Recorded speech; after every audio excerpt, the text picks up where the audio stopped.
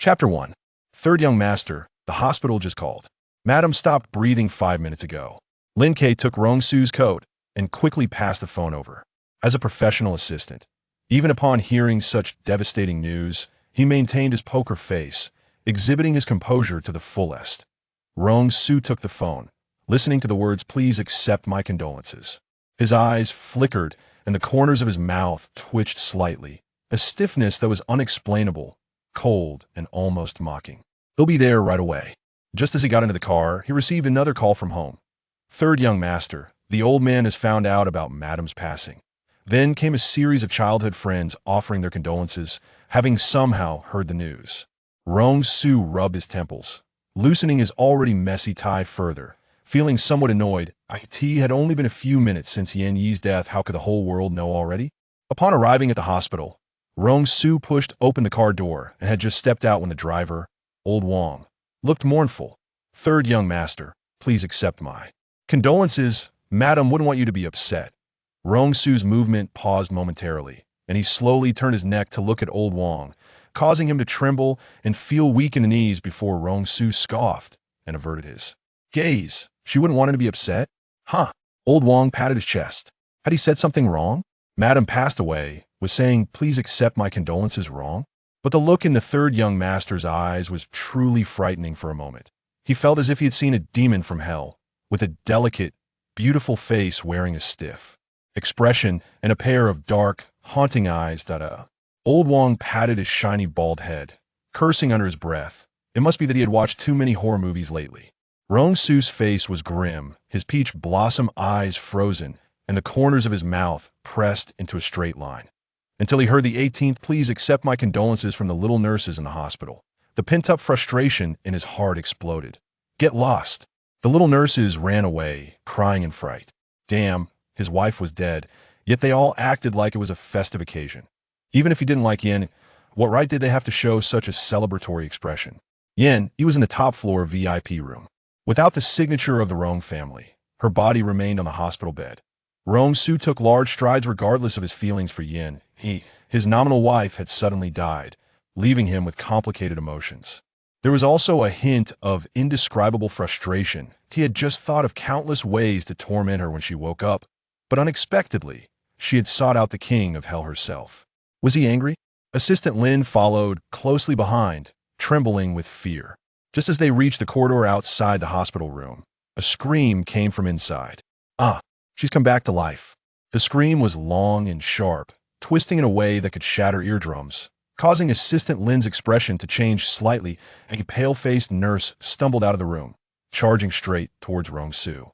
At a critical moment, Assistant Lin displayed remarkable reflexes, rushing to protect Rong Su. The two fell to the ground together. The little nurse, perhaps overly frightened, collapsed on Assistant Lin's chest, trembling all over, unable to get up. Mumbling incoherently, she's come back to life. Come back to life. Rong Su maintained a stoic expression, stepping around the two on the ground. Assistant Lin looked at his cold back as he walked away, feeling a suffocating sense of disappointment. Am I not worthy of the third young master's gaze while protecting him? Rong Su pushed open the door, and as he lifted his gaze, his pupils quickly constricted. Rong Su. The two stared at each other, clearly startled. He remained impassive, lifting his eyelids. "You're awake?" The woman on the hospital bed was slender, her complexion pale, lips dark and devoid of color, with a pair of delicate eyebrows tightly knitted together. She held her head, her features twisted in pain. "You, who are you?" Rong Su's face darkened instantly, exuding an aura that warned others to keep their distance. His voice was cold and devoid of emotion. "You want to tell me you don't remember who I am? Then do you remember who you are?" Did she think that by pretending to have amnesia, he would overlook what she had done before? If she dared to conspire with outsiders against him, she should be prepared for his retribution. "Who am I?" "I am Yin." Yin, he felt dizzy, a large chunk of inexplicable information flooding her mind, a chaotic tangle that made her already hazy brain even more confused. Where is this? She had just accepted the position of the sect leader. What had happened? Oh right, heavenly thunder. The heavenly thunder struck her. She died? No, that's impossible. She had survived the heavenly thunder of the 4-9 days. How could she be killed by ordinary heavenly thunder? Impossible. Absolutely impossible. Yin Yi refused to believe she had died. It's impossible. I can't be dead. Just a little heavenly thunder. How could it possibly kill me? She widened her large eyes looking startlingly prominent on her pale face, shaking her head like a madwoman. Rong Su frowned, a dark storm brewing in his deep-set eyes, flashing with uncertainty. Had she really gone mad? Or was this another scripted act? If it was a performance, her acting was too good. He expressionlessly pressed the bell at the head of the bed. Shortly after, several attending doctors and the department head responsible for Yin Yi arrived, standing at the door, shocked by the sight of Yin Yi holding her head. Their fright was no less than that of the first little nurse. They stood there dazed for a while before walking in under Rong Su's dark, threatening gaze. This can't be right, it's impossible, Dr. Wang murmured after examining her. Madame Rong's heart did indeed stop half an hour ago. Everyone saw it, right? The others shivered, wondering if the air conditioning in the room was too cold and needed to be adjusted. It's true, Mr. Rong. Madame Rong, really. The speaker's voice trembled, swallowing hard as they continued. Could it be? She really came back to life? Nonsense. This is the scientific world. We must adhere to science, not superstition.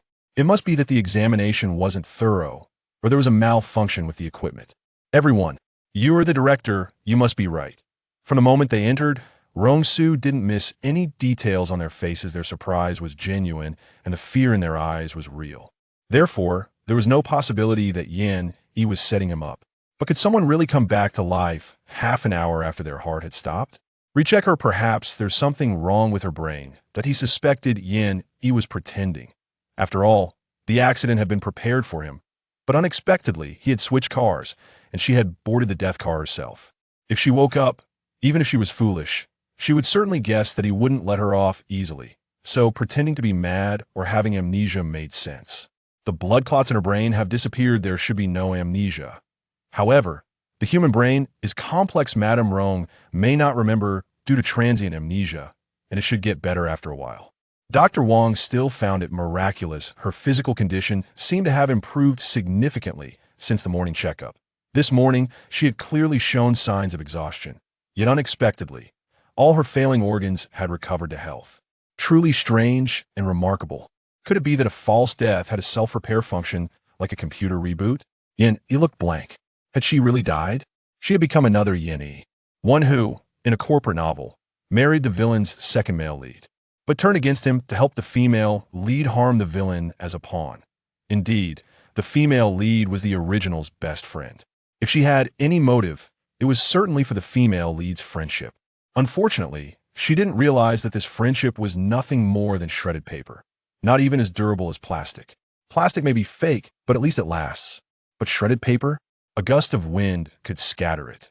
The original was an orphan, exceptionally beautiful, truly beautiful enough to have no friends. Children's affection often comes with bullying, especially among boys in their teenage years. They like the original protagonist, but disdain her orphan status, bullying her without hesitation. At 8T, just the right moment, the female lead steps in, protecting the original protagonist like a little son, preventing those boys from bullying her.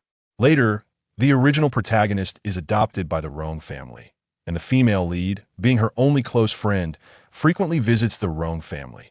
Through their friendship, she often attends the Rong family's banquets, where she meets the male lead, Xiao Qingyuan, leading to years of ambiguous entanglement. Rong Su is the male lead's business rival. The original protagonist's death occurs because she gets into the car that was prepared for Rong Su. The female lead tells her that the car has been tampered with, but it will only cause Rong Su minor injuries, preventing him from attending a crucial acquisition meeting. She repeatedly assures that there will be no fatalities, but due to a mix-up, Rong Su switches cars, and in her haste to see the female lead, the original protagonist ends up in that car. Yin Yi knows this so well because it is adapted from a novel into an IP drama. Before she transmigrated to the cultivation world, the drama was airing in her first life, and the actress playing the female lead became an overnight sensation due to the duality of her character, trending multiple times a day, with viral marketing brainwashing the audience. The casting of the female lead in the drama was excellent. She was pitifully delicate, with classical features and captivating eyes, perfectly suited for a character who appears innocent yet has a dark side. Indeed, the female lead is a character with a dark twist, a rare find in idol dramas.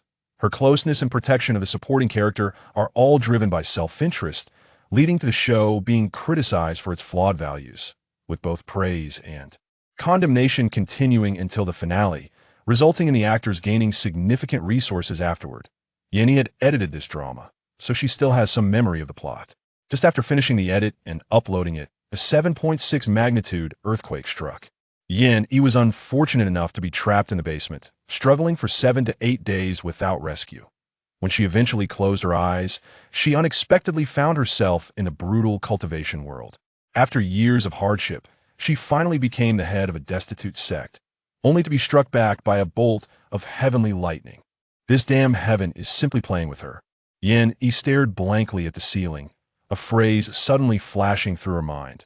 Life is like a strong X. If you can't resist it, then learn to enjoy it.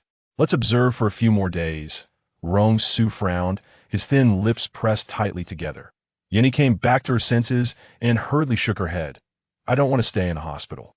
The smell of disinfectant was making her feel faint. She desperately needed fresh air. More importantly, the oppressive atmosphere in the hospital was not conducive to her recovery. Once news of her awakening spread, the female lead would definitely come to probe her. And she didn't want to interact with the female lead for now. It wasn't fear, it was that the female lead represented endless trouble. For someone in a world governed by strict rules, the main storyline was like the eye of a storm. Getting too close would inevitably draw her into it. Yenny was a pure-blooded, unlucky person. Otherwise, she wouldn't have transmigrated twice, each time worse than the last, each time more inexplicable. An unlucky person must have the self-awareness of their misfortune and avoid direct confrontation with those who have halos over their heads. If they truly crossed paths, there would be no choice but to confront them. But this was clearly avoidable, so why would she seek trouble? I want to go home. Is that okay? Her eyes were large and bright, exuding an air of certainty, yet a flicker of unease crossed her face. There was too little plot about the cannon fodder. Her death didn't stir a ripple. Her supposed husband and friends were all fake. Besides the old man expressing some sentiments, no one remembered her.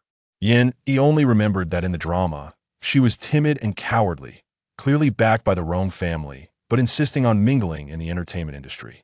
Despite her efforts, she was worse off than internet celebrities, enduring bullying to maintain her friendship with the female lead while leveraging the Rong family's connections to get resources for her, all the while suffering herself and wallowing in self-pity. She truly epitomized the saying that a pitiful person must have hateful traits. Rong Su watched her eyes shift in color. Interesting, it took only a quarter of an hour for her to go from madness to complete calm, daring to openly command him while also pretending to be pitiful. It was truly breathtaking. Assistant Lin helped pack things up, and Rong Su pushed the wheelchair, not returning to the old residence, but heading straight to his villa in Shishui Bay, where he lived alone. After getting out of the car, his brows furrowed together, his gaze dark and brooding. He looked at Yenny for a long while, his eyes circling around, before wrapping his arm around the bend of her leg and lifting her up horizontally. Suddenly being princess-carried, Yenny was startled and instinctively struggled. Don't move if you do. It'll throw you out. Yenny. No wonder he's the antagonist. His temper is so bad. Once he settled her down, Rong Su called back to the old residence. Explaining the mix-up with the hospital, the butler exclaimed in shock and hurried to inform the old man of the good news. Messages flooded in on WeChat, all expressing condolences. Rong Su found it annoying and couldn't be bothered to reply to each one, directly posting a message on Moments. My wife is doing well now and has returned home to recuperate. Thank you all for your concern. What's wrong with you all? Third young master's personal affairs cannot be discussed. The small group went into a frenzy, and for once, everyone agreed, feeling that third young master couldn't accept the death of his child bride, unable to bear the blow, leading to a series of illogical behaviors like avoidance and denial. They couldn't help but exclaim, how do we not notice how affectionate the couple was before? Indeed, childhood sweethearts' feelings are not that easy to break. Yenny lay in bed and soon fell asleep.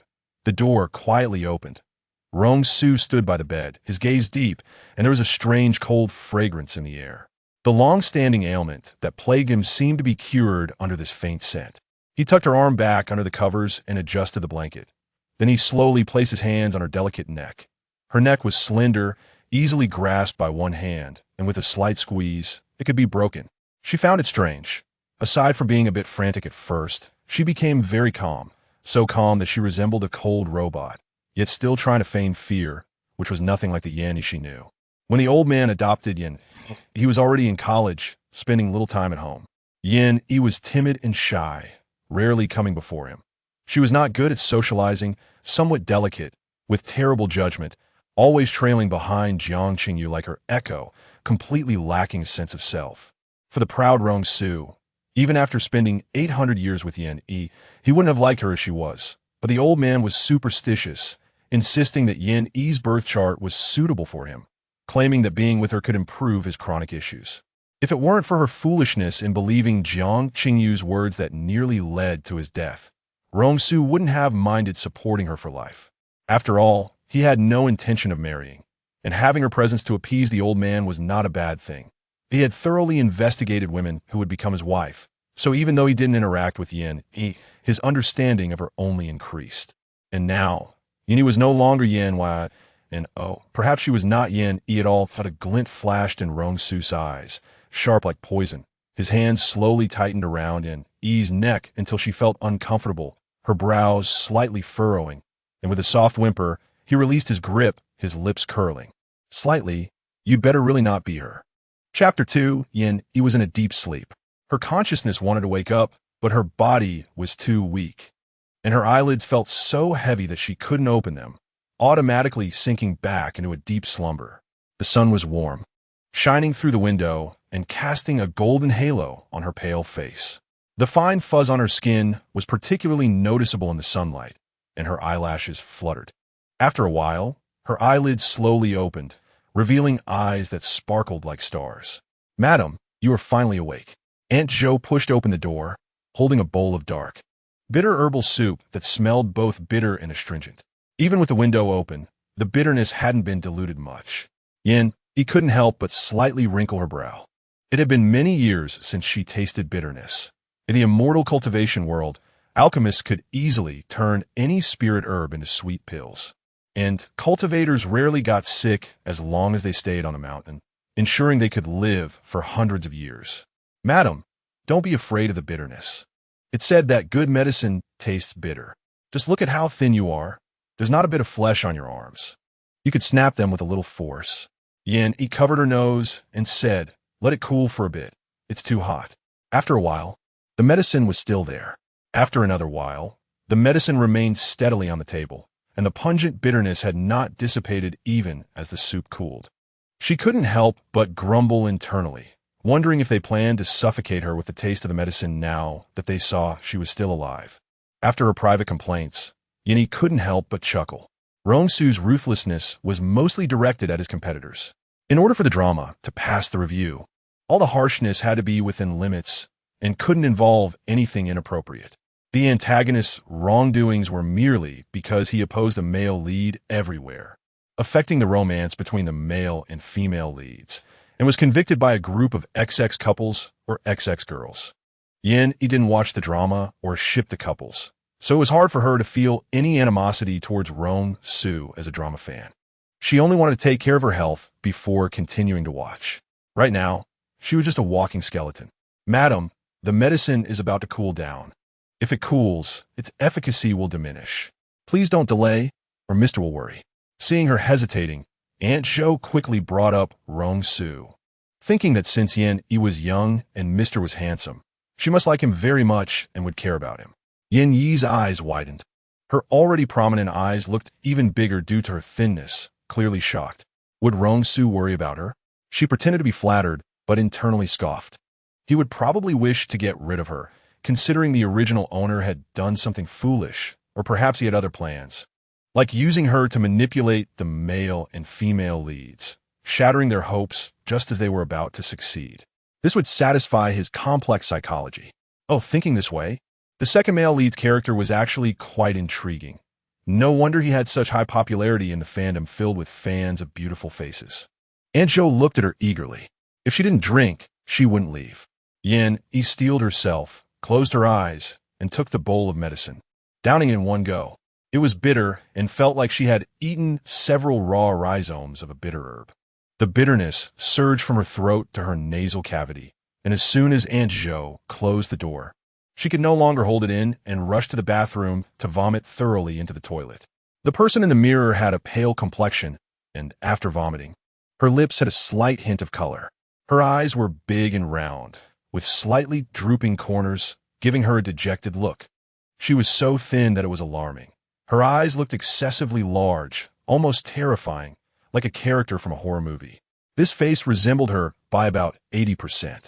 Even the red mole on the tip of her nose was identical. But her body was just too weak. Yan-E disdainfully pinched her bony arm, and then, feeling suffocated, rubbed her chest. As soon as her hand touched her chest, she felt a wave of dizziness. The face was the same, but what about my 34C? It was a flatboard. How tragic. In her excitement, she coughed painfully for a long time.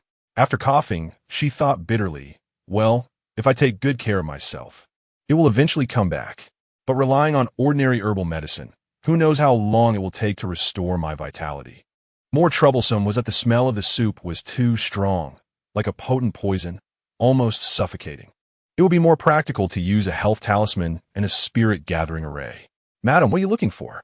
Yan-E bent down, searched the room, and after a little movement, felt dizzy and breathless, clutching her chest and gasping for air. This weak body was truly frustrating for her. My phone, do you know where it is? She only knew the rough plot and was completely unaware of the details of the original owner's life, having no impression of where the things she used often were. Aunt Jo exclaimed, "Oh, it's here, mister. Lin brought it this morning, but didn't have time to put away for you. By the way, the third young master said that the clothes and jewelry from the old house won't be brought over. Someone will deliver new ones shortly. If you have any particular favorites, you can go back to the old house to get them later." Yan-E only remembered the part about the phone. She opened her phone and logged on to Taobao, found a shop selling yellow paper and vermilion, and skillfully placed an order and made payment. Then she froze in place. What was happening? This sudden sense of familiarity. This familiarity was not psychological, but rather an instinctive action that showed her peculiar connection with this body. Yan-E opened the delivery address. Foaming Mountain? She shouted, "Aunt Jo, what is our address?" After traveling twice, she seemed to have adapted well. After all, for her, it was like picking up a life for free. So she was only happy about it. One shouldn't be greedy. Only those who are content can find happiness. It doesn't matter where one lives. Since she was here, worrying too much would only add burdens to her life. Yan-E didn't want to become a bald girl. As for being a cannon fodder, that was out of the question. No two leaves are exactly alike. And similarly, everyone's fate is different. A small difference can lead to a huge divergence. She and the female lead were not on the same path, and in the future, they probably wouldn't have much interaction. If the female lead and her companion relied on their abilities to defeat the antagonist, she would even praise their ambition. However, to exploit a foolish woman who genuinely regarded her as a friend was a character flaw that could not be overlooked. Living in this world, one should have things to do and things not to do. Yan-E could not understand the female lead's self-reliance and cunning. She only found her actions chilling. No matter how many flaws the original owner had, she had never wronged the female lead. In her heart, the female lead was her only friend, the only light in her darkness. In this regard, even the old Master Rong, who adopted her, was not comparable. So, when the drama aired, this cannon fodder supporting character, who only appeared in the antagonist's and female lead's memories, gained a large following of Yuri fans due to her unwavering loyalty to the female lead. The scheming queen and the loyal little cutie made the Yuri girls' hearts race, constantly shouting and hoping that the big shots would give the two a good ending. Whenever the original owner appeared, the comments were filled with praise for her. To be honest, Yan-E had irresponsibly speculated whether the original owner was deeply in the closet, even making special videos for the two. But now that she had become a stubborn closet case herself, she just wanted to flip off the heavens. At the headquarters of Qi-Tian, "Third brother, what does that friend circle of yours mean? I'm not saying you don't like Yenny. That girl is timid like a little mouse and has none of the Rong family's flair. Uncle Rong is really something. This fate talk is just a scam by fortune tellers. If Yin Yi really had good luck, she wouldn't have brought this upon herself. Don't you think? What Z crossed his legs, casually sliding out that friend's circle, his peach blossom eyes flickering with mischief, his expression cheeky. Rong Su didn't reply, his eyes fixed on the computer screen. He saw Yin Yi sitting cross-legged on the ground, eyes tightly closed, palms facing up. She had maintained this position for 4 hours. Huazi noticed he was ignoring him, clicked his tongue, leaned over, and laughed loudly. Is she really crazy or just pretending to be foolish? Learning to cultivate and refine pills like an emperor? Third brother, she won't be so foolish, right? He didn't think of anything else, and genuinely felt that this little mouse was trying to act silly to avoid paying the price later. However, it's strange. Third brother, you are handsome, and not only do you have a mine at home, but the company you built has also entered the top 3 in the capital. She married you. So why is she so stubbornly thinking about Jiang Qingyu? In my opinion, Jiang Qingyu is as scheming as a piece of coal, both numerous and dark. She wouldn't like Jiang Qingyu, would she? Huazi spoke without a filter, and after he finished, he was taken aback, suddenly realizing something. Feeling like he had uncovered a hidden truth, his expression became strange for a moment, and he immediately burst into laughter again. Rong Su's elongated eyes glanced at him. He curled his lips. If he didn't say anything, then Yin Yi wouldn't be a madman and wouldn't dislike women, right? But when did third brother become so concerned about Yin Yi? That's not normal. Could it be that what that so-called Master Yi said was true? That these two are destined for each other? Ba. Thinking about the little mouse's timid appearance, Z shook his head in disdain, shaking like a rattle. Everyone, can you believe that third brother was actually peeking at the little mouse just now? Little mouse? Are you talking about a hamster? When did the third young master become interested in pets? Bah, can you even think for a second? Little mouse. Little sister-in-law, Yinny, do you know? He was actually watching Yin Yi's videos during work hours. Don't you think it's abnormal? Yinny is just a bit introverted and not very social, but she's not that bad. At least she doesn't bring a green hat to a third young master like the wife of the Wong family as eldest son. Hearing this, Wazi was choked up. Although she couldn't compare to the scandalous wife of the Wong family, she wasn't much better. At least the person she cheated with was a man, unlike the little mouse who actually. Third brother is wise and handsome, more good-looking than stars in the entertainment industry. Yet she has the poorer taste to like a woman, and that woman is a schemer. TSK, no taste at all. Of course, this secret he wouldn't tell them. After all, being cuckolded by a woman severely undermines third brother's dignity. The latest update from third young master's social media shows that the couple is doing well, so fatty. You shouldn't keep calling her little sister-in-law or little mouse behind her back. Be careful that third young master finds out one day and deals with you. Huizi frowned and sneered, immediately typing. I bet you that third brother definitely doesn't like her. He probably finds her even more annoying than I do. Do you want to bet? Whoever loses has to do a live broadcast running naked in public. Are you brave enough? Also, don't call me fatty. Whoever calls me fatty has a short JJ. He had a streaming platform at hand, perfect for teaching them a lesson. Chapter 3, Yin Yi met Rong Su for the second time more than half a month later. During this half month, she practiced meditation and exercised daily, finally improving a bit. At least she had evolved from panting after every step to panting every 3 steps. The female lead, whether feeling guilty or having other plans, had not contacted her. Yin Yi was quite happy with her freedom. When her body was weak, her mind was also in a state of strike, and she really had no time to deal with these scheming bitches. Rong Su sat on the sofa downstairs, reading a magazine in an unknown language. The black sweater gave him a proud and abstinent feel. With his deep-set brows and eyes slightly lowered, only his sharply defined profile and high nose bridge were visible. His fingers were long and well-defined, very delicate. If she were a hand fetishist, she would have been unable to resist licking the screen. As he turned the pages, his movements were elegant, like gently plucking the strings of a zither. Yin Yi's gaze stirred slightly, like a lake stirred by the wind, flashing and striving to maintain her composure. This villain was really handsome. Those long legs, superior facial features, and that indescribable aura were simply stunning. Her heart was like a fawn in the woods, bumping around chaotically, How did she not notice how stunning he was on the day she woke up? She must have been too dazed at the time. That's why she missed such eye-catching beauty.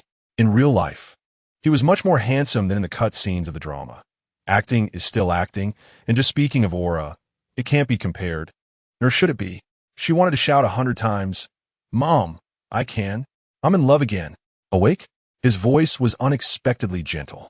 Yenny instinctively pressed her lips together, blinked, her long and curled eyelashes fluttering, her heart racing. Oh my God, the handsome guy is actually so gentle. I don't even mind that you're the villain anymore, nor do I mind that you were rough last time. The world of face dogs is so simple. Just as she was about to respond with a smile, her expression immediately froze. Wait a minute. Gentle?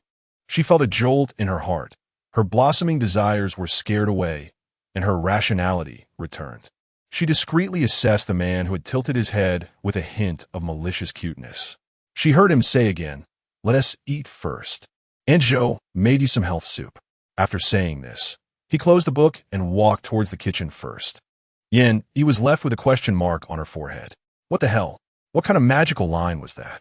Shouldn't he have thrown the book at her face and warned her that if she dared to meddle with Jiang Qingyu again, she would regret it?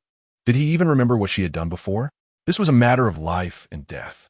Yen, he was dumbfounded, her mind spinning rapidly as she tried to figure out what was happening now. Yet, she maintained a cold demeanor and slowly descended the stairs like a snail. However, from the downstairs bedroom to the dining room, just a few dozen steps, she couldn't help but gasp for breath, a thin layer of sweat forming on her forehead. Over half a month of recuperation had only replenished her spirit, but hadn't changed her frail body, resembling Lin Daiyu. Her body was like a funnel. The spiritual energy drawn in by the gathering array couldn't be stored for her use. At most, it would flow through her meridians and then dissipate. So far, she and T found the root cause. Thinking about how just a few steps made her feel like she was about to faint, Yin Yi's face turned pale, and she mentally screamed, "Get lost!" Dad's persona is that of an ultra-strong survival king, not a weak willow-like Lin Daiyu. Rong Su expressionless. Seemingly not noticing her awkward state, he lowered his eyelids and naturally helped Yin Yi serve the soup. "Drink the soup first. Warm your stomach." The doctor said your stomach is too weak. Not just her stomach, but other organs were equally fragile. His peripheral vision, however, was always focused on Yin Yi's movements. He saw the thin sweat soaking a strand of hair on her forehead. Her complexion was quite pale, and only her lips had a hint of color. He had been checking the surveillance for news about her daily, watching her transform from skeleton to a fleshy skeleton, but seeing her in person, he still found her too thin. Yin Yi was in a daze. Who am I? Where am I? What am I supposed to do? This plot really fell off. Did she accidentally wear the wrong script? She felt a chill in her heart, as if she were watching a horror movie and came across a high-energy ahead type of barrage, always feeling that the man in front of her would tear off the layer of human skin. Yin Yi couldn't help but shiver. She still needed to practice qi and lay a solid foundation quickly. Sigh. She felt the other party's attitude was strange, but she couldn't pinpoint what was strange about it, so she could only cautiously accept the soup, secretly raising her eyes to observe him. Her thoughts flying. Could it be? The villain was also transmigrated? Do you know the ending of S8? Right before she died, the Chinese team won the championship. If he really was transmigrated, he should know what S8 is, even if he doesn't follow esports. Rong Su lifted his gaze, looking puzzled. S8? What is that? Is it the name of a drama? Yan Yi. Oh no, it's a novel called 28 Virtues. After saying this, Yin Yi wished she could punch herself. What novel? What 28 Virtues? What if he really want to check? Should she immediately write a 10,000 word short story? Thank you. She mustered her courage to look directly at the man across from her, hoping to see something in his eyes, but all she saw was a deep abyss. Rong Su's gaze met her bright eyes, and he slightly lowered his eyelids, smirking lightly. Think what? We are husband and wife. It is only natural for me to take care of you. Yin Yi quickly blinked. She gulped nervously, feeling as if something strange and terrifying had happened. Damn, this is definitely OOC. I'm so anxious, I'm so scared. Where did this dog come from, this monster? Hee hee.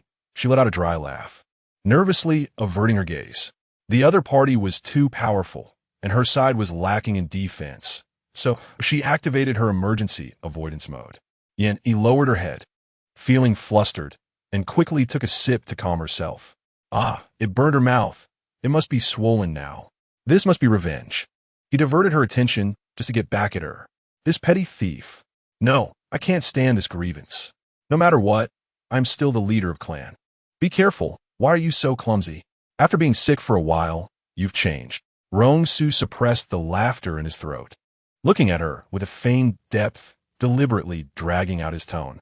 When he saw her body stiffen for a second or two, he leisurely continued. You must have been careless. It wouldn't be a car accident that caused your brain to shrink, would it? I'll have Dr. Su come check on you later. You really are a little pitiful. Yan you secretly patetachist. You said something while panting. You scared me to death. She thought she had been discovered, but then realized that a normal person wouldn't have the first reaction of thinking someone was replaced. Such an unscientific thing. If she hadn't experienced it personally twice, she would have cursed the other person for being insane. But still, she was so angry. She felt like she was having a heart attack. She couldn't help but transform into a stepmother's face, frantically complaining in her heart. You are the one with the brain shrinkage, with bodily coordination and language organization issues. Are you even speaking human language? How pitiful, you big-headed ghost. Hold on. You are the leader of a clan. You are a person of grace and status. It's too degrading to bicker with a petty thief. Life is hard, but you must keep smiling. Girls who smile will have good luck. Yin, he was frantically pouring herself some spiritual chicken soup. After all, she had been doing this for hundreds of years and was quite skilled at it.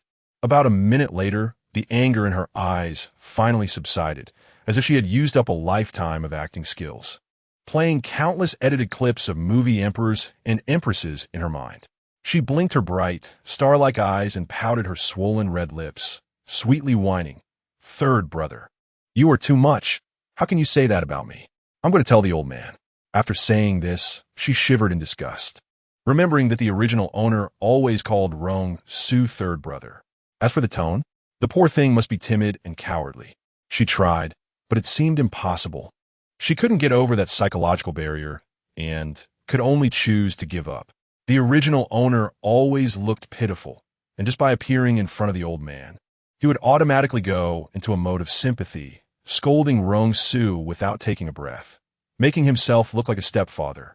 Yenny guessed that her overly affected acting and her tendency to complain would surely disgust the dog opposite her to the point of throwing up last night's meal. Hee. I hope it drives you crazy, you dog man. Rong Su's expression darkened. She thought her soft acting was passable, but it actually revealed a sense of awkwardness everywhere. It was impossible for a person to suddenly change without any signs. It really isn't her. Although the acting was too exaggerated to bear. Daring to show off in front of him was something the formerly timid Yin he would never have dared to do. He didn't say anything. Leaning slightly, one could vaguely see the corners of his mouth curve upwards. He sipped his coffee leisurely, unable to hold back a chuckle at her smug expression, finally letting out a sigh of relief.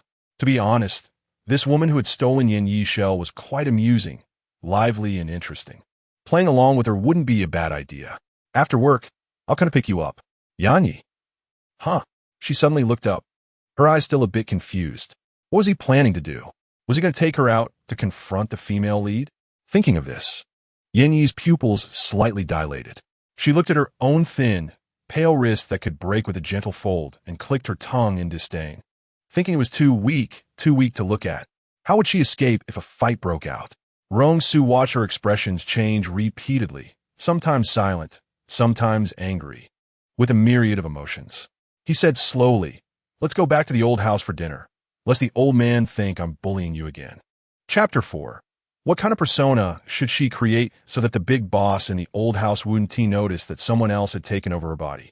A complete transformation and reformation. This change is too abrupt and stiff. If the old man asks what happened, how will she respond? She can't just say, "Oh, old man, sorry, I almost killed your beloved child." Even if the old man cared for the original owner, he could immediately drag her out and beat her to death. Yin Yi strolled slowly, circling the garden, panting every 3 steps, her mind involuntarily presetting countless arguments and justifications. Eventually, it became too bothersome. She couldn't help but flip off the heavens again. In her last life, she at least directly entered the Danmo Sect, and as long as she followed the routine of cultivation, completed the coursework for inner disciples, bided her time, and waited to take on the new junior disciples, she could lead a carefree and happy life as a cultivator. It was also fortunate that the Danmo Sect wasn't very powerful, and everyone in the sect was somewhat lackadaisical, forming a harmonious family with little competitive spirit. There were no factional disputes at all. All cultivation was solely for enjoyment. Items related to pleasure, like lazy-use puppet talismans, Lingxi technique, strength-enhancing talismans, Yuyong pills, and specially crafted puppet dolls. No other sect in the entire cultivation world could surpass them in terms of enjoyment-related projects. In such a relaxed sect atmosphere, not a single one of the hundreds of disciples was willing to sacrifice their own interests for the greater good. The position of sect master had become a hot potato, with everyone avoiding it. Back in her naive days, she thought the position of sect master was something prestigious, like a class monitor in elementary school, with a transcendent status and great authority. Yin Yi truly regarded it as something desirable, being proactive, friendly to others, and diligent in her cultivation. She even rushed to take on sect tasks just to earn a good impression from her master. But the result, let us not even mention it. It's a tale of bitter tears.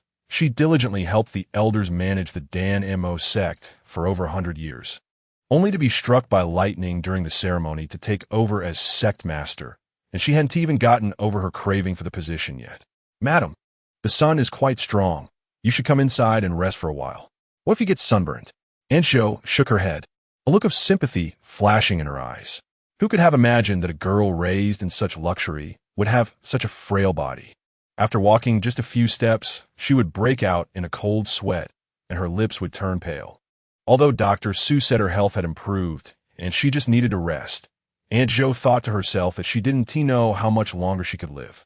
Yanni glanced at her, slightly nodding, but her actions remained indifferent. She still hadn't found the key to fully restoring her health, and could only rely on the most basic exercises to gradually improve her physique. She didn't seek to return to her peak condition. As long as she could have the energy to refine the spiritual energy she absorbed, that would be enough. Moreover, the death chi she brought out of the hospital hadn't been completely dispelled yet. So for her, sunlight was a good thing. It could disperse some of the gloomy energy and make her fragile body feel a little better. Walking was something she absolutely couldn't stop. Aunt Zhou sighed helplessly, fearing that the third young master would blame her if he turned back, and thinking of her generous salary. She couldn't help but feel a bit resentful towards the stubborn Yanni. Sigh, not listening to advice. No wonder this madam doesn't get along well with the third young master. Her nature is both reclusive and stubborn. Remembering the yellow paper and red cinnabar she saw while tidying the bedroom, she frowned slightly, feeling a bit dissatisfied with the fact that such a young girl was learning to be superstitious. The Rong family's old house was located on Fengming Mountain. Rather than a house, it was more like a manor. The landscaping was beautiful in every aspect, with a swan-shaped artificial lake and a long corridor covered in light purple vines, surrounded by bright red roses that were almost blinding. In large patches, they were dazzling. Yin Yi blinked, her small nose slightly twitching. It felt as if all her pores had opened up. She let out a comfortable sigh. What a good place. The spiritual energy here was much richer than in the villa at the creek bend. She rolled her lively eyes, quickly calculating in her mind that if she could stay here, Rong Su, what kind of crazy idea are you thinking? Planning to complain? Yanni secretly rolled her eyes and replied irritably, third brother, you're just too smart. She had become more attractive, her face finally gaining a bit of flesh, making her features appear less sharp and a bit more adorable, unlike when she first came out of the hospital, looking as if she were on the brink of death. Rong Su focused his gaze, a glimmer flashing in his eyes. What does it mean? Turning to see her expression of disbelief, he realized that even if she hadn't heard this term before, paired with Yin Yi's expression, it clearly wasn't a compliment. Rong Su extended his long fingers and flicked her smooth forehead, saying, "Speak properly. Don't be sarcastic." His movement was natural and affectionate, completely overturning the plot she understood, which was utterly strange. Yin Yi felt the heat on her forehead. It felt like a spark, spreading from her forehead to her entire face. She didn't dare to look up, fearing that if she did, Rong the dog thief would see her blushing face that betrayed her youthful heart. Her mind was filled with pink bubbles, wildly scrolling through a barrage of comments. Oh my god, so good at flirting. The blood tank of this sect master is going to run dry. Calm down, breathe, stay composed. So awesome. Today, Awei has hit the jackpot. Today is also a day of love. From now on, Rong the dog thief is my #1 husband. If the villain had always been so flirtatious and gentle with the original owner, how did the original owner manage to ignore such a handsome guy and instead become infatuated with a black lotus? It was truly a case of deep feelings for the wrong person. Thinking about hundreds of years of a precarious cultivation life, Yin couldn't help but feel sour. Her heart and guts soaking in bitter water. How good it is to live in a socialist society where the legal system is sound, life is guaranteed, and she can be infatuated as much as she wants. There were indeed many celestial beings in the cultivation world, each one extraordinary, transcending the mundane and unforgettable upon meeting. But Yin dared not approach them. Even looking a few more times made her fear for her life. Who told her that this was a world where strength reigned supreme?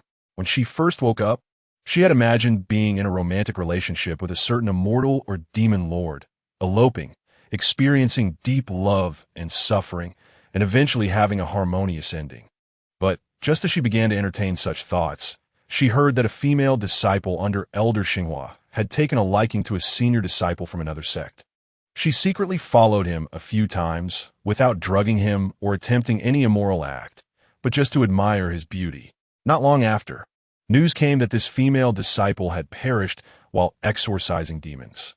Based on the teachings of the Danmo Sect, if you can lie down, don't stand. If you can run, don't fight.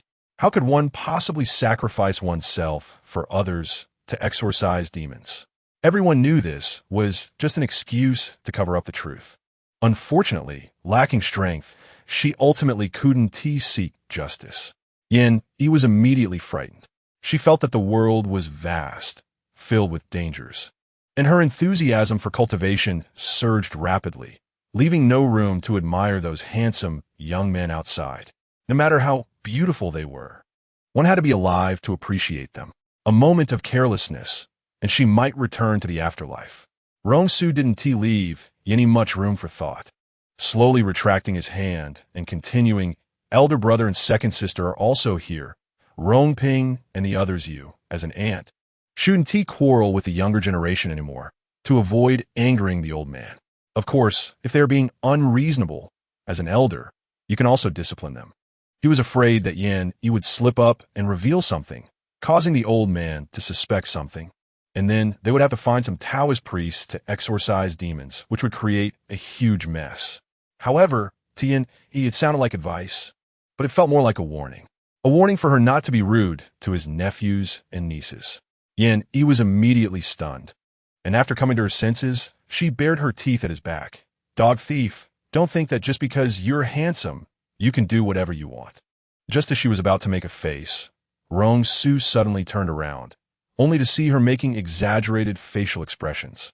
Yin looked like a duck with its neck pinched, her distorted expression too late to conceal, struggling to swallow, the corners of her mouth twitching. It was too cold today, her face was cramping. Rong Su seemed to smile knowingly, looking up at the bright sunshine, and rounded it off for her. Yeah, it is quite cold. All right, she admitted that handsome people always had privileges in her eyes. At least, when Rong the dog thief mocked her. She managed to resist the urge to punch him. However, the room was filled with malice. Yin gaze turned sharp, and a buzzing hum escaped her lips, causing the swirling dark energy to retreat as if it had encountered a nemesis. Chapter 5. Sister, look quickly, that petty fox spirit is back. Should be careful. Grandpa might reprimand you again. Originally a fox spirit, who knew what kind of curse she had placed on Grandpa to make him insist that she be our little aunt. She wouldn't even look in the mirror to see if she was worthy. Rong Shuang couldn't help but roll her eyes at the thought of calling a homeless orphan aunt. Someone like Yin, he should be kept in the orphanage, clearly an orphan. Yet she had the face of a fox spirit, her low brows and raised eyes full of seduction. She insisted on intruding into circles that didn't belong to her. making herself uncomfortable and disgusting others in the process. Since this little ant appeared, the plastic friendships in the circle had everyone mocking her. The few women who had once been trampled underfoot by her would often throw sarcastic remarks her way, pretending to stand up for her, while actually mocking both Yin, E, and herself at the same time. Why should such a disgraceful woman be called Little Ant? Why hasn't the third uncle divorced yet? Isn't it disgusting? The entire Rong family's status in the upper class had been lowered by Yin, E alone. Once she thoroughly annoyed Grandpa and the third uncle and got kicked out of the Rong family, she would make sure to ruin her. But it didn't matter if they didn't divorce. After all, she had overheard her mother say that the third uncle wouldn't live much longer. As a master had personally predicted his fate, their malice had been accumulating for a long time and had already taken shape. If she were the original owner, she would definitely be entangled by the dark energy and affected, breeding inner demons, and it was no wonder her actions became increasingly erratic. Yin, he was mentally prepared, merely raising an eyebrow, slightly lowering her head, not intending to speak. As for the two elderly ladies, obviously of high status on the sofa, Yin, he had no intention of greeting them. They had made it clear to ignore her, talking amongst themselves. Why should she go over? Was she that desperate? And those brats who either despised or disliked her, she had no need to pay attention to them either. What was there to say? Rong Su had just warned her to get along well with this group of nephews and nieces. Not knowing the other party's bottom line, Yin remained non-committal. Dealing with these people, she couldn't hit or curse them. She didn't know how the original owner handled such situations, but from her perspective, it probably only led to enduring grievances. Yin, he was not her, so she either had to hold back from hitting or scare them into submission. Small squabbles and verbal fights were both a waste of energy and likely to build up frustration, which was detrimental to her health. Third uncle, you're back. Rong Su's gaze was calm, nodding slightly, his voice neither loud nor soft, like thunder on a clear day. Aren't you going to call someone? Yin was taken aback. Her eyes wide in surprise. She met several pairs of eyes that seemed to be enjoying the show. What do you mean? Call someone? Who? There are 5 or 6 people sitting in the living room. Just because I promised not to cause trouble doesn't mean you can climb on top of me and shit. Her eyes were bright, flames sparking. Swish, swish, swish. The light of blades flashed towards Rong Su. The corners of her eyes were round, curving inward like a peach pit. The outer corners, however, were somewhat elongated and slightly upturned, making her look imposing when glaring, but in Rong Su's eyes, she resembled a frightened little fox trying to act tough. He swallowed, suppressing a smile, maintaining his usual demeanor, cold with a hint of defiance, slightly furrowing his brow as he looked at the various people in the living room with different thoughts. Rong Shuang, where's your upbringing?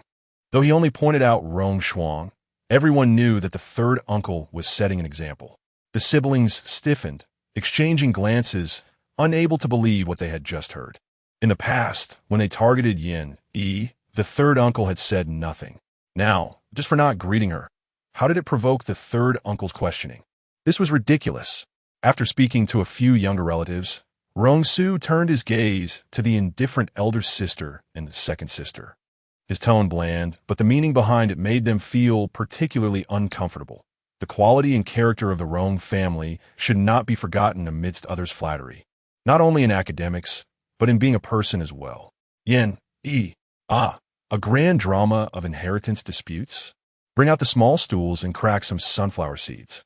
If only it could be filmed. It would be more entertaining than those third-rate screenwriters' cliché D-dramas about wealthy families. Rong the dog thief's aura is 2 meters 8. So cool. She retracted her sharp gaze and stood beside Rong Su, appearing gentle and demure, her eyelids slightly lowered, long and curled eyelashes hiding her excitement, her eyes eagerly turning, wanting to shout for a fight, while her ears perked up straight. Third brother, what do you mean by that? Are you saying that I and the elder sister don't know how to teach children?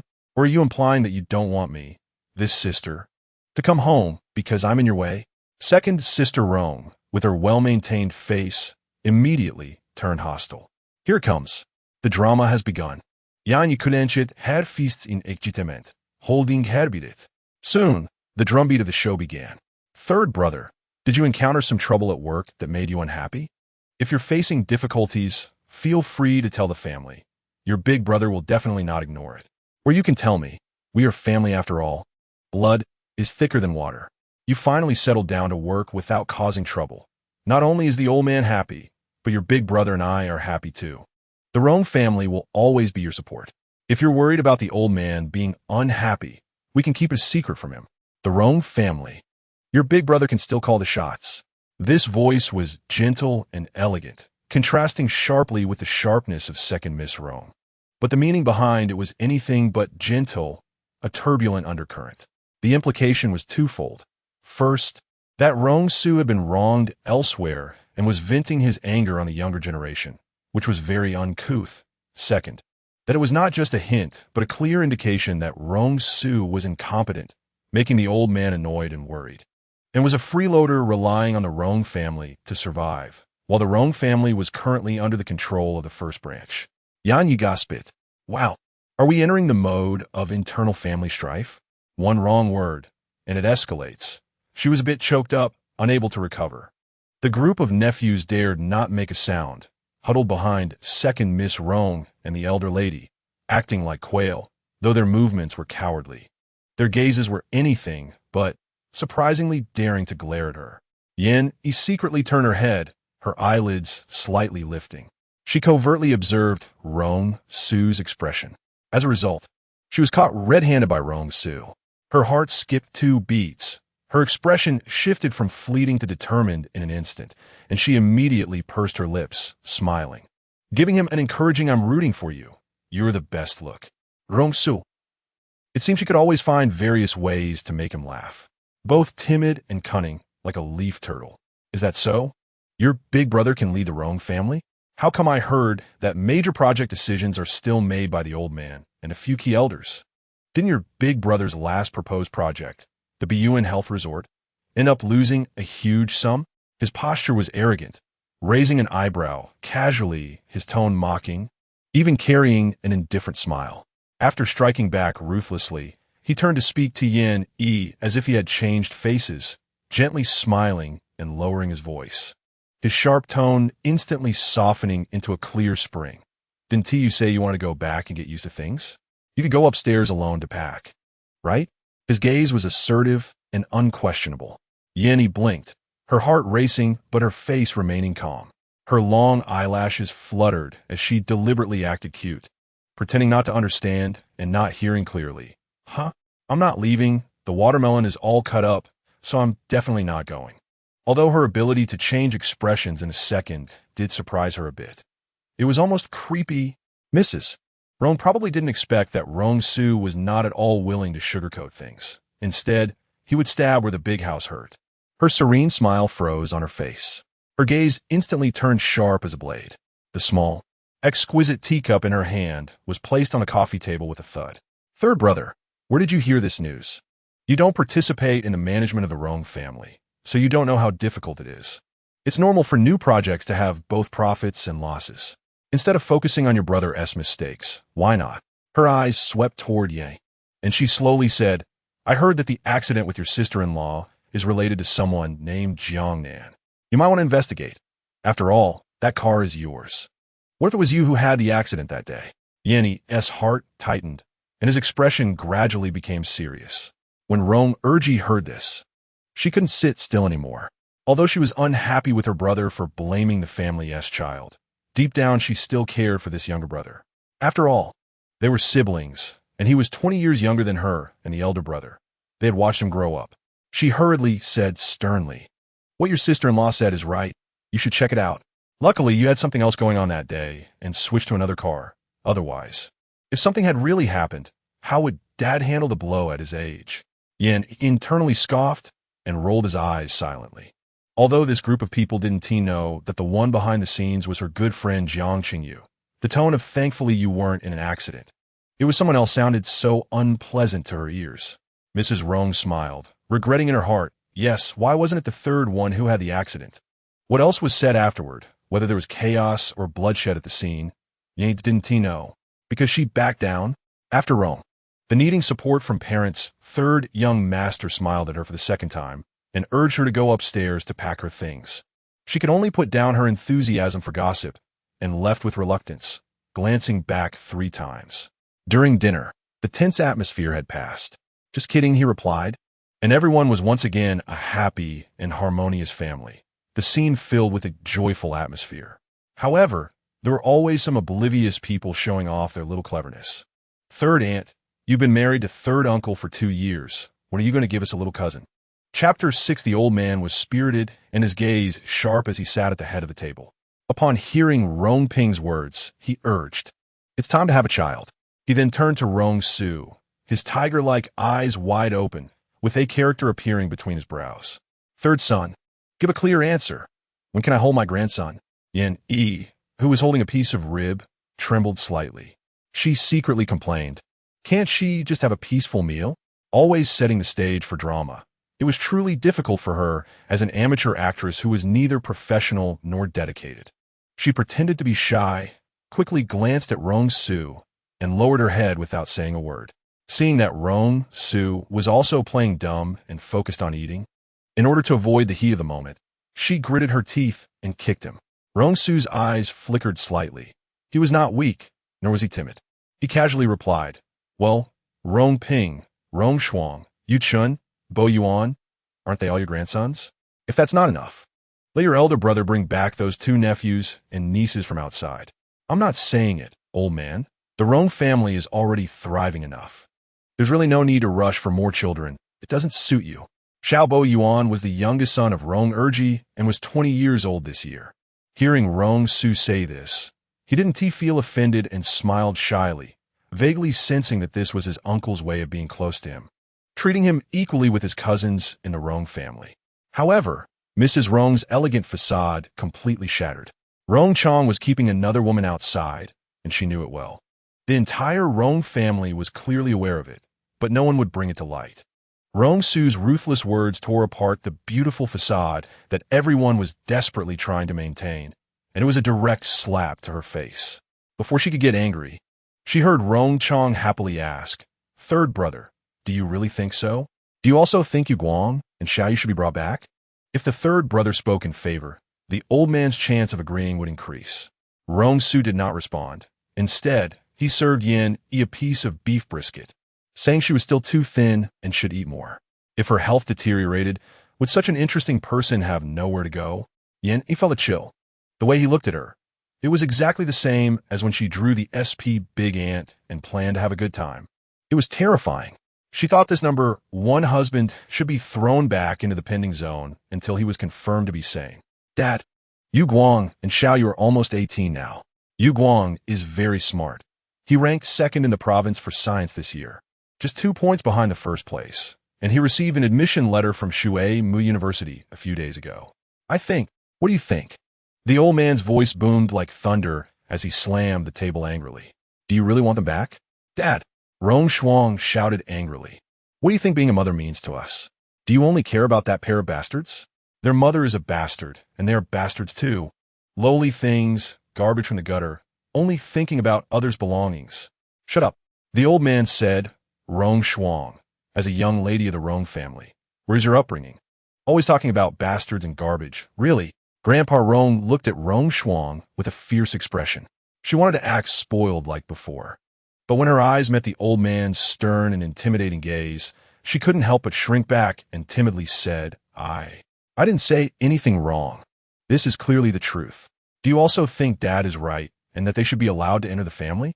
Rong Yuchun remained silent, his face dark. His gaze intentionally or unintentionally glanced at Rong Su and the others, revealing a moment of malice. Su Wanqing looked dejected, trying to hide her inner rage. Her eyes were red as she looked at the old man, insisting on getting an answer. She couldn't believe that such an absurd proposal would be accepted by someone as traditional as the old man. Rong Jing looked at the scene in front of her with difficulty, feeling a headache coming on. Hearing Rong Shuang's insults, she frowned in disgust. There was no semblance of a young lady, all vulgar words. Fortunately, Rong Ping was like her sister-in-law, gentle, beautiful, talented, and understanding. Anyone who mentioned the young lady of the Rong family would give a thumbs up. But ultimately, this matter was her elder brother's family issue. Those children from outside were still her nephews and nieces. Although she had a good relationship with her sister-in-law, Once her elder brother, the father, opened his mouth. She couldn't advise against him. Blood ties always separated closeness and distance in her eyes. No matter how compatible Su Wanqing was with her, at a critical moment, she couldn't compare to the two brothers' positions in her heart. She could only glare several times at Rong Su, who was successfully diverting the topic of having more children, as if it had nothing to do with him. She secretly scolded the third brother for being so inconsiderate. How could such things be said? It hurt her sister-in-law's feelings so much, causing chaos at home, with some shouting and others crying. Rong Ping looked at everyone's expressions. Her father was stubborn. Her mother was in tears. Her elder brother had a cold face, and even her usually doting aunt chose to ignore it. The third uncle. The third uncle and his wife were whispering to each other, detached from the chaos in front of them. Rong Ping found it particularly ironic. She frowned slightly, bit her lip, and advised Rong Chong, "Dad, do you really not care about us at all? Have you thought about whether Mom will be sad? Don't you think she knows about Yu Guang and Xiao Yu's existence? Mom cries all day, getting less and less happy. Can't you see that? I know that Yu Guang and Xiao Yu are your children, and you care for them. But what about me, Xiao Shuang, and my brother? You're willing to give them money and help them get into the best schools. Mom hasn't stopped you, has she? We three siblings pretend not to know. Why do you have to bring them back home and burst everyone's bubble? What good will it do except increase the distance and conflicts between us? Dad, do you really have no heart?" She looked at the old family members of the Rong family with grievance. Tears were welling up in her eyes, about to fall, making her look pitiful. Yin Yi was surprised for a second, then quickly adjusted her facial expression, showing a worried and pained look along with everyone else. Impressive, especially in contrast to Rong Shuang, who can only spew vulgarities. It's simply worlds apart. This retreat for advance emotional card is played beautifully. Yin Yi, with a weary face, felt like her life had been elevated. Su Wanqing, seeing her eldest daughter so understanding, appropriately covered her face and cried. Rong Yuchun, seeing his mother and sister pushed to this point, could no longer hold back. He suddenly stood up and shouted angrily, "Grandpa, I absolutely disagree with them coming to our home. In the Rong family, if they are here, then there's south no place for Maine. I want to allow them to come and stab Mom in the heart. Third uncle, are you satisfied now?" He threw down this sentence and left in anger. The air was dead silent. Everyone looked at each other, not daring to speak. Rong Chong sat dejectedly in his chair, no longer mentioning bringing the illegitimate children back, but quietly harboring a grudge against his son's defiance. What did they know? Besides being biased towards their mother, what else could they see? If it weren't for Su Wanqing plotting against him, he would have. Rong Chong shot a glance at the silently weeping Mrs. Rong, revealing for the first time his undisguised hatred towards the person who ruined his beautiful love. The old man's face was grim, furious as he raised his cane and slammed it on the ground. Thinking of Rong Yuchen's words before leaving, his heart tightened, secretly contemplating that the uncle-nephew relationship might have become a feud. He scolded harshly, "Third son, what nonsense are you babbling for no reason?" Rong Su saw his face turn red and his voice booming, clearly in good health, eating well, and directly snorted coldly. "What do you want to vent your anger on me for? No matter what, Yu Guang and Xiao Yu have your elder brother's blood in them. They are members of our Rong family. Whether they should come back or not is a decision for your elder brother and you to make. I'm just saying it casually. If it weren't for Su Wanqing being so unreasonable, secretly colluding with Jiang Qingyu, both of them teaching Yin Yi to become more timid and believe their words, constantly causing trouble for themselves, who would have thought they'd end up losing their lives? He couldn't be bothered to bring up these past matters to warn her. No matter what, Yin Yi has been his younger sister for a few years. This older brother of hers has a good heart, soft and gentle, treating both the second sister and him well. Although the sibling bond isn't particularly deep, he still looks out for his younger siblings. But this sister-in-law is completely focused on the ownership of the Rong family. On the surface, she appears like a benevolent figure with no temper, generous and proper to everyone. But in reality, she has a mouth like a Buddha and a heart like a snake. Secretly plotting who knows how many schemes, especially fearing he might block her son's path to inherit the company. What era is this? Always talking about the main branch, taking charge, the legitimate son and grandson. Haven't you heard of the younger son and grandson? In the old man's heart, Chunyu, this grandson, is far inferior to his status. Not to mention he is not interested in Rong's company. Even if he did want it, he would take it as a matter of course. The Su family only had a small factory in the early days. It took a lot of effort for her to marry into the Rong family. Rong Yuguang and Rong Yu's mother were Rong Chang's first love and also Su Wanqing's former friend. The entanglements in this family, when told, are nothing more than those stories of best friends cutting in to take love, a scumbag with blind regret, and the three of them tangled in a melodramatic past. Initially, she thought all the fuss was just about the trivial matters in the family. She never expected she would dare to encourage Yan to take his life along with Jiang Qingyu. Well, that's just wonderful. The old man choked for a moment and suddenly started coughing. Rong Su, sitting close to him, quickly had someone bring water and gently patted his back. Feeling sorry for him, but continuing to scold. You're at such an age, why worry about these things? Your big brother can do as he pleases. That's his own business. Let the younger generation have their own fortunes. Yenny chimed in, Yeah, Dad, Sangu is right. You should trust us. We will live our lives well. The old man was surprised. This was the first time he saw them so in sync in comforting him. He chuckled and said, You really understand. Unlike this bunch of unworthy descendants who only make me angry, especially the third one. If the third one bullies you, tell Dad, and I'll settle the score with him. A grown man only bullies his wife. What's so impressive about that? The old man huffed proudly. Yan Yusimilit Bidaiti. Her eyes crescent-shaped, like a little fox that had successfully stolen a bite, softly responding, treating the old man like a child. Thank you, Dad. I knew you care for me the most. Rong Su looked helpless. They were all harmonious on this side, while others felt uncomfortable, their hearts heavy and food tasteless. They didn't dare glare at Rong Su, only daring to shoot Yin Yi a glare. Yin Yi, beaming with joy. You can glare all you want. If I dodge, I lose. Rong Shuang's eyes turned red with jealousy, and she blurted out, Grandpa, Yin Yi is deceiving you. She has been acting all along. She doesn't like Sanshu at all, and it was her who tampered with Sanshu's car. Chapter 7, A Scene of Silence. Everyone was stunned, looking at Yin Yi in disbelief. Yin Yi's mind went blank for a moment. The accusation of murder was like a thunderclap, leaving everyone in shock.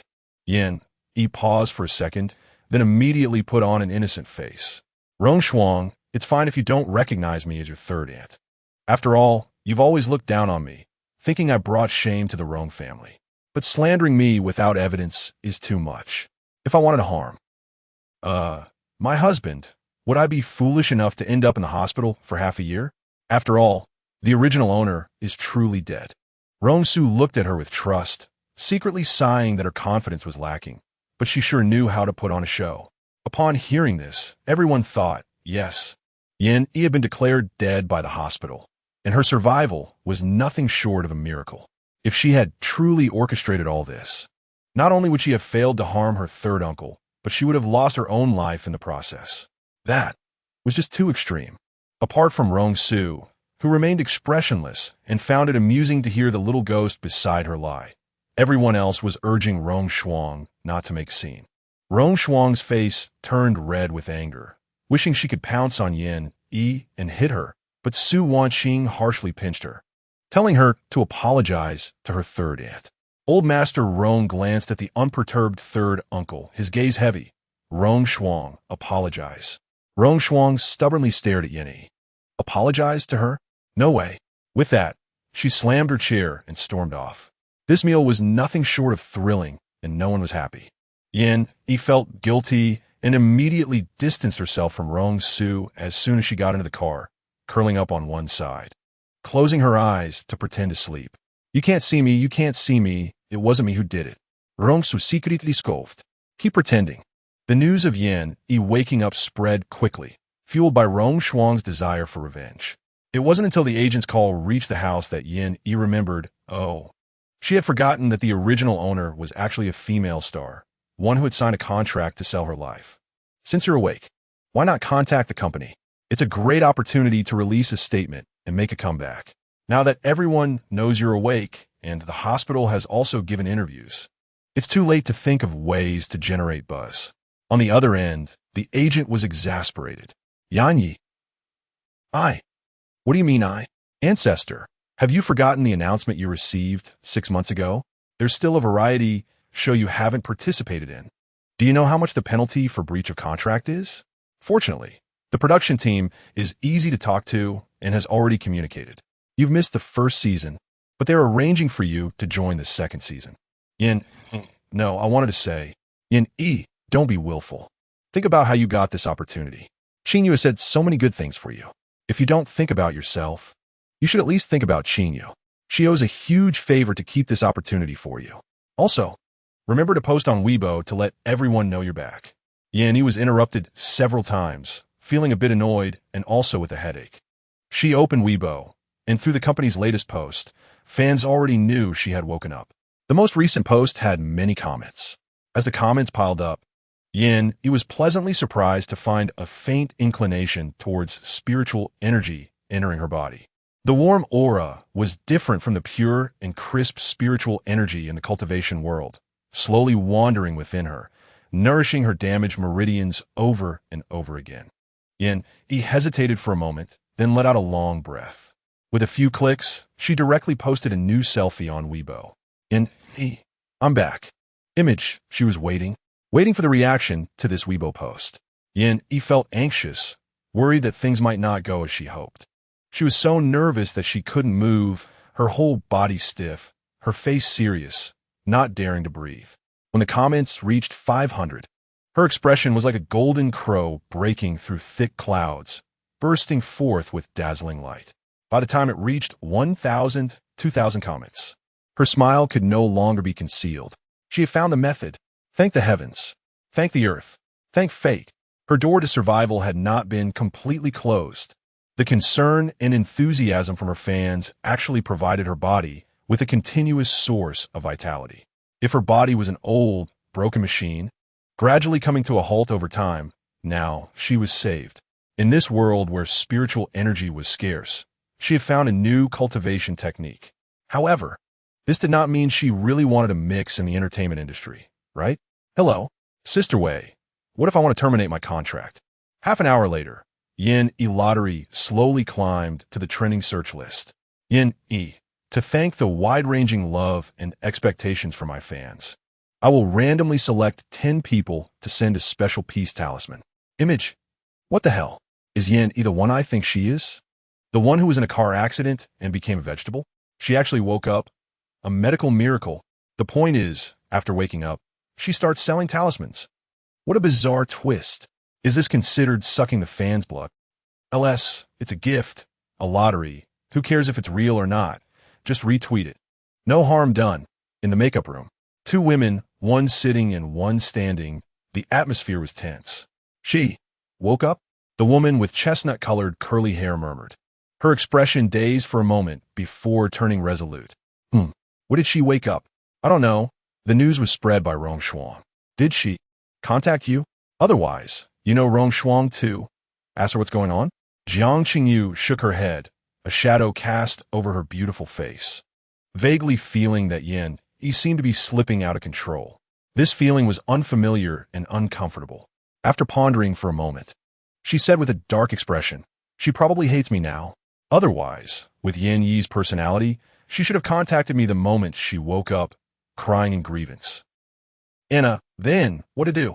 If she tells the Rong family about the role you played in all this, then Xiao Qingyuan was just a bastard child of the Xiao family. Although he had achieved quite a bit over the past year and had some say in the Xiao Corporation, the Xiao family's strength was far inferior to that of the Rong family. If this matter escalated, Xiao Qingyuan would become a pawn, and Jiang Qingyu, closely related to him, would also be finished.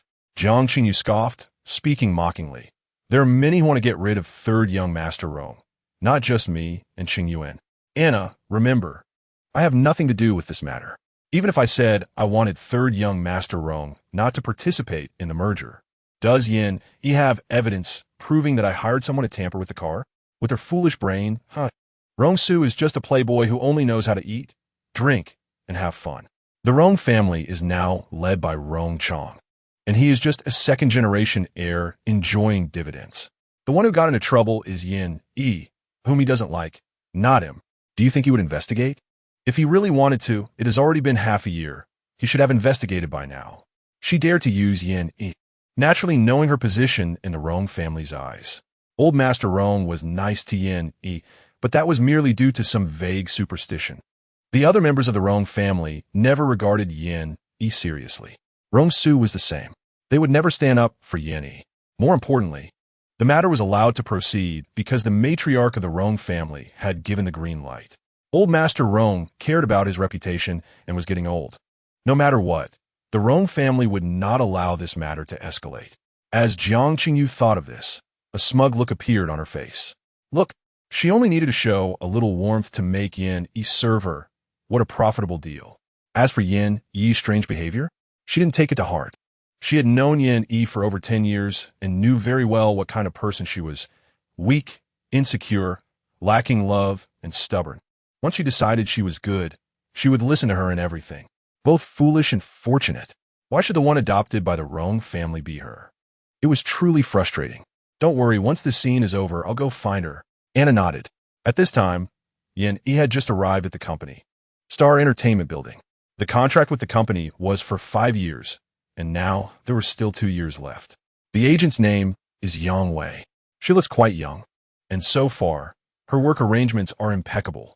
However, she keeps talking about Jiang Qingyu and how great she is, completely placing Jiang Qingyu above Yin Yi, which makes Yin Yi quite unhappy. Sister Wei, I hope you understand one thing. You are my agent, not Jiang Qingyu's agent, at least until the contract is terminated. Yin Yi's gaze was cold. Yang Wei was taken aback, initially smiling at her, then realizing she wasn't joking. Yin Yi ignored her ugly expression and continued calmly. It's a pity Jiang Qingyu has an agent. Otherwise, you could apply to the company to take her on. What do you think? Yang Wei's heart trembled. Her lips moved, but she said nothing. This was the first time Yin Yi referred to Jiang Qingyu by her full name. Are you having a conflict with Qingyu? Then, are you still going to escape from terror? Although the first season of this show didn't perform well, you have spent over half a year in the hospital, and you've lost a lot of fans. The company currently has no other suitable resources for you.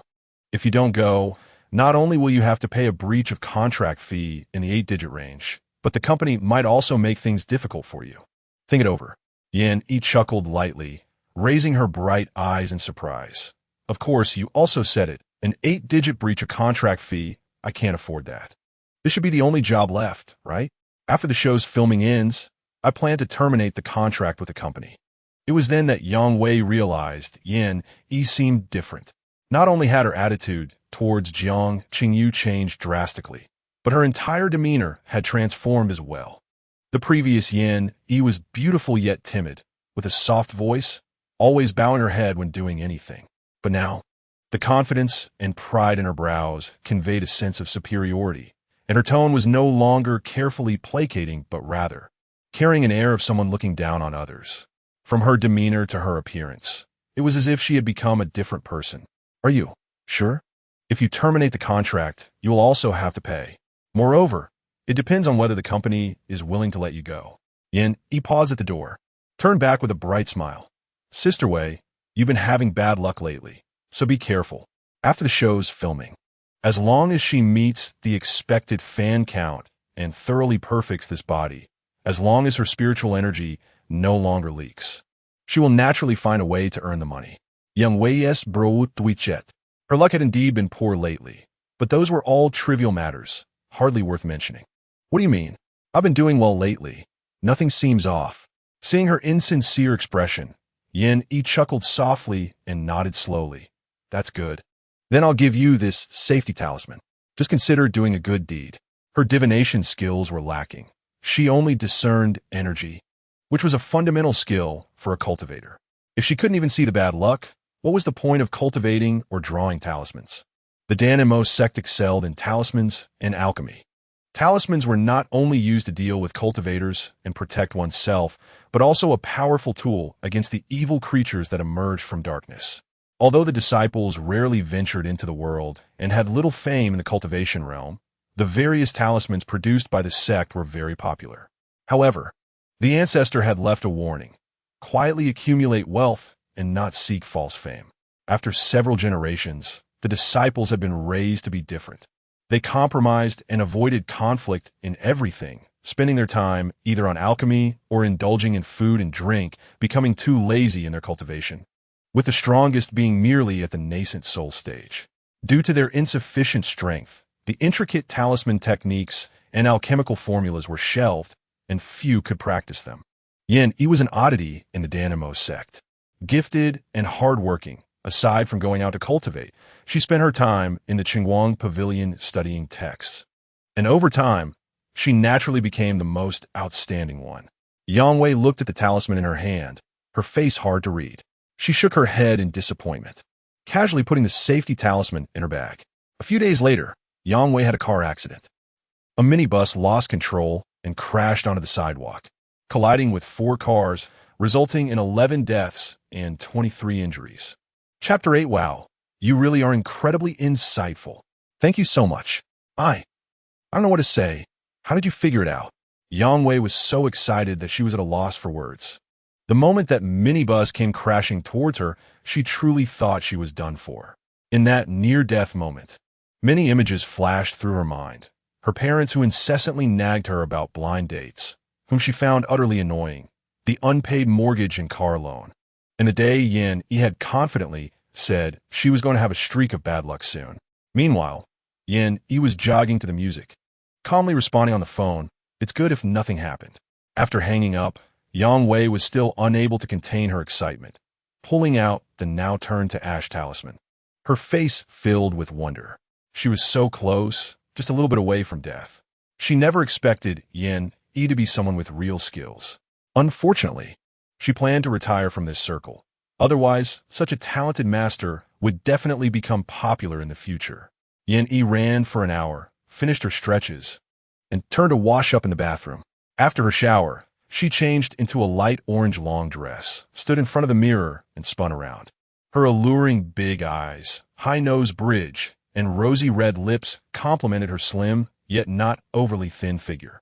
The effects of the spiritual talismans and the gathering spirit charms finally revealed themselves after she filled the gaps in her body with the admiration of her fans. If she just waited a few more days, she would truly be reborn. The latest post on Weibo had already reached 200,000 shares. For a popular young star, that was certainly on the lower end. However, for someone like Yin-Yi, who had disappeared for over half a year and was declared brain dead by the hospital, with hardly any fan base, this was a monumental improvement. Most of those sharing the post did not believe in the effectiveness of Yin-Yi's talisman. They viewed her situation as a good show, a farce.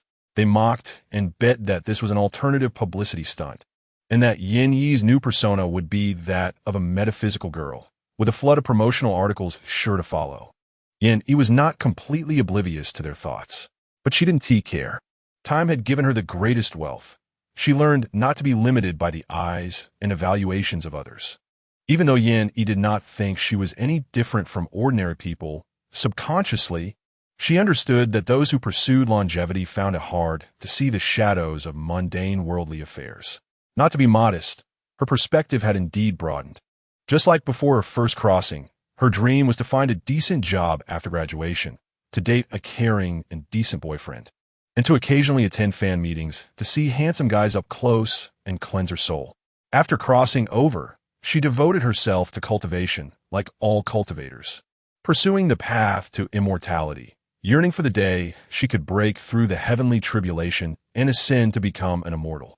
Now, back in this world with thin spiritual energy, she no longer sought that lofty dream of ascension. Instead, her life goals shifted while ensuring her health. She aimed to do what she could to benefit humanity. Yin-Yi picked up her bag, planning to go shopping. Qiqian Building. Rong Su opened his eyes a few minutes later, and there was no longer any trace of Yin-Yi on the screen. He felt a mix of emotions, both a sense of foreboding that his prediction had come true, that she was indeed going to run away, and he couldn't help but speculate where she had come from and what she intended to do. His long fingers lightly tapped on the table as he slowly curved his lips into a smile, leisurely calling home. After hearing from Aunt Zhou that Yin-Yi had gone out shopping, he raised an eyebrow and silently made a decision. It seemed it was time to go back and check on his little wife. Yin-Yi looked at the address on the note, Nanshan Maple Leaf Temple.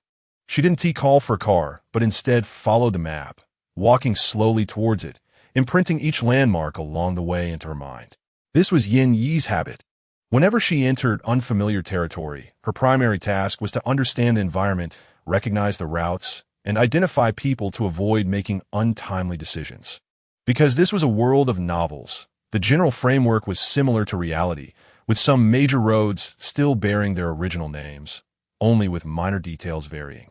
In her first life in Yuzhou, she rarely left home and had only visited Beijing a handful of times, so she wasn't very familiar with everything in the capital. Maple Leaf Temple was bustling with worshippers. A thin layer of golden clouds enveloped the temple, and Yin Yi was delighted. The presence of merit and virtue indicated that this world still held faith. Faith was different from the admiration and worship of fans. The latter could only nourish the body and repair the meridians, while the former was of greater importance than spiritual energy. Heaven did not forsake her. "Sister, are you here to see the abbot?" An 8 or 9-year-old boy ran over, smiling as he asked Yin. Yin nodded and smiled, directly stating her purpose. "Yes. Does the abbot have time to see me?" He must have, as he could predict her visit and had someone waiting, further proving that this was a world with metaphysics. Her existence was not unique, which was good. She wasn't special, so she wouldn't be treated as an outlier. Upon hearing Yin Yi's words, the little boy immediately grinned widely. Just as the abbot had said, she was a gentle and approachable sister. "Sister, follow me." Yin Yi followed him, weaving through the crowd towards the temple's back courtyard. Behind the temple was a dense grove of bamboo, where a monk in a gray robe was crouched next to a flower bed, carefully removing pests from the gardenias. "Master, I'm back." The monk turned around, his face thin, his gaze calm, yet filled with compassion. He was a kind-looking old man. "Young friend, it's a pleasure to meet you." Yin noticed the profound look in his eyes, her expression unchanged as she got straight to the point. "I've heard that many worshippers at Maple Leaf Temple, including many wealthy people from Beijing, come here. I would like to collaborate with the master on a business deal." The monk nodded, leisurely pouring a cup of tea, not surprised by Yin Yi's words. "Please go ahead." Yin placed several low-grade talismans next to the teacup and slowly spoke. "These are talismans for peace, exorcism, and health. What does the master think?" The monk's calm eyes sparkled with surprise. "The spiritual power contained in these talismans is rare in the world. Nowadays, there are only a few who can cultivate. Moreover, metaphysics suffered a severe purge 100 years ago, and those who remain are families that have lost their inheritance. The Yin family is skilled in making talismans, but their creations are far inferior to these few. Truly a person from another world." The monk's mind raced, but his face revealed nothing. Very good, young friend. You can rest assured to entrust them to me. These talismans, if revealed, will certainly attract many buyers. Have you registered with the Metaphysics Research Association? If not, I will be willing to recommend you as a member." If his judgment was correct, this young friend from another world would surely achieve great things. If she could join the Metaphysics Association, it would undoubtedly strengthen the association. Having the opportunity to befriend this visitor from another world was indeed a blessing for Maple Leaf Temple, and if he could receive guidance, it would be even more fortunate for him. He smiled upon hearing this, boldly taking a sip of tea. "Then thank you, Master Jiruo." She needed belief power. Since she was unwilling to enter the most exposed entertainment circle, the best way was to engage in charity and public welfare. Public welfare was the most costly activity, and she needed to earn a lot of money, so exploring the world of metaphysics was certainly worth a try. Seeing her agree, Master Jiruo felt relieved. He no longer pretended to be a master. Pulling out his phone from under his robe, he cheerfully opened WeChat. "Well then, let's add each other as friends so that once you join the association, it will be convenient to bring you into the group." Yin was taken aback for a moment, then smiled brightly. "Quite modern, aren't you?" After adding each other as friends, Yin leisurely asked, "Master, are there currently any factions in the metaphysics lineage? What is each faction skilled at? And are there any family forces competing?" Seeing the seriousness and interest in Yin Yi's eyes, Master Jiruo pondered for a moment, then began to explain. "There are no specific factions. Metaphysics is currently in decline. There are no longer any talents who can grasp the secrets of heaven and earth. Everyone understands only the surface. Nowadays, most of the studies in the Metaphysics Research Association revolve around face reading, which is divided into two schools. One is the purple star astrology, and the other is the five elements theory. As for the methods of overcoming disasters and eliminating demons, each school has its own inheritance, which cannot be explained in a few words. As for the struggle for power, wherever there are people, disputes are inevitable. Each school has its strengths, and over half of the inheritance was purged a century ago. The rare books left by ancestors or those circulated outside are the focus of competition among the schools. Besides that, there are also the existence of witchcraft, hexes, ghost taming, puppetry, and other forms of evil cultivation. Yin Yi's eyes flickered, listening intently. Is this what they call a shallow pool with many turtles? In a world dominated by an ordinary person, there are secretly many who haven't even entered the door of cultivation, causing disturbances and fighting among one another. These remaining metaphysical schools are merely the lowest level outer disciples in the cultivation world. At least, the cultivation world never employs ghosts. All evil creatures and demons are to be killed. Yenny thought this and smiled slightly. She didn't know how it happened, but this sweet and motivational love story had somehow veered into a horror and supernatural channel due to her arrival. What's wrong? Do you think their essay problem? Is what he said funny? Yet, the expression of the other party carried a hint of sarcasm. It's nothing, just thought of something else. Yenny shook her head. She sold her talismans and pills, and if this money could be used in the right places to support charitable causes, she must obtain the power of faith. Master, do members of the Metaphysics Association have obligations and rights? Yan Yi hinted. Jiaruo was taken aback, then came to his senses and comforted her. You can rest assured. The Metaphysics Association is under national control, relatively fair and stable, and there are no mandatory tasks. Members earn merit points for completing tasks, which can be exchanged for necessary magical tools or other pills and talismans. After saying this, Jiaruo realized this was practically a tailored condition for the girl in front of him. She could completely sell her talismans to the association members. Jiaruo didn't know if she had thought of this, but he didn't want to hide it and immediately continued. Your talismans will definitely have a market in the Metaphysics Association. She understood his intention. Yin Yi smiled and nodded, acknowledging his openness. Then, I won't sell these few. I'll give them to you, Master. Master Jiaruo was pleasantly surprised and immediately smiled in thanks. Thank you very much. He smiled humbly, quickly putting the talismans into his arms. Afraid that if he were a moment too late, Yin Yi would change her mind. Yin Yi smiled, touched her belly, and said, now that the business is done, I won't disturb you any longer. Just contact me directly on WeChat if you need anything. Her attitude was extremely casual. Master Jiaruo saw her movement, and his eyes lit up. He eagerly stood up. It's just the time for vegetarian meals. Why not stay for a meal? Yin Yi's eyes brightened at the mention, but then thought of the blandness of the vegetarian meal, and her expression darkened as she politely declined. No. Someone is waiting for me at home. Her dislike was well hidden, but she couldn't help but pout slightly, which was caught by Master Jiaruo. He chuckled inwardly. It seemed this young lady was still young, with a mischievousness and pickiness that pulled her into the mundane world, quite down to earth. Yin Yi casually found an excuse. Unexpectedly, just after leaving the Red Leaf Temple, she received a call from Rong Su, asking for her address to come pick her up. Yin Yi planned to walk back.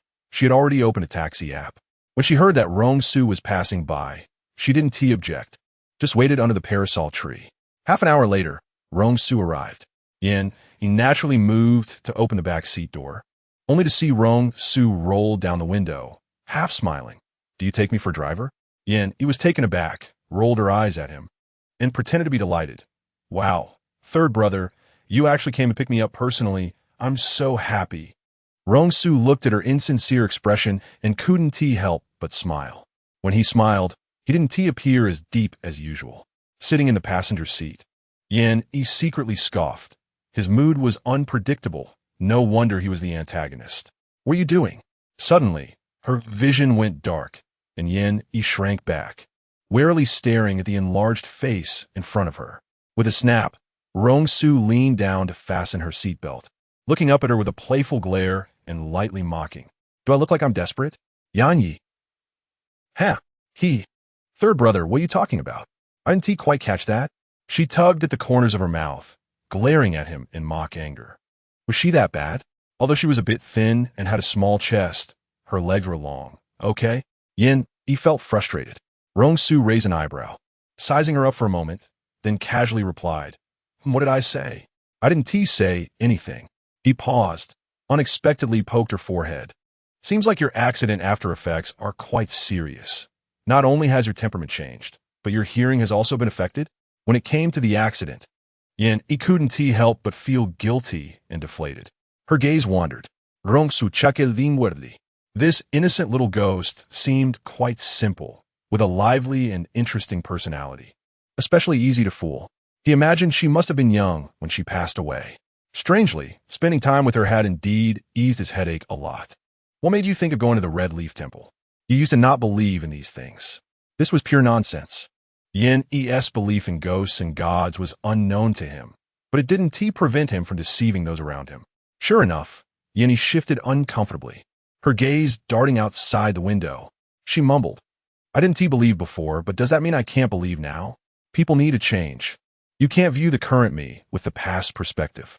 Yin had indeed considered leaving the Rong family. However, after realizing the existence of the Metaphysics Association, she dismissed that thought.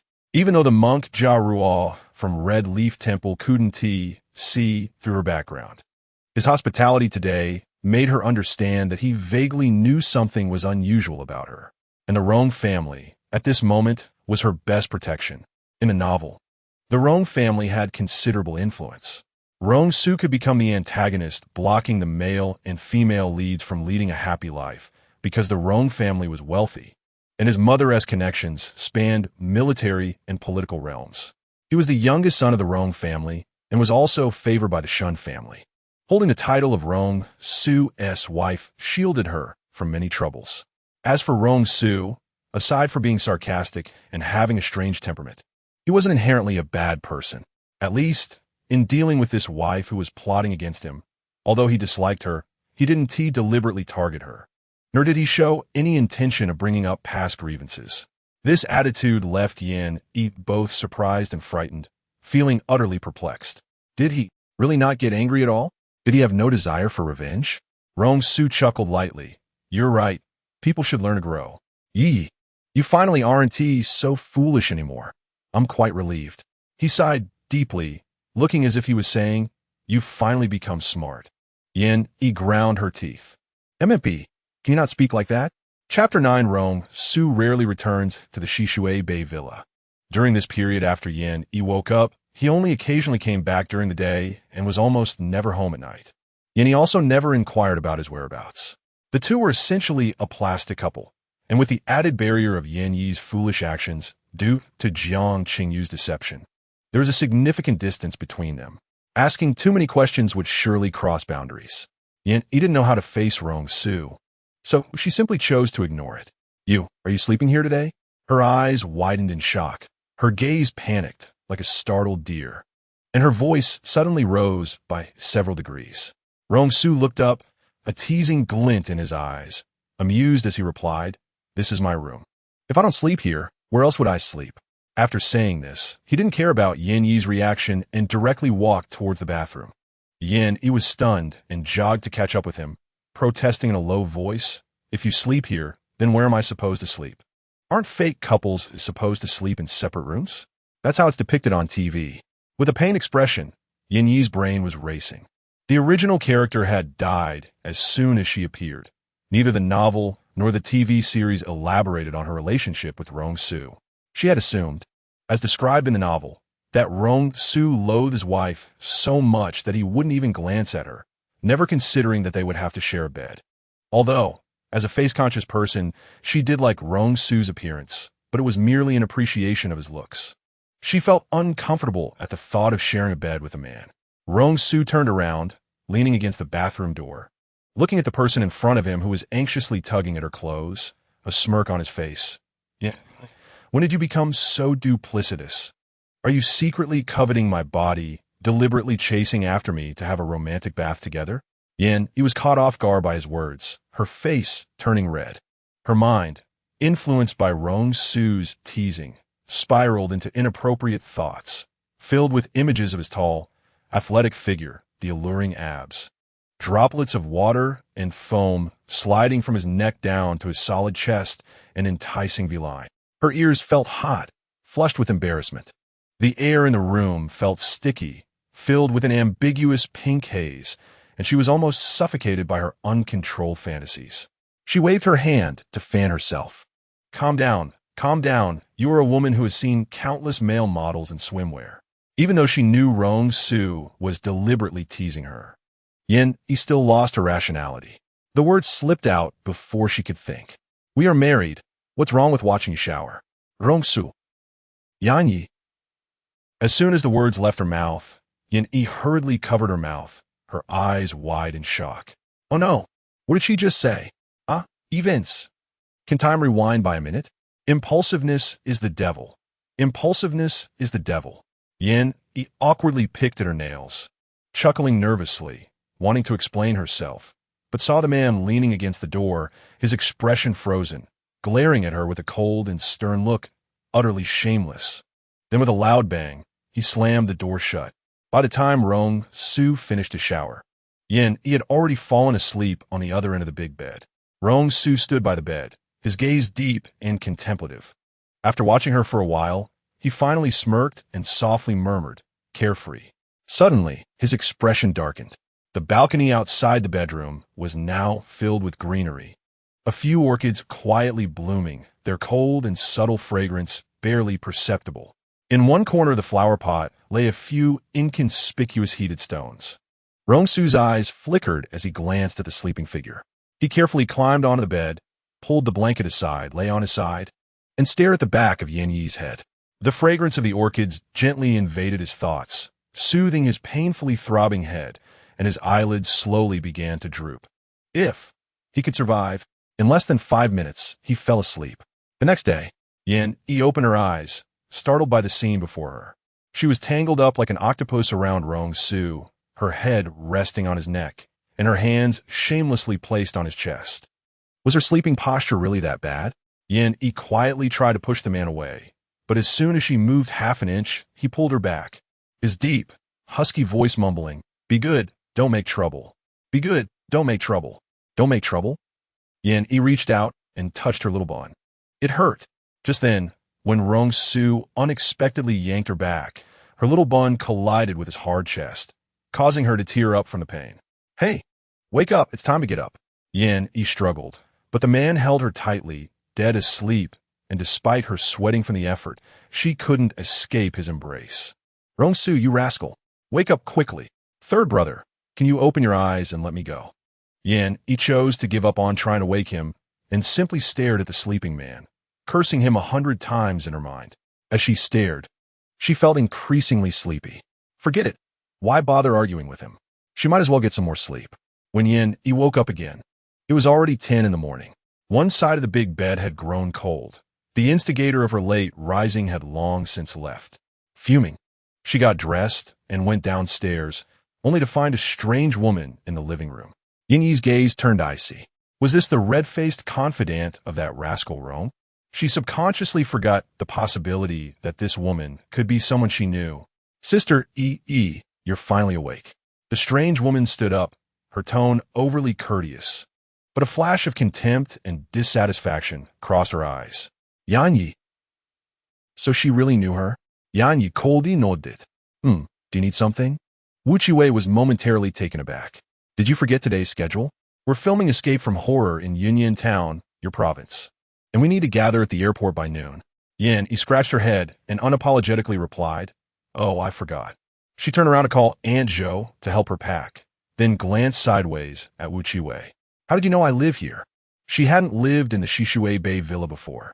Aunt Zhou had mentioned that the original character was reluctant to let anyone know she was a child bride adopted by the Rong family, and had never disclosed a Rong family address to her agency, always living in a small apartment in the city center. It was only after being discharged from the hospital that she moved into Rong Su's Shishui Bay villa. The last time she went to the company, She hadn't told her agent the new address, so how did the assistant know? Wu Qiwei's expression stiffened, showing a hint of unease. She rolled her eyes and said, I called your phone, but no one answered. The program team is in a hurry, so I asked Sister Qingyu, and she told me you live here. Yan Yi frowned it. Again, it was Jiang Qingyu. It seemed she had been keeping a close eye on her. Sister Yi, did you have a fight with Sister Qingyu? Wu Qiwei asked while observing if she was angry. Seeing Yan Yi calmly eating breakfast, she subtly tried to persuade her. Sister Qingyu just told me to remind you to bring some warm clothes, as it's raining in Yunyan, and the temperature is almost 10 degrees lower than here. She cares about you. Yan Yi lifted her gaze and said lightly, You're too noisy. Wu Qiwei choked. She didn't say anything further. Feeling a mix of anger and humiliation, secretly cursing Yan Yi for acting so high and mighty. Even this unpopular variety show relied on Sister Qingyu. She was simply an ungrateful wolf who wouldn't be satisfied until she was famous, and yet she treated her best friend with such impatience. Yan Yi remained expressionless. Putting down her fried egg, this person was exuding an overwhelming aura of jealousy that was seriously affecting her appetite. Aunt Zhou acted quickly, and before 11 o'clock, Yan Yi and Wu Qiwei had already set out. The news about Yan Yi wanting to terminate her contract had been leaked, and the company did not agree. But with Yang Wei mediating, the situation had not escalated to an unmanageable level. It was just that the treatment was somewhat harsh. For example, for business trips like recording shows, the company was supposed to arrange transportation. However, Xinguang had neglected Yan Yi's schedule entirely. Wu Qiwei pulled her suitcase, walking behind her. Sister Yi, should we take a taxi? Someone is coming to pick us up.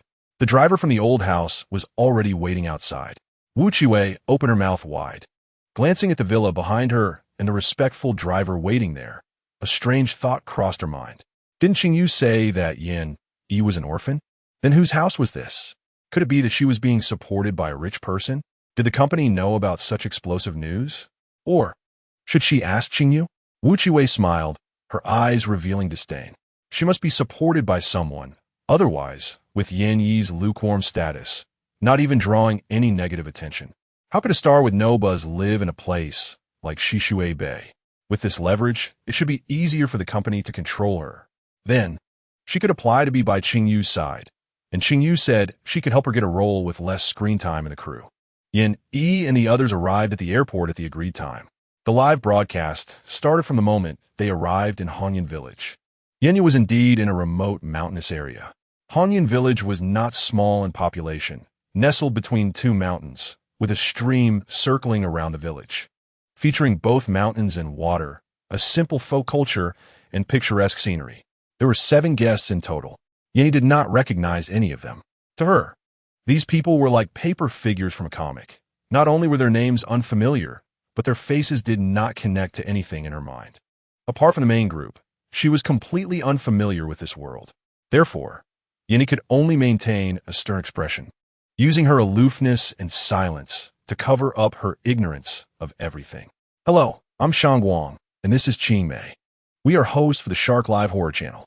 Yan Yi called in Nodit. Hello, Yan Yi. The girl named Qing Mei immediately showed a sunny smile, excitedly said, I know, you played the princess of Xiangqing in The Great Tang Wind and Cloud. I really like your character. You look so beautiful. Even I, a woman, was captivated. Oh my God, you look great. Wow, you're barefaced today. Your skin is so good, so fair and tender. Yan Yi showed a perfectly timed smile, occasionally nodding in agreement. However, her thoughts had already drifted far away. Hanyan Village felt somewhat strange to her, as if the entire village was shrouded in an invisible veil. The villagers were very warm and welcoming outsiders, but this warmth always gave her an unreal feeling, as if it was hiding some secret. It inexplicably felt oppressive. Yan Yi focused her attention, her gaze sweeping over the staff and lingering on the guiding villagers. Lost in thought, the guests on the show included 2 hosts, 2 ordinary people, and 3 celebrities. Aside from Yan, the celebrities included veteran actor Qin Fengshen and the best actress Bai Jiao. Bai Jiao only spoke to Qin Fengshen, completely ignoring Yan, not even casting a glance her way. The 2 ordinary people seemed to be fans of Bai Jiao, happily surrounding her, listening to her chat with Qin Fengshen. Thus, The 7 people unknowingly divided into 2 small groups, with Yin E passively placed with the 2 hosts. In the evening, the group stayed in an old wooden stilt house in Hongyan village. Yin E and Qing Mei shared a room. In the middle of the night. There, a ghost. Chapter 10. Yin E opened her eyes. After such a long period of training, her body had improved quite a bit. But at night, she was very sleepy. In the darkness, her bright eyes sparkled like stars, creating a strong presence.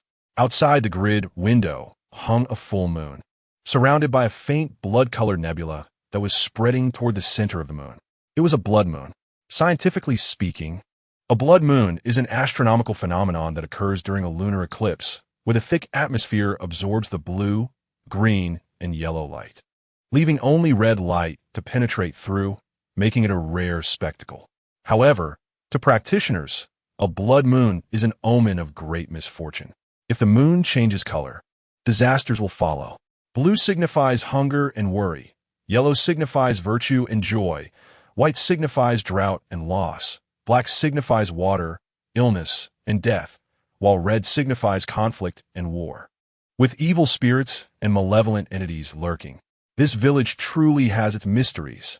Suddenly, a sharp, high-pitched scream pierced the night sky, long and urgent, causing hearts to stop. Qing Mei was startled awake, jumping out of bed and trembling as she turned on the light. What was that sound? Did you hear it? Outside? The house fell silent, as if that scream had just been their imagination. Yin E sat up straight, slightly tilting her head to close her eyes, avoiding the sudden light. Then opened her eyes calmly, her red lips slightly parted. Let us wait and see. The malevolent energy is weak. It seems to be far away.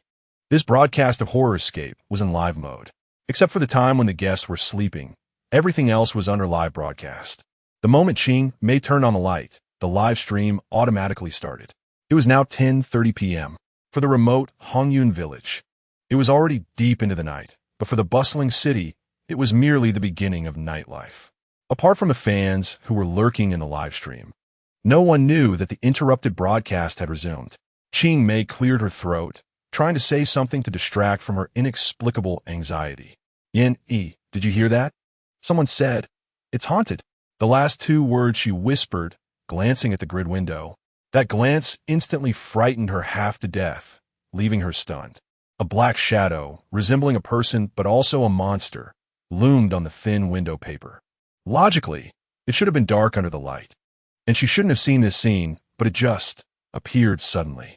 The shadow seemed to open its mouth wide, revealing sharp fangs, and was smiling at her. Qing Mei's mouth dropped open in terror. It felt as if someone had grabbed her neck, rendering her unable to make a sound. Her features twisted in a panic as she gasped for breath. Don't be afraid, it must be a setup by the production team. Yes, that's right, it must be intentional. Didn't the first season often arrange for scary pranks? It's just for the sake of ratings and popularity, don't panic. She stiffly tugged at the corners of her mouth, trying to calm down, swallowing hard and laughing awkwardly. Yin E, the production team is quite creative. Much scarier than the first season. More and more people were joining the live stream. Comments flew rapidly across the screen. No physical props? Wow, Qing Mei's acting is so good. It must be the production team using props. Think about the haunted house amusement park adventure from the first season. The staff's ghost makeup was super scary. I was scared at that time too. Why didn't they show the props? It's so strange that the live stream lit up tonight. It seems by Jiao next door has fainted and some staff went in. Qin Fengshen's live stream is still off. Is it really that big? No way. By Jiao really fainted. Oh my God, the moment she fell. Her skirt spread out, revealing something, and it was less than a second. If you don't believe me, watch the replay after midnight. I swear I didn't peek on purpose. Bai Jiao is a perfect goddess. There's absolutely no way she would tarnish her image for a mediocre variety show. Thinking about it gives me chills. Thriller. Did we really encounter something unclean? Qing Mei's fans commented, my Mei is really scared right now. Her voice is trembling.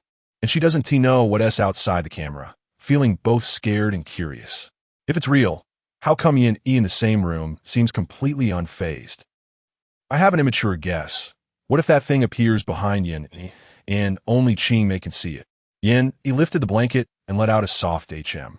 The small room instantly fell silent. The sound of her heartbeat was clearly audible. Yi's expression was calm as she ignored the ghostly figure outside the window. She took her small backpack from the bedside and slowly opened a box about 10 centimeters long. Her movements were slow, each action exuding a quiet elegance, creating an invisible sense of rhythm and ritual that suppressed all restlessness.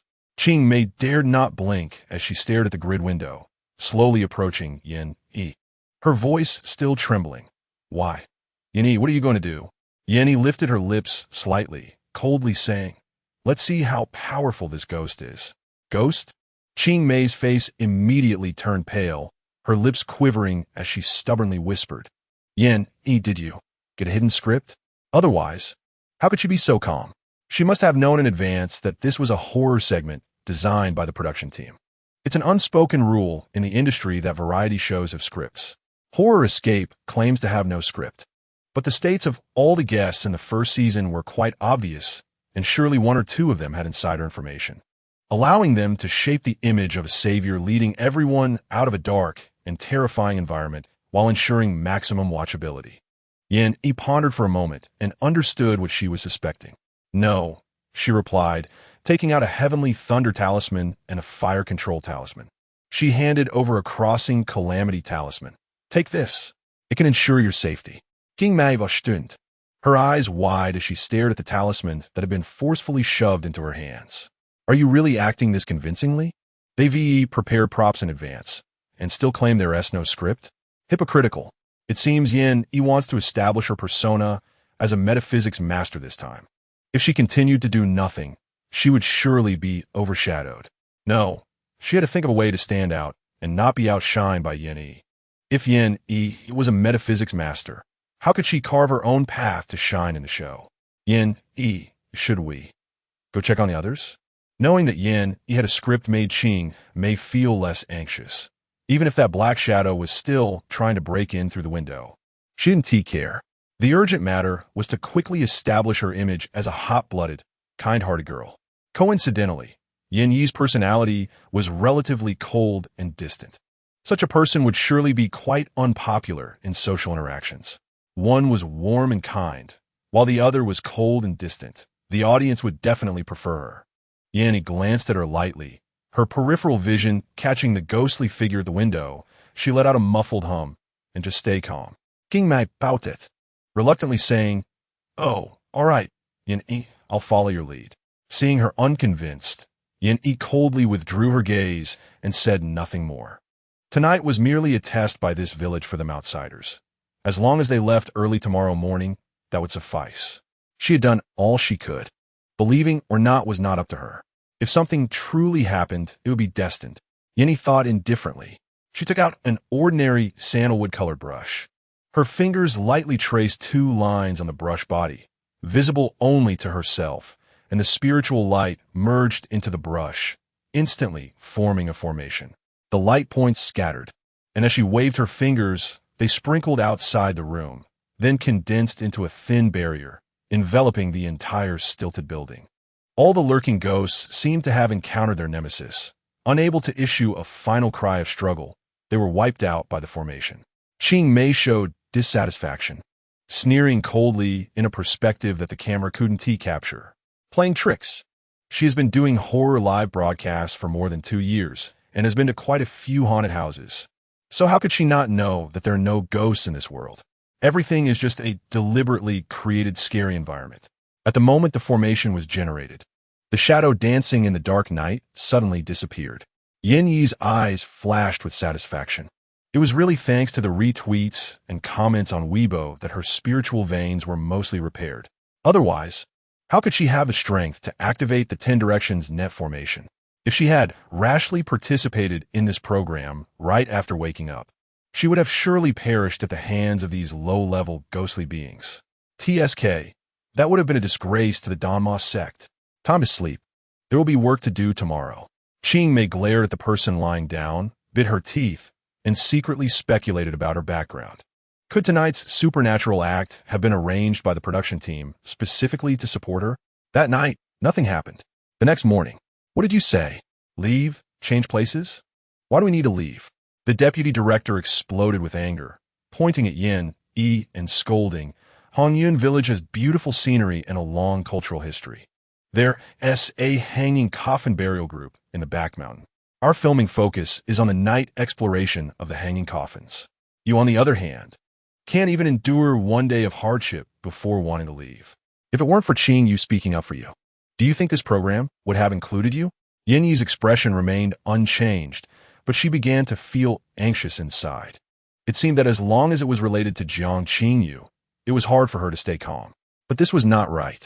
She cared too much about this woman, always feeling like she was being controlled by the original owner. She furrowed her brows slightly. Yin was not one to hide or speak in half-truths. Since she was determined to persuade them to leave, she did not offer vague reasons. She spoke directly. Last night, ghostly beings came to scout. I believe some of you must have seen them too. If we don't leave, there will definitely be a big mess after nightfall today. The others exchanged glances. A few people's expressions stiffened. The producer impatiently interrupted Yin Yi, mocking her. Who do you think you are? A master from the harbor city? Why should we believe you? I slept very well last night, and didn't he experience what you said at all? Do you know how much the production team loses if we have to change locations? Your pay can't cover that. Yin Yi, couldn't he believe it? Is money more important than human lives? What you said will not happen, of course. Filming according to plan is more important. Qing Mei secretly exchanged glances with her old partner, Shang Guang, and said, Sister Yin, maybe you saw it wrong? ISNT, it said that ghosts belong to the Yin and are most afraid of Yang. We have dozens of people here. Even if monsters and ghosts come, they definitely can't do anything to us. Shang Guang quickly followed up. Yes, Sister Yin. Bai Jiao Jiao rarely lowered her head and didn't speak. The two ordinary people only whispered to each other, not daring to confront Yin, since ordinary people are always at a disadvantage when arguing with stars. Qin Fengshan took on a senior role and stepped in to mediate. Yin, let us not affect the work of the production team. We can camp by the hanging coffins tonight. 3 days will pass quickly. Although the environment here is a bit harsh, ISNT it often like this when filming, I believe you can overcome it. Yeah, delicate and spoiled. Acting ISNT great, but still quite the diva. But last night, even if they're ghosts, they aren't something a little girl like Yin Yi can see. I have also seen masters. Look at my Buddha amulet. It's from the famous master Chung Rong from the harbor city. This little star is really a waste of time. High aspirations, but fragile life. The director watched everyone whispering and felt his dislike for Yin Yi accumulating endlessly, without stopping it. Instead, he became increasingly intolerant of Yin Yi and rudely said, If you want to film, then film. If not, get lost. Chapter 11. Yin Yi's glimpse turns cold. She felt a mix of anger and helplessness. If she had mastered face reading, she wouldn't have found herself in this predicament. After chatting with the monk Jiroa that day, she subtly inquired about the current state of the metaphysics circle. Overall, feng shui and face reading were highly influential, with most people adopting a better safe than sorry attitude. Consequently, the study of face reading had adapted to the trend, truncating some traditions and focusing more on residential and burial sites. Even when reading faces, practitioners were careful to be vague, distancing themselves from the bizarre and linking their practices to science, making it more grounded. Exorcism and ghost-catching techniques have become so esoteric that no one believed in them anymore, leading to their decline and relegation to the realm of charlatans. Even with the existence of metaphysics research associations, they couldn't halt the momentum of metaphysics. However, not everyone was aware of these associations. Was Director Wu really unwilling to listen to her advice? She was not a face reader. She could only discern yin and yang and ghostly beings, and couldn't think of a solution in the short term. Yet, she couldn't bear to watch them walk into danger. Yin Yi was unsure of the true intentions of the ghostly beings lurking in Honyun village. There had never been any rumors of hauntings in Honyun village. Its residents seemed quite normal. Of course, this normalcy was only from the perspective of ordinary people. Families were harmonious, the community was simple, disputes were rare, and people were warm-hearted. Since the area was being developed for tourism, every household was doing well. Aside from the stilted houses rented by the production team, most families had built 2- or 3-story small villas, and many owned cars. In every aspect, it was undoubtedly a well-off village. However, as a cultivator, Yanyi saw things differently. The entire Hanyun village was shrouded in a grayish haze. It was not apparent during the day, but at night, it transformed into another world, filled with ghosts, blood moons, and energy. Everything that should not exist in the realm of the living crawled out from the underworld. Something had forcibly dragged Hanyun village from the human realm into the ghost realm. At night, Hanyun village was entirely their territory. Director Wu glared at Yin impatiently and sneered. "Fine, I'll listen to you. But if you can cover the production team's losses, it won't just be about changing locations. Even if you want to replace me, the TV station won't say a word." His eyes were filled with mockery as he clearly asked, "Do you, have that capability?" Yan Yifronit. This person was truly stubborn. Unfortunately, she did not have any so-called golden fingers, such as divination or seeing through a person's life. If she had no abilities, she should speak less. Everyone was waiting to start work, and she had delayed them for over half an hour. Didn't she feel ashamed or her face burning? She had rarely seen an artist with such a lack of professional ethics. Yin remained silent, coldly waving her hand at Wu Qi. "Sister give me your phone." Wu Qi was momentarily taken aback, then the corners of her mouth slightly curled up. If Yin insisted on going her own way and completely offended Director Wu, it would be hard for her to get ahead in the future. As directors formed their own circles, this would likely please Sister Lingyu, and if she was happy, she would surely fulfill her promises. So, Wu Qi decided not to remind her and obediently handed over her phone. Yin glanced at Director Wu and his group, not deliberately avoiding them. She tightened her grip on the phone and directly dialed Rong Su's number. "I'm not fond of the filming location. I want to change it. What do you think?" Despite asking for help, Yin Yi's attitude remained as commanding as ever. Rather than asking, it was more like giving an order. Centuries of speaking habits were not easily changed. In front of Rong Su, she still held back a bit, fearing she might become cannon fodder in the plot. But once she was away from him, she unconsciously reverted to her true nature. Just as she finished speaking, she sensed something was off. Under the eaves, instead of bowing her head, she was being defiant. This was not good. Yin Yi's brows lightly furrowed, and she felt a bit uncomfortable inside. She slowed her tone, speaking softly and sweetly. "Third brother, you have to help me, okay?" Wu Qi was close enough to see Yin Yi's expressionless act of being coy and was momentarily stunned. She scoffed inwardly, realizing that Yin Yi was quite the actress. Just listen to that voice, sweet and soft. Who would have thought she wouldn't even show a hint of emotion? Rong Su listened to the distorted feminine voice, soft and sweet, like a tempting sugar painting, making him unable to resist wanting to take a bite to see if it was truly that sweet. He chuckled lightly. One moment she was arrogant, and the next, she was timid and submissive. Truly a little ghost good at playing tricks. Yin Yi was unaware of how Rong Su operated, but 5 minutes later, Director Wu received a call from the station, requesting them to change the live broadcast project. Everyone exchanged glances, looking at the expressionless Yin Yi, recalculating her value in their hearts. Even by Jiao managed to force a smile to get closer to Yin Yi. Director Wu snorted coldly, clearly dissatisfied with Yin Yi's interference. But since the station had spoken, he could only hold back his anger and shout at the other staff. "What are you waiting for? Change the location, didn't you hear? The station has arranged for the number 61 haunted house in Jing City." Yin Yi did not take his cryptic remarks to heart. The tension in her mind finally eased a bit. First, they needed to leave Hanyun village and then discuss everything else. As everyone packed their bags, they heard someone approaching from outside the courtyard. "Hey, what's going on, everyone? Is it that you're not used to staying in the stilt houses of the Yuan family? Or what? If you're not comfortable, you could talk to the village. Nowadays, every household has extra rooms, so there's no shortage of places to stay." Director Wu had already mentioned leaving. The old village chief waved his hand, warmly insisting. "Didn't you say you would film for a week? Why the rush? You haven't even seen the hanging coffins in the back mountain yet. It's all been arranged. If you say you're not going then, isn't that a waste of effort?" At this point, Director Wu felt even more frustrated. He had been planning the theme for this season for a long time. The hanging coffin burial site.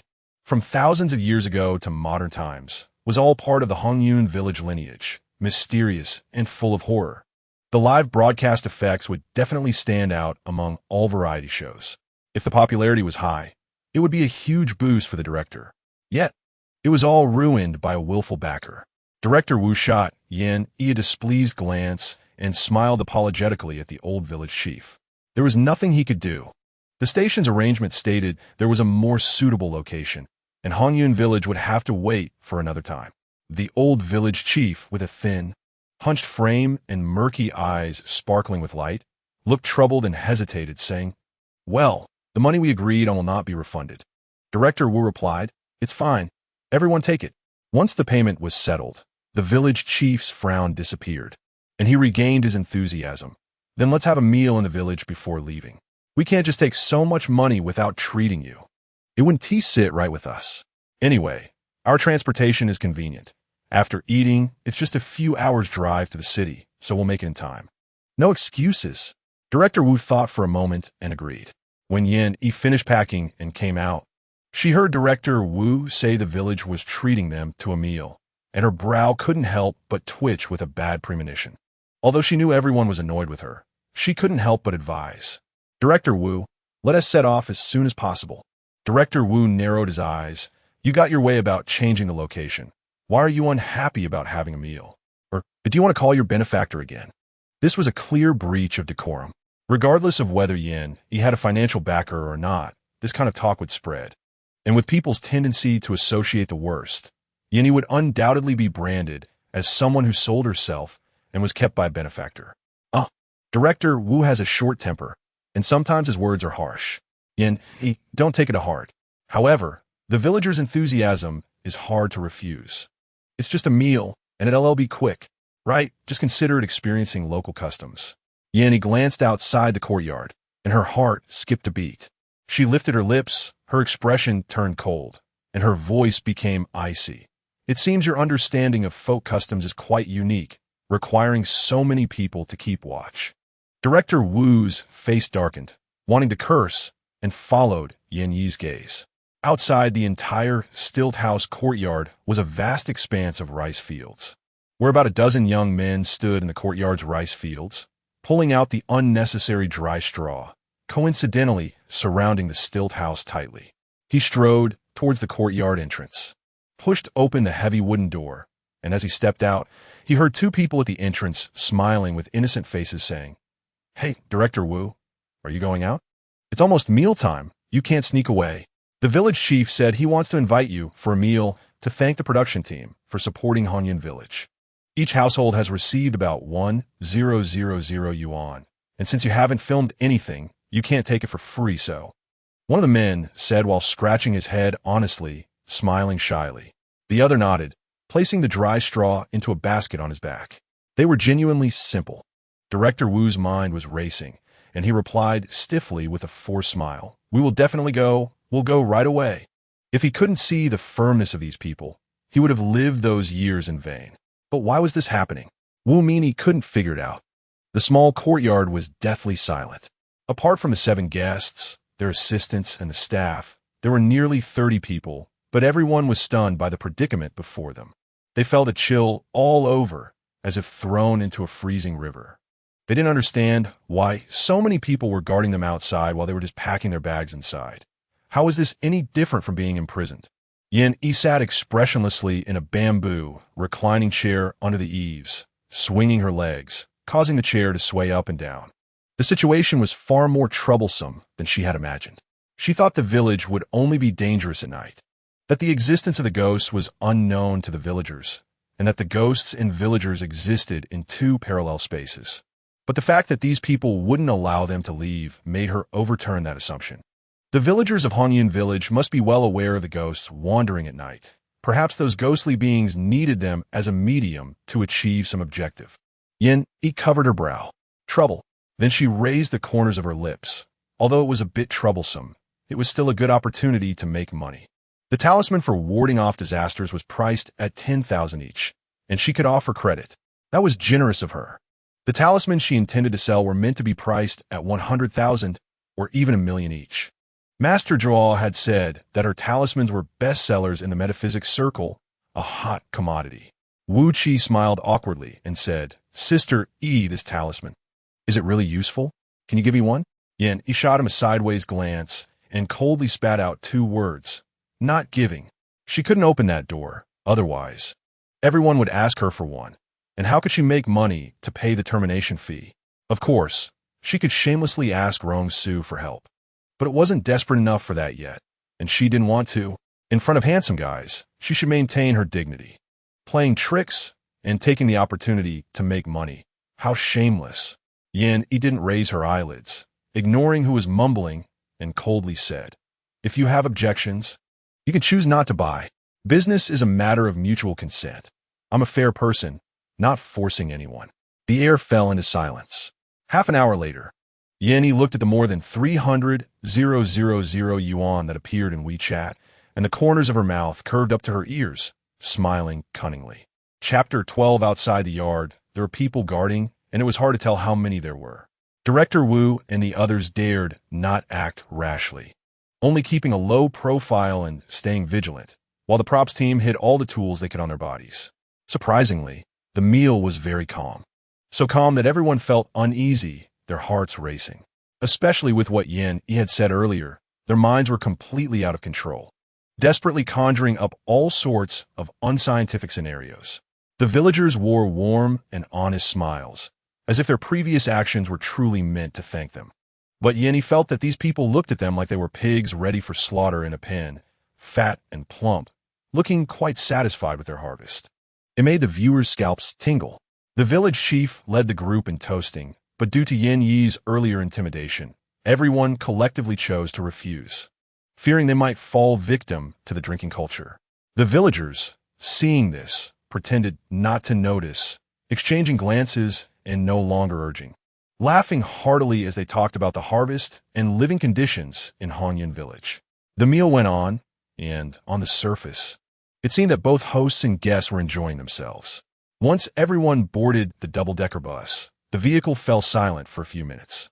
Director Wu exchanged a glance with the camera operator, and they nodded in tacit agreement. It seemed that the anxious heart finally had a place to rest, and, after relaxing, they felt that Yan Yi's alarmist remarks were truly despicable, and their dissatisfaction with her piled up once again. Someone tried to ease the tension with a funny joke. Yan Yi glanced at her watch, her expression serious. 1 p.m., not a minute more, not a minute less. This was the time of day when the yin energy was at its heaviest. People generally believed that noon was when the sunlight was most intense, and naturally thought that the yang energy was at its peak during this time. But they were mistaken. In the metaphysical world, the slightest chill that arises amidst the strong sun is actually the peak of yin. Therefore, noon is the time when the yin energy is most abundant. Director Wu looked at the slowly receding village houses, returned to his senses, and wanted to settle accounts with Yan Yi afterwards. He disgustedly pulled out the talisman paper from his pocket and threw it on the ground in frustration. What a load of nonsense! The talisman for overcoming adversity. There are no mountain spirits or ghosts at all.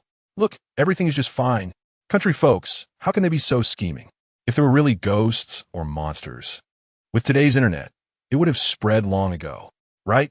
Since the talisman was useless, shouldn't we get a refund? Our money didn't come from the wind. Everyone working behind the scenes earns a salary that is hardly worth mentioning compared to stars. This is too low, actually playing tricks to make money. Are they so poor that they need to scrape together these hundreds of thousands? Qingmei laughed secretly behind her back, but put on an innocent face and turned to say, Sister Yan Yi, can I return this talisman? She didn't care about 1 or 2,000. But the pleasure of kicking someone when they're down made her feel completely satisfied, like she had just drunk 2 yang of strong liquor. Yan Yi raised an eyebrow, a smile that was not quite a smile. Sure, I said before, business is a matter of mutual consent. If anyone wants to return, no problem, I'll accept.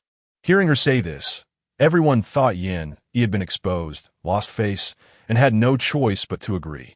One by one, they handed the talismans to Yan Yi's seat. Yan Yi counted 16 pieces. Nearly half of the people had not returned them. She curled her lips. It seemed there were indeed many who valued their lives. Those who return the talismans should register with Director Wu. I received 16 pieces here. I'll transfer 160,000 to Director Wu, and you can collect it from him. This relies on the essence of human cooperation in pursuit of efficiency, collective buying, collective returning, making it very convenient to handle, avoiding disputes. Yin Yi's smile was cool. It's a pity even 10,000 feels expensive. I'm afraid it will hurt later. Those who did not return looked hesitant, their eyes flashing with struggle. Those who returned felt a sudden emptiness inside, a bit uneasy. Both groups were uncomfortable. Only Yin Yi remained calm, coldly watching the sun in the sky, sitting steadily like a fisherman. Wu Qiwei received the refund and immediately posted a status on her friend circle. Sigh. Being an assistant to a star who loves to show off is really infuriating and suffocating. Not only did she recklessly ruin the recording of the show, but she also forced everyone to buy some yellow talismans. It's like she's gone mad for money. Fortunately, her face isn't thick enough when everyone said something.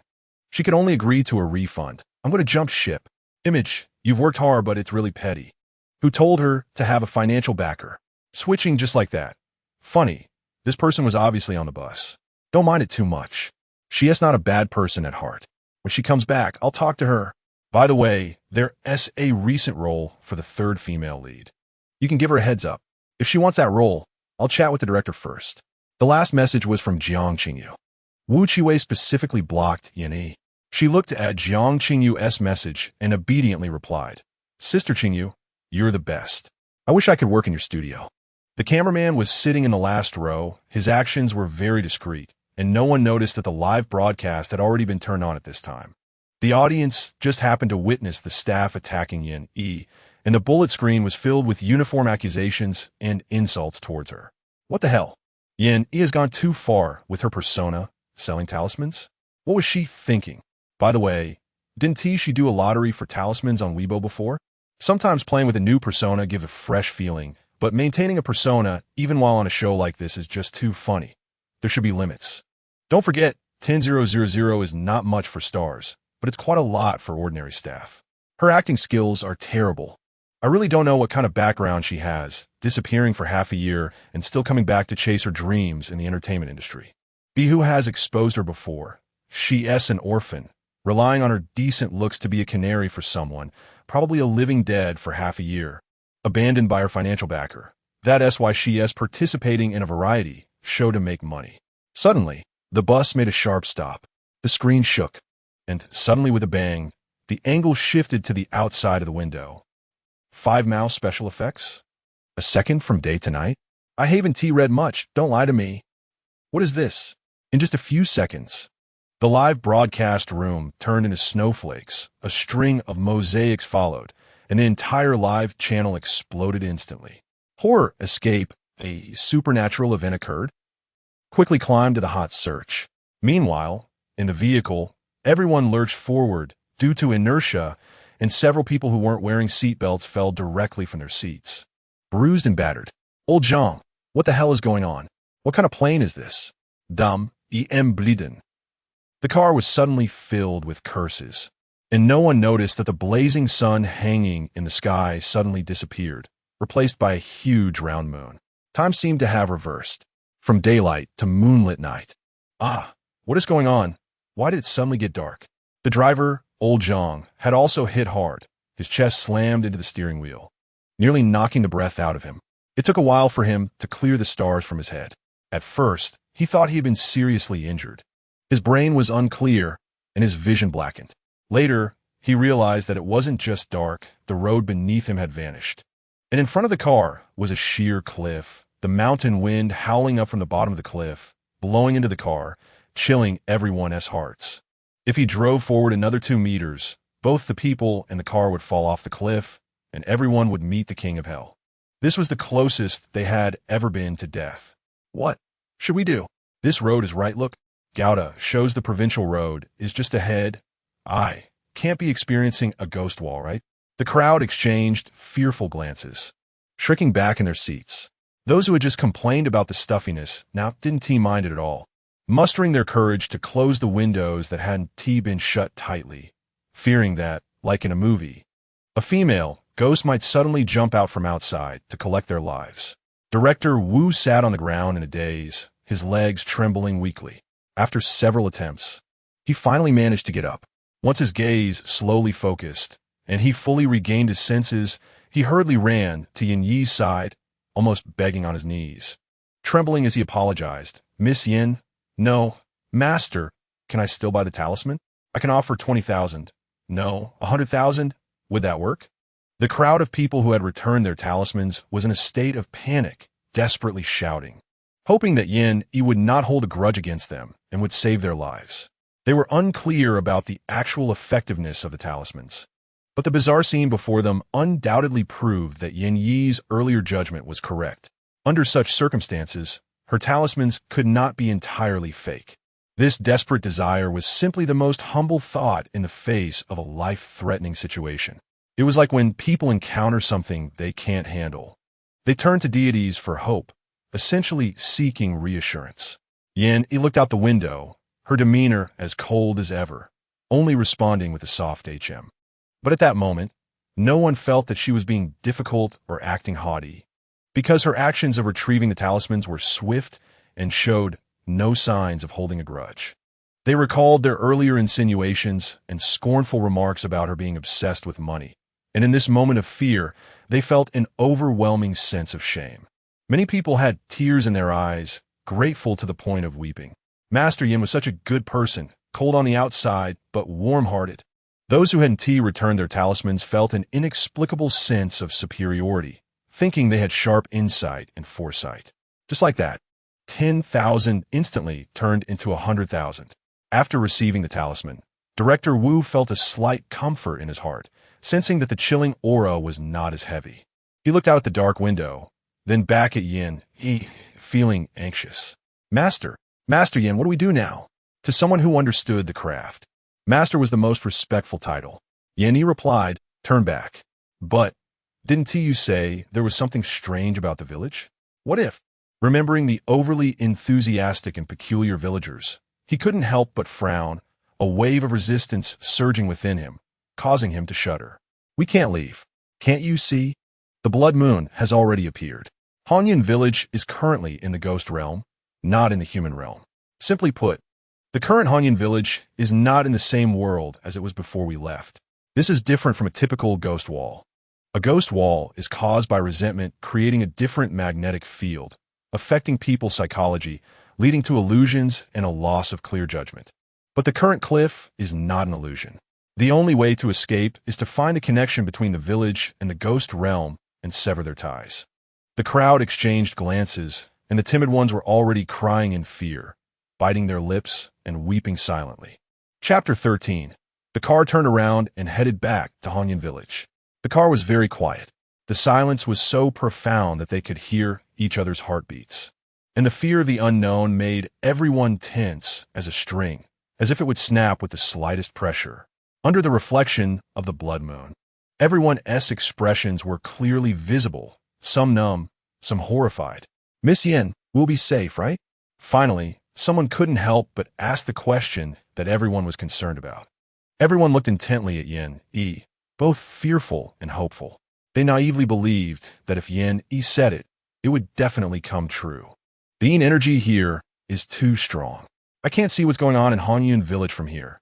Everything will be discussed once we get inside," Yin Yi replied. Then she took out a plain, unremarkable brush from her bag and continued, "You must not lose the talismans in your hands. They can prevent the invasion of Yin energy and protect you from being misled by ghostly entities." Upon hearing this, everyone tightened their grip on the talismans. A warmth spread from the talismans throughout their bodies, and for a moment, they felt warm all over. Luckily, Miss Yin is here. Many felt grateful that Yin Yi was among the guests this time. They thought that if it weren't for her, they would surely encounter trouble without even realizing it. Thinking of this, they gripped the talismans even tighter. "Sister Yi, aren't you keeping a talisman for yourself?" Qingmei bit her lip, curiously asking. Yin Yi's gaze fixed on her, making her feel guilty and look away, smiling faintly. "I'm not afraid of these." She was a living person, but also not. She belonged to this realm, yet also did not. If the heavenly path were a precise computer, Then her existence was a small bug. Before the heavenly path noticed her presence, the ghostly realm bound by the heavenly path could do nothing to her. Compared to ghostly entities, Yin feared more the ill-intentioned living people. Low-level, ghostly entities couldn't get close to her, but what living people wanted to do to her was far too easy, because in this world, humans were the rulers, a race recognized by the heavenly path. Humans and ghosts. The former were born of the heavenly path. As for the latter, they weren't even a fallen relative. Otherwise, how could the metaphysical lineage emerge, specifically opposing these demonic beings and ghostly entities? If there were practitioners of the metaphysical arts here, they would see that the Yin energy dared not approach the window Yinny was close to, staying several meters away, afraid of touching her even slightly. Qingmei listened, her face turning somewhat pale. She no longer dared to show jealousy. She had thought it was just an act in the entertainment industry, but unexpectedly, the person truly had skills. These were two types of people from entirely different fields. Not only could she not resent Yin, but she also had to please her and build a good relationship with her. The car soon arrived at Honyun village. Yin disregarded the fears and hesitations of others. Being the first to get out of the car, leading the way into the village, the sandalwood-colored brush floating in the air, temporarily replacing the function of the bagua, turning around as it searched for the source of the Yin energy. As long as she found the source, she would know how Honyun village was connected to the ghostly realm. The entrance to the village was very quiet. The small Western-style building scene during the day was gone. It had transformed into ancient stilted wooden houses. Each wooden house hung rows of red lanterns, not the electric lanterns of modern cities meant to invite good fortune, but candlelight, dim and yellow, swaying slowly in the wind, illuminating only a small area around the houses, contrasting with the blood moon hanging high in the sky, creating an especially eerie atmosphere. Everyone dared not breathe, fearfully lowering their heads, tightly gripping their talismans, huddled closely together, about 30 people inching along, following in, not daring to look up at their surroundings. After a while, the group arrived at the back mountain of Honyun village. Countless hanging coffins were distributed along the cliffs, and before them was a large pit. It looked like a place where hundreds of people could be buried alive for sacrifice. Clearly, when they scouted the area yesterday, it was still overgrown with weeds and rocks, yet now it had become like this. Thinking of the changes in the village's buildings, everyone felt a chill run down their spines, cold sweat unconsciously breaking out. Indeed, it was a different world. Since it was the ghostly realm, didn't it mean there were really evil spirits? Director Wu looked at the pit, swallowing hard, wanting to say something, but fearing that if he spoke, it would awaken the unknown entities in the darkness, his eyes darting anxiously. Yin slowly crouched down, waving the brush in the air. Her red lips parted lightly. Don't be afraid. This is merely their chosen resting place. How stingy. The three wonders of heaven, sun, moon, and stars, can frighten the gods of heaven and earth. This place is low-lying, the hanging coffins high above, looking down here. It's for those old ghosts to choose their servants. Everyone exchanged glances. With this explanation, they were not comforted, but rather more frightened. Then, Bai Jiao perked up, seeming to want to say something. Suddenly, her face lost all color, turning pale. The crowd followed her gaze and saw a girl in a bright red wedding dress with 2 long black braids, standing about 10 meters away from them. No one spoke. They were frightened, huddling closely around Yenny. The girl in the wedding dress suddenly laughed. He. Yenny frowned in disgust.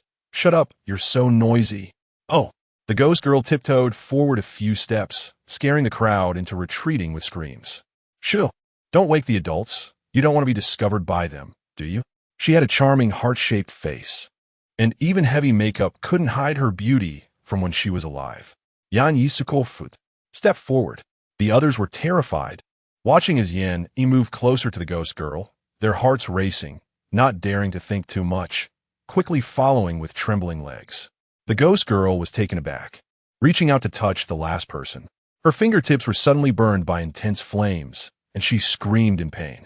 Shang Guang, who was at the back, felt the talisman on her chest suddenly become scorching hot. Shivering, she instinctively turned around, only to see the ghost girl's right arm on fire. and she fell to the ground, howling in agony. Keep up. The ghost girl showed no sign of blood energy, having never killed anyone. And Yin Yi had no time to deal with her now. To the northeast, she had found the connection to the ghostly realm. The ghost girl shrank back, raising her head, her face covered with thick powder, paired with blood-red lips, looking coldly beautiful. At this moment, her tone weakened a bit. I can help you. Don't follow me. Yin Yi remained unmoved. Why should the wrongdoers go unpunished? I refuse to accept it. Her voice seemed to come from her throat, and her beautiful face instantly turned into a mottled wall, cracking inch by inch, and those beautiful apricot eyes instantly became two black holes, terrifying to behold. Yin Yi remained unfazed, suddenly chuckling coldly. Blind to the truth? Are you trying to tell me this is how you appeared in the eyes of others when you were alive? I am neither the king of hell nor a divine being. As you can see, I am just an ordinary person. Whether you have grievances or not, it is none of my business. The ghost girl seemed to be enraged by her indifference. The human face faded away, transforming into a ghostly visage. Yin Yi coldly said, Don't try that with me. The ghost girl, seeing that she was impervious to both soft and hard tactics, froze, then immediately transformed back into a human shape, taking measured steps, softly crying. I know you can break the barrier and get out, but it will take some effort. Aren't you afraid? The adults are not easy to deal with. If I help, it will definitely be more secure. Director Wu and others could hardly wait to hold Yin Yi's head and make her agree quickly. Seeing their expressions, Yin Yi pondered for a moment, glancing sideways at her. If you help me, what do you want in return? Whether human or ghost, or even cultivators stepping onto the path of immortality. Those without desires are rare in this world. Having intentions is the norm. The female ghost hesitated for a moment, looking at the crowd before saying, I have two wishes. One is to take revenge, and the other is to meet the most beautiful person in the world, the onlookers, Yan Yi. So this is a greedy and looks-oriented female ghost? Yin Yi twitched the corner of her mouth and said helplessly, Beauty is a very subjective thing. What you find beautiful, others may not feel the same. For example, Yin Yi paused and casually glanced at her face before continuing. You like this kind of makeup, but not everyone does. So, how can one judge who is the most beautiful person? Is this request meant to make things difficult for me? The female ghost looked confused. Is that so? But when I was alive, whoever was good-looking in the village was recognized as beautiful. Yin Yi rolled her eyes, deciding not to argue with a country bumpkin ghost. Even Director Wu and the others were amused by the ghost's words. They felt that ghosts weren't that scary after all. This one was just a bit of a lovesick girl. Yin Yi, feeling impatient, said coldly, How do you plan to help? The female ghost shyly bit her lip and followed in Yi. Every blood moon is the day the master goes into seclusion. And Hongyan village needs to offer sacrifices for the master to enjoy. So these days, they all gather in the ancestral hall to protect the master. Yin Yi's eyes slightly flickered. Oh, that master is in the ancestral hall. The female ghost nodded. Why are you telling me this? Aren't you afraid the master will wake up and trouble you? The female ghost immediately became indignant, huffing. If they hadn't deceived me, killed me, and hidden my bones, why would I be trapped here? They are accomplices and deserve to die. But I believe the master can help me find my bones and take revenge, right? Yin Yi fell silent. So, it is possible to be reincarnated? Does this mean that there are people in the mystical sect who can communicate with the underworld? Otherwise, killing ghosts would be excessive. The novice in metaphysics, Yin Yi, silently remained quiet, pretending to be profound. Yin Yi held a brush filled with spiritual energy when suddenly she stopped in her tracks, disbelief flashing in her eyes. Is there something wrong? Director Wu, who had been observing Yin Yi's expression, was immediately startled and stopped. The others also nervously looked around. Yin Yi relaxed her brows and smiled to reassure everyone. It's nothing. There's no need to panic. It's just. A large amount of spiritual energy surged into her body, violently impacting the damaged spiritual veins several times, completely sealing the leaks. Truly, even the heavens are helping her. She just didn't know where this spiritual energy came from. Yin Yi's eyes sparkled with surprise. For the first time, her face, as radiant as a rose, lost its aloofness and suddenly shone brightly. She pointed her fingertip at the brush, and pure spiritual power adhered to it, radiating a dazzling golden light. Yin coolly tugged at the corner of her mouth. That master is doomed. Chapter 14. The evil entity in the northeast of the village. This is where the ancestral hall of Hongyun Village is located. Director Wu and his group now feel like frostbitten eggplants. Wherever Yin says to go, they go. Their minds are buzzing, with no thoughts or courage to think. Tonight completely exceeds their imagination and understanding. The direction of the ancestral hall is very quiet. The cold wind rustles, and the blood-red lanterns sway back and forth, like ghostly eyes constantly turning their heads, rotating and scanning the surroundings in a 360-degree manner. Master Yin, someone looked at the distant, eerie red light, afraid to move forward. Yin continued walking without stopping, casually saying, "Don't blame me for not reminding you. Staying outside isn't necessarily safe either. Who knows if there are other entities besides this one in the ancestral hall." As soon as she finished speaking, the female ghost suddenly shrank back.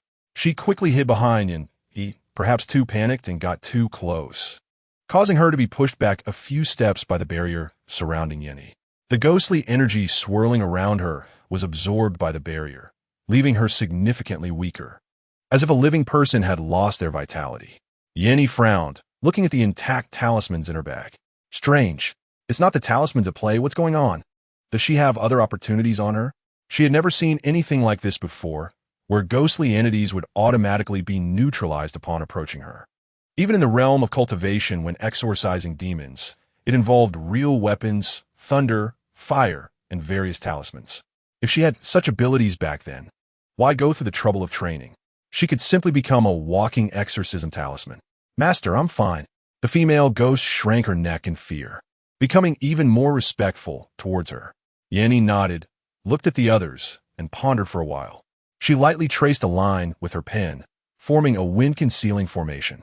This formation conceals the wind. As long as you stay inside, those ghostly entities can't harm you. The talismans I gave you earlier will indicate what areas are outside the formation. Bai Jiao said, but how will it remind us? We can't understand it. Master Yin, the talisman paper can't talk, can it? It can't just draw a circle like the Monkey King in Journey to the West. The others remained silent, but the worry in their eyes was evident. Yin blinked. While I'm still here, who among you will step out and try walking towards the ancestral hall? Everyone exchanged glances. Director Wu gritted his teeth and decided to sacrifice himself for justice. "I'll go." The bride ghost noticed his expression and smiled at him. Director Wu shivered. The ghost smiled at him. As she smiled, Wu Mini recalled the 2 holes in her face and the cracked skin, too. Terrifying. He closed his eyes and stepped forward, taking a few strides when the talisman on his chest suddenly became scorching hot. Ignoring the burn, he quickly stopped and ran back. This is the effect of the talisman. This is really too magical. Director Wu grinned. "I understand now, Master Yin. The talisman becomes hot when it comes into contact with the evil energy, right? Oh my God, that's so dangerous. I only walked a few steps away, and the talisman warned me, which means something is hiding not far from the formation.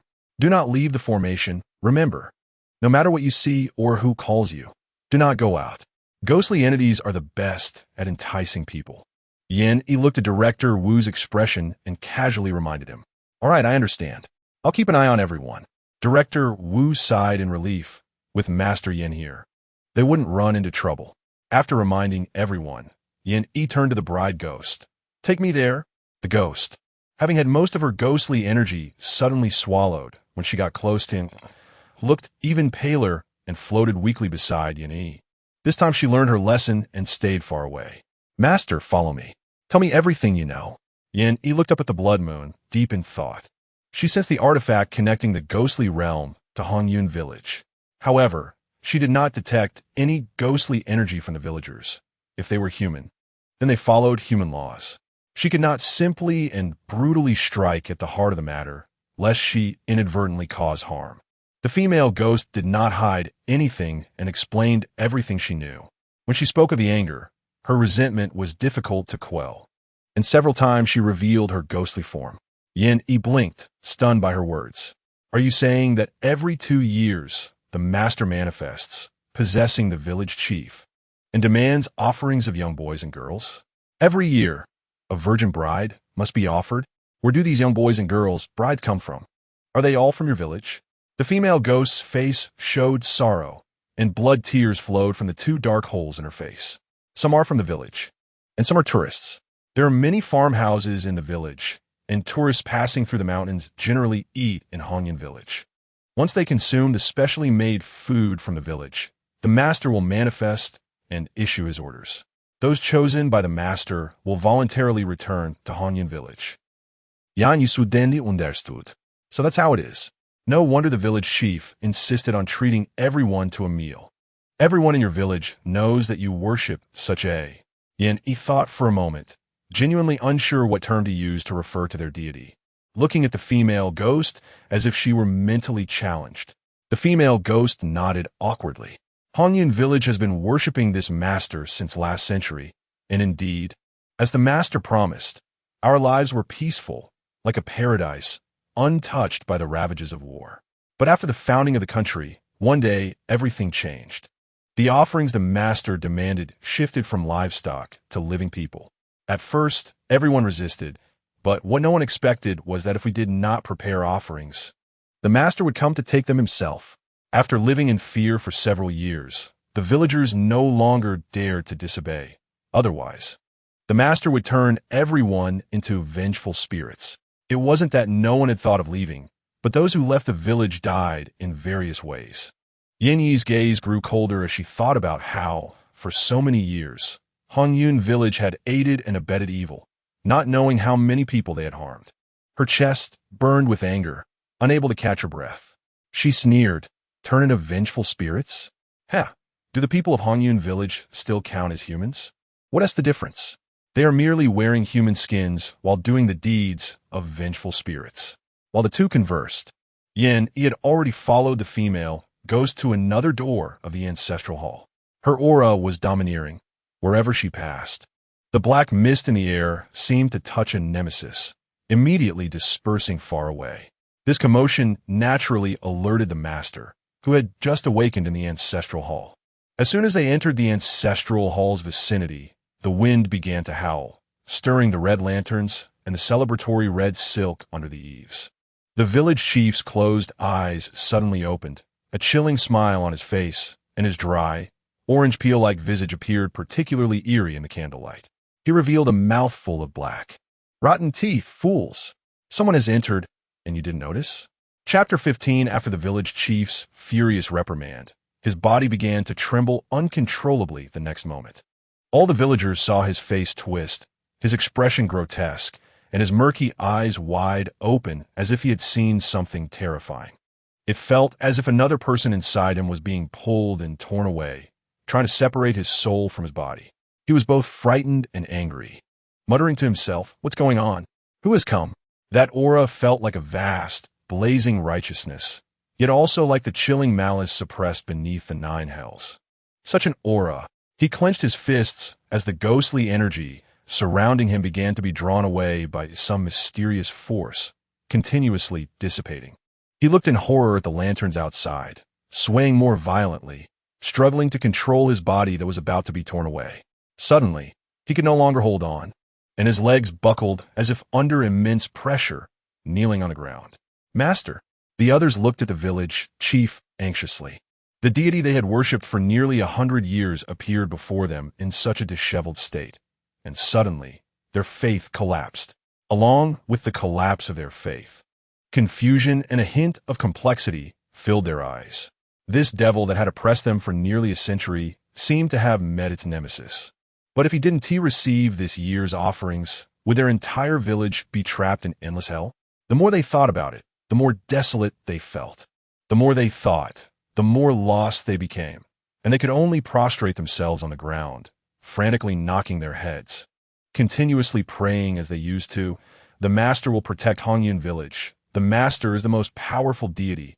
Nothing will happen. It definitely won T. As the bride-dressed ghost led Yin Yi step by step from the back door of the ancestral hall to the main hall, the black mist dissipated further and further away. Yin Yi's eyelids drooped, unable to understand the situation before her. her expression calm, not letting the ghost beside her see her confusion. Otherwise, if she were to suddenly turn against them, it would add more trouble. And Master, We've arrived. The ghost hid fearfully behind Yin. The large lantern illuminated the courtyard brightly. From the main hall of the ancestral hall to the courtyard, 5 people stood in a row, and dozens of people knelt neatly, all prostrating on the ground, wailing and calling out Master, yet not daring to raise their heads. A gust of cold wind blew past. Yin raised her eyes and met the gaze of the village chief, who was also kneeling on the ground. Confusion flashed in her eyes. Is this some kind of ritual? Why would the fierce ghost attached to the village chief bow in reverence to these ordinary people? Or is this a scheme to confuse her? Yin couldn't understand, feeling as if a veil had been draped over her eyes, making it unclear, yet she sensed something vaguely. It was as if, suddenly, she had transformed from bronze into a ruler without her knowledge. But she did not dare to let her guard down. She lifted her feet, slowly stepping onto the steps. And wherever she went, the ghostly energy receded and righteousness surged in. Respectable one, spare my life. Yin paused slightly, her gaze piercing straight at the old man who had spoken. Respectable one? She let out a soft hum and saw the village chief's emaciated face twitch. Then he collapsed onto the ground, fainting. A figure slowly emerged from his body, shifting from a shadow to a solid form. Not tall, shaped like a coiled serpent, with feet embedded in the ground. This was the afflicted ghost. It rolled out, a few steps away from Yin, crouching down, trembling all over, not daring to act rashly. I didn't know the respectable one had arrived. I am guilty, please spare me. The villagers did not dare to breathe, unsure of who this woman before them was, but seeing how respectful the chief was, they became fearful as well.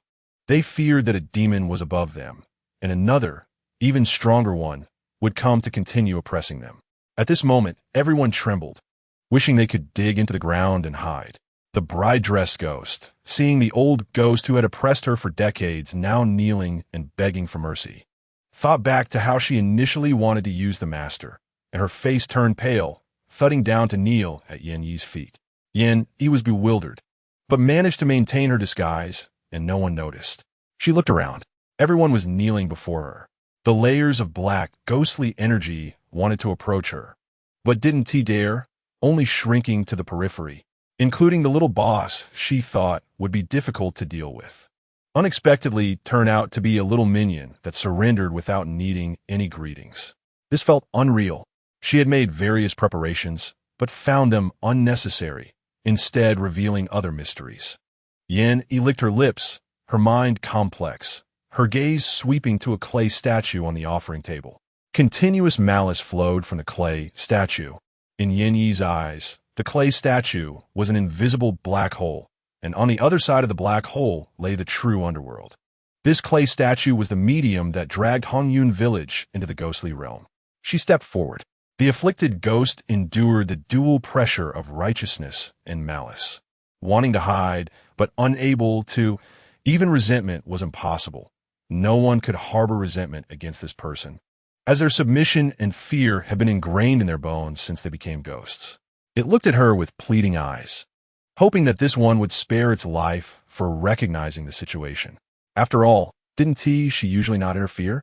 Logically, its guilt should be judged by the law office. Yin was not swayed by its pleas for mercy, not even bothering to acknowledge it. She could not privately punish the villagers who acted as accomplices, but she could deal with the instigator. As for whether there were others or ghosts scheming behind the scenes, Yin did not care much. If she encountered them one day, she would kill them. If not, it was fate. She would not actively investigate.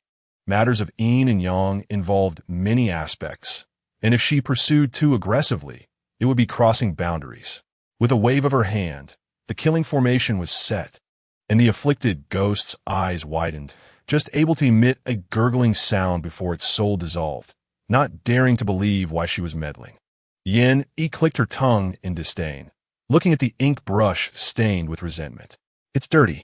She walked to the offering table, picked up the clay statue, and said with a cool smile, "What a lovely little doll."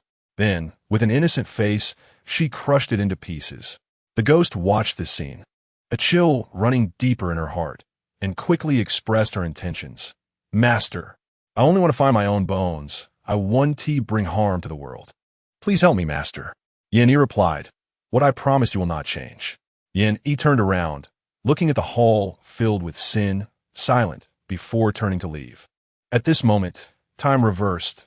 The blood moon disappeared, the sky was clear, and the sea was as blue as washed silk.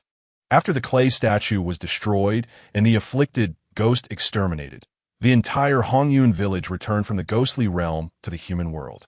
When Yin Yi came out of the ancestral hall, she saw Director Wu and his group sitting in a circle, not daring to move, looking at the ancestral hall's door as if waiting for a star or moon. Upon seeing Yin Yi come out, their eyes lit up, and many people wept with joy. Master, you finally came out. So, the ghost is gone, right? A sense of helplessness flashed in Yin Yi's eyes as she looked up at the sky, then at the people who had been tormented by fear for several hours, exhausted. She said lightly, yes. Hearing her say this, many people cried out in pain, as if they wanted to vent all the fear and grievances they had suffered that day. Yin Yi shook her head, rubbing a fragment of a jade pendant in her palm. Respectable one, what exactly is your identity? Why does the afflicted ghost fear her? Who exactly is she? Could it be that the author of the novel gave this character a hidden line? But that doesn't make sense. The novel doesn't mention any metaphysics. So how could a minor character be given a golden finger? She couldn't figure it out. It really was puzzling. And this fragment of jade obtained from the clay statue, in some mysterious way, felt familiar, as if it was her thing. Her mind was filled with questions.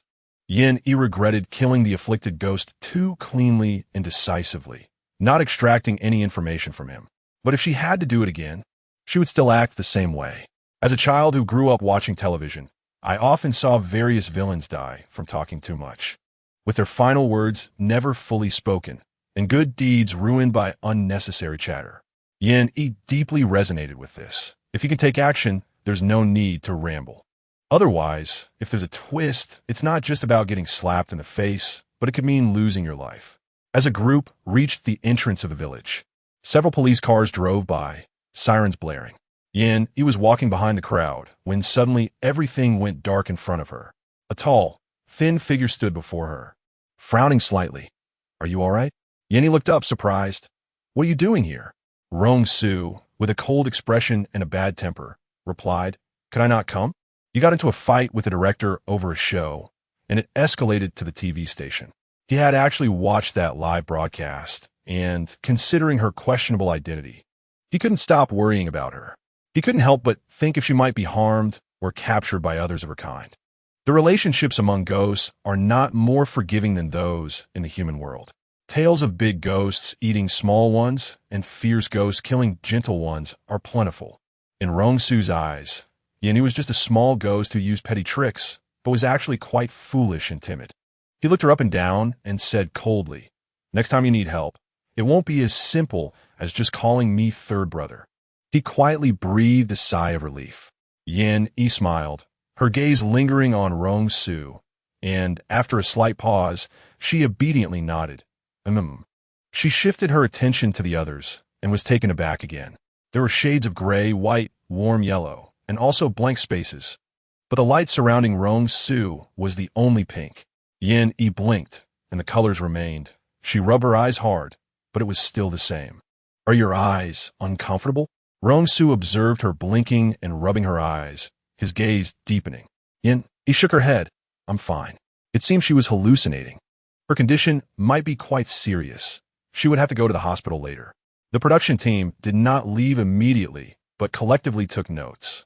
Yin Yi briefly recounted what happened here to the monk Jiruo, mentioning that the ghosts committing evil deeds and those who went missing as sacrifices were not something ordinary police could investigate. After about an hour, another group arrived to take over the case. The remains of the bride ghost were buried under the locust tree at the village entrance, and the bones unearthed were not just one.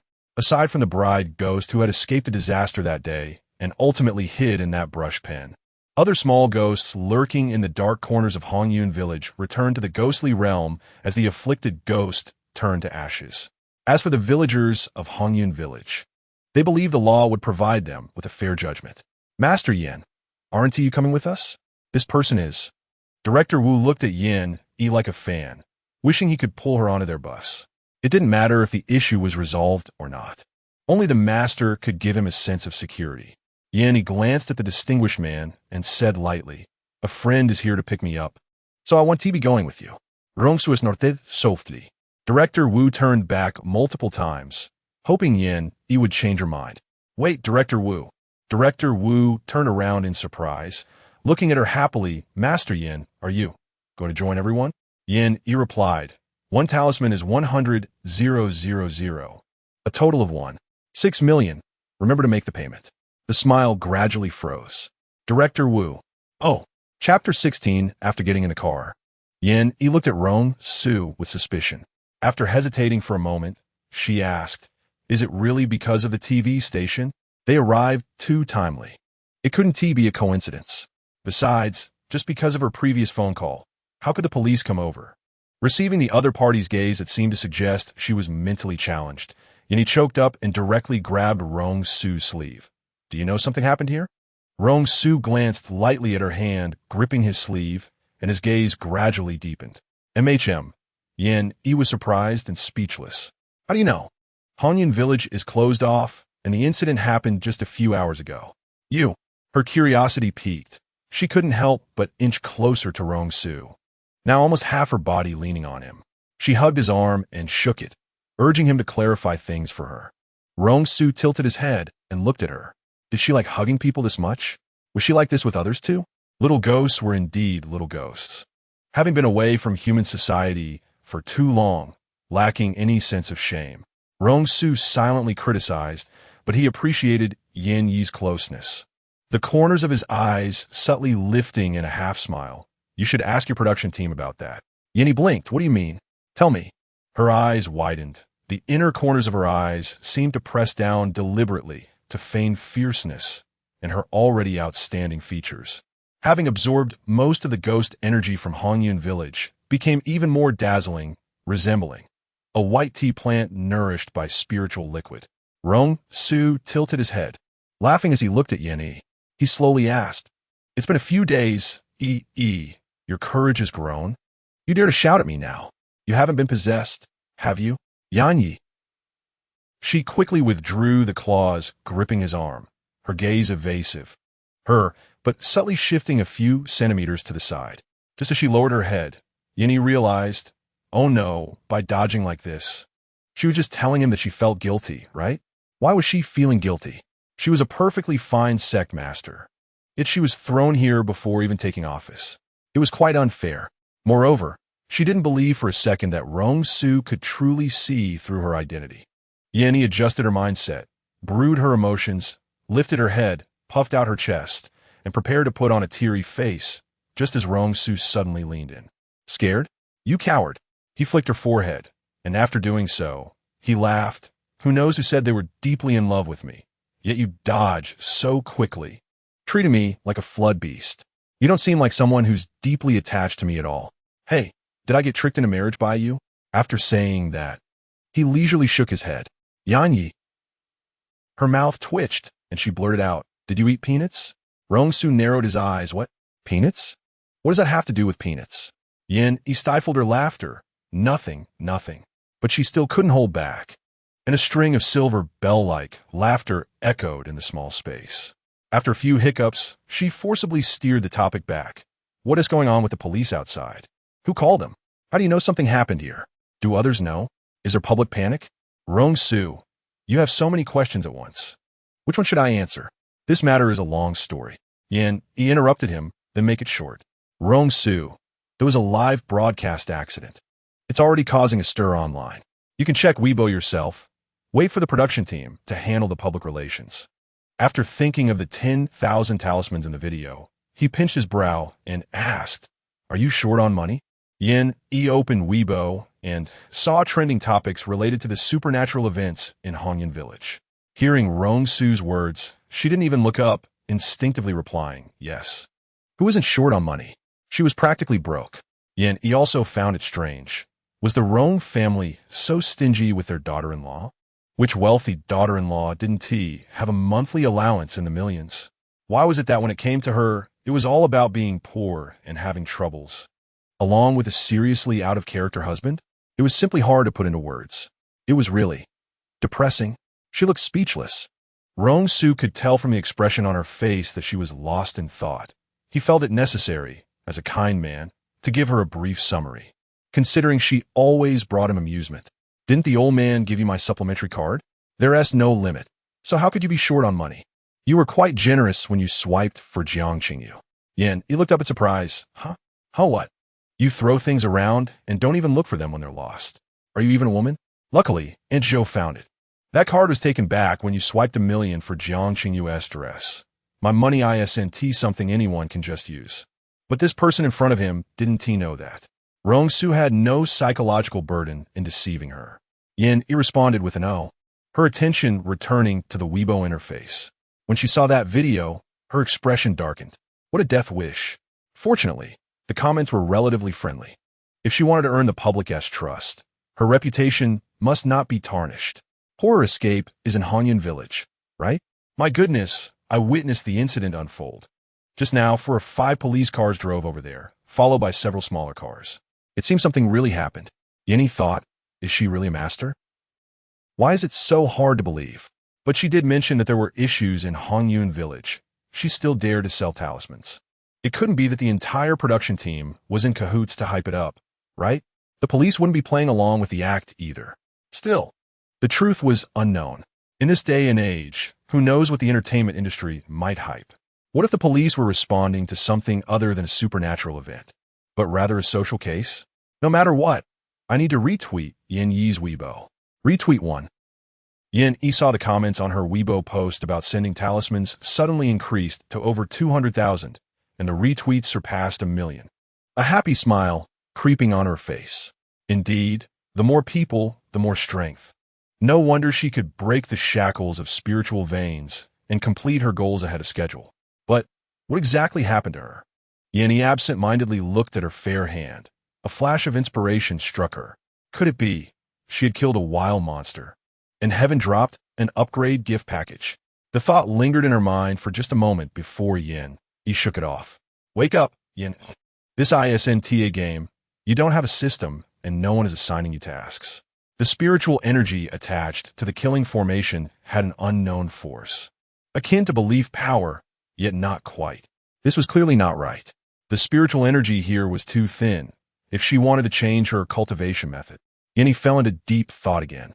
Before coming to Hanyun Village, she thought as long as she repaired her body, she could live a long life. But now, the danger level of this world had rung a harsh alarm. She needed to seriously consider what to do next. What are you daydreaming about? You look like a lost little hamster, cheeks puffed out, quite cute. Rong Su couldn't help but pinch her cheek. Yin Yi, startled, dodged away, only to see him calmly retract his hand, saying, "Where's your ID? Give it to Zhang Quan. He'll handle the paperwork."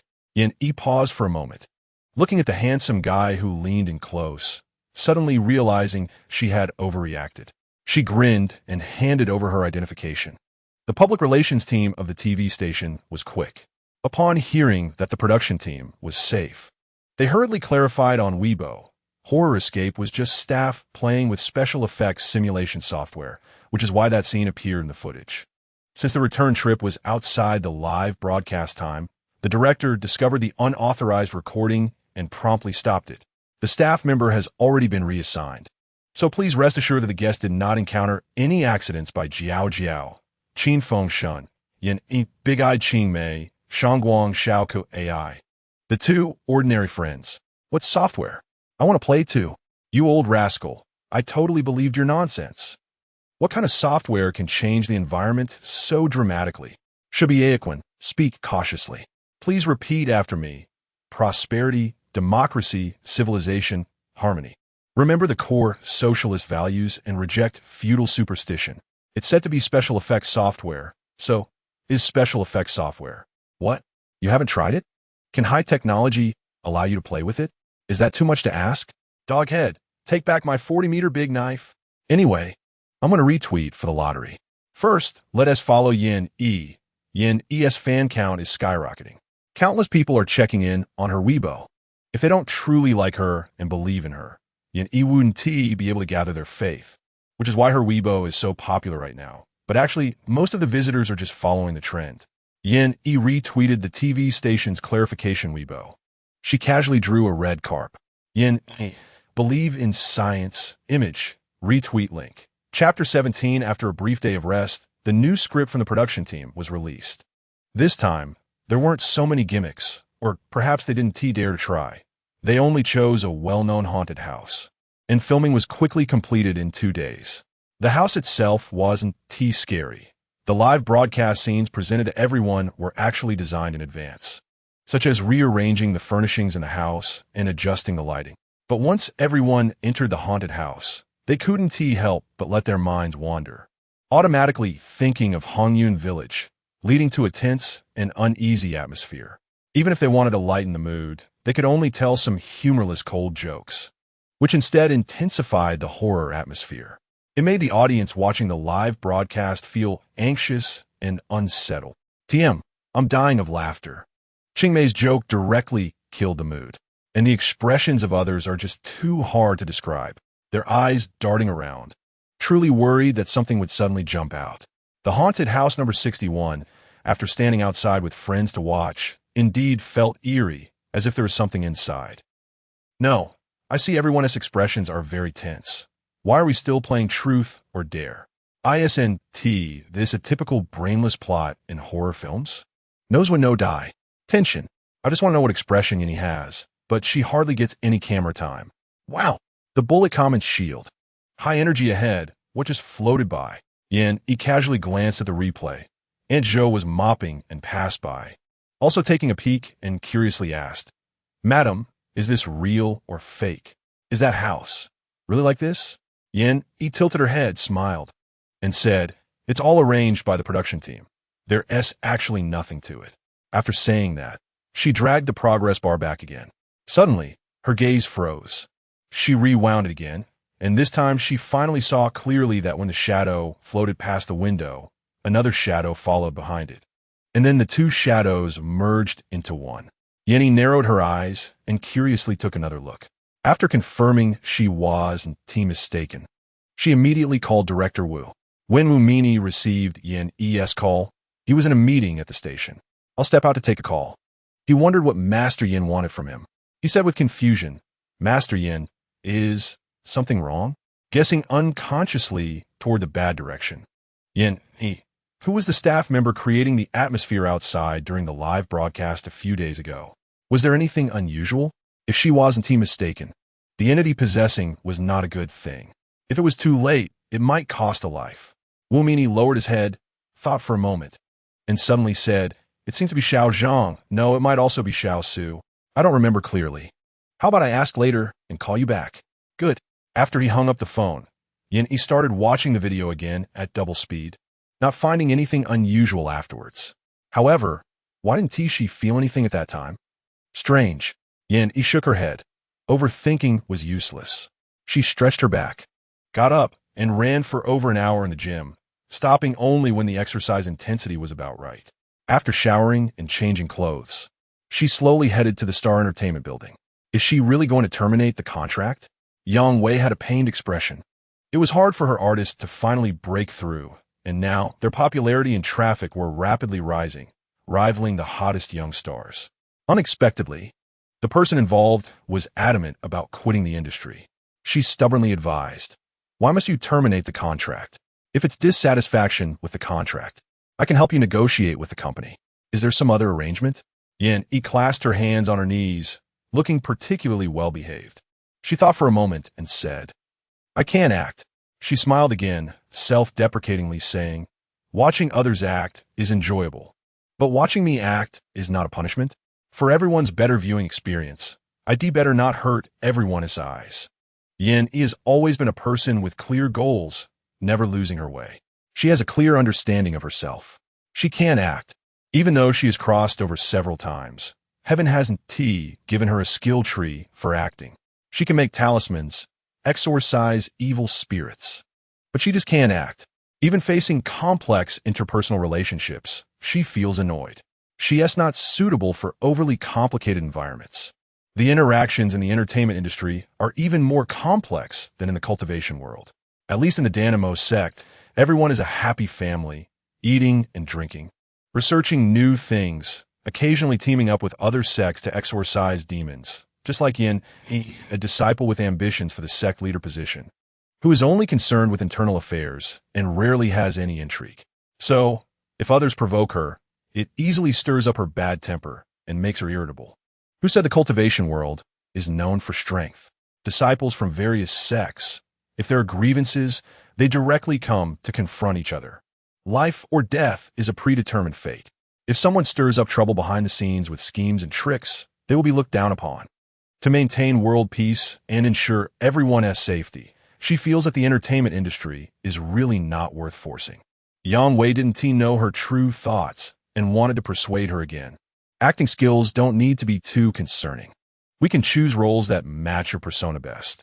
So even with a 3-point acting skill, it can present a 6 or 7 on camera. And the audience won't be too demanding. Otherwise, there are also variety shows. Before she finished, Yin Yi smiled and interrupted her. Sister Wei, you don't need to persuade me anymore. I've made up my mind. She changed the subject sweetly, saying, I got married. Young Wei. When did this happen?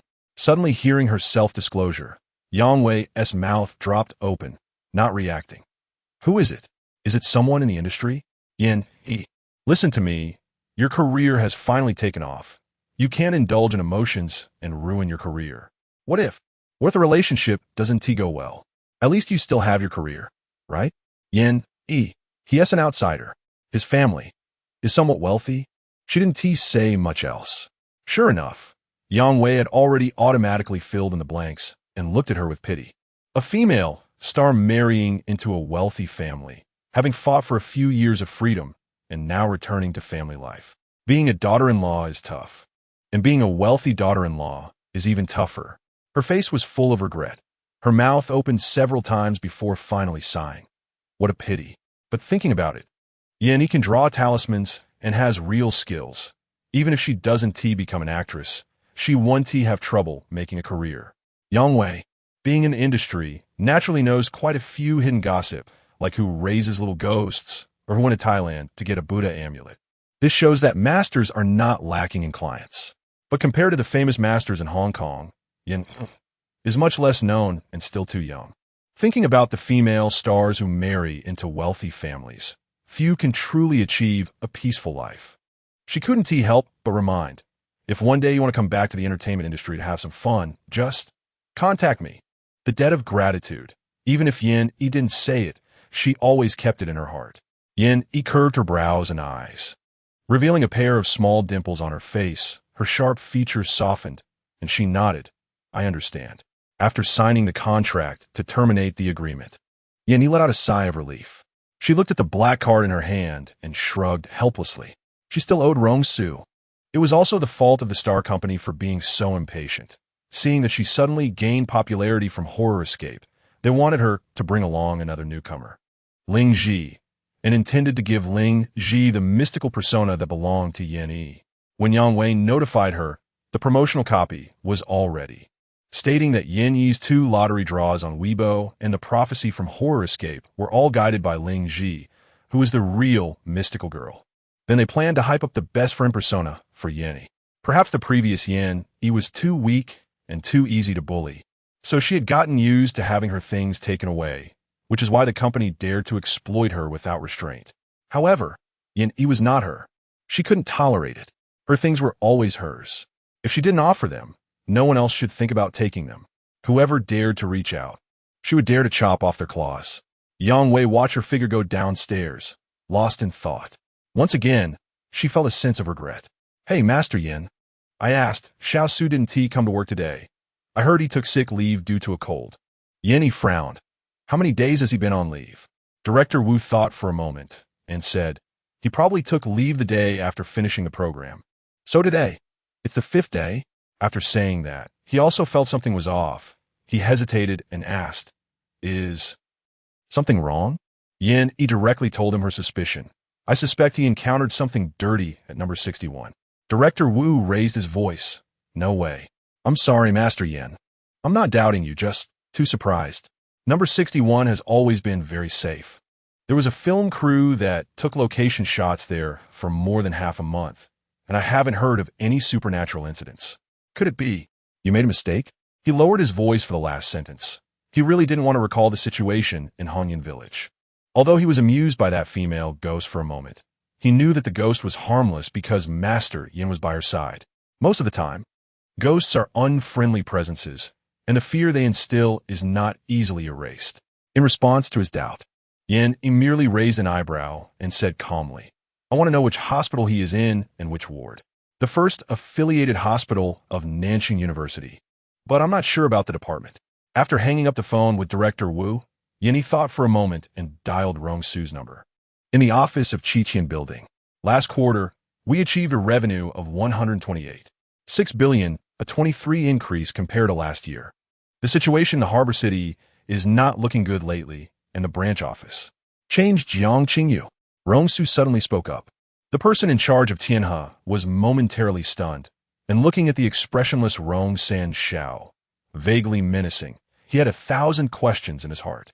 However, thinking about the benefits provided by the other party, he boldly tried to speak up for Jiang Qingyu, thinking that the boss, being so busy, wouldn't he pay attention to a small star. Boss, Jiang Qingyu currently fits the brand image best. She has enough topics and strong fan purchasing power. She is also the hottest drama CP with Tsin Yi, and Tsin Yi strongly recommended her. She will surely make the Eternal Love series a hit. Tsin Yi was originally the spokesperson for another line of Tianhe.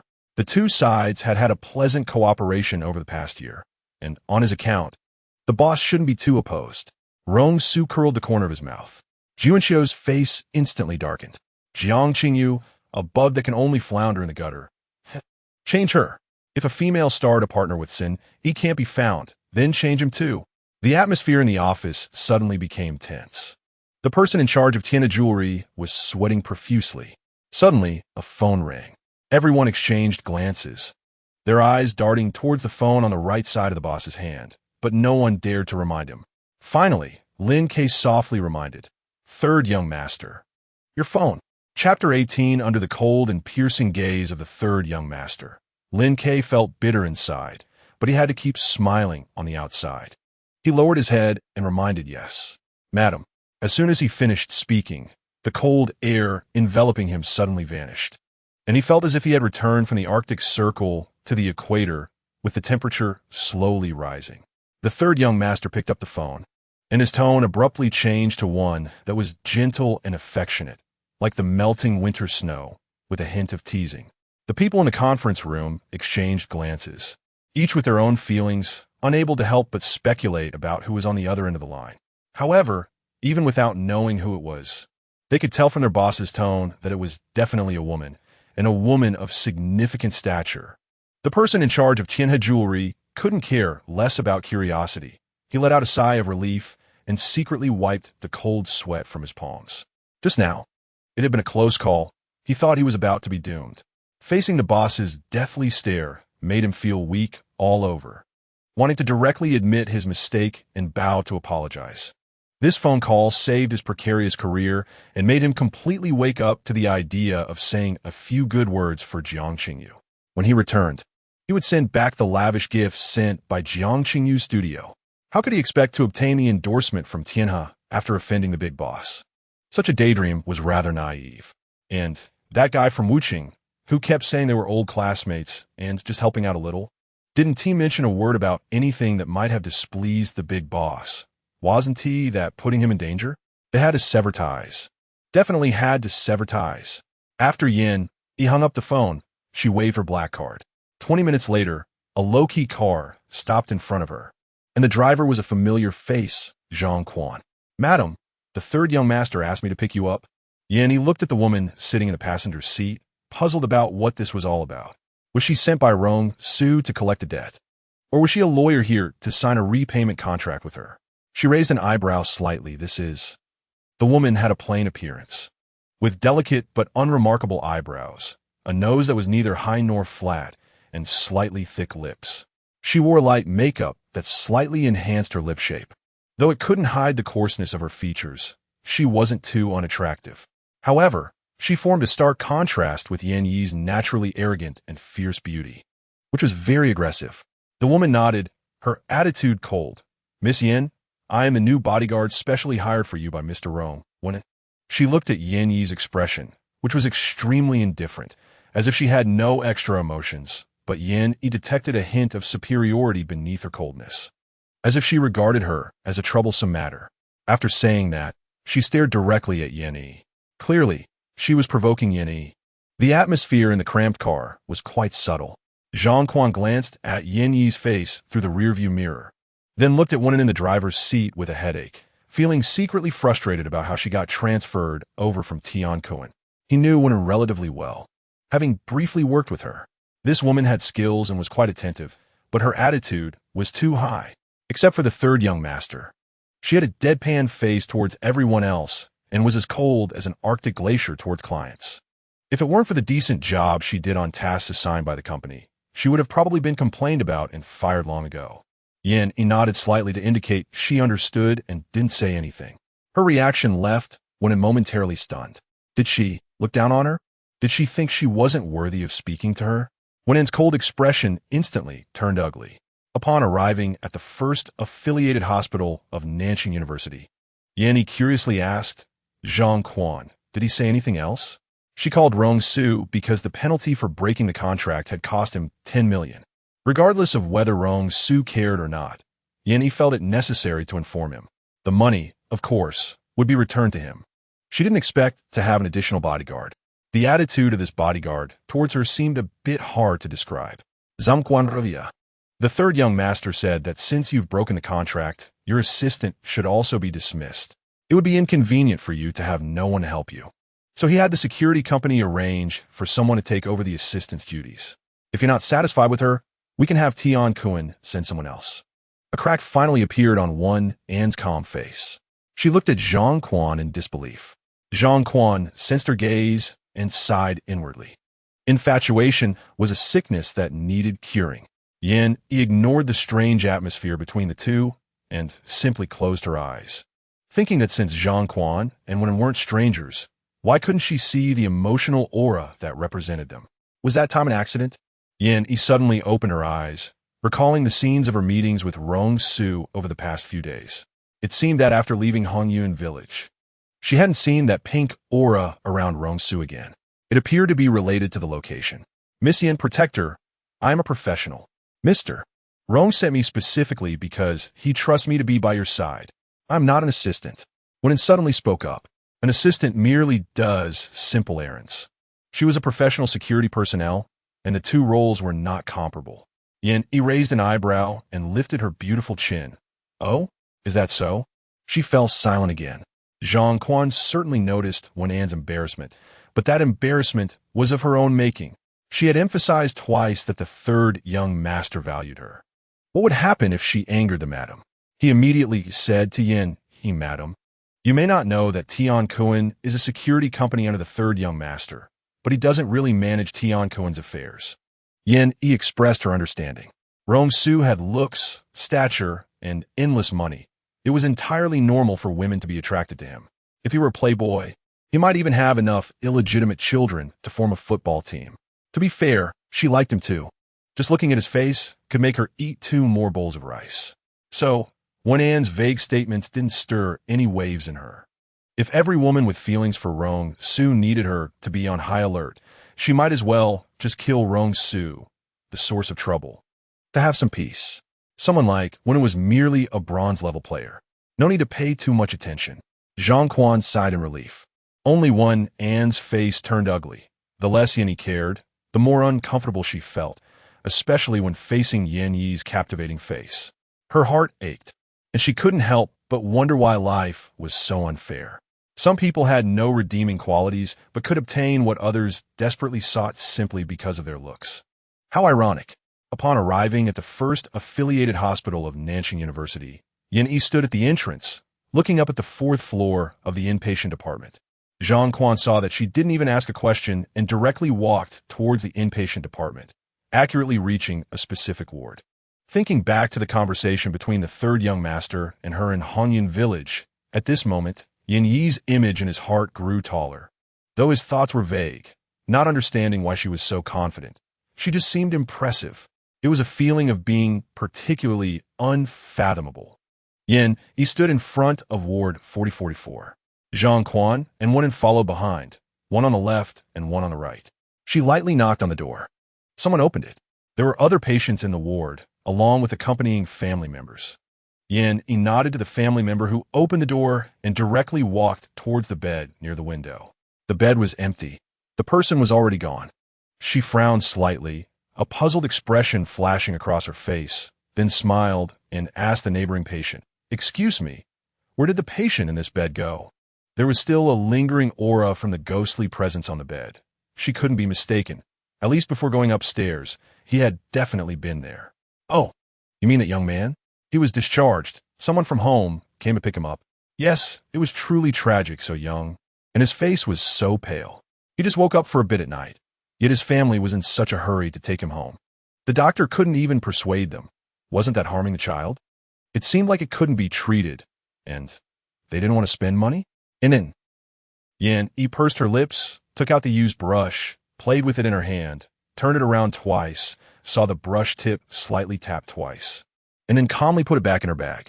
The two of them had no idea what her previous actions meant.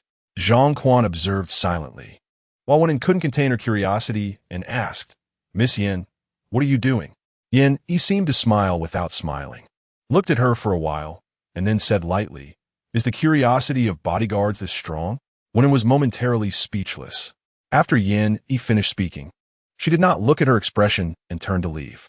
In the evening, as the yang energy weakened and the yin energy grew stronger, a wisp of red smoke floated out of the brush in the empty study, slowly condensing into a human form and drifting out the window. After about half an hour, the wind chime on the master bedroom balcony jingled, and the crisp sound of bells rang out. The green plants on the balcony trembled as well. A flash of red shadow hurriedly floated in from outside the window, spinning around a few times. It was Yihua, the ghost bride of Hongyun village. "Is she dead?" Yin Yi asked directly. Yihua patted her chest, looking horrified, and after a moment said, "Not dead, but probably not far from it." "Master," she swallowed hard. "That ghost is too powerful. The blood energy on her nearly fainted me. She even wanted to swallow me. Luckily, I ran fast." Yanyi Kurisli Evaminether. The area from her shoulder to her waist was torn by something sharp, coupled with her disheveled braids. She looked quite disheveled. "Have you really been a ghost for nearly 100 years and still so timid?" Yihua, unwilling to accept this, quickly defended herself. "That ghost has treasures on her. As soon as I got close to the house, I felt the ghost energy being absorbed by something, and I lost all my strength. It was a bit like that time in Hongyun village. She was still haunted by the memory. Last time she was fine because she stayed in the master's brush, and the master's power did not affect her. Otherwise, she would have vanished like the afflicted ghost." Thinking of this sent a chill down her spine.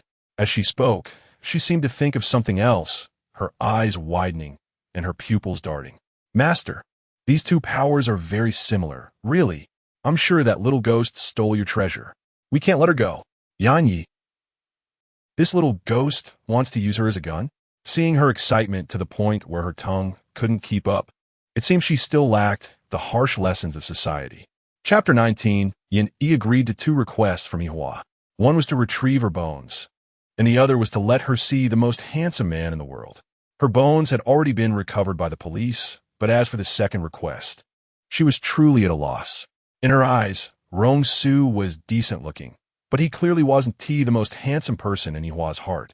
The moment she saw Rong Su, she immediately flew far away, only to hide and whimper from a distance. To be reduced to such a state as a ghost was truly a sight to behold.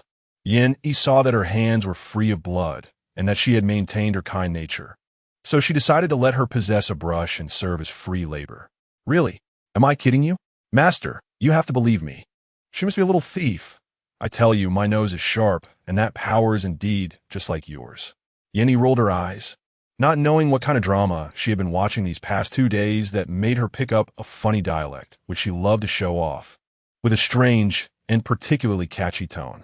"You're so noisy," Yihua said pitifully. quickly shutting her mouth and making a ghost face as soon as Yin Yi turned around.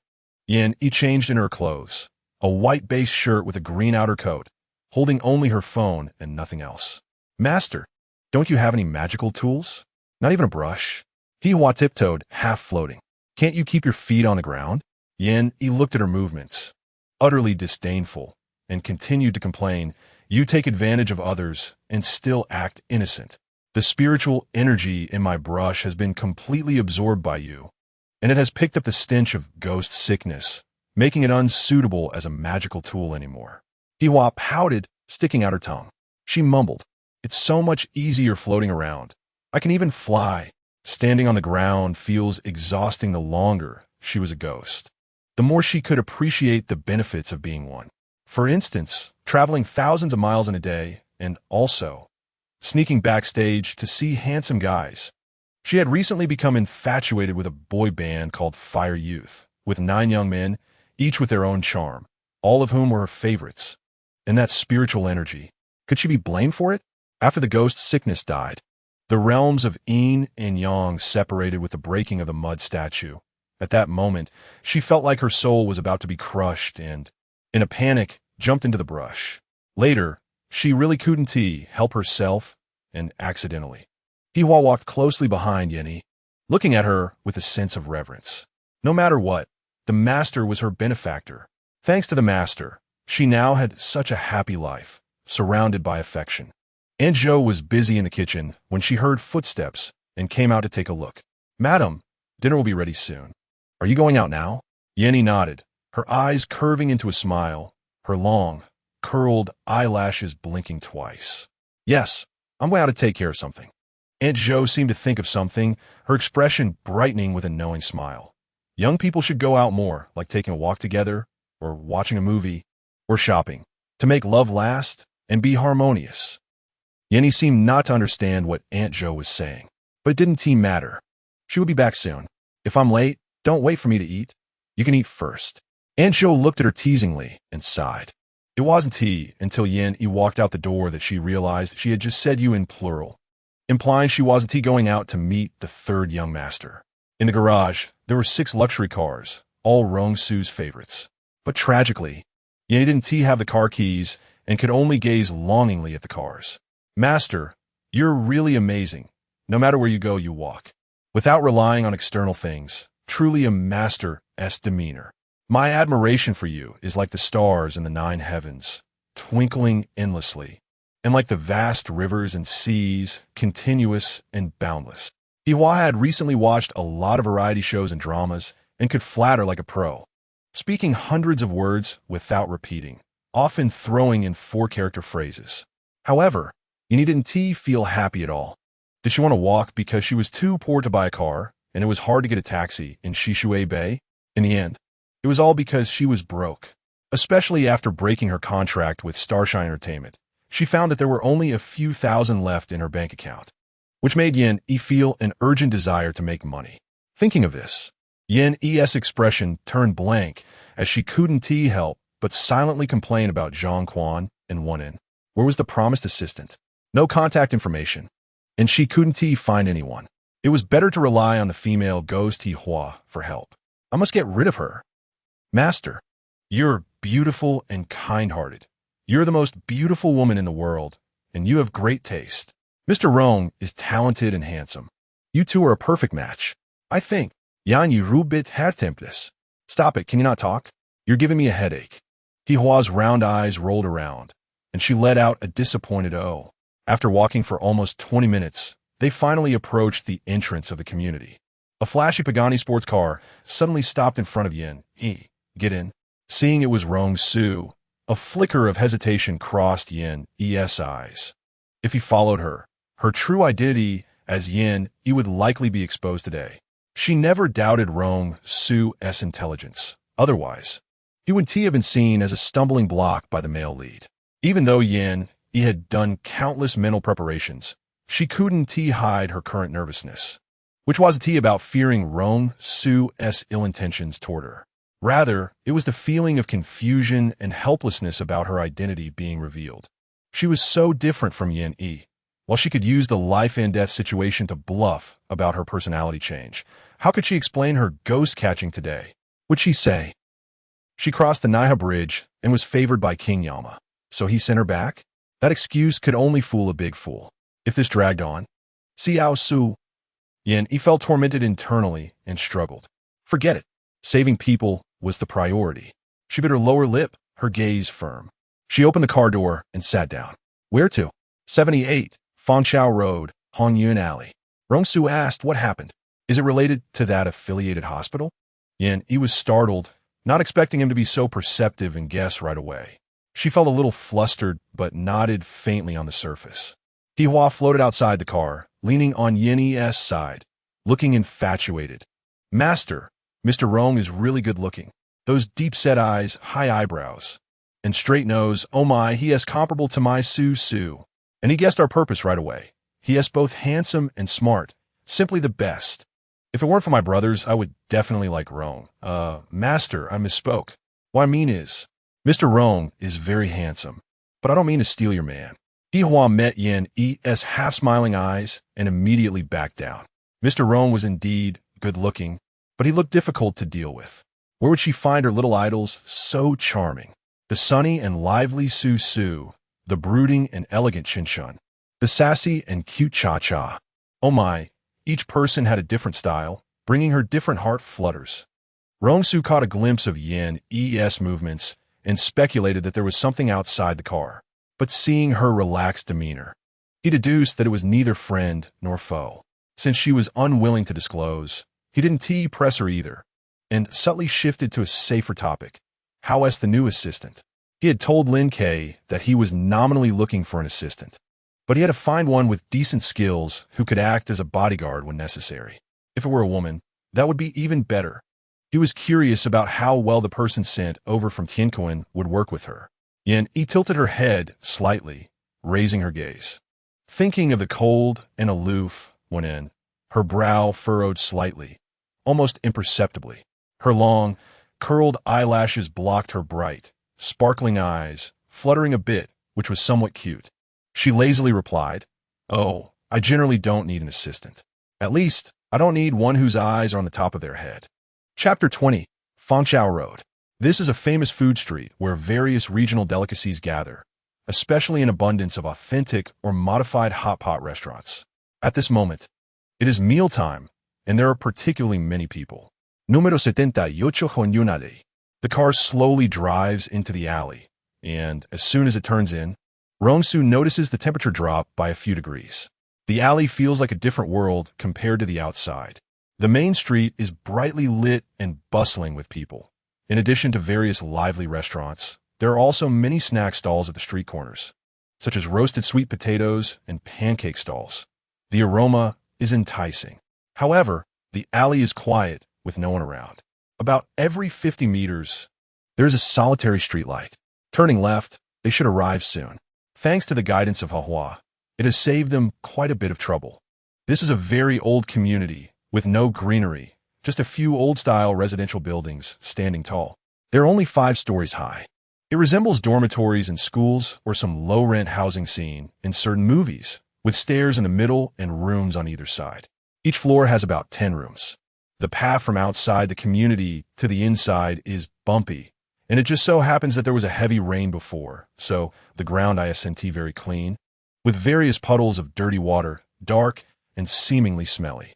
Yin Yi subconsciously looks at Rong Su and says, "Why don't you wait for me in the car?" In such a mixed environment filled with dirt and stinky ditches, she feels that it is particularly incongruous to be next to the man. Rong Su's deep-set eyes narrow as he looks at her. "Are you saying I can't go because you think I'm beneath you?" Yan Yi Bidings. "You've never been to a place like this, have you? Aren't rich people supposed to be quite particular?" Rong Su looks back at her and suddenly smiles. "Let me remind you, Mrs. Rong, you are a rich person too. Rich people are still people. They have feelings. They are not gods who don't partake in worldly affairs. Look, I enjoy the roasted sweet potatoes and skewers by the roadside as well.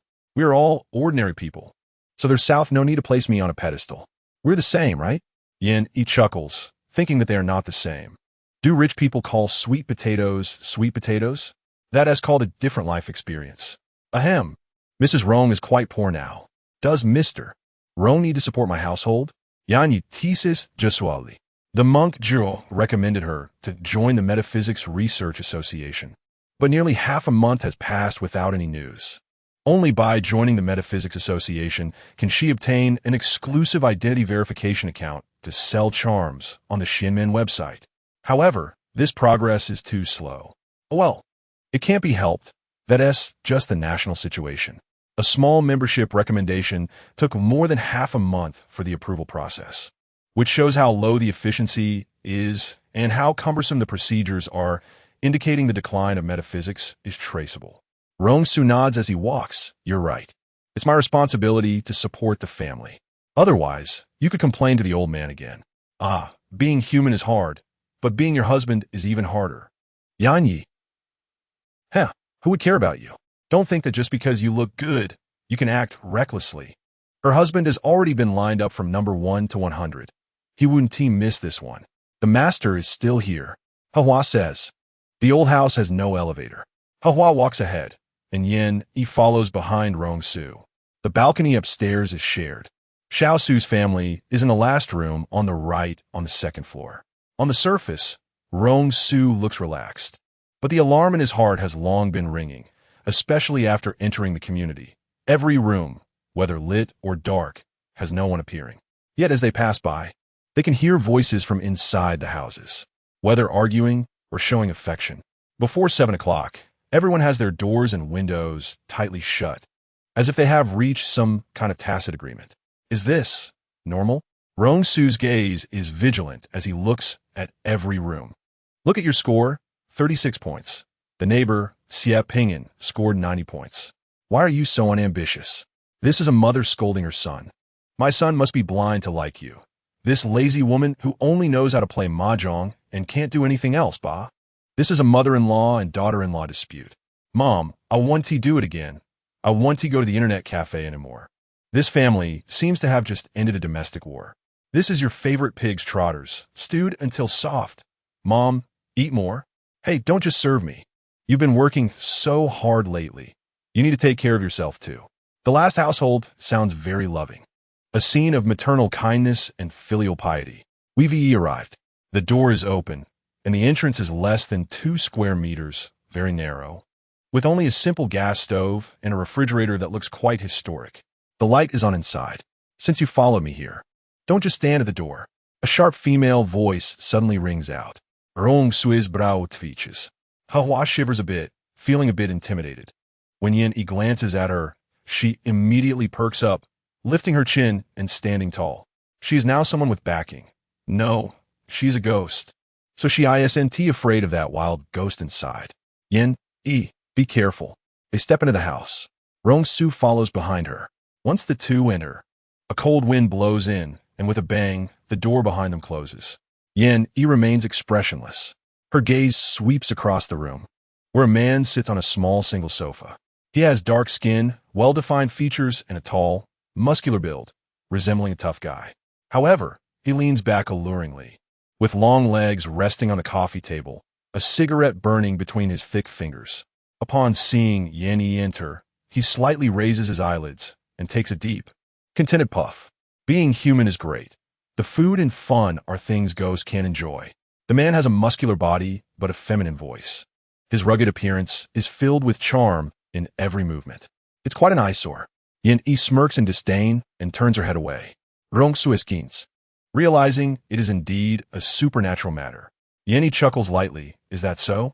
Then you should go finding Lucy to be reborn. Why? At this point, the smile on Yin Yi's face freezes and suddenly disappears. Wanting to be human? That's good. It shows ambition, but your methods are excessive. Occupying someone else's body and draining their life. Then she would change to another skin. Crossing the line? Xiao Su's face twists grotesquely, his neck seeming to get stuck as he turns towards Yin, suddenly sneering. Were you? Metaphysics has already declined. Do you filthy Taoists really think you can catch me? However, you're not entirely useless. I quite like the aura of the little ghost next to you. It comes from the same source as my jade seal. He holds a jade seal the size of a thumb in his palm. Hearing her mention Hua's existence, Yin Yi quickly turns her head back, nervously glancing at Rong Su, her mind racing through the memory of that broken piece of jade. So, hand over the stuff, and I'll spare your lives. His face, which is obviously masculine, has a very seductive expression, and from his demeanor, no one would mistake the fact that he is a woman.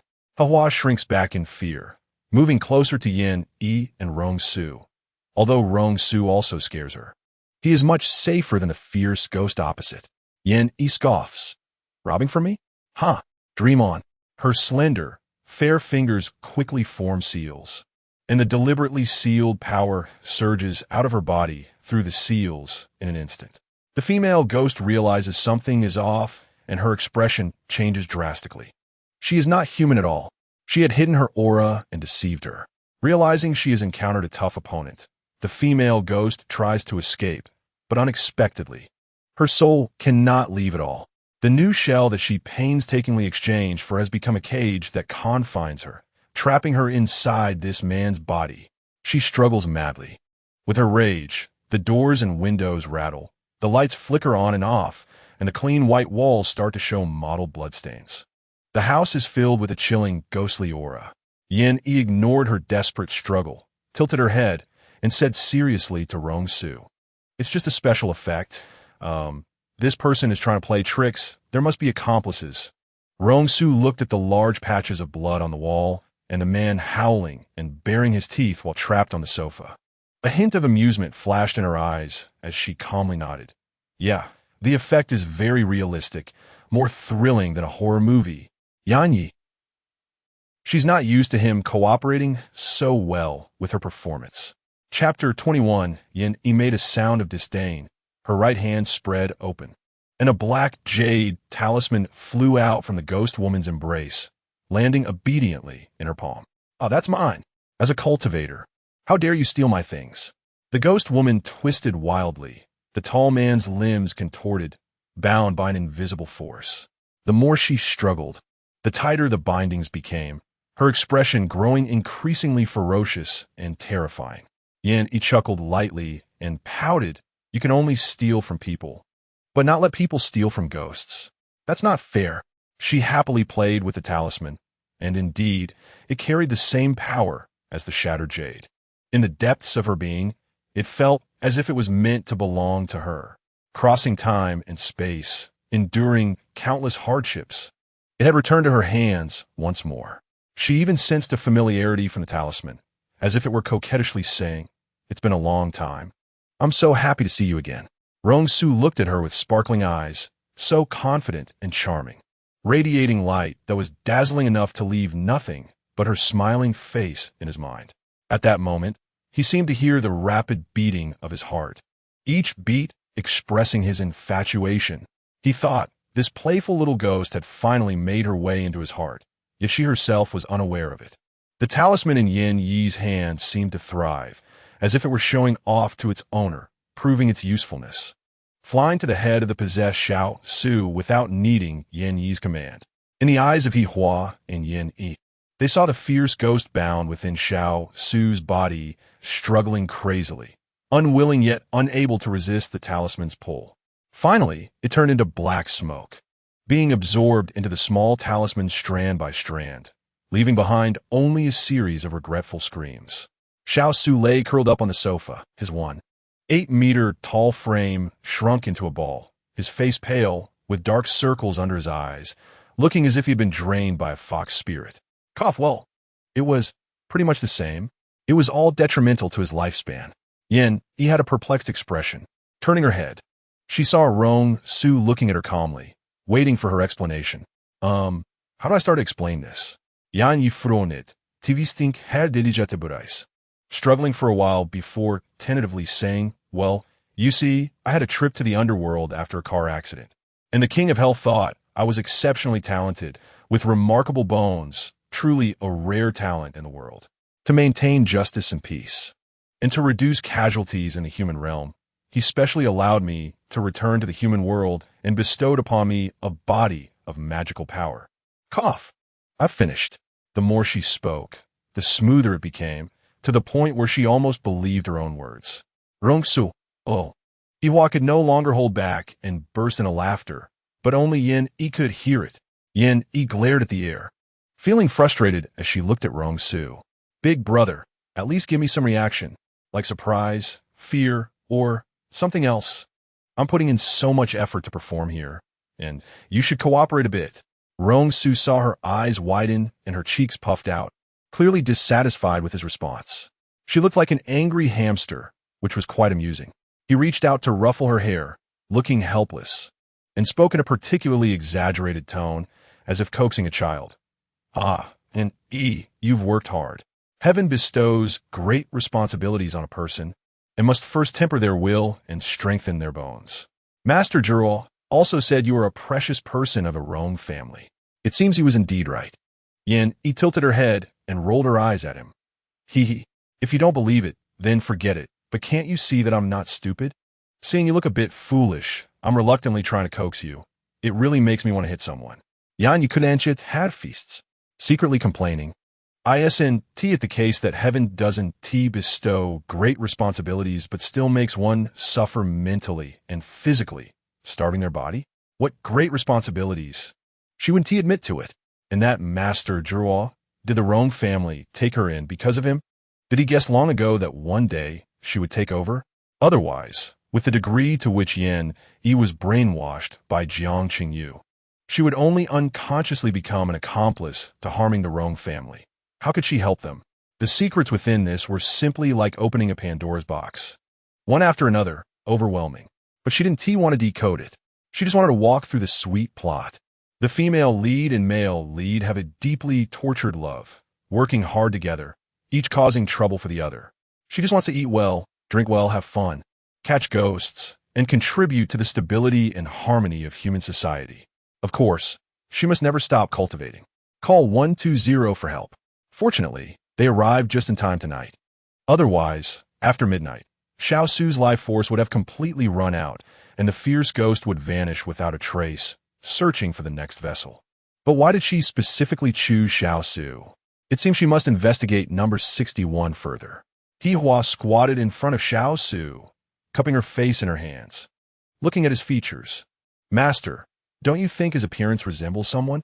Yin Yi raised an eyebrow, and out of respect for Rong Su's presence. She didn't speak, but Hihua understood her meaning. She furrowed her brows, thinking hard, and suddenly exclaimed, I got it.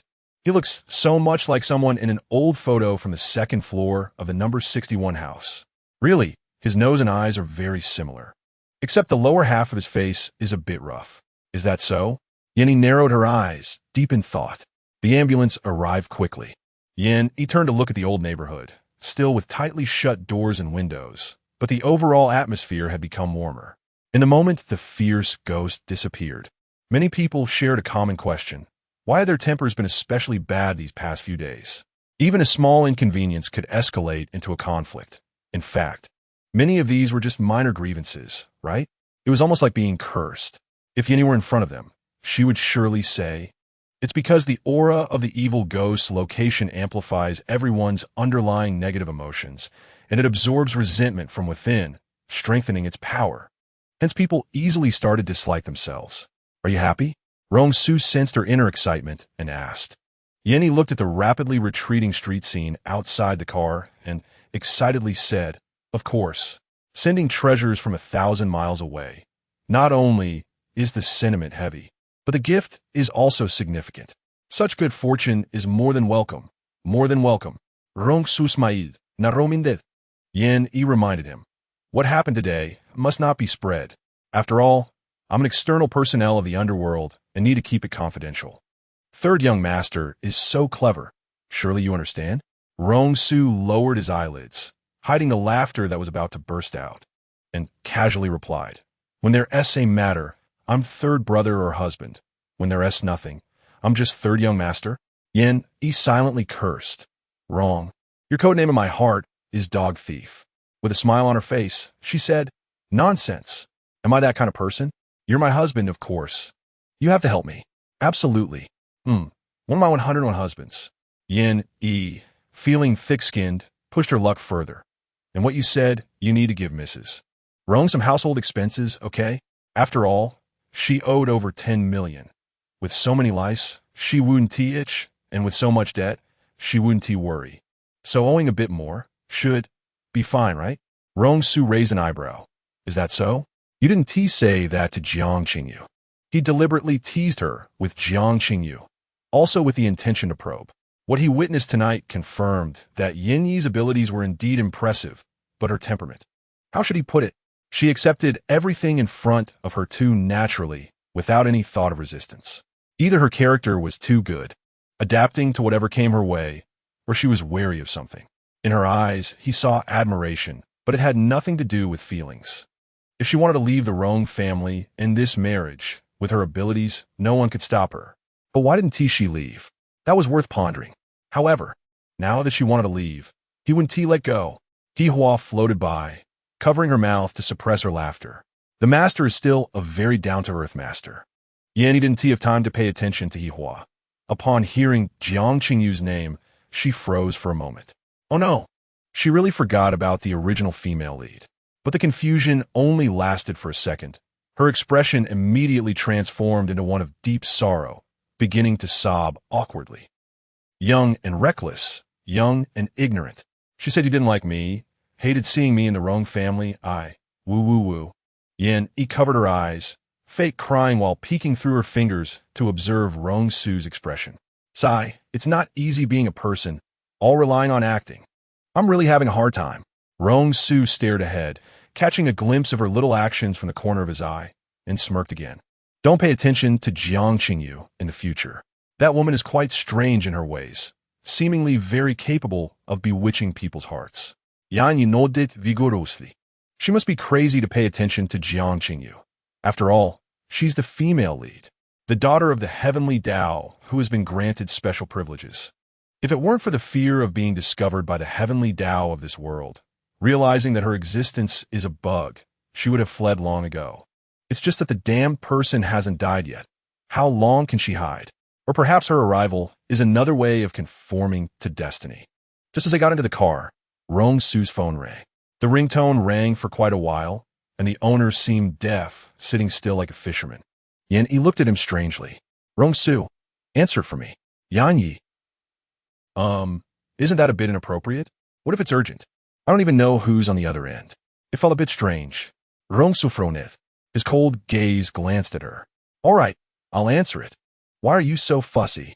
Yan Yi shuruk, just as she connected the call. Third brother, what are you doing right now? Today is Hong Sivan's birthday, and the brothers have agreed to celebrate at Yongfu Club. You should come too. By the way, Hong Siki said he has a business deal to discuss with you. His voice was particularly loud. Yan Yi disdainfully moved the phone away from her ear, and after he finished speaking, she said lightly, Oh, he's driving. Just wait a moment. Hua Zi was stunned. He stared incredulously at the phone. A woman's voice. Who is she? Quite pleasant to hear. Then he leaned over. Wow, it seems like the iron tree finally bloomed. Driving? Does that mean what he thinks it means? Yin Yi handed the phone over, but Rong Su didn't take it. She rolled her eyes dramatically, muttering under her breath, pretentious, so troublesome. She pressed the speaker button. Who are you? Third brother's new girlfriend? Brothers. What is up? I won the bet. Third brother has a new girlfriend, didn't like that little mouse. Said he would run naked, no cheating. The first sentence was directed at Yin Yi, and the latter part was said in a lower voice. Probably talking to his companions. Rong Su's eyelids twitched slightly. Yin Yi's mind turned, and she quickly understood the other person's meaning, gritting her teeth. Little mouse? Rong Su looked innocent and quickly asked, What little mouse? Yin Yi smirked. Yeah, I also want to know what little mouse. Rong Su, Wuthi. Speaking without thinking is a disease. It needs to be treated. We'll go over in a bit. Also, when did you start keeping a mouse as a pet? After saying that, he didn't wait for Hua Zi to respond and directly hung up the phone. Yan Yi sharpened her knife, looking at him with an unfriendly expression. Are you guys talking behind my back calling me a little mouse? Rong Su immediately retorted. There's no we. Do you think I'm that kind of person? Yin Yi looked at his determined gaze and nodded, reluctantly believing him. She domineeringly said, You're not allowed to help him later. Rong Su lightly chuckled and quickly declared, Of course, regardless of closeness, I will definitely help you. Yin Yi nodded in satisfaction, giving him an appreciative look. She narcissistically thought that she was much more important in Rong Su's heart than his unruly friends. On the other end of the line, Huizi was in a daze. Is the third young master coming or not? Yes, our Hong lady is eagerly waiting. Huizi, why are you in a daze? Hong Sivan looked at him expectantly. Is he coming? Huizi, still dazed, nodded. Obviously, he hadn't recovered from being scolded by his dear third brother for speaking without thinking.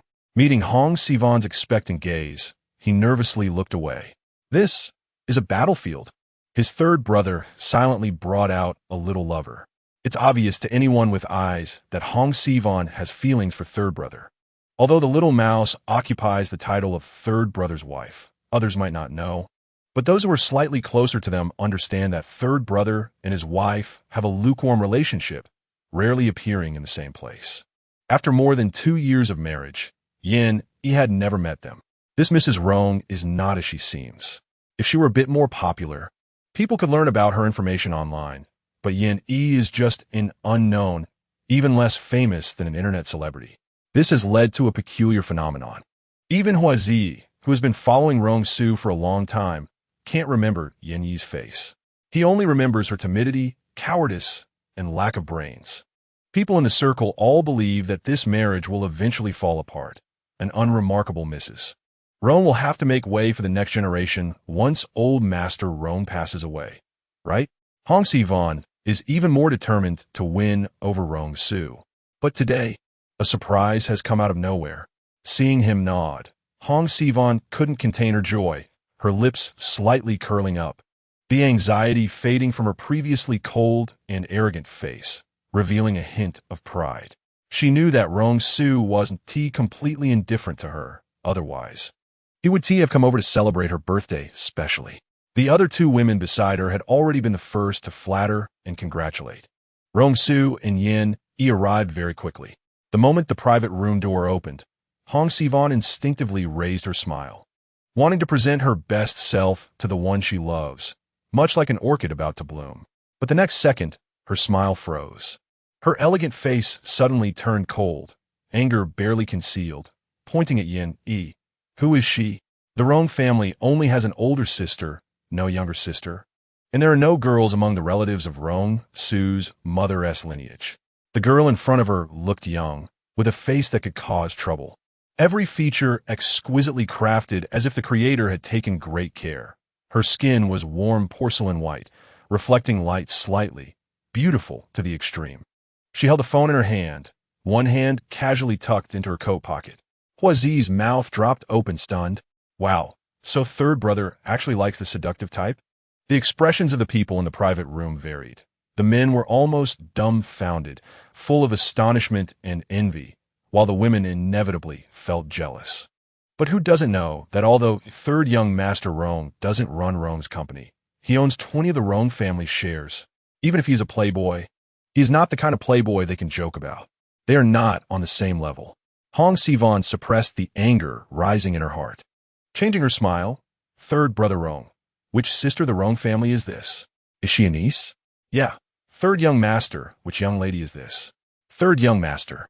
Our Sivan has been waiting for you for half a day. It's her birthday today. How can you bring another woman and make her unhappy? Rong Su glanced at the 3 flowers, their faces unfamiliar. He had never seen them before, so he neither nodded nor said anything, frowning slightly. Thinking this was a gathering organized by Huizi, he suppressed his impatience and coldly said, "Make way, don't block the road." Leading Yi, he directly walked past them. They left. Hong Sivan's face turned awkward, and the friends waiting to tease her could only force a smile. Didn't they say the 2 families had a tacit understanding?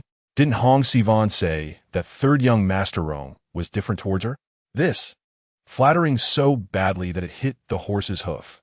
More than being embarrassed, they were more afraid that Hong Sivan would come to her senses and find trouble with them.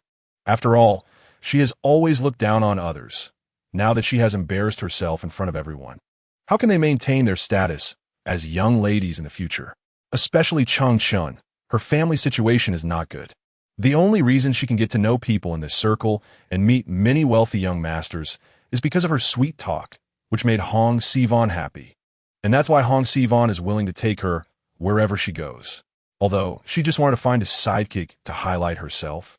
Chun cherishes this opportunity very much. She believes that her beauty is her ticket to high society. At least, before meeting Yin Yi, she was so certain about it. Besides the 3 golden flowers, everyone else is a childhood friend of Huazi. Men, after all, are not that sensitive. Seeing Hong Sivan embarrassed, they also felt that the third young master was too much of a straight man, not giving the girl any face. But to go all out to curry favor? That's impossible. None of them are naive youngsters. Life is not a TV drama.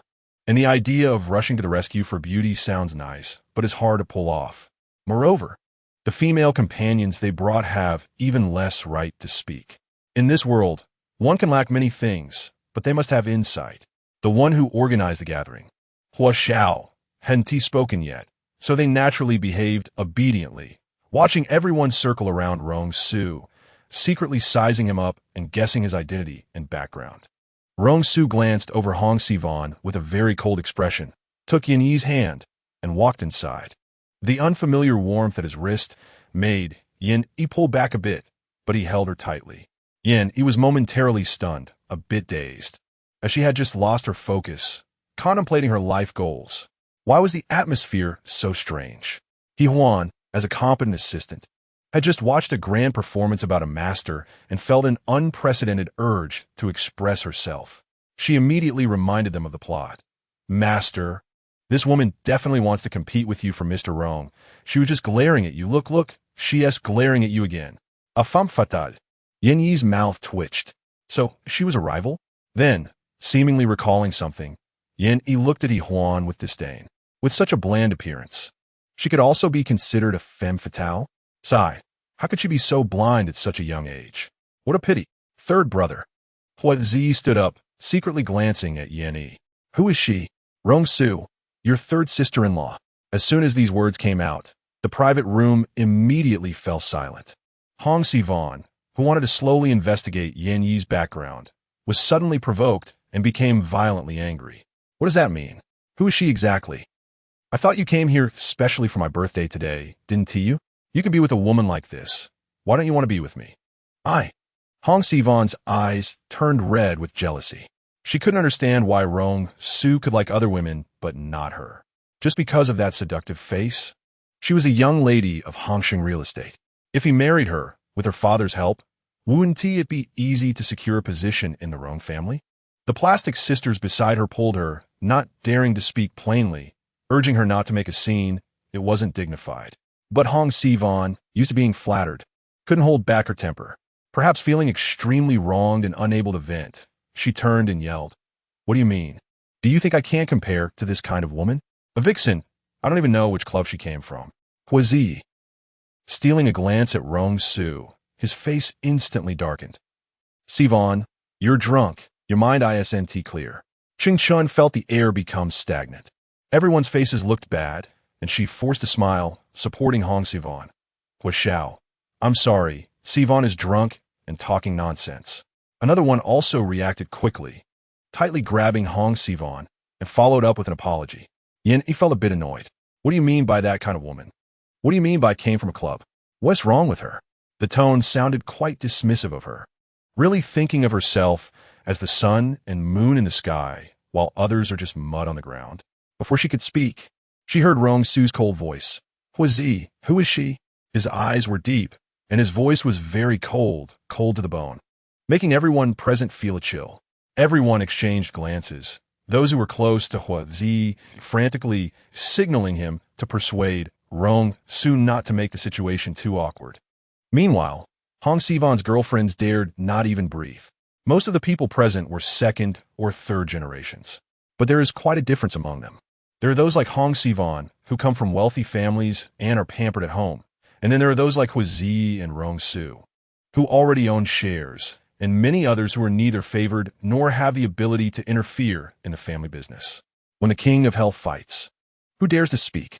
Didn't they see that Huazi hadn't spoken?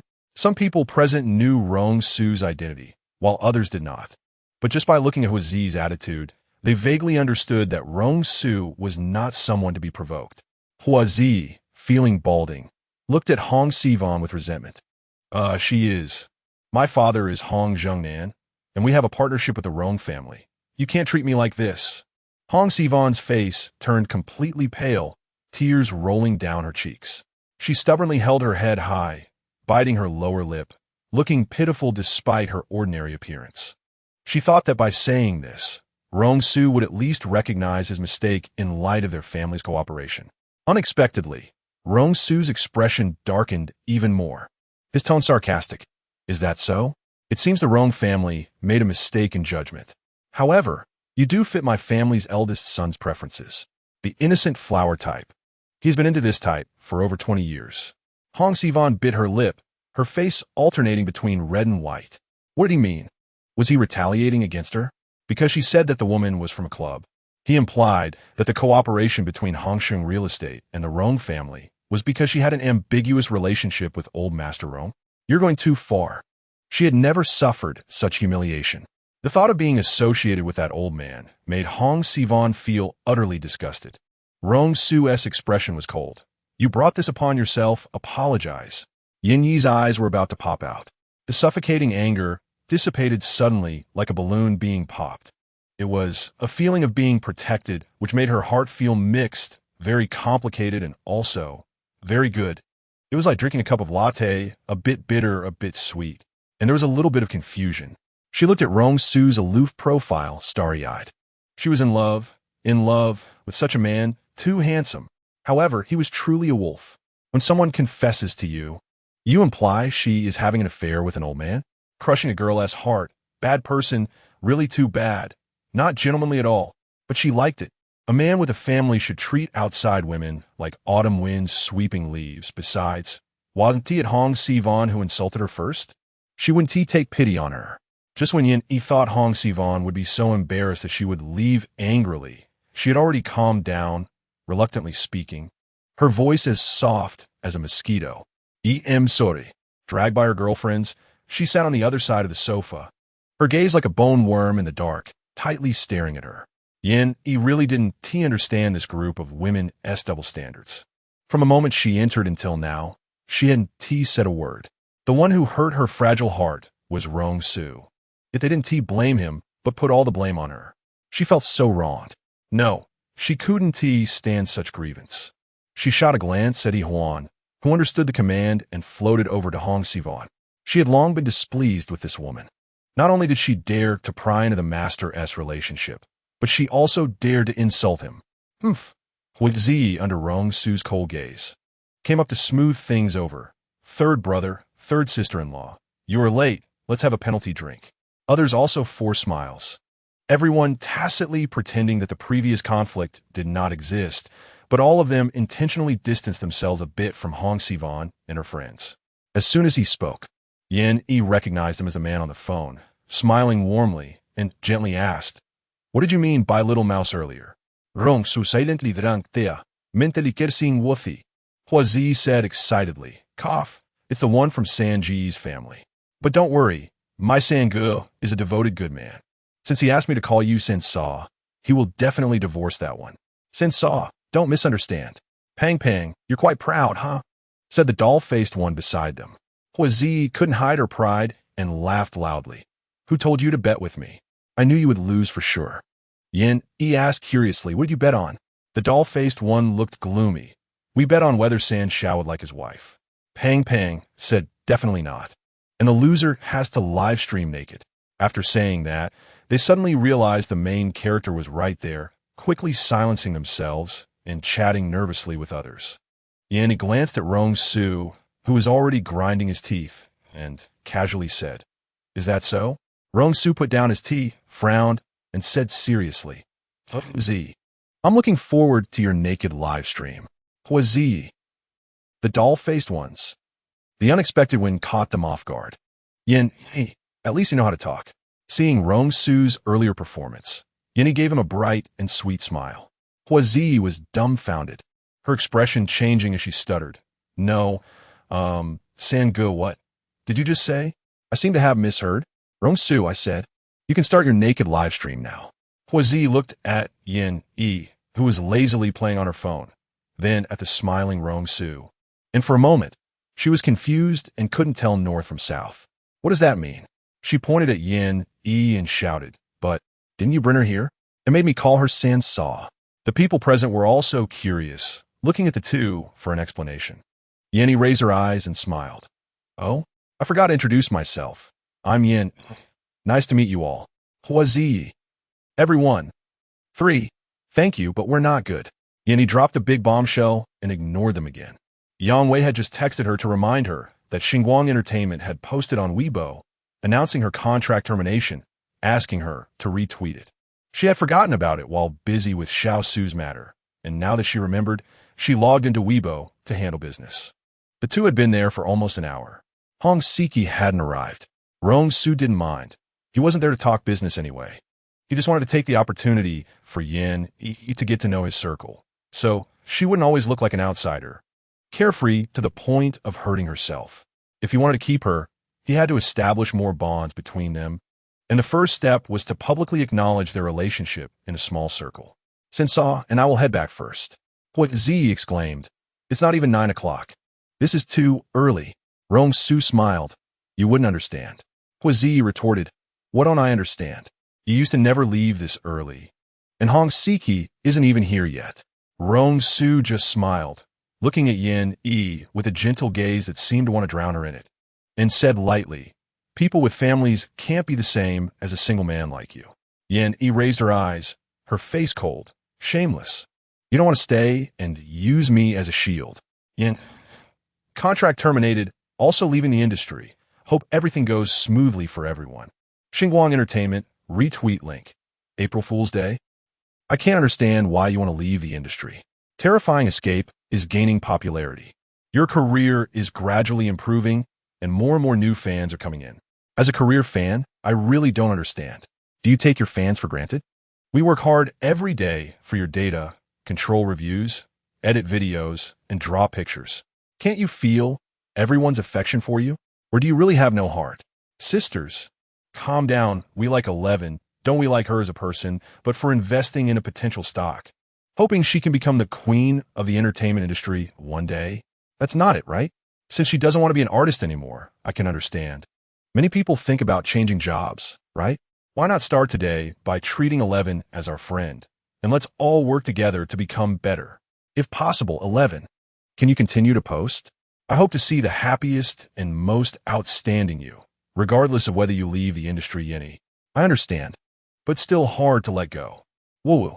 Yinny looked at the long paragraphs of comments, with some career fans unfollowing and criticizing, while rational fans spoke up for her, saying they understood her choice, and many younger fans expressed their grievances. Yinny replied to the rational fans' comment, I'm just not being an artist anymore. I won't leave Weibo. Thank you for your companionship and love all this time. Grateful, at that moment, she seemed to understand the bond between artists and fans a little better. Yin E didn't know how to lessen the sadness in everyone's hearts. After thinking for a while, she decided to stick to the old rule and hold a lottery. Yin E, all fans who leave comments on Weibo will receive my blessings. Good luck up, and I'll randomly select 3 friends to help solve your current difficulties. By the time she got home, it was almost 10 o'clock. The hallway light was on, but Aunt Jo had already gone to bed. Iwa hadn't come back yet. Yin E touched her empty stomach, threw herself onto the sofa, and sighed. Tonight was really tiring and hungry. Rong Su took off his coat, noticed her actions, first warmed a cup of hot milk, and said, drink this first. Warm your stomach. I'll go prepare something to eat. Do you want noodles? Yes. Yin E leaned against the door, watching the busy man in the kitchen. A man who can cook is even more handsome in her eyes. Chapter 22 that night, Xiao Su was out of danger. Yin E, on the other hand, had obtained the legal seal. While she was pleasantly surprised, she also felt that it had come too easily. Everything was going too smoothly, as if the heavens had specially delivered something to her. The vengeful spirits were like delivery men just running errands, delivering the legal seal across 1,000 miles. Whether the sentiment was strong or not was hard to say, but the gift was indeed substantial. Thinking of this, Yin E shook her little head and quickly dispelled this excessively dangerous thought from her mind. Little did she know that by the next morning, her Weibo had already been overrun. What the hell? Yin E was too miserable. Who would have thought that character would be? Can we not spread unfounded rumors? Jiang Qingyu only mentioned a quarrel. So how did you conclude that Yan Yi was being coerced and had a mental breakdown? Are you all shrimp? Your brains are full of nonsense. In the industry, it's true. Previously, Yan Yi had tendencies towards depression. Believe it or not, it's up to you, fans. Don't come to tear me apart. I shared a Weibo post from 11 yesterday, checked my scores today, and passed the 6th level. Does everyone still remember me? Last time I drew a peace charm. Starting now, I declare that Yan Yi is my only goddess. She saved my life. I was so scared, really. Are you okay? Blogger? I watched your video on your homepage and was shocked. What does it mean? Show me? God, is this real? I really didn't missee it. I saw the knife stabbing, and it just fell to the ground and fainted out of nowhere. This is not scientific at all. Seriously, the official Weibo of Ping and online has already retweeted it. Is Yan Yi really a master of metaphysics? Then Jiang Qingyu's unfinished words are very intriguing. Weren't these two marketing that they were good sisters multiple times before? Yet now the good sisters are subtly implying that she was coerced, mentally unbalanced. And that's why she withdrew from the circle? These days, the term sisters has been completely ruined. Get lost. My Qingyu said nothing, okay? It's the unscrupulous media making up rumors for KPIs. She had a bit of conflict with the producer previously, which was resolved privately. And when she came back, her mood wasn't great. What the hell? She didn't say anything. From now on, let's call her Jiang Bailian. Jiang Qingyu. I really have good luck with comments. I found my long-lost Buddha hand jade pendant, and it was in a pencil case I hadn't used for a long time. Yan Yi. The incident started from an interview during Jiang Qingyu's new drama wrap-up, where she accidentally mentioned Yan Yi, which directly pushed Yan Yi into the spotlight. Although she immediately realized her slip of the tongue, smiled, and shifted the topic, the content of this interview was quickly picked up by marketing accounts, claiming with certainty that Yan Yi was coerced. Within 5 minutes, dozens of marketing accounts jumped in. The words were filled with sympathy for Yan Yi, then extended to how hard it is for female actors, urging everyone to be more tolerant of female celebrities. On the surface, the theme wasn't problematic, right? At least, everyone's comments were well-meaning, standing from the perspective of pitying Yan Yi and other female stars who had bad experiences. But from beginning to end, no one questioned the authenticity of this news. Instead, it was concluded that Yan Yi had been coerced into depression and was deliberately associated with several well-known actresses who had died by suicide due to similar circumstances, brainwashing fans and passers-by, leading the public to form a vague impression that this was the truth behind her withdrawal from the circle. Many have begun to express doubt, flooding the pity Yan Yi topic. The next morning, as soon as Yan Yi got up, she received a call from Jiang Qingyu. Yedanashje, I'm sorry. I didn't expect them to take things out of context. They just suddenly asked about you. And I thought I'd mention that you weren't happy in the entertainment industry. And if you didn't want to do it anymore, you didn't have to. I didn't expect it to turn out like this. I'm really sorry. I didn't mean it. I've explained on Weibo, but it seems to have backfired. You should avoid Weibo for a while. There are too many keyboard warriors online. Once the heat passes, we can clarify it together. You believe me, right? Jiang Qingyu's tone was clearly panicked. Her gaze, however, was filled with sarcasm and indifference, as she admired her newly done nails and glanced at her long legs resting on the footstool, signaling her assistant to massage her sore calves. There was silence on the phone. After a moment, Jiang Qingyu, slightly complaining, said, You woke up and didn't even tell me. I only found out you were discharged from the hospital after seeing Horror Escape. Why didn't you rest a bit more? I heard there were some minor issues during the filming, right? It's also my fault. I thought this program would make a splash. So I told the director to let you participate, but I didn't expect it would make you unhappy. I haven't had the chance to go back and see you during this closed filming. You're not mad, right? Yan Yi tugged at the corner of her mouth and said blandly, Not angry, but how do you have the face to say these things to me? Able to bend and stretch, quite thick-skinned. She had thought about continuing to be polite to Jiang Qingyu, but then she thought, why should she endure her? If she lived for 3 lifetimes and still had to be afraid of this and that would be too pathetic. Just a few days ago, Yan Yi was still thinking about distancing herself from the main storyline. But after last night, she suddenly realized, the protagonist has a halo. Do supporting characters and cannon fodder not deserve to have their own lives? She had lived and died and lived. One lifetime after another was merely struggling through the cycles of life and death. So it went on, endlessly. If one were to be pushed along by others, what would be the point? Her appearance was, after all, a matter of destiny. Regardless of the outcome, she should move forward bravely. Jiang Qingyu seemed not to expect her sudden outburst and was stunned. Yan Yi continued, I'm not dead. Are you disappointed? This is the gift you specially prepared for Rong Su. Jiang Qingyu quickly explained, No, I didn't know. Qingyuan said it was just a small lesson for him. I really didn't expect it to be this serious. I also didn't expect you to get in that car. We grew up together. You're the most important person to me. I wouldn't lie to you. Yan Yi rolled her eyes. You're lying. The most important person is clearly Xiao Qingyuan. Only that fool, Yan Yi, would believe her. Jiang Qingyu indeed didn't want Yan Yi to die. Yan Yi, as the wife of the Rong family, was most beneficial to her.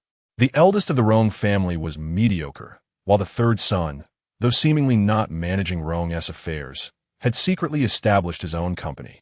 It was just that the reputation of the Rong family's third young master was greater than that of the general manager. People seemed to unconsciously overlook his abilities.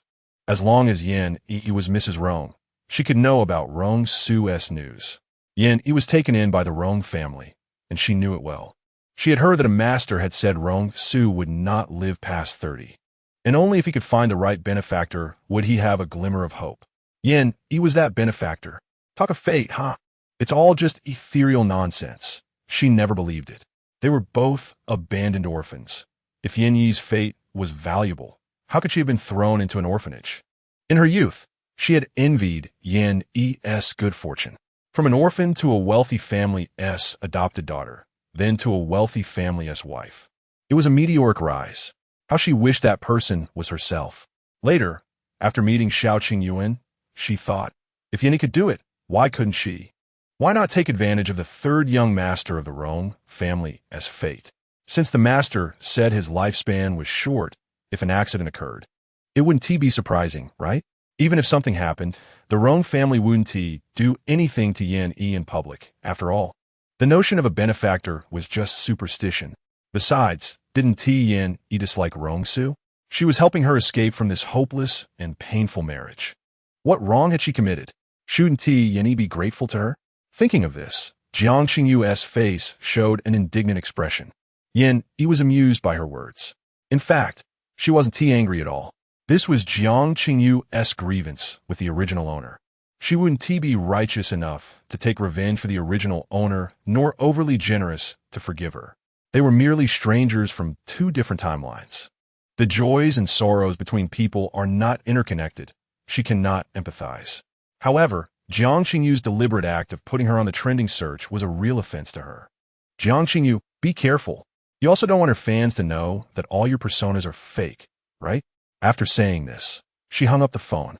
Just as she was about to contact Yang Wei to ask her to introduce a few lawyers skilled in entertainment lawsuits, she noticed that several popular marketing accounts had deleted their posts, leaving a sudden silence.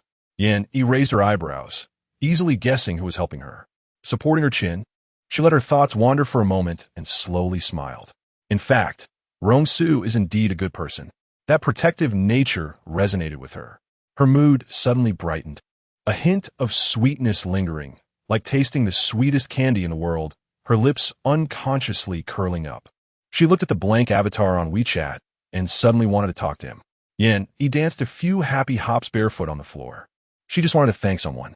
After pondering for a while, she typed out a message and deleted it, going back and forth several times, and finally settled on the understated 4 words, "Thank you." Rong Su replied instantly. "What are you thanking me for without context?" Yan Yi. About the trending topic. Dog head emoji. Rong Su. The Rong family does not tolerate humiliation, even for your good sister Jiang Qingyu. I will not hold back. This sentence felt strange. Why single out Jiang Qingyu? A row of question marks flashed through Yan Yi's mind, secretly guessing. Could it be that he was using Jiang Qingyu to hint at her? Last time, Rong Shuang carelessly said that she had intentions to harm Rong Su. Could he have already found out about Jiang Qingyu? Then why hasn't he retaliated in over half a year?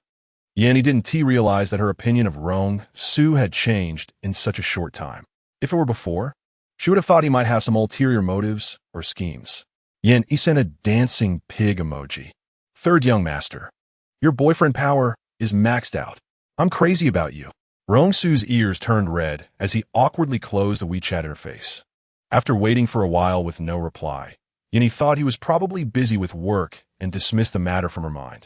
Meanwhile, Jiang Qingyu, who had been hung up on, was currently fuming in her hotel room, throwing everything she could find. Her phone was smashed on the ground. Its screen shattered like a spider web, and the floor was a mess. Assistant Taozi was at a loss. Sister Qingyu, do you also think it's my fault like she does? Taozi looked awkward. How was I supposed to know what Yinny said on the phone? This is such an unexpected disaster. Sister Qingyu, could there be a misunderstanding? She doesn't like this marriage. I'm helping her vent. Did I do something wrong? Taozi thought she was talking about the trending topic, surprised to learn that he was married. Then what Jiang Qingyu said. Wouldn't that lead to the other party's family breaking apart? To stain a reputation for a divorce, that operation is too bold. She really can't understand it. Jiang Qingyu's face flushed with anger. She didn't expect he would have a day of losing control. Has she forgotten that when everyone was excluding her, only she took the initiative to be her friend? Has she forgotten who comforted her when she was rejected by the Rong family? She has forgotten everything. She actually spoke up for Rong Su and even warned her. At this moment, more than the panic of losing control over a pawn, what made Jiang Qingyu angrier was Yin Yi's betrayal. That's right, Yin Yi's break from her heart was not because she felt guilty. It was a thorough betrayal. Anna heard that she was furious and hurried over to calm her down. Taozi, you go take a break. I'll stay with Qingyu. She looked at Taozi with a serious expression. Today's matter must not be leaked. You know that, right? Taozi made a solemn promise. Sister Anna, I understand. As an assistant, I must learn to keep my mouth shut, prioritizing the artist's interests. I want to say what I shouldn't, and I want to do what I can't do. She tried hard to suppress her curiosity, constantly reciting the assistant handbook. After Taozi left, Anna crossed her arms and remained silent with a stern face. Jiang Qingyu took out a cigarette. After a long pause, she asked, "Why did I say that today?" Jiang Qingyu provocatively lifted her head. "It was just a slip of the tongue. Is it a big deal? Do you need to question me?" Anna rubbed her forehead. "Haven't you realized what you did wrong? How did you lose the endorsement for Tianhe jewelry? Haven't you learned your lesson? Losing it is losing it. What does it have to do with Yinny? Does she have the ability to take my endorsement away? Ha! You think too highly of her." Jiang Qingyu disdainfully blew a smoke ring, her eyes dreamy and full of sarcasm. "It's just that Rong Su is displeased with her. It's nothing new." Anna was exasperated, feeling helpless. She couldn't force her, only trying to advise her gently. "First tell me, why did you say those ambiguous things to the reporter? Haven't you always maintained a good relationship with her? What do you really want to do now? The Rong family belongs to a capital giant. If they really wanted to move against them, let alone Jiang Qingyu, just a small artist, even Xiao Qingyuan, a member of the Xiao family, would only have to say he was unfortunate and helpless. Yin Yi did seem foolish in her eyes, an adult who listens to others in everything. But no one can guarantee that this fool will remain foolish forever. Look, it seems she has woken up.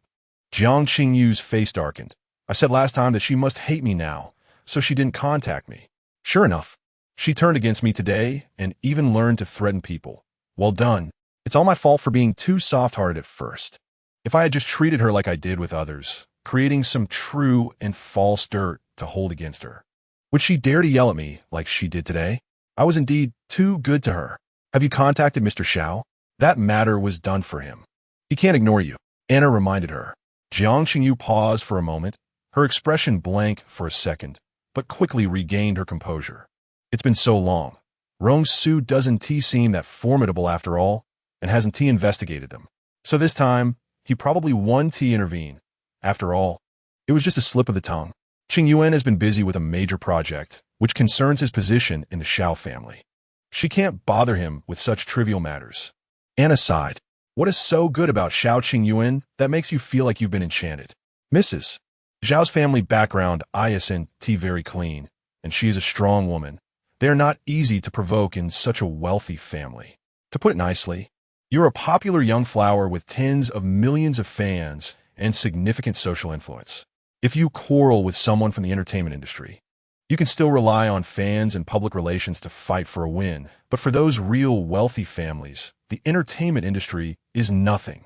Just a casual word could completely ruin your career. Qingyu, you've always been smart, knowing what you want, but this time, you were careless. Jiang Qingyu didn't speak.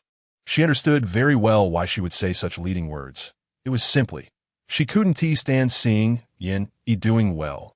A variety show with little heat had allowed her to slowly regain life in the hearts of fans, even attracting quite a few casual fans.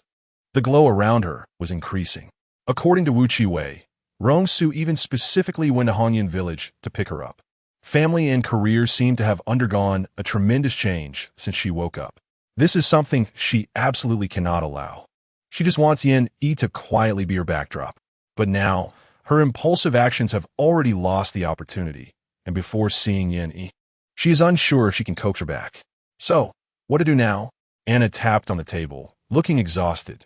The day after tomorrow, you need to participate in the show. Zhang Heng has an appointment on Santai and clarify things during the program. As for how to say it, you can decide on the details yourself. There was indeed a conflict between Yin and a certain producer, but at that time, it was to stand up for Jiang Qingyu. The producer wanted to promote his lover and replace Jiang Qingyu's role. When Yin heard about it, she used Rong Su's name to put a stop to it. Jiang Qingyu nodded, a fleeting shadow passing through her eyes. Their plan was quite good, but they didn't expect Rong Su to act so quickly. The trending topic had barely been up for 2 hours when the vanguard of the rumors, over a dozen well-known troublemaker influencers, deleted their posts. To make matters worse, a sudden wave of people came out to support Yin, clearly not bots, but more like bots with a particularly strange vibe. Watching Master Yin checking in the front row, hoping to pass the third driving test the day after tomorrow. First, silently recite wealth, democracy, and harmony. I want to get the latest coffee table. Is that okay? Bless me that my favorite couple becomes real. I hope my mom gets better soon. Came here out of curiosity, checking in. Chapter 23. After Yin exited the entertainment industry, she suddenly became popular in her social circle with lightning speed. Jiang Qingyu was still immersed in her anger over being betrayed by a fool, and those around her didn't dare to remind her about what was happening online. Taozi saw the marketing account that had been tagged by the law firm on Weibo, but thinking it was better not to stir things up, she kept quiet. Anna thought Jiang Qingyu already knew, so she didn't say anything. As a result, Zhang Heng has an appointment directly crashed. Unexpectedly, the producer at the center of the storm came out to speak. Kai Da Zhengvi, the crew was very busy yesterday, and we wrapped up at 4 a.m. I was surprised and shocked when I heard this news. I was wondering, it's not uncommon for actors to argue with producers. So why does everyone like to think about hidden rules? After thinking it over, it's just that everyone has too much time on their hands. I did have a conversation with Yin, but the reason was not what everyone guessed. To be honest, I really admire Yin. She is genuinely good to her friends. At the time, the crew felt that a certain actress was not suitable for the role for some reasons, so they wanted to replace her. Yin came to talk to me on behalf of that actress. Although there was a debate, it didn't escalate into a fight. We just communicated friendly. Of course, ultimately considering various reasons, we did not replace her. Please don't spread rumors. The internet is not a lawless place. The person who argued with Yin was the producer of last year's hugely popular time travel drama Cheng Xi and Ru which revolves around two enemies, Cheng Xing and Ru who accidentally travel to modern society and go through a series of humorous events as they adapt. This unconventional time travel drama sparked widespread discussion due to its many comedic moments and the clash of ancient and modern concepts, making it the only big hit last year. Jiang Qingyu also gained popularity for her role as the second female lead, the beautiful and kind-hearted young lady Luan Yuan, officially joining the ranks of the Six Little Flowers. However, she almost lost this role. The producer wanted to replace her character with someone from his own circle, and when Jiang Qingyu found out, she tearfully complained to Yin. Hearing that her only friend was being bullied, Yin couldn't take it anymore. Despite being used to being timid, she couldn't stand seeing Qingyu bullied. Remembering how Qingyu had protected her in the past, she felt it was time to protect Qingyu in return. After motivating herself multiple times, she bravely used the Rong family's name to pressure producer Kai Dajiang. Therefore, Kai Dajiang is one of the few in the entertainment industry who knows that Yin Yi is from the Rong family. As soon as the trending topic was removed, he realized the matter was serious. Watching the previously arrogant marketing accounts delete posts or shut down, yet still receiving subpoenas, he understood that the Rong family was taking action. Without needing to think much, he knew he had to step forward to clarify. At least he needed to express that this matter had nothing to do with him to avoid being mistakenly hurt. Yin, he felt that anyone who wasn't completely deranged wouldn't say anything like the original owner apologizing to Jiang Qingyu. She was timid, perhaps not very smart, and perhaps she couldn't do anything well. But she genuinely cared about this friend, with no mixed motives. Even if Jiang Qingyu asked her to take action against Rong Su, she would do it despite her fears. Because, in her heart, Jiang Qingyu was the best person to her. Rong Su, as the victim, could look down on the original owner and resent her. But only Jiang Qingyu had no right to do so. When Kai Dajiang's statement was released, the live broadcast of Zhang Heng has an appointment had already started, and Jiang Qingyu happened to be discussing this segment. At that moment, her face turned red with shyness, biting her lower lip. She shyly tucked a strand of hair behind her ear and said gently, "I already knew about Yin Yi retiring from the industry beforehand, because we are good sisters and talk about everything. There was indeed a time when she wasn't feeling well because she had an unpleasant encounter with a producer, but everyone, please don't misunderstand. They were only out for 2 hours, and it's impossible for anything to happen regarding hidden rules. Those are just baseless rumors from some unscrupulous media." At this point, she clasped her hands together and bowed to the audience in front of the camera. Being an artist also requires personal space. There are many happy and unhappy things. And I hope everyone doesn't bring up old stories to question Yin Yi and remind her of her sad moments. We should all look forward. Since Yin Yi has chosen not to be an artist, as her friend and fan, we should just support her silently. After saying this, she looked grateful, as if their sisterly bond was deep. Anna had just received the news about Kai Dajiang's statement and hurriedly ran to the live broadcast room, hoping she was in time, but she happened to hear the last few sentences and her face instantly fell. "It's over. This is it." The comments had already started to become unharmonious. I want to laugh a bit. Jiang Qingyu still doesn't know that Kai Dajiang clarified, right? The actress mentioned by Kai Dajiang must be her. How disgusting. Yin Yi fought with Kai Dajiang for her, knowing full well what was going on, yet still ambiguously guiding others. Ugh, those 2 hours she mentioned were instantly slapped in the face. I'm about to laugh, so hard my abs hurt. Ha ha ha ha ha. I can't hold it in. 2, 3, 3, 3, 3, 3. How funny is this? Yin Yi is truly unfortunate. Yin Yi has some background. Saying she wouldn't be replaced is quite impressive. Don't underestimate our master, okay? She came specifically to have a good laugh. Jiang Balian is not very bright. The live broadcast took a short break for a few minutes. Anna pulled her out of the live broadcast room. Her usually calm face now darkened, mixed with a bit of chaotic emotions. As one of the top agents in the star-studded industry, her mood swings had never been as great as today. But the words had already been spoken, and there was still the second half of the live broadcast. She didn't dare to mention what was happening online to Jiang Qingyu, fearing that she wouldn't be able to hold back and would directly turn against her on the show. That would only make the public even more disgusted. Don't mention anything related to Yin Yi again. Shift the topic to the new drama and promote Dark Cloud. This is your first leading role. And how important it is, without me saying it. Jiang Qingyu absent-mindedly nodded, holding back her impatience, and said, "What I just said counts as clarification, right? If Yin Yi calls later, you have to tell her I'm still angry. If she doesn't apologize, don't think I'll talk to her." Anna was taken aback. Still thinking about the other party apologizing? Let us immediately change the subject. He Yinjin's team has already agreed to hype up the CP. We've talked to the host, and he will steer the conversation towards He Yinjin, letting you call him during the live broadcast. Don't give him the cold shoulder.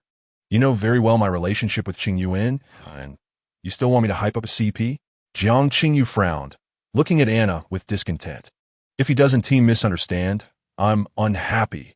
If he does misunderstand, I'm also unhappy. Anna, are you doing this on purpose?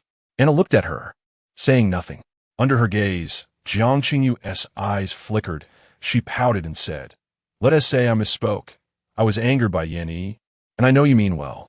Anna felt angry, but didn't want to argue with her. As an artist, Jiang Qingyu was qualified. In just a few years, she managed to stand out in the cutthroat entertainment industry.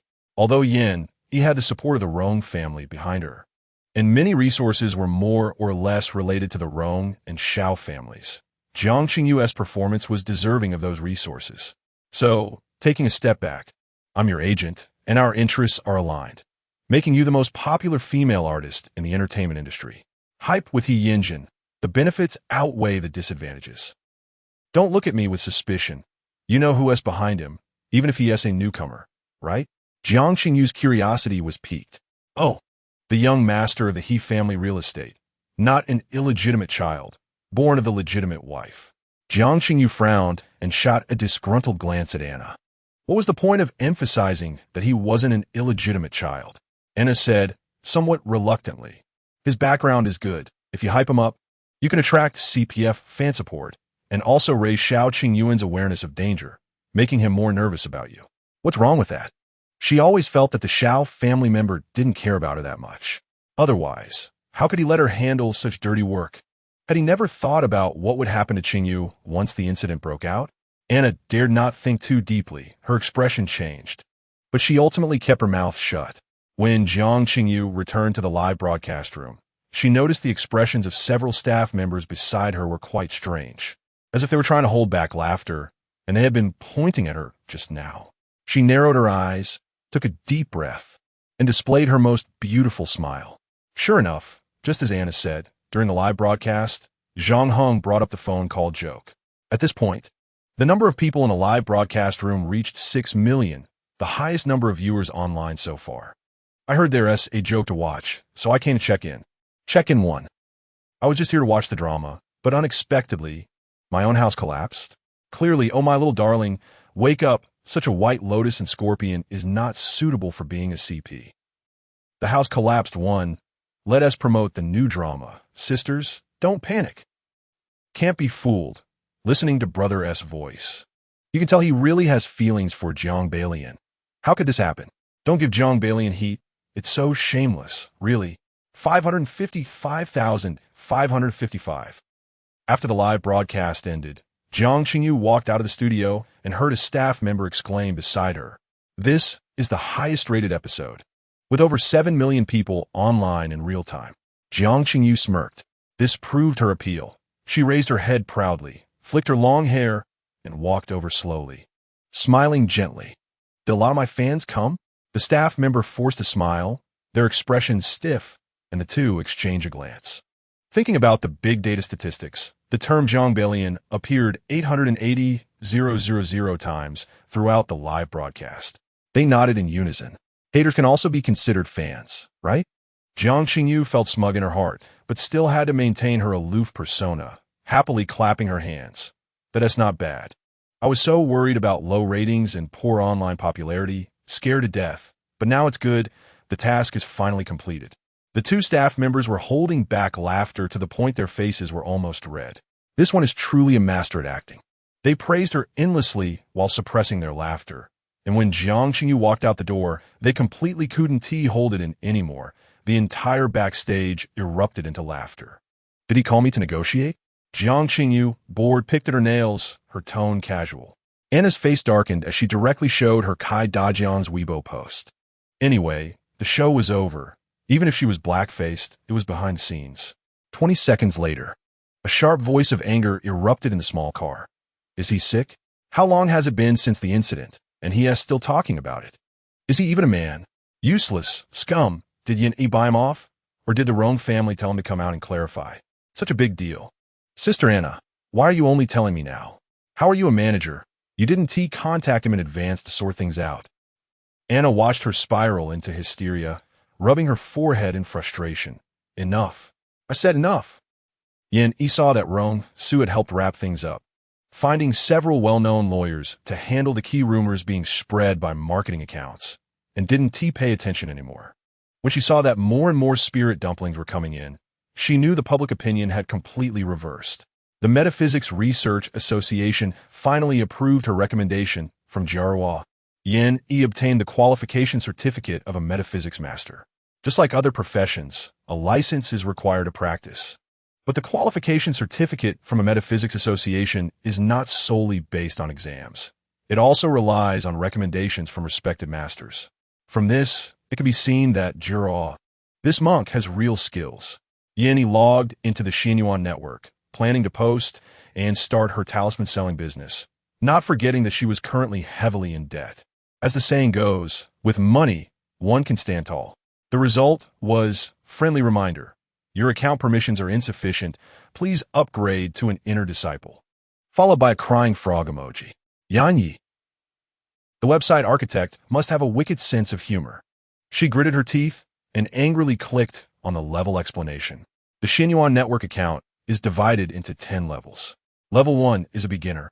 Level 2 is an outer disciple. Level 3 is an inner disciple. Level 10 is the supreme. The method of upgrading is very simple, just by taking orders. To go from beginner to outer disciple requires 500 points, and from outer disciple to inner disciple, the points double. On Xinyuan network, the ordinary difficulty orders are 2 stars. Completing them earns 200 points. Medium difficulty is 3 stars for 100 points. High difficulty is 4 stars, 1,000 points, and 5-star difficulty commissions have yet to appear. There are also some simple orders rated as 1 star or unstarred, with points ranging from 50 to 100. If one thinks they can exploit loopholes by relying on simple orders to level up, they are gravely mistaken. After the website assesses the danger star level of the orders, there are also restrictions on taking orders. For example, after reaching the inner disciple level, 1-star or unstarred orders will no longer be available to those with higher abilities, and high-risk orders will not be open to lower-level members. For instance, at this time, Yan Yi does not qualify to take 3-star or 4-star orders, even if she feels fully capable of completing them. Yan Yi sulked, squatting in a corner and drawing circles. She sighed deeply. Why is making money so difficult? She clicked into the task area. She picked a case of a couple being murdered, 2 stars. The requester wanted to know if the couple had reincarnated, which was easy. As long as she had something used by the deceased, she could summon their souls to find out if they had entered the underworld. Yan Yi took a deep breath. Her dejected mood finally lightened. The corners of her mouth curled up. 2 2-star orders would give her 400 points, doing 1 a day. The day of leveling up was right around the corner. But then she suddenly froze. Where is Hua? Since last night when she sent her to mess with Hong Sivan, she hadn't returned yet. Could it be something happened? Oblivious, Hua had no idea about Yan Yi's worries and was currently at the live audition scene of Sunshine Youth 99. She waved her glow stick, swaying along with the boys on stage. Wei, Mommy loves you. Sun Su, the rising sun. Hua's starstruck face, cup in her cheeks, smiled blissfully. She suddenly felt that being a ghost was too disadvantageous. Look how good she has it now. She can chase stars with everyone, cheer together, and even take the chance to touch the boys' hands. It's just too great.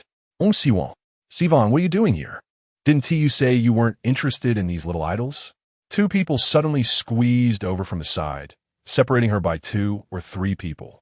Hua initially didn't react.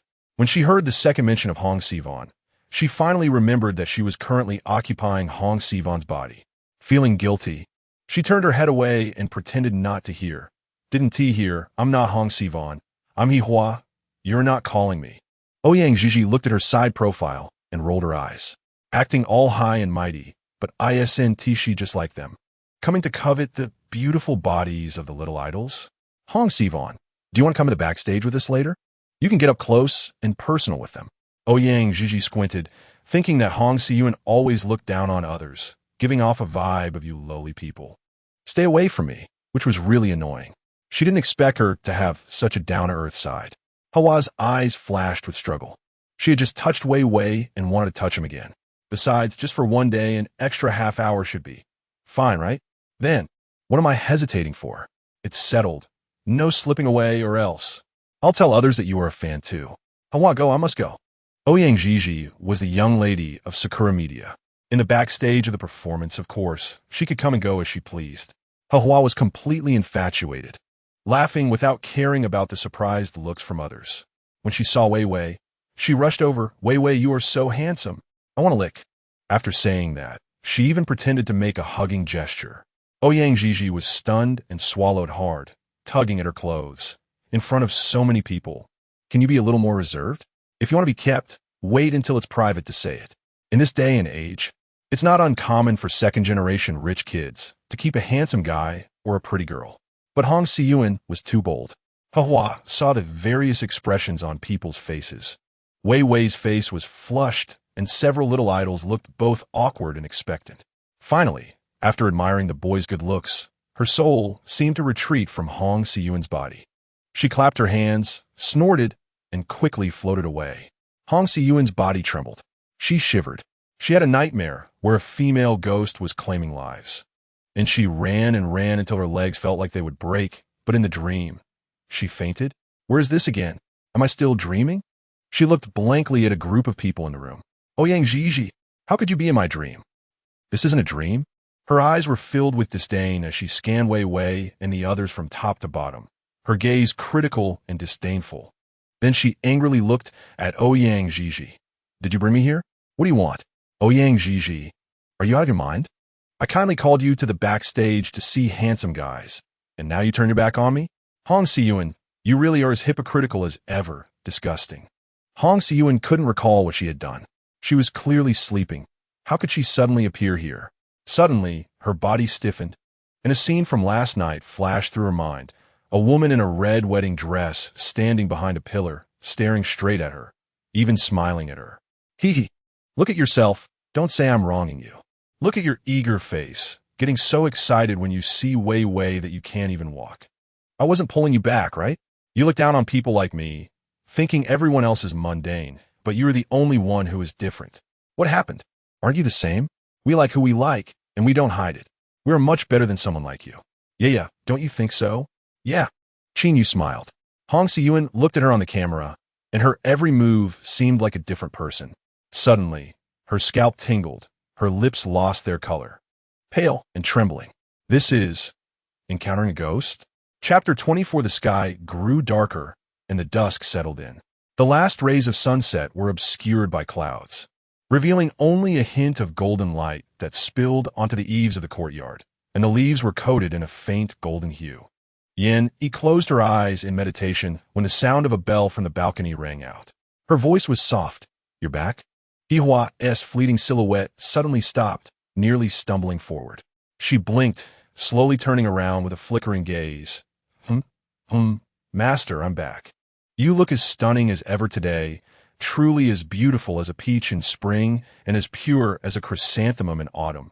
So beautiful, incredibly beautiful. Yin opened her eyes, ignoring her flattery. She noticed the yang energy lingering on her. Her starry eyes slightly cooled, and her voice followed suit. Did you possess a living person? Hua opened her mouth, feeling guilty, feigning a pitiful look. I didn't mean to. It just so happened that I encountered my idol, and I wanted to shake his hand, but I couldn't touch him. In a moment of desperation, Master, don't worry. I didn't absorb her yang energy. She'll be fine. Hua twisted the hem of her bright red skirt. Her face filled with idol worship as she completely forgot that Yin was glaring at her. Clearly, she was still immersed in the excitement of meeting her idol and having taken advantage of the situation. Yin Yi's eyelid twitched. Speechless, she rubbed her forehead. An idol? Her idol changes several times a day, more fickle than those who switch their fandoms daily. Truly unbelievable. She knew that Hua didn't mean any harm. She was a ghost who had been dead for nearly 100 years, and the handsome guys in her mind were just the village boys, Xiao Hu and DeWang. How could she have seen the current situation where handsome men and women are everywhere, just a click away on TV or the computer? It was understandable to be tempted by beauty for a moment, but this trend must not continue. If she got used to it, casually jumping into others' bodies over time, her desires would be insatiable, and she would inevitably absorb yang energy, harming both others and herself.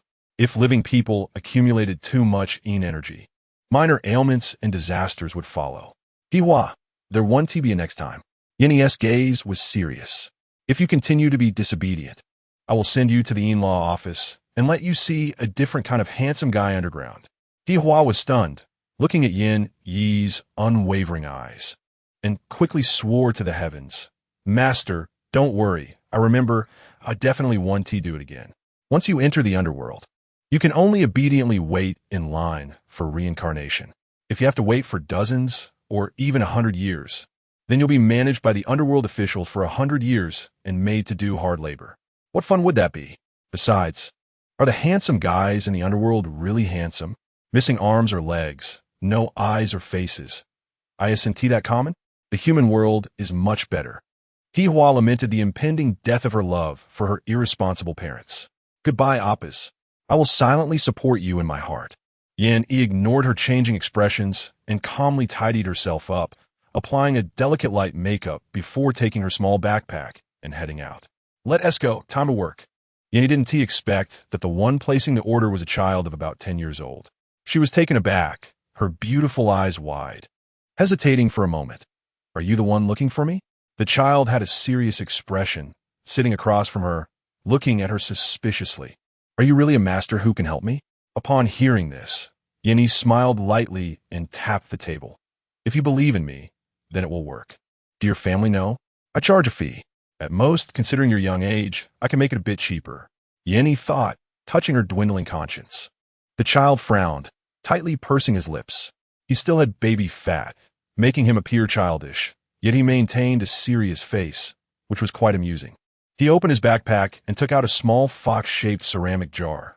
Glancing at it reluctantly, as if making a certain decision, he pushed it in front of Yan Yi. Yan Yi. Headache, taking on a non-profitable job. She fell silent. The child bit his lip, anxiety showing in his eyes, and after a while slowly asked, "Is it not enough?" The money in the jar had been saved for over half a year. Yin Yi looked at the adorable fox piggy bank, feeling troubled. Taking money from a child seemed a bit too much. Heartless. She pondered for a moment and asked, "Why do you want to know? Besides, everyone says there are no ghosts in this world." The boy retorted immediately, "If there are no ghosts, then why do you say you can solve it? That means you're a fraud pretending to be a master." Yin Yi was taken aback. Hua covered her mouth and laughed.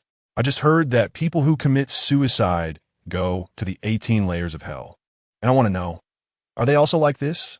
The boy's eyes flashed with desolation. "They are your..." He stubbornly blinked, raising his head and coldly saying, "The most irresponsible pair of parents in the world." Yin Yi didn't know what to say to comfort him. The child looked like he wanted to cry, but held back, showing resentment towards them, which was quite heartbreaking. She didn't know how he found out about the Xianmen website, specifically posting for help. Yin Yi was now a bit curious about how the website determined the task level. Was it based on payment? But this little employer clearly couldn't afford it. Hua pouted, feeling sour inside, thinking of her own irresponsible parents, who had sacrificed her to a ghost for the sake of her brother.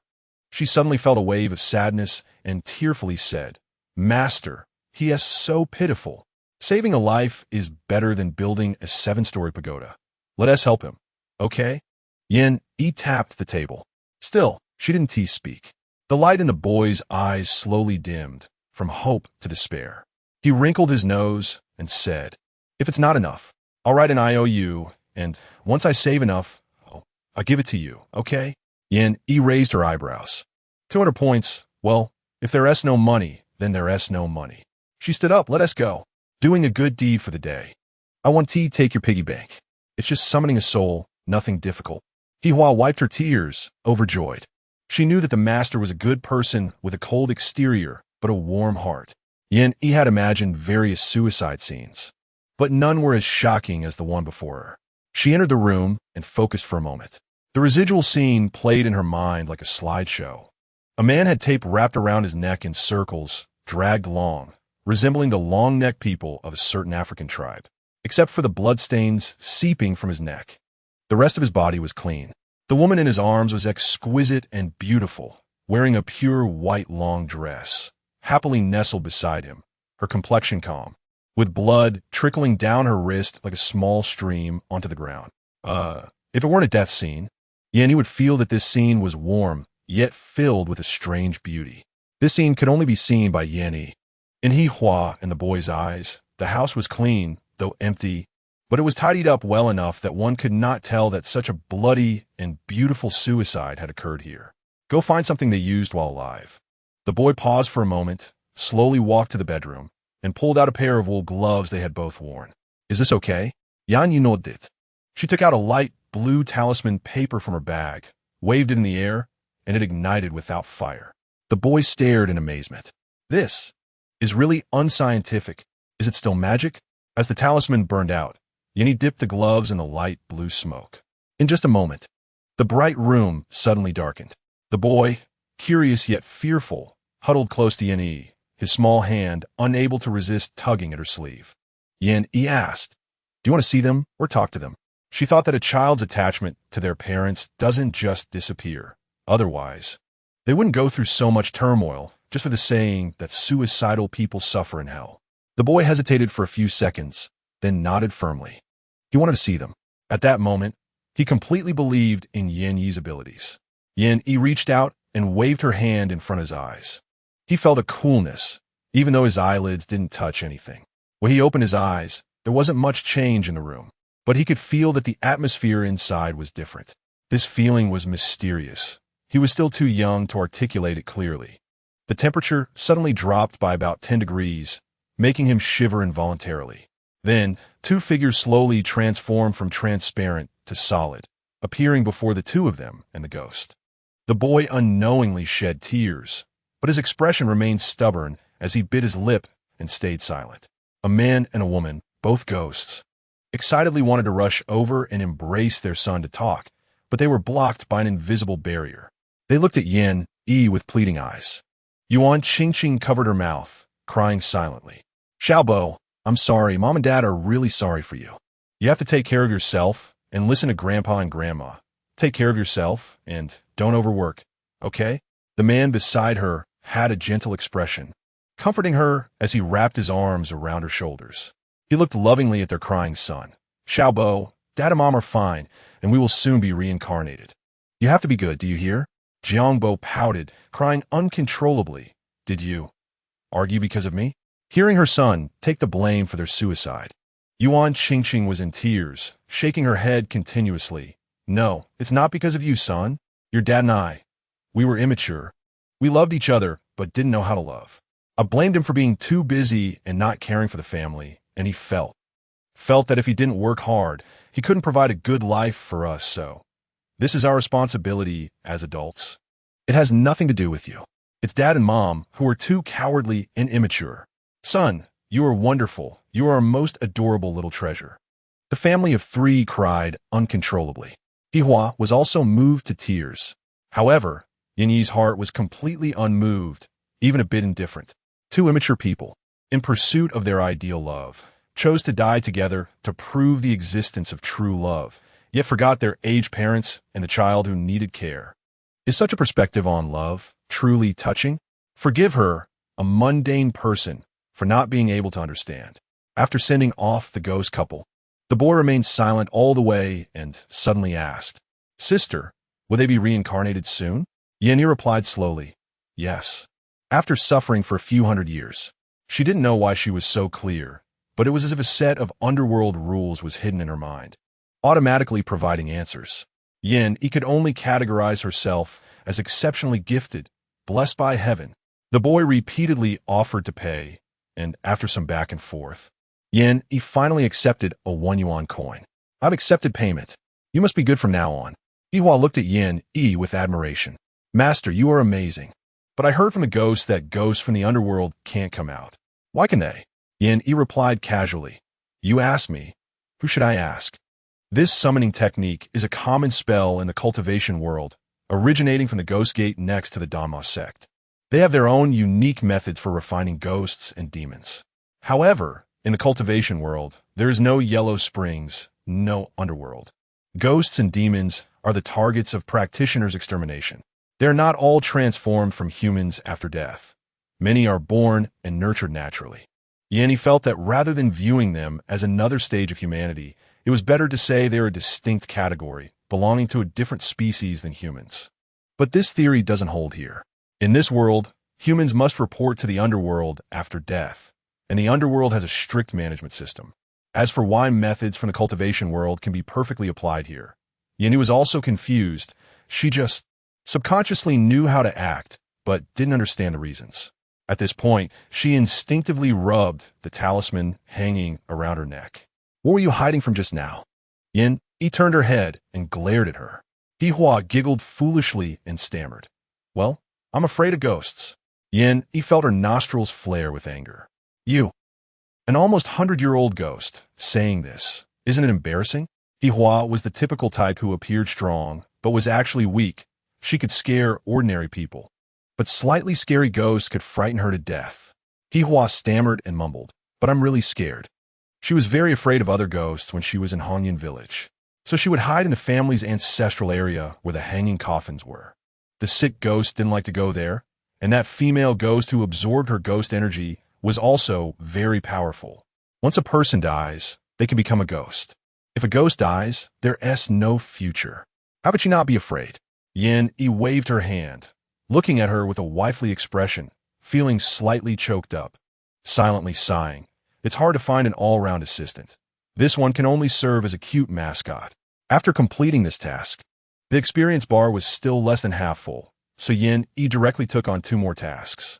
This time, the clients were very normal. It was just that their homes were disturbed by small ghosts. Handling them was without difficulty, from being a novice to becoming an inner disciple. Yin took about a week. Just as she reached level 3, she immediately started selling talismans. The naked desire to make money was evident.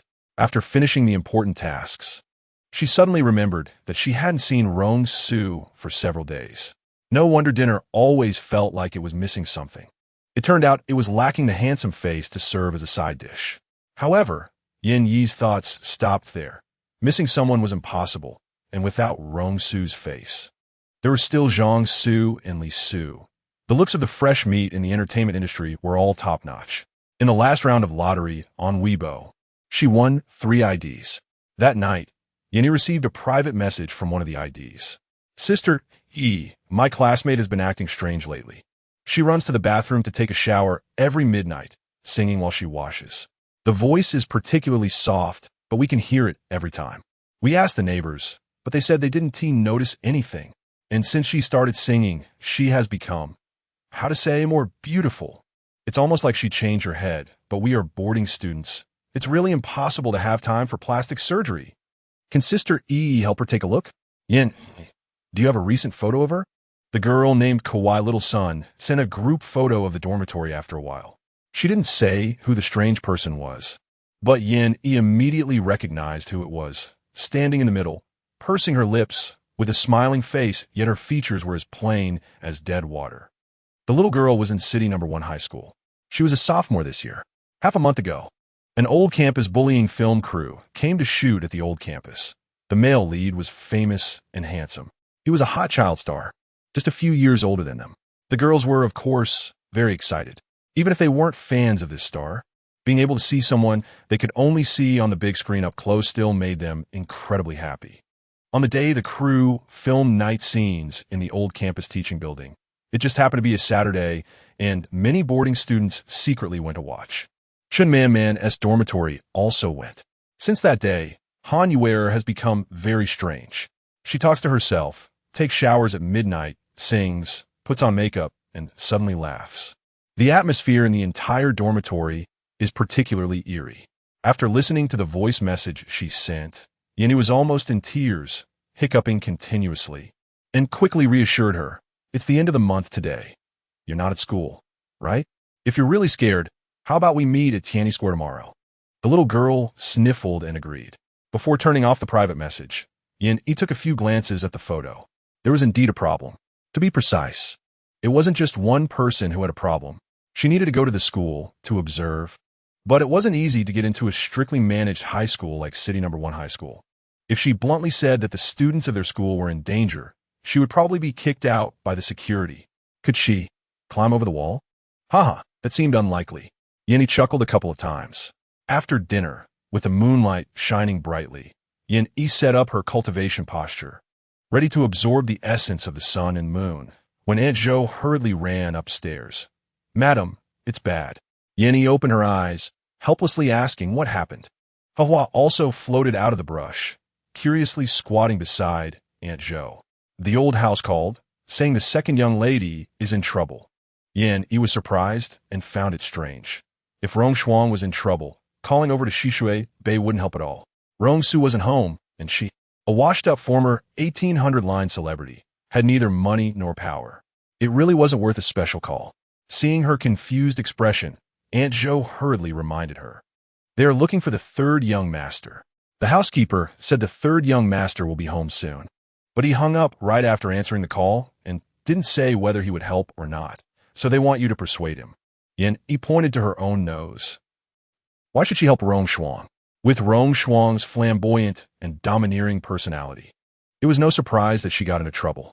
She had previously sneaked a look at Yan Yi's diary, noting several instances where Rong Shuang colluded with others to bully her, with some rather malicious intentions. The worst incident was attempting to drug someone to force the original owner into a situation, hoping to drive the original owner out of the Rong family. Saying this didn't make Yan Yi angry on her behalf, but rather made her feel that with Rong Shuang's character, the likelihood of her bullying others was higher. Now that trouble had struck, she probably kicked a hard wall. The truth of the matter was pretty much as Yan Yi guessed. After a while, there was some noise downstairs. Rong Su had returned. Aunt Zhou hurried downstairs, and Yan Yi shuffled in her slippers, slowly following behind. Just as she reached the staircase, she saw Rong Su angrily tearing off his tie and tossing it on the ground, his face filled with anger, his deep brows slightly lowered, hiding turbulent emotions within. Yan Yi posed it. People who were angry were the hardest to deal with. It was better not to approach him and risk being disliked. She quietly turned around, tiptoeing, planning to sneak back to her room. Why are you running away? Rong Su said with a half-smile. Afraid I'll ask you for money back? Yan Yi pursed her lips and turned back to reveal a professional fake smile. Am I running? I just suddenly remember my phone left in the house. Asking for money? She had neither money nor a life to lose. Is that so? Rong Su said, and Yan Yi nodded vigorously. Why should she argue with someone in a bad mood? So petty, and he even reminded her of his status as a creditor, which was really annoying. Yan Yi slowly made her way downstairs and sat on the sofa next to him. Rong Su didn't speak, just wore a sullen face, looking not too happy. Remembering Aunt Zhou's words, Yan Yi suddenly felt a bit sympathetic towards him. Wake up! Does the wealthy, powerful, and handsome third young master Rong really need sympathy from someone like you? A flat-chested poor girl? Yan Yi silently shed tears of bitterness. Chapter 25. Rong Su sat with a sullen face and said nothing. Yan Yi ignored him, sitting beside him, her fingers poking at the colorful geometric shapes on her phone screen, bouncing around, occasionally interrupted by a mournful game over. So stupid. Rong Su slightly parted his thin lips. Look at me. After saying that, he took the phone from Yan Yi's hand without any politeness. Yan Yi ground her teeth, rolling her eyes almost to the ceiling. What kind of person is this? If you want to act deep, just act deep. Why are you stealing my phone? Don't you have one? Such a childish idiot. Yan Yi grabbed a nearby cushion, hugged it to her chest, bent her long legs, leaned back on the sofa, and finally couldn't help but ask curiously, Hey, didn't you say Rong Shuang got into trouble? What exactly happened? Rong Su was focused on playing the minigame and casually replied, It's just a show of power. He didn't explain what it was about. Yan Yi was most annoyed when people spoke halfway, getting only half the gossip, and it made her restless. She tilted her head, quietly leaned closer to Rong Su, pushed him, and impatiently urged, Be clear. Game over. Rong Su clicked his tongue, suddenly looking up, his deep gaze locking onto Yan Yi, pointing at the game screen. Idiot, you made me lose. Blaming me for your own lack of skill? A real expert wouldn't be affected. Yan Yi si device. Rong Su's eyes flickered slightly, not giving her any face as he retorted, Oh, it's a pity that someone's score isn't even a quarter of mine. How can such a bad player have a nerve to criticize me? Yan Yi glared angrily. This was definitely a fake husband. She reached out to grab the cushion beside her and threw it at him. Seeing his annoying face made her want to hit someone. Yan Yi kicked him, but her calf was grabbed by Rong Su and pulled towards him. Before she could react, half her body was pulled over and they were very close, their eyes meeting. What are you doing? Yan Yi shouted angrily. Rong Su laughed heartily, doubling over with laughter, leaning on her legs. He originally wanted to pretend to be angry so that this heartless woman would comfort him, but unexpectedly, she was just so carefree, happily playing her own game, completely ignoring him as her husband. If Yenny knew his thoughts, she would definitely shout, "Are you crazy? Aren't they just legal cohabiting partners? How could suddenly have so many thoughts?" It made it seem like she was the heartless one. Besides, his behavior was no different from that of kindergarten boy. The old trick of bullying someone you like was already outdated and not trendy anymore. Rong Su's laughter ceased, and he reached out to pull her up, only to be kicked again unexpectedly. He wasn't angry, his brows relaxed, and a smile on his face. When it came to Rong Shuang, his tone instantly turned cold and serious, a hint of disgust flickering in his eyes. It seems to be related to a little star named Yun Si Wei. Jealousy over a classmate, locking someone in an abandoned classroom, and, coincidentally, something happened. Yan Yi Fronit, Yun Si Wei. Why does that name sound so familiar? All right, it's that male lead from the crew of City No. 1 High School, students who secretly went to watch the night shoot, and those girls who were led astray. What happened that day? The playful look on Yan Yi's face disappeared, turning serious as she kept recalling what the cute little son had said from beginning to end. She hadn't mentioned it, and there were other things that happened in the old teaching building. Was it intentionally concealed, or did she not know either? Rong Su raised an eyebrow, his gaze deepening. That night, someone came for that girl. The other party reported it to the police, and it was found out that it was done by a temporary worker from the crew. Rong Shuang locked her there, leading to such a serious incident, and she bore an unshirkable responsibility. Yan Yi's lips curled in a mocking smile. Temporary workers are always the best scapegoats. So what does Su Wanqing want from you? Rong Shuang was so bold to do such a thing that innocent girl-esque life was ruined by her, and Yan Yi felt extreme disgust towards her. Even if subjectively she may not have expected the other party to encounter such a terrible thing, the root cause of the whole incident was her jealousy and recklessness. In this world, many regrets are caused by the accumulation of little things, and no one knows how a small action or malice can lead to serious consequences. Yan Yi has always felt that the chance of a wealthy family raising a monster or a pervert is too high. They are the hunters in the hunting ground, the players in the chess game, the guides of public opinion, and the owners of immense wealth. With a privileged upbringing, it's hard for them to experience everything of ordinary people, the sadness and happiness they cannot understand. Because for these people, the threshold for happiness is too high. Yet they can calmly enjoy pain, especially deriving extreme pleasure from the suffering of others. Therefore, Yan Yi fundamentally did not believe that Rong Shuang would regret or even repent. Perhaps she was even happy. Look, the person who made me unhappy has finally been ruined. She wanted to evade responsibility. She was very angry, her face tense, her fox-like eyes narrowing, expressing her dissatisfaction with Rong Shuang. Rong Su held her cold hand, rubbing it gently, and said, "Don't worry. Anyone should pay the price for what she has done. The family over there contacted me, not for this matter." Yenny looked up puzzled. "It's because they want me to help find Master Zhiro." After the incident, Rong Shuang started to behave strangely, making noise and being irrational every night at 12 o'clock, self-harming in various ways. Last night, she hung herself from the chandelier. If it hadn't been discovered in time, it would have been. The old man thinks she has encountered something unclean. Yan Yi lowered her head, her long eyelashes blocking her thoughtful gaze. 12 o'clock. Something is wrong, very abnormal. Just like the little son's roommate. Yan Yi clenched her small hands, her eyes flashing with hesitation. She didn't want to get involved in the Rong family's matters. But Rong Shuang's mistakes should be judged by the law, not left to some inexplicable ghosts. City No. 1 High School? After making up her mind, Yan Yi no longer held back, but directly told Rong Su the information she had heard from the little son. "Just right, I'm going to meet a little friend tomorrow. Also from City No. 1 High School." Rong Su was taken aback. "Is it related to Rong Shuang's matter?" Yan Yi nodded, her expression slightly serious. When she thinks, she likes to pinch things, pinching her own nails or anything she can reach nearby. At this moment, she subconsciously pinched the back of Rong Su's hand. Rong Su remained silent, allowing her to pinch. "We can only determine it after seeing them." Yan Yi thought for a moment and said, "As for Master Zhiro, We should still inform him. I think Rong Shuang and the others would prefer to believe him. Even if she wanted to help Rong Shuang, the Rong family might not dare to trust her, especially the scheming sister-in-law, Su Wanqing, who was keen on family drama scripts and always insinuating. After discussing matters, Rong Su finished his meal, and the two went upstairs one after the other. He returned to the bedroom, while Rong Su went to the study to handle unfinished work. There was a strange sense of an old married couple, each doing their own thing, yet perfectly in sync. Ever since he tricked her into thinking their relationship was great last time, perhaps fearing to expose himself, he chose to default on sharing a bed.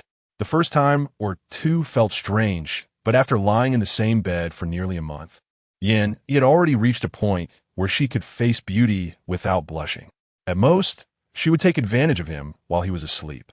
Occasionally, he would wonder if Rong Su was like Lu Xiaowei, perhaps because he was impotent. Otherwise, with such a vibrant beauty lying beside him, how could he remain composed and even disdain her for rolling over onto him while asleep? It was simply an insult to her charm. By the time Rong Su returned to the bedroom, he was already asleep. Her body twisted into a ball, her head buried in the quilt, with only long, messy hair peeking out. Her palm-sized face was downwards, resting on the pillow. Rong Su shook his head, truly at a loss for words to describe her sleeping posture. If he had to say something, it would be just two words: wild and unrestrained. He gently pulled Yin from the quilt, and while she turned over, he quickly climbed onto the bed, occupying her original position. Then he waited quietly. Sure enough, within 5 minutes, Yin rolled over to him again. Her small head nestled against his chest, rubbing against him to find a comfortable position, sleeping sweetly. Rong Su reached out to pull her into his arms, encircling her, gently stroking her face, and leaned down to leave a tender peck on the top of her head. Thinking about the headache that had recurred during his business trip, he smiled bitterly. So, the precious person that Jeroen mentioned was right here. The next day, he went to meet Little Sun, while Rong Su returned to the Rong family. Little Sun had a doll-like face, but her inappropriate Korean-style, straight brows, and trendy makeup ruined her innocent look, making her appear more mature. When she saw Yin, she was particularly excited, suddenly standing up and almost knocking over the milk tea on the table. After hurriedly stabilizing the cup, she awkwardly greeted, I'm so happy to see you. Since your debut, I've been a fan of yours. I'm your diehard fan, really. Besides the mismatch of her makeup and face, Yin silently added in her heart, it also didn't match her personality. The girl was just a soft and sweet little girl. The two agreed to meet at a milk tea shop. In the morning, there weren't many customers. Yin didn't disguise herself, as firstly, she was not famous and hardly anyone recognized her on the street, and secondly, having withdrawn from the circle, she had no news value, so naturally, no one would follow her. Yin slightly nodded and directly got to the point. Do you know if there are others at school who have experienced the same situation as her? Little Sun, also known as Young Nana, was stunned for a moment. She frowned, lost in thought. After a while, she shook her head, but her tone was not very certain. It seems. I haven't heard of anyone else like that. That day, many people secretly went to watch the filming. At least from our dormitory building, quite a few people went, but only Zhou Jiahua was like that. Yin pondered, took a sip of milk tea, and asked again, besides the people in your dorm, did anyone else hear about Zhou Jiahua's abnormal behavior? Young Nana quickly shook her head. After shaking her head, she realized something was off and hurriedly nodded, then shook her head again. Yin was confused by her actions. Gazing at her with clear eyes and softly saying Young Nana looked puzzled, becoming even less certain about her memory. After stammering for a long time, she finally said, on the third day when she started acting strangely, our whole dorm was really scared. I mentioned it to a classmate next door once, but she didn't believe me, saying she didn't hear any singing at all, but her voice was so loud. The dorm has poor sound insulation. There's no way she couldn't hear it. You have to believe me. There's nothing wrong with my memory. I'm very sure she really, every night. At this point, Young Nana shivered, her teeth chattering, clearly terrified to the extreme. Yin gaze flickered, saying, your neighbor definitely didn't go to watch the filming, right? Right? They had to take care of the bulletin board that day, and came back late, so they missed it. Once young Nana heard this, her eyes brightened, and she nodded quickly. After saying that, her little face turned pale again, immediately realizing that he meant all the irregularities stemmed from that night's shoot. She tightened her grip on the milk tea cup, pursed her lips, and asked, does that mean those who want to watch the night shoot all? But she felt fine and didn't notice anything wrong. Yin shook her head, reassuring her, not necessarily. You just need to know that there's nothing wrong with you. Ghosts also have their restrictions. Some people's destinies are just more suited to be their vessels. Whether it's a ghost or not is still uncertain. Young Nana nodded absent-mindedly, and suddenly her expression became excited. She looked around at the people and lowered her voice. There's something else. Recently, several people from Class 25 have taken sick leave. I also heard that the day after the night shoot, the police came to the school, not sure what they were doing, and they even investigated Class 25. Could it be? Yin Yi's eyes flashed, thinking just as I thought. She handed young Nana 3 talismans. Give these to your other 2 roommates. But don't let Zhou Jiahua find out. The other 2 girls have been somewhat affected, but they were still unaware. Young Nana had a protective talisman, so she hadn't been touched by any misfortune. But since she was giving things away, she treated them all equally. Yin patted her little head, raised an eyebrow, and smiled. Things will be resolved soon, don't worry. Also, this makeup doesn't suit you. The real you is very cute at 16 or 17. The age of flowers, being fresh and clean, is the most beautiful. Young Nana's eyes turned red, moved, and nodded. The she admired was truly warm-hearted. After sending her off, Yeni did not go home, but took a taxi to the first middle school. The management on weekends was not as strict as usual, and after registering her visit at the security office, she successfully entered. She rode a shared bike around the school, eventually arriving at the old campus.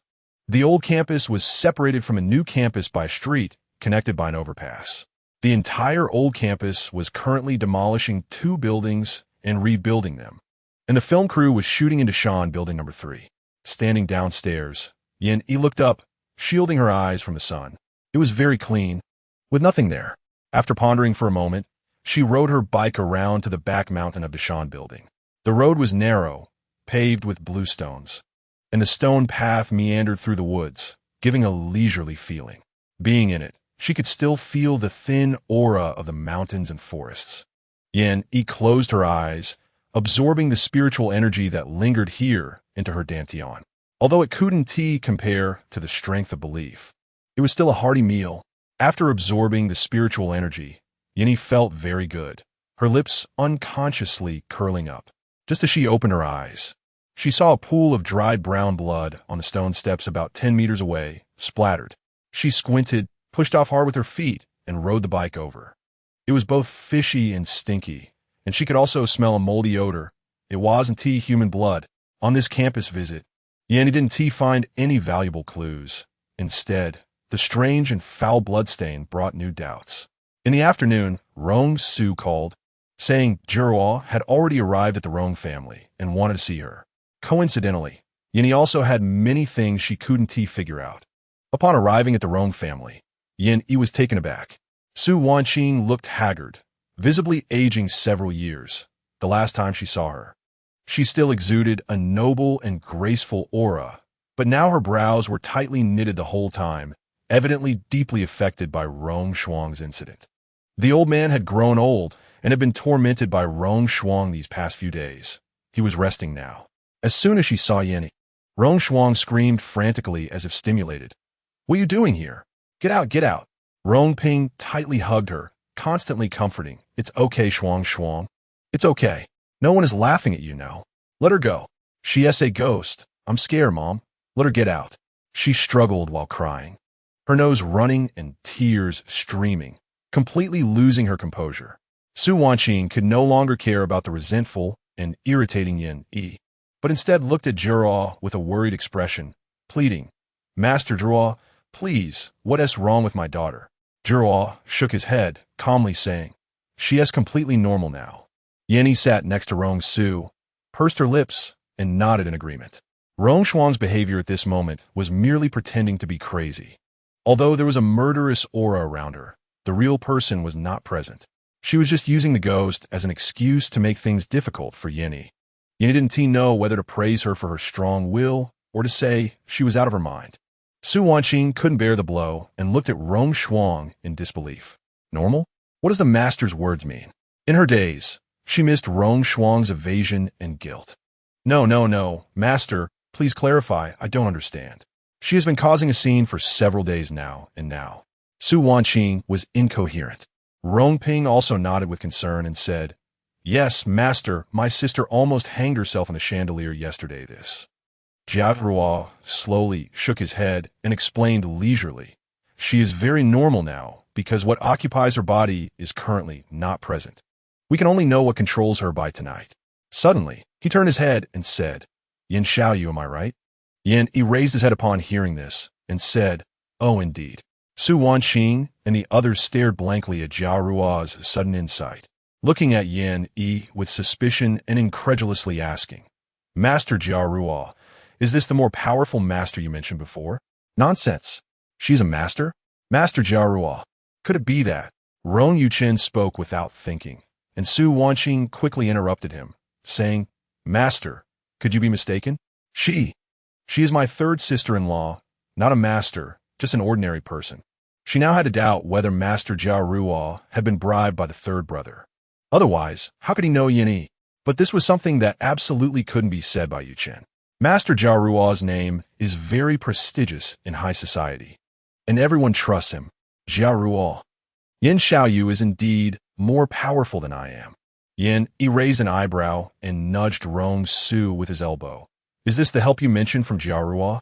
Chapter 26, Su Wanqing and the others did not believe Yin. Yin shrugged, saying that whether they believed it or not was up to them. She wouldn't rush to solve their problems. What was in it for her? Was she looking for their disdain? Whether one could escape from fate or not? It was all a matter of life. Whether saving someone or not, it was still life. Life had always been in one's own hands. If the other party did not want to be saved, there was nothing one could do. If anyone knew her true thoughts, Yin felt that a topic should immediately be opened. The coldest moment you have ever witnessed. Jia Rua lightly fiddled with the prayer beads, looking profound. Mrs. Rong. Trust me, if you want Miss Rong to be well, it's better for this matter to be handled by young friend Yin. Yin raised an eyebrow. Dealing with ghosts was something anyone from the mystical world could do, right? Jia Rua's words sounded strange. Rong Su's expression darkened as he directly asked, What do you mean by that? Jia Rua remained calm and unruffled. Whether you believe it or not, I will be here tonight. The rest is up to young friend Yin. She silently sighed in her heart. Ah, the trio is short one tonight, and I can't go. Yin Yi's gaze flickered. The monk had some skills, being able to guess that she had other plans for tonight. In the evening, Yin quietly left the house. I'll drive you, she said. Under the streetlight, Rong Su smiled like an enchanting spirit, hazy and captivating. Yin, what are you dazed for? Hurry up and handle things so you can come back to sleep early. You, a happy unemployed person, have no idea how miserable I am. I have to go to the company early in the morning. Lin K said that the first rule of pursuing a wife is to be considerate and properly act pitiful to evoke the other person's sympathy. After Rong Su finished speaking, he looked at Yin expectantly. Yin twitched the corners of her mouth and replied irritably, I really thank you for being my assistant at this late hour. With a bang, she slammed the car door. Initially, she thought it was troublesome for him to run around with her so late, but now, he deserves to be tired. Hua sat on the hood, swinging her little feet, smiling and saying, Master, Brother Rong also cares about you. Otherwise, it's almost winter, and he's still running around with you. What a hardship. Those who have never been in love are really dull. They lack romance. Yin made a fist gesture at her. In her heart, she thought, how could you, a little ghost forced to be a sacrifice, become a love expert? Is there any way for me to see what you see? Suddenly, Rong Su's voice rang out in the car. Jia Rua said that his constitution is immune to all ghosts. Since he wouldn't hold Yin back, he wanted to help her within his capabilities. He didn't want to be unable to see her in danger one day, not knowing how to help her, just being a blind onlooker while she got hurt. Aren't you afraid? Yin asked in surprise, as their appearances might not be pleasant. You know, the ways people die in this world are all kinds. especially the vengeful spirits filled with resentment. None of them died without suffering cruel torment, whether missing limbs, facial features, heads, or even being smashed into pieces. Blood and flesh everywhere. Although most of the time, a ghost's appearance is the last look remembered by the living. But this only applies to non-vengeful ghosts. Vengeful spirits are not included. And most of the ghosts that need to interact with Yin Yi are vengeful spirits. Rong Su replied with a soft sound and smiled faintly. I'm not afraid. Besides, you are here, right? I believe in you. The second rule of pursuing a wife is to remember to compliment your lover often, filling her with confidence and making her feel needed. Yan Yi bilinkit, a blush slowly rising behind her ears. Such straightforward praise was too pleasing to the ear. Hua covered her mouth, looked at the sky, and playfully engaged in role play. Are you afraid? No, I'm not afraid. Why aren't you afraid? Because you're here. After she asked and answered herself, she turned her head 360 degrees and stuck her tongue out at Yin. Oh dear, is this what netizens love to say about being too full? Yin Yi's mind short-circuited, and she blurted out, You're indeed too full. Stuffed. How dare she joke with her? Rong Su turned his head to look at her, his deep eyes filled with laughter. When Yin Yi met his focused gaze, she suddenly realized what stuffed meant, and she coughed awkwardly, turning her head away from him. She spoke lightly. It's nothing, just a little ghost causing trouble. Since he had a feeling, Yin Yi didn't use other excuses to dodge him. If you have the eye of insight one day, it can help you open your heavenly eye. If you haven't made up your mind, you could try it tonight. Many people say they're not afraid of ghosts, but that's because they have never seen a real ghost. Fortunately, opening the heavenly eye is not a forbidden technique. After all, the world of cultivation is mixed with humans, demons, monsters, and ghosts, and distinguishing between humans and demons is just a basic course for cultivators. One could say that the current mystical world cannot be compared to the cultivation world. If one were to make an equivalent calculation, Jia Ruo's abilities might be comparable to a foundation-building disciple, but here, he is a well-known master. Is it cow's tears or some pomelo water? He had recently watched a lot of horror and zombie movies, and that's what they said in those films. Rong Su was excited. Yin Yi thought for a moment and uncertainly said, We can try it next time. I haven't used those things. If she hadn't used them, she had no right to speak. After speaking, her index and ring fingers quickly formed a spell. Rong Su felt a cool breeze blow over his eyelids, accompanied by a minty scent, and he instinctively blinked. When he opened his eyes again, his pupils suddenly doubled in size. A female ghost in a red wedding dress was sitting on the hood in front of him, shouting 1234, 2234. Her limbs twisted like noodles, especially her legs, which she lifted from the front and swung to her back, intertwining at the waist, and her neck turned 3 times on her shoulders. Rong Su. This is too stimulating. Is she your friend? He swallowed hard. Yin Yi raised an eyebrow, and before she could speak, Hua immediately sat up straight and waved her hands. No, I'm not. I'm the master's subordinate. She cautiously observed the master's expression, and seeing he wasn't angry, she let out a sigh of relief. She was just a wandering ghost. How could she be the master's friend? Just thinking about it made her feel it was impossible. Wouldn't that be an offense to the master? After speaking, she noticed something was off, tilted her head to look at Rong Su, then at the forehead holding Yin, and timidly asked, Master, can Brother Rong see me? Yan Yi nodded. Hua shrank her neck and gasped in fear. When Rong Su couldn't see her, she felt his aura was too frightening. Now that he could see her, just his gaze made Hua feel cold all over. This was really strange. She actually felt the pressure of a strong presence from an ordinary person. When they arrived at the entrance of the middle school, to Yin Yi's surprise, someone was waiting for them. Yin Yi looked up in confusion. Who are they? Rong Su gestured for her to get out of the car, casually saying, the director of the academic affairs office and the dormitory staff. Mr. Rong, hello. The Mediterranean director greeted them and then introduced the 3 people beside them. This is Wu Hong, Wen, and Wu Xan sent by the Research Association. Also here for the recent incident at the school. What happened this time was serious. It wasn't merely a flu outbreak, as the outside world knew, which led to a holiday, but they had indeed encountered an unsolvable supernatural event. The three young people wore gray-blue robes with the same emblem on their shoulders, clearly from the same sect. Who is this? The director looked at Yin Yi. Yin Yi smiled and said, "My name is Yin Yi. Nice to meet you." Wu Hong looked at her, glanced over to the lotus flower stand, frowned, and suddenly confronted her. "I don't know which sect you belong to, but the art of taming ghosts has long been deemed an evil practice. You knowingly meddle in school affairs. What exactly do you want to achieve?" Yin Yi was taken aback. "Taming ghosts?" She smiled and said, "You misunderstood. I'm not taming any ghosts. She is willingly following me. Since you can see through her at a glance, you must also be able to tell that she hasn't been tainted by karmic evil." Wu Hong frowned, staring intently at the lotus flower, making her feel weak in the legs and want to hide, before finally nodding. It was indeed the case. "Director, please take us inside." Yin Yi smiled gracefully, not taking Wu Heng's doubts to heart.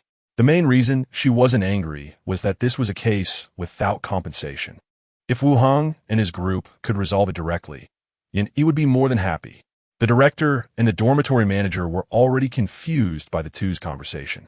Although they knew there must be something unusual about the situation, it was their first encounter with a ghost, and their minds were filled with the thought of "there's a ghost here."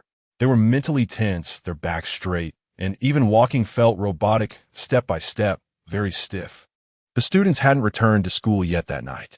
There were many people left in the dormitory, and this group, at least so far, had not noticed anything unusual. The director led them directly to the old campus. After crossing the overpass, the lights flickered on the old campus side. There were faint figures walking back and forth, along with the noisy sound of machinery. That film crew was actually still here shooting. Yin Yi was puzzled and directly asked, "Didn't something happen? Why are they still here?" The director rubbed his bald head, also surprised. Right after the incident, they weren't allowed to come over, but I don't know. Wu Hong looked at the rapidly spinning compass and shouted, "Not good." Then he quickly ran towards Deshan building. His junior disciples also rushed after him. Yin Yi's eyes flickered, asking the lotus flower to check the situation, and quickly followed. At that moment, everyone under Deshan building was busy and bustling. The male lead, Yun Siwei, stood in the middle of the crowd, with two assistants helping him with his outfit and makeup. Wu Hong weaved through the crowd, taking out his compass and spinning it, mumbling something. His appearance, along with his mysterious demeanor, immediately attracted everyone's attention. "What are you doing? Can't you see the shooting site? I'll let you in. Crew, get them out." Yin Yi frowned tightly, feeling increasingly strange as she got closer to Deshan building, sensing a dangerous aura lingering within, but it didn't feel like a ghost. At least not like the one she saw in the photos. "I'll let you in to shoot," Rong Su asked coldly, his face expressionless. He looked particularly frightening when he wasn't smiling, perhaps due to the overwhelming aura of authority, which momentarily stunned the previously noisy crowd. The air was still for more than 10 seconds. A short, chubby man cleared his throat and said, "This was approved by Vice Principal Yu. We pay the location fee." "Who are you? Right? You took our money and still want to kick us out? What kind of reasoning is that? Hurry up and leave. Don't disturb us while we're filming." Within a minute, Yin Yi sensed a strong foul smell wafting towards them. It was like a mix of rotten water and garbage, nauseating to the point of wanting to vomit. This smell was very similar to what she had encountered on the stone steps at the back mountain. She pulled Rong Su and quickly moved out of the crowd. Just then, the lotus flower hurriedly floated back, shouting, "Master, there's a monster over there. It has eaten several little ghosts, ugh." Upon hearing this, Wu Hong and his fellow disciples squeezed out of the crowd, following Yin Yi to run towards the back mountain. The lotus flower nervously followed by Yin Yi's side. She was terrified. What kind of ghostly thing was it, so smelly and ugly that it actually ripped ghosts apart, chewing them up like chicken feet? Oh my God, those wild ghosts floating outside were so miserable. Fortunately, she was domesticated now, protected by the master. Can't think about it. If she does, she'll vomit again. Ugh. Chapter 27. Wu Heng's face changed dramatically, just as he was about to sound the alarm. He saw the crew members rushing into Deshan building like madmen, screaming, "Ah, there's a ghost." They pushed each other, running and shouting, with some people getting knocked down, while others stepped over them. "Calm down, don't run around. Don't go upstairs, someone is being trampled," Wu Hong shouted urgently. But in the face of overwhelming fear, how many could hear him? They were like a flock of sheep without a shepherd, running around aimlessly, as if a pack of wolves was chasing them from behind. Deson building seemed to have a lighthouse-like attraction, drawing them up one after another, with groups of vengeful spirits baring their teeth behind them. Everyone had only one thought in their minds: go upstairs. As long as they got upstairs, they would be safe. The ghosts couldn't get close. Yenny frowned and coldly scolded. What a trouble. She took the jade seal from around her neck and tossed it into the air.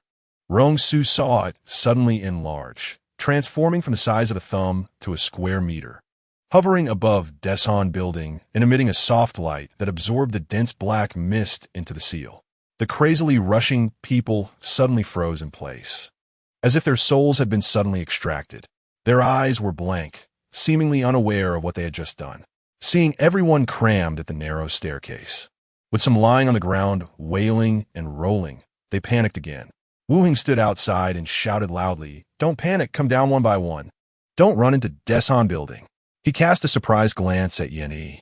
How could someone with such a powerful magical artifact never have been mentioned in the research meetings? Was she a disciple of some hidden sect? Once everyone was out, Yenny retrieved the jade seal. What is going on? In the crowd, someone screamed, crying and causing a commotion, while others were so scared they distanced themselves from everyone, seeing everyone as a ghost.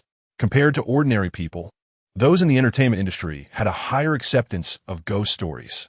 The crew would offer pig heads to seek blessings when starting a production, and many stars would travel long distances to Hong Kong or Thailand to seek amulets. Secret meetings with llamas were not uncommon, and some even raised little ghosts.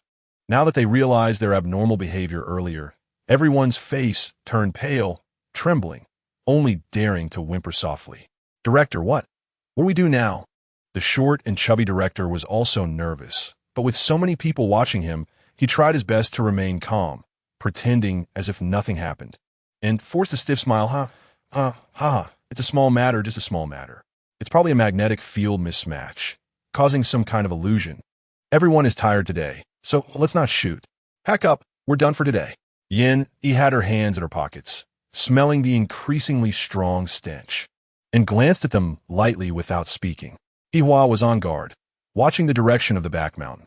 Rong Su also stared closely, his instincts telling him that something was coming from that direction. Wu Heng's green jade compass was spinning rapidly.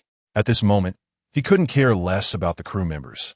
He just calmly glanced at their departure and turned his head to nervously watch the compass's movements.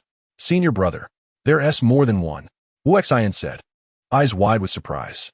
Wu Yuan nodded, tightening his grip on several talismans. It was his first time on a 3-star level mission, and he felt uncertain. Suddenly, a series of screams erupted again. "What's going on? Why is the door locked? Who did this? Who did this? Go to the back door, check over there." Dozens of people spun around like headless flies, unable to find an exit. Both main doors were locked. Some wanted to call the fire department, but found that their phones had no signal at all. No signal, can't get through, boo-hoo. All the unusual occurrences finally crushed their last shred of hope, and with no way to seek help, many began to cry in despair. Fear, sadness, and all human emotions are contagious. When one person started crying and cursing, others fell into the same hopeless emotion, and in an instant, apart from the sound of crying and shouting, there was nothing else. The quiet night watched coldly as they succumbed to fear and collapse. "Shut up." Yenny frowned and scolded unceremoniously. "If you don't want to die, be quiet." Ghosts are adept at exploiting human fear. The darker it is, the more negative emotions they draw on, making them stronger. This is the origin of the saying, "With righteous heart, no ghost can disturb." Yenny glanced at Rong Su, and the two of them walked toward the back mountain in perfect understanding. Those who had been stunned in place by Yin Yi's voice came back to their senses, and immediately someone stepped forward, wanted to grab Yin Yi's clothes. "Master, you're a master, right? As long as you take us out, we will reward you handsomely." Why did they seek out Yin Yi instead of Wu Hong? This was largely thanks to Yin Yi's cold demeanor. Human thoughts are strange. The more rude they are to themselves, the more they tend to think the other person is capable, following the logic that cheap goods are often poor. Therefore, Although Wu Hong in his Taoist robe looked more like a ghost-catching master, they felt he was more reliable. He stopped and asked with interest, "Really?" Initially thinking she would be working for free, she was instantly motivated at the prospect of making money. The director nodded frantically. It seemed this person was fond of money. If money can solve the problem, then it's not a problem. Yun Siwei, the son of a major shareholder of Yunhua Entertainment, which was the largest investor in the crew, could not afford for anything to happen, nor could anyone else. Otherwise, not only would the project collapse, but many would be implicated. Yun Siwei stepped out from the crowd and said, "As long as you guarantee everyone's safety, 5 million. Yin Yi's eyes sparkled, her lips curling up. Deal? With this matter settled, she had already repaid half of the debt she owed to Rong Su. Instantly full of energy, she treated the clients with a sunny disposition. The cold demeanor was out of the question. She was a ghost catcher with professional ethics. She snapped her fingers. "Hihua, keep an eye on them. If you perform well today, I will teach you a skill that will allow you to appear in front of others." Yihua's eyes lit up, happily responding, "Master." Understand, if she could appear in front of others, it meant she could touch other people. "Little brothers, I'm coming." Everyone saw her talking to the air and, linking it to something, couldn't help but tremble again, but they felt a bit more secure. Wu Xian looked at Yin Yi with dissatisfaction. This was their business. It was snatched away by a young girl. However, the situation was complicated, with countless ghosts lurking here, and she wasn't someone who disregarded the bigger picture. She merely huffed, expressing her displeasure. "Wu Hong, Yin Taoist, why don't we cooperate?" Yin Yi watched him warily, her fox-like eyes narrowing. No sharing of profits. She could handle it all by herself. It would just be a bit of a hassle. After all, the money that came into her hands, she refused to share. Someone who owed a huge debt couldn't afford to be hurt. Wu Hong choked. "Yin Taoist, rest assured, I have no such intention." People from the Xianmin naturally loved wealth. With money, they could buy talismans and magical artifacts. But he had never seen anyone as bluntly materialistic as Yin Yi. "How many are there?" Yin Taoist. Wu Hong pushed up his glasses on his nose, looking somewhat scholarly. Upon hearing that he wasn't there to rob money, Yin Yi relaxed her attitude and smiled, saying, "One that is neither human nor ghost. As for the ghosts, I don't know how many there are." Hihua said that the monster stank all over and didn't he know how many little ghosts it had swallowed. Yin Yi also couldn't figure out what it really was. But usually in this situation, she treats them as nightmares, with even less status than garbage, which at least has to be sorted into dry and wet, harmful and harmless. However, nightmares don't need categorization. They could just be eliminated. Wu Hong felt a chill in his heart and exchanged glances with Wu Yuan and Wu Xan. Yin Yi quietly asked Rong Su, "What time is it?" Rong Su replied, "It's just past 11:06. Yin Yi nodded slightly. If she was correct, there were still a few outside, like Rong Shuang and Zhou Jiahe, or perhaps others. These little ghosts had unknown intentions, but they started causing trouble at midnight. Yin Taoist, what are we waiting for? Wu Hong frowned, not understanding her plan. Yin Yi, having made money today and in a good mood, generously explained, that non-human, non-ghost thing feeds on ghosts. And the people who got into trouble had all been to Desan building that night, and they only go crazy at a fixed time. Ghosts have a strong sense of territory. Simply put, a fierce ghost will dominate the area for dozens of miles. If any other ghost intrudes into its territory, there will be a fight to the death. These ghosts gather on the back mountain at night, even knowing that it feeds on ghosts. They still don't leave and obediently present themselves as food, which must mean something is restraining them. And Rong Shuang and Zhou Jiahe were perfectly normal during the day. This implies that those ghosts were not always possessing them. So where would they go? Yin Yi deduced that at midnight, it would summon those little ghosts from other places to have them carry out its tasks. And right now, those ghosts on business were probably not here. As for why the ones being tormented were all students, that was still unknown. Therefore, they had to wait until it summoned them here, and then eliminate them altogether. Otherwise, if a few ran away and started committing crimes, it would be too time-consuming and labor-intensive to catch them again. Wu Hing thought about it and found it reasonable. He then shared the information he had gathered. The reconstruction of this old campus has not reached a consensus among the school. Principal Fu believes the new campus is large enough. But this side can be transformed into a hockey training ground and some other talent rooms to avoid wasting land resources. The reconstruction area also includes the back mountain because previously, 2 senior high school girls committed suicide by hanging on the tung-bai tree at the entrance. The school felt it would have a bad influence, so they wanted to flatten the back mountain. Rong Su's eyes darkened. So that's it. It seems that the one opposing it is Vice Principal Yu. So knowing that something happened at the school, he still allowed the crew to come in and shoot. How that door was locked must have someone manipulating behind the scenes. He is very likely to know something. Or perhaps he himself is involved with the back mountain. What he thought, and he naturally also thought of. In fact, even more than Rong Su. He suddenly realized, it seems the school has an insider. However, he wasn't quite sure what use this approach had. If a major incident truly occurred, the higher-ups would definitely intervene and investigate, and then the haunting incidents of the old campus would still become public. For example, weren't Wu Hong and the others part of the Metaphysics Research Society? So whether it happened today, earlier or later, the outcome wouldn't change at all. But humans are strange creatures, often choosing to do what they know cannot be done.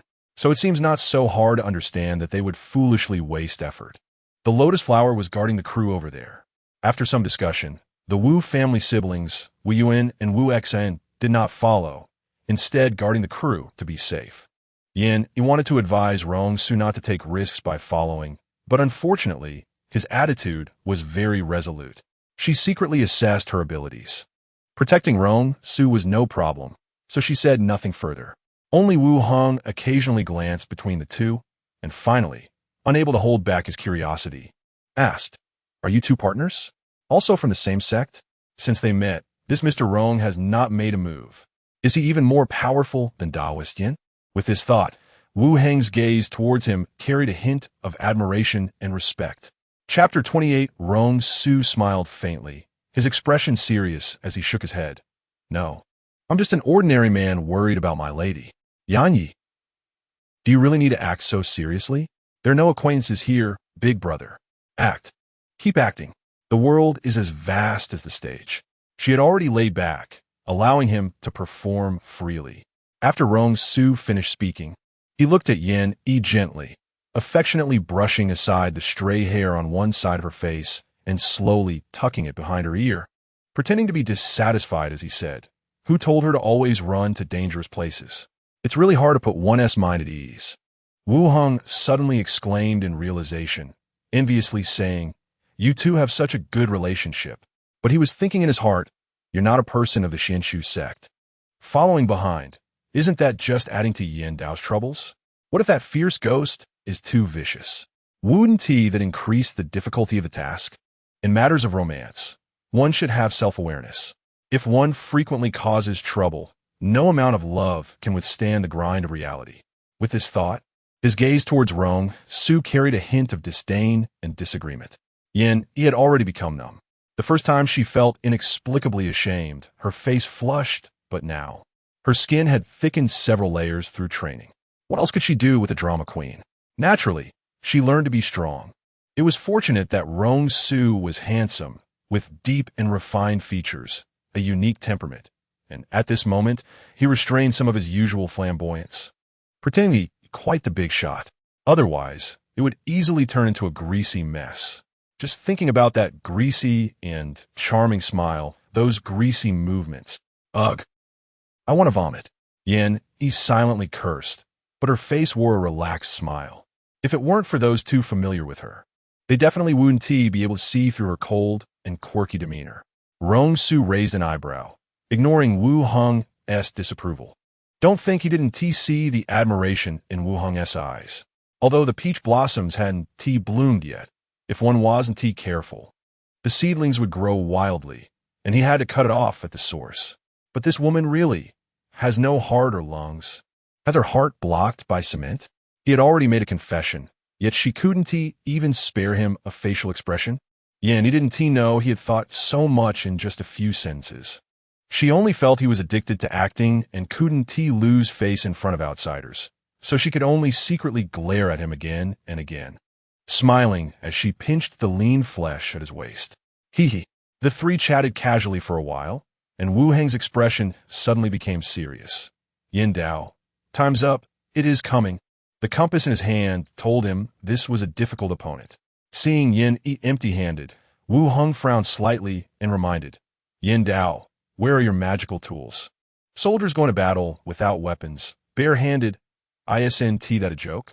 Yin raised an eyebrow, filled with confidence. Magical tools are merely auxiliary. It doesn't matter whether I have them or not. The Danmo Sect specializes in talisman making and alchemy. Unlike ordinary talisman techniques that require brushes and paper, anything in this world can become a medium for talismans. Stones, plants, anything that can carry spiritual energy can become a tool in her hands. Initially, buying vermilion and yellow talismans was due to her weak body and insufficient spiritual energy, as well as following the trends of this world. Wu Hong felt a surge of emotion, his eyes filled with fervor. What a bold statement. Nowadays, magical tools in the Longhuan auction house often cost millions, even tens of millions. Many times, having money doesn't guarantee finding a satisfactory magical tool. Who dares to boast that magical tools aren't important? It seems that Yin Dao's sect is even more mysterious and profound than he imagined. Just past midnight, the air suddenly became sticky, the stench growing stronger, like the smell of rotten salted fish mixed with the odor of decaying corpses, intertwining and making one feel nauseous, almost fainting. In the darkness of the back mountain, resentment surged. She covered her nose in disgust, her eyes swiftly scanning the approaching shadows from all directions. They were coming. Wu Dao, get ready. These were the little ghosts sent to cause trouble. Hearing this, Wu Hong put away the jade compass and instead took out the seven-star sword.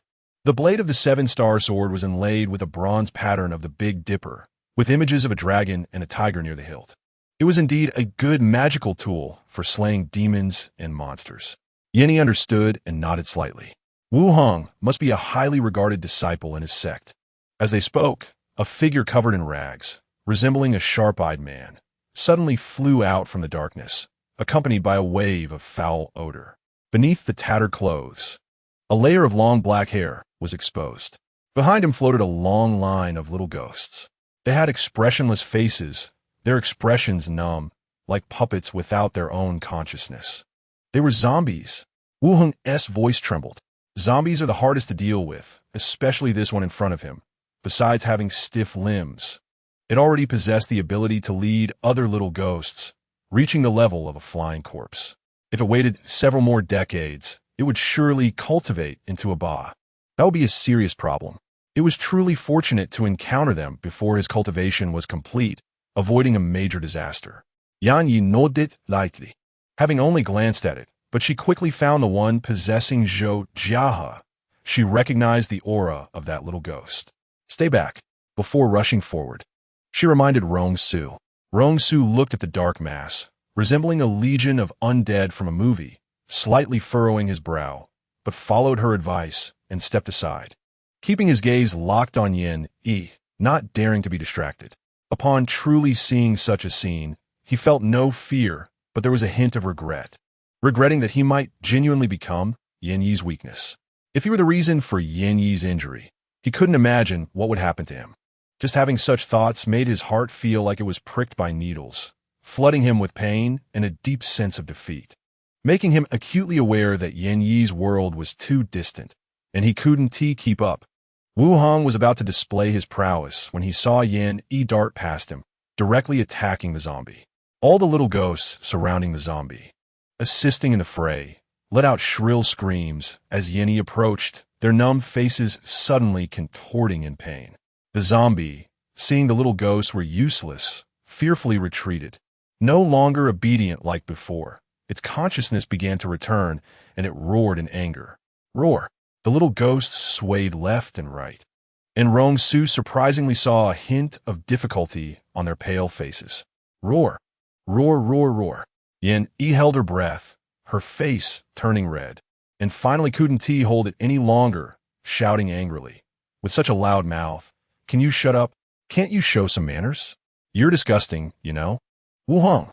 Rong Su. A few conscious ghosts, fearing the pressure emanating from Yin Yi, but also afraid their master would swallow them whole. All attacked the soft target, Wu Hong. Rong Su was very close to Wu Hong when a headless ghost stretched out its claws, attempting to slice Rong Su's neck. The moment it touched, it let out a high-pitched scream. Ah! The entire arm seemed to be corroded away by strong sulfuric acid, and within a minute, more than half of it had melted away. She had no head, and Rong Su could only see the severed neck, black blood gushing out, falling to the ground as she twisted her body, causing the weeds to sizzle. He frowned, calmly taking a step back. In disbelief, he touched his neck, his eyes flashing as if he thought of something, and tentatively reached out to grab the headless ghost. The headless ghost spun aimlessly in place, and within minutes, starting from its arm, it began to melt, spreading throughout its body. Where Rong Su had touched it, it melted even faster, leaving only a pair of deformed little feet, which continued to dissolve, turning into a puddle of black water. Yanyi, what kind of physique is this? Or did he buy an upgrade while carrying her? Jealousy made her look completely different, separating quality from substance. Wu Hong was also stunned. Is Mr. Rong really that impressive? No wonder he can catch ghosts alongside Taoist Yin without studying the occult arts. He is clearly the chosen one who can tear ghosts apart with his bare hands. The few fierce ghosts entangled with Wu Hong were momentarily stunned, hesitating for just a second. After the zombie roared again, they gritted their teeth, their faces twisted in rage, and charged forward once more. They dared not retreat. Only victory would spare them from the fate of being reduced to ashes. I told you to keep quiet, but you wouldn't listen. You're truly disgusting. I've never seen a ghost with such a lack of morality. Yin muttered to herself as she struck hard, casting spells upon the thick-skinned zombie, and the more she hit, the louder it screamed. Its long fangs glinted slightly under the moonlight as it lunged towards Yin. She nimbly dodged back, raising her long leg and delivering a powerful kick as it drew near. A sharp crack sounded as bones broke, followed by a dull thud as it collapsed to the ground, oblivious and unfeeling, its green pupils glowing eerily, staring blankly at Yin. Then it suddenly sprang up again, lunging at her once more. The zombie exists within the 3 realms but beyond the 6 paths. It has a body but no consciousness, unable to feel pain, feeding on souls and flesh. Right now, Yan's flesh was its most delicious meal. Even if it were beaten to a pulp, it would keep lunging at her again and again. Yin was annoyed and frustrated. She pulled out the prepared Heavenly Thunder Talisman. She had checked the information. The talismans for Fierce Fire and Heavenly Thunder had been lost to time, and what was sold online in the occult sects were just ordinary talismans for exorcism, with a few containing some magical power that could seriously injure ordinary ghosts, but their effectiveness was absolutely inferior to what she could draw. Therefore, she hadn't planned to use the Heavenly Thunder Talisman in front of others. But this zombie was indeed troublesome. It felt no pain and knew no fatigue, and could exhaust a person to the point of collapse. Yin was truly impatient to grind it down slowly. She immediately summoned the Heavenly Thunder spell. Rong Su and Wu Hong teamed up to slay the small ghosts that kept lunging forward, most of them falling to Rong Su's blade. Suddenly, a bolt of lightning split the night sky, illuminating the entire back mountain as Yin stood still, her hands skillfully gesturing a few times. And a purple dragon twisted and spiraled in the air, striking towards the zombie. Roar! The heavenly thunder flashed and accurately struck the zombie. The air was filled with a foul smell, a sour odor, and a burnt scent. It was knocked down from the air, but the mighty heavenly thunder did not retreat. Instead, it continued to strike down upon it, determined to reduce it to ash. The 3 waited for a full 2 minutes before it finally fell silent. Meanwhile, the small ghosts fighting Wu Hong had been mostly killed by Rong Su, and the rest suddenly halted their movements. Their expressions blank and wandering aimlessly after the zombie turned to a pile of black ash. Strangely, the lightning also struck the Tongbai tree, igniting it in a raging fire. Yin froze, her pupils suddenly constricting. Had a fire broken out? Coming to her senses, her face paled, and she shouted in panic. Fire! She only wanted to catch some ghosts and make a little money. She never intended to end up eating the state's free meal. Seeing Rong Su preparing to call the fire department, Yin slapped her forehead, cursing herself for being foolish. In the middle of the night, What was she doing calling the fire department? It was a waste of public resources. A rainstorm talisman would resolve it. Taoist Wu, can you perform a soul release? Please handle them. I'll go put out the fire. Yin looked sympathetically at the wandering souls. They were quite pitiful, not knowing how long they had been dead. Kept here as the zombies' food. Wu Heng reassured her, Taoist Yin, don't worry. Leave it to me. The commotion from the heavenly thunder talisman had been too great. They needed to deal with everything quickly and leave. Yin drew the rainstorm talisman in midair. A torrential downpour fell, only on the burning area. Within minutes, the flames were extinguished. She took a deep breath, feeling relieved to be rid of the legal troubles. Just as she was about to turn and leave, she saw a glimmer emerge from the scorched earth, shooting straight towards her face. Rong Su was alarmed and ran towards her, shouting, "Be careful." Wu Heng also turned back in shock, witnessing this scene, thinking there was still a fish that had slipped through the net, his eyes wide open. Yin looked up. The object was moving too fast, having been at the tongbai tree just a moment ago, and in the blink of an eye, it was right before her. It charged straight towards her forehead. Yin squinted, remaining still, not dodging, immovable as a mountain. She brought her index and middle fingers together and easily intercepted it at her brow. Rong Su let out a breath of relief. But then she frowned. How could Yin remain so calm, not caring for her own safety? It was truly time for some discipline. At that moment, the seal on Yan's neck also became restless, trying to break free, while the small, sword-like object suddenly turned soft, wrapping around her fingertips and reaching towards the seal. It felt like old friends reuniting, intimate and close. Using the word intimate for the seal was a bit strange, but that was the feeling it gave Yin, so human-like. After the little object finally finished reminiscing, Yin began to examine it seriously. It was a pure white whip, the material unknown. If it weren't for the aura it emitted being the same as the seal and its legendary presence, Yin would have thought it was more like a DIY toy, palm-sized and merely for display. It looked utterly useless. Just as she was about to scoff internally, the palm-sized whip quickly grew larger and longer, obediently lying in her hand. Yama whip. Wu Heng, having just finished releasing all the ghosts, witnessed the transformation of a Yama whip and gasped in surprise. Yan's eyes flickered as she raised an eyebrow. Is it? Wu Heng's gaze was fervent, excitedly looking at the Yama whip and the seal on Yan's neck. Suddenly remembering what the seal was, he became incoherent. Yama whip, soul-settling seal, one of the 10 great magical artifacts. You have obtained too. Taoist Yin? No, Master Yin. Which sect did you come from? I can't believe I've seen the legendary 10 great magical artifacts. It's unbelievable, especially since the Yama whip had emerged right before him. Presumably, this object had been hidden in the tomb of the flying corpse, and the heavenly thunder struck it, destroying its lair, allowing the Yama whip to break free. Although it was a pity that such a treasure had not fallen into his hands.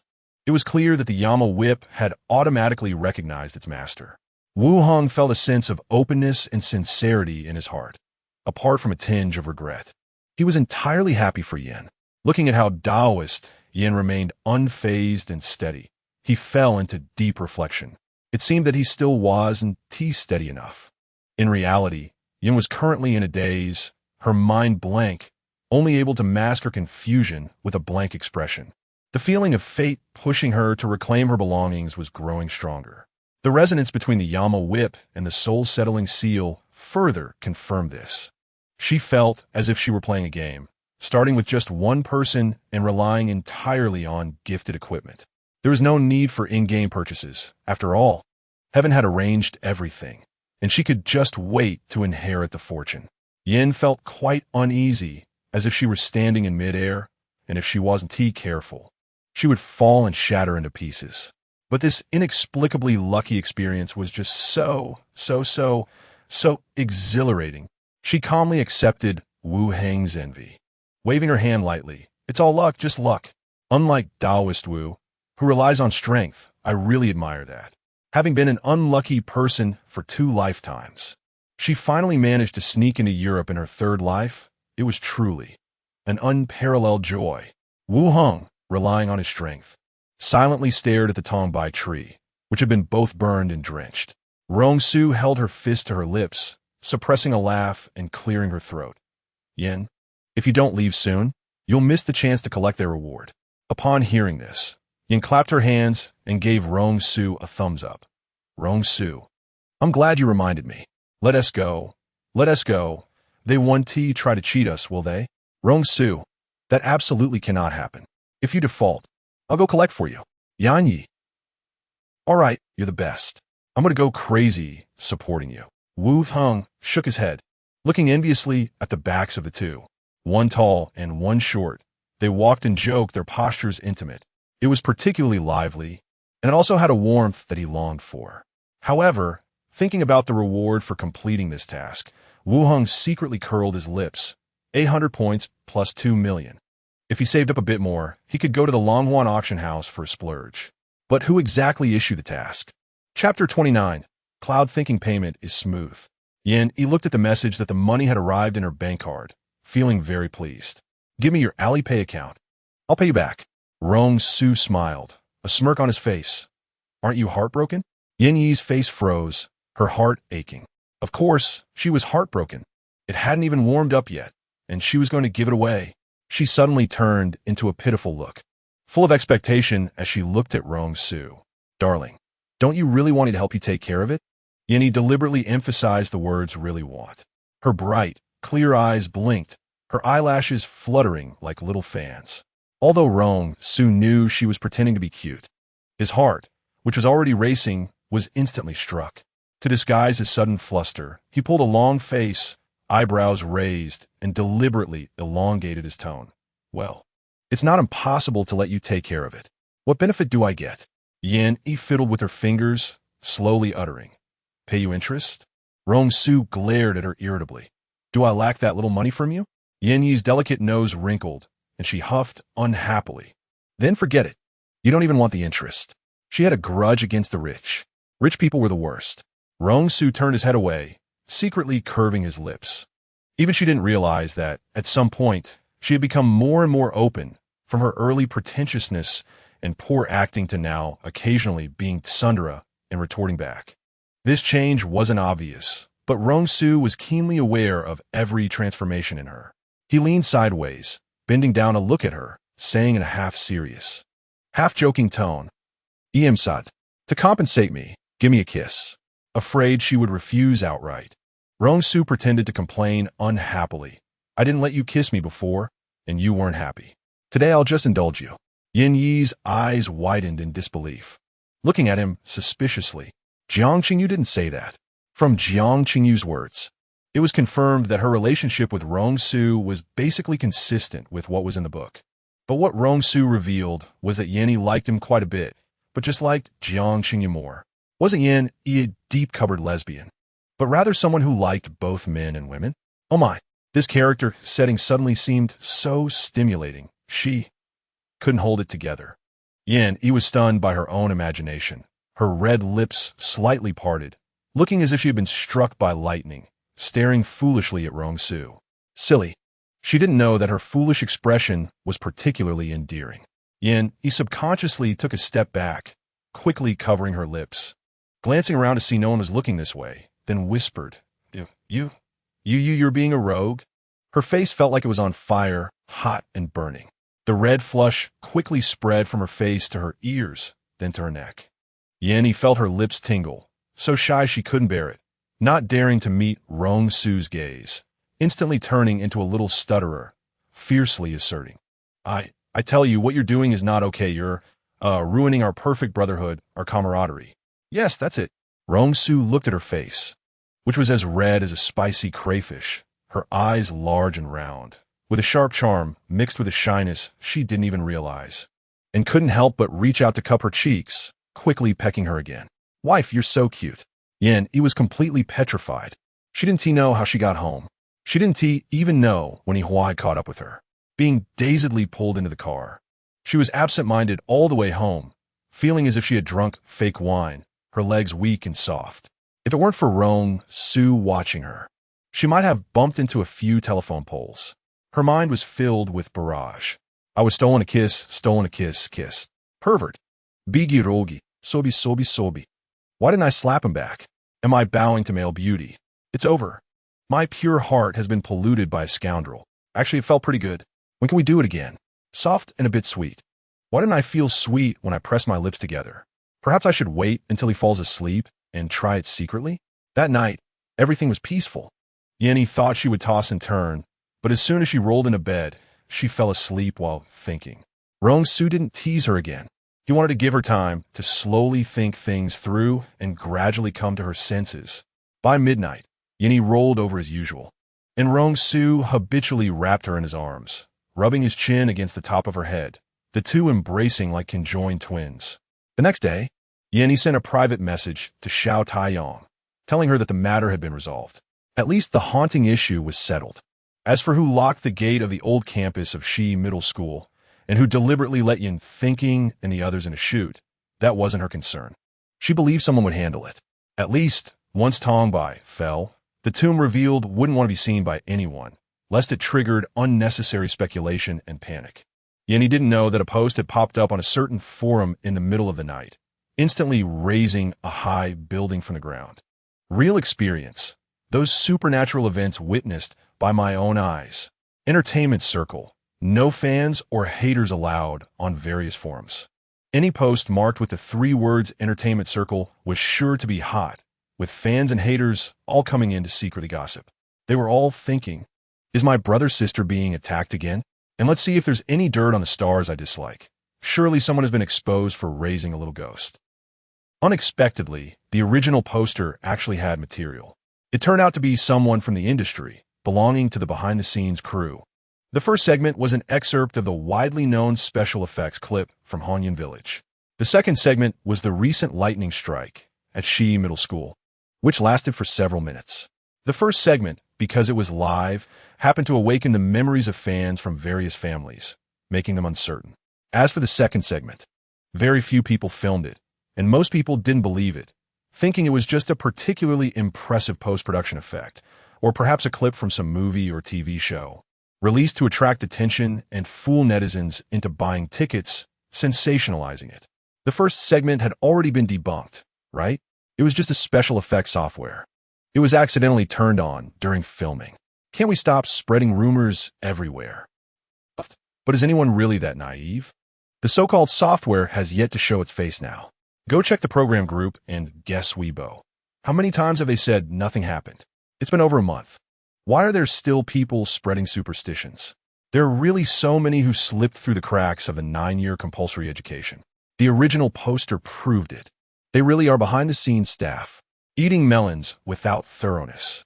Please check the local police station's official Weibo in Hanyun Village. There's a surprise. The second video, I know. It's Shi Middle School. My home is next to the Yuantian Pavilion near Shi Middle School. Just last night, there was no thunder, and suddenly there was lightning.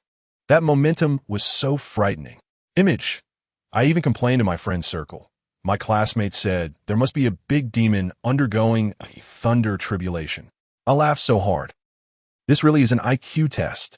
I'm a fan of Xiao Weiwei, and I know he was indeed filming at Shi Middle School last night. The scalpers of my friend's circle said, Yin, he was there too? Yanyi? Oh, so Master Yin was also there, believed it. The original poster replied with an expression that was more than words could convey. But many still felt this was just Yin, he's setting up a persona, cursing the original poster for making easy money. In the minds of the general public, celebrities have very low credibility. Even if Yin publicly stated she was retiring, and there were no follow-up activities planned, everyone was still watching, even theorizing that she must be using her retirement to hype up a new persona. And once the heat was enough, she would make a comeback. Among the comments praising Master Yin, there were also many from various angles criticizing her. To be honest, Yin is really foolish. Setting up a vase persona is the most suitable for her. As for her looks, they are passable. Yet she insists on taking a different path with some sort of metaphysics. I'm not saying that there aren't extraordinary talents in this world, but it couldn't possibly be someone like Yin Yi. My sister was attacked online before, and it was definitely Yin Yi's team behind it, and she calls herself a sister. But when she retires from the industry, she sacrifices my sister. Her fans are everywhere cursing my sister. Is that okay? Upstairs, your angle of defending her is quite unique. The fragrance of a white lotus is all around. Dog head. If you want to criticize Yin Yi for creating a persona, then just criticize her. Some people shouldn't mix in their personal agendas to whitewash Jiang Bailian. She has let Yin Yi down, it's a fact, and there are those who secretly expose her, saying she is harsh behind the scenes and likes to lose her temper. Fans might as well just lay flat and accept the mockery. This post was pinned by the moderator and directly appeared on the forum homepage. In just 3 days, it accumulated over 200,000 replies, with various speculations and discussions, eventually derailing into who in the entertainment circle is raising little ghosts and worshipping evil gods. Just as the heat was rising, the post suddenly disappeared. Historically, when it comes to public opinion, it's better to let it flow than to block it. And gossip is even more so. The post was deleted too quickly, which aroused even more curiosity. Moreover, there were no signs before the deletion, and the original poster also vanished without a trace, which added more mystery to the revelations within the post. Yin Yi wasn't keen on gossip forums. Even on Weibo, she only occasionally checked in. Little Sun had transformed into Yin Yi's fan, and ever since the incident at Shi Middle School was resolved, she would check in on Yin Yi's Weibo every morning and noon, encouraging her fan circle's girls to do the same. Yin Yi's Weibo had become like this. Morning check-in. Sister E, bless me. Noon. I'm back again. Something happened today. Daily check-in. Fortunately, most netizens love novelty, and there are always fresh happenings in the entertainment industry. Who cheated today? Who got married tomorrow? Who hosted a drug party the day after, along with various social events domestically and internationally. Yin Yi's Weibo fell silent once again. Although her fan count had increased compared to before, it was impossible to reach the peak state during the Hongyun Village livestream incident. At most, the comments stabilized from hundreds to thousands. On the Metaphysics forum, a new post titled "Strongly Recommend a Certain Master Talismans" exploded within just 5 hours. The original poster had a nightmare recently, always dreaming of being cold and damp all over, as if submerged in a river, with something unknown gnawing at their head. That suffocating feeling was unbearable. They sought out a master at home, performed rituals that didn't work, and were told it was a physical issue that attracted dirty things. Eventually, with no other options, they were given this website to post a task online, hoping to find a more powerful master to help change their physical condition. That day, they happened to see a post selling talismans, and, not knowing why, they were led by some impulse to buy two, and, as a result, they really improved. It was a bit expensive, but it truly worked. The original poster even posted the link to the post. 1L. I suspect the original poster is just advertising for profit. 2L. Exorcism, soul calming, health, beauty. And the most basic peace talisman? Does it really work? 3L. This is the first time I've seen a beauty talisman. Bought it out of curiosity, but it seems to really have an effect. Image. I kept it by my pillow, and after about a week, my acne almost disappeared. 4L. Wow, the effect is like turning on a level 5 beauty filter. Is there more? I want one too. 189L. Too late. I just checked. The original poster hasn't been around for many days. And they originally posted only 10 talismans, all gone. 10 talismans sold for over 2 million by Yin Yi. These are all low-grade talismans. So her pricing is neither high nor low. Plus, with the unexpected windfall from the incident at Shi Middle School, she has already made over 7 million. After receiving the money, she followed her original plan and found the most well-known public welfare organization, the Tongshin Warmth Project Foundation in the country, donating 6.2 million to request building schools in impoverished areas, earmarked for that purpose. She also considered starting her own charity organization, but after thinking it over, it seemed too exhausting. It was better to choose a credible organization to be fully responsible. However, she had one requirement, that her name be mentioned during the donation. Yin Yi knew that her request was quite utilitarian, not very likable, and did not conform to the mainstream social ideology. Her intention to do good was sincere, but her serious pursuit of a belief that could cultivate her strength was also genuine. The ways to gain belief power and spiritual power are different. Spiritual power is ownerless, and in the mountains and rivers, whoever has the ability can use it. But belief power has an owner. For example, when worshiping gods or Buddha, besides sincerity, one must also call out their names. Otherwise, the gods cannot receive offerings from their believers. if those people do not know who is helping them? She cannot gain their belief power.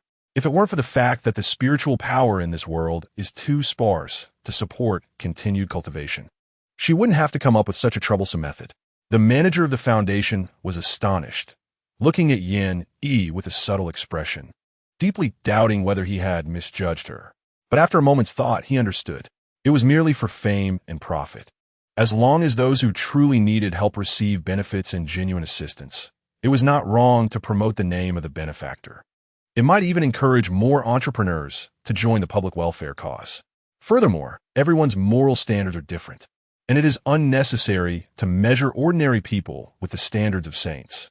In other words, if a person with an evil heart suppresses their inner brutality and wears a mask of gentleness and kindness, living that way for a lifetime, doing everything beneficial to others, even if it is not from their true heart, should the world call them evil or kind?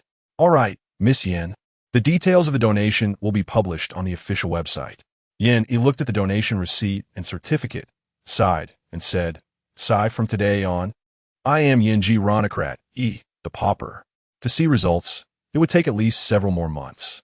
Feeling the belief power coming from her fans weakening, Yin Yi's features twisted, her small mouth pouting, directly wrinkling into a bitter melon. She couldn't help but feel a bit resentful.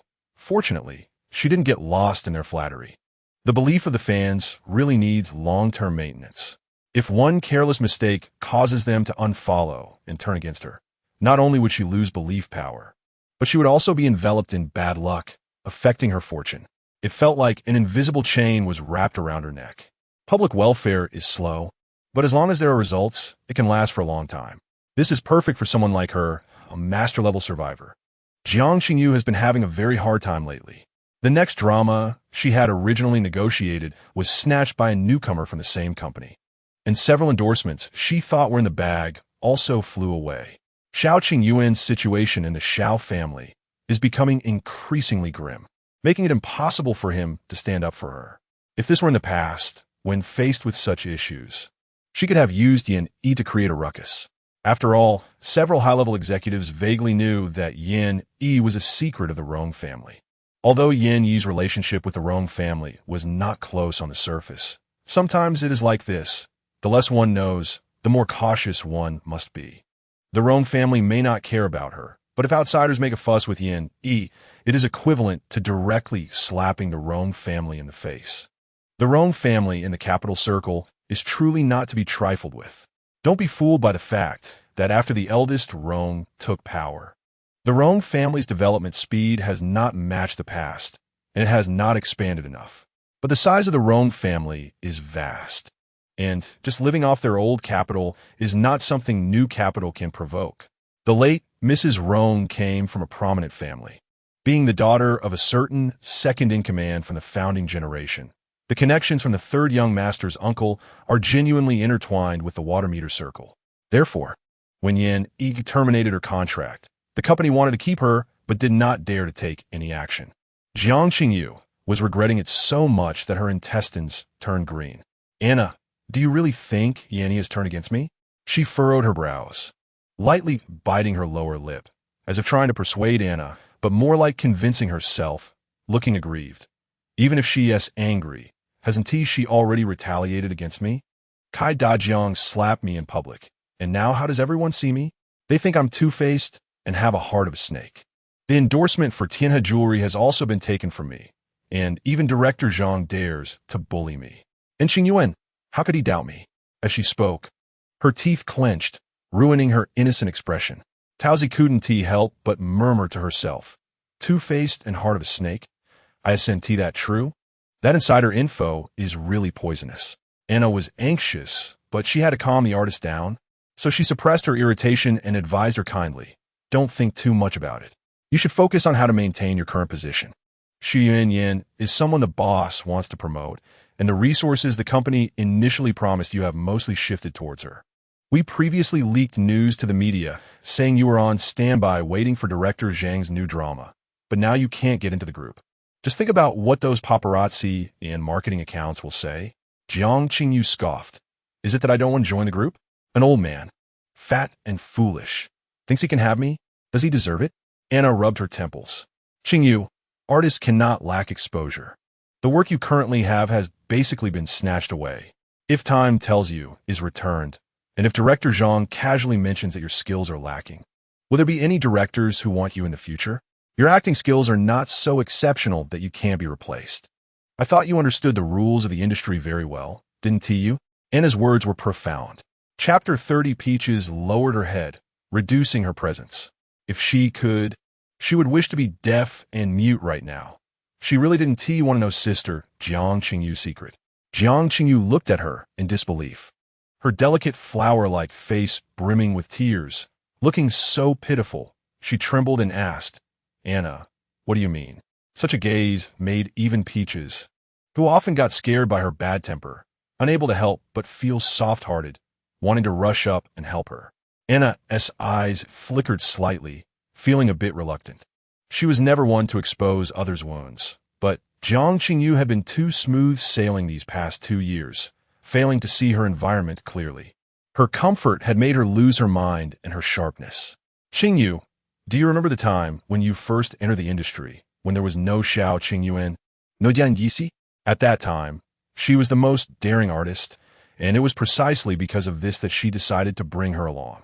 In the world of fame and fortune, ambition is not to be feared, but what is scary is lacking the ability and determination to match that ambition. And with Xiao Qingyuan and Yan Yi's protection, she had only grown her ambition and determination, while her professional skills stagnated. Jiang Qingyu's face paled. She recalled her past self, struggling and bowing low.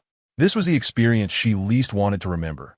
For a small role, she had to accompany the producer, the assistant director, and might even be bullied by the crew. That's why, after Yan Yi became Mrs. Rong, she tricked Yan Yi into the entertainment industry. All she had to do was to pitifully say that she was being excluded in the circle and wanted to work with Yan Yi, and she managed to get that fool to jump in. She thought if Yan Yi ended up like her, being stepped on like mud, she would feel infinitely comforted. Look, being adopted by the Rong family, what does it matter?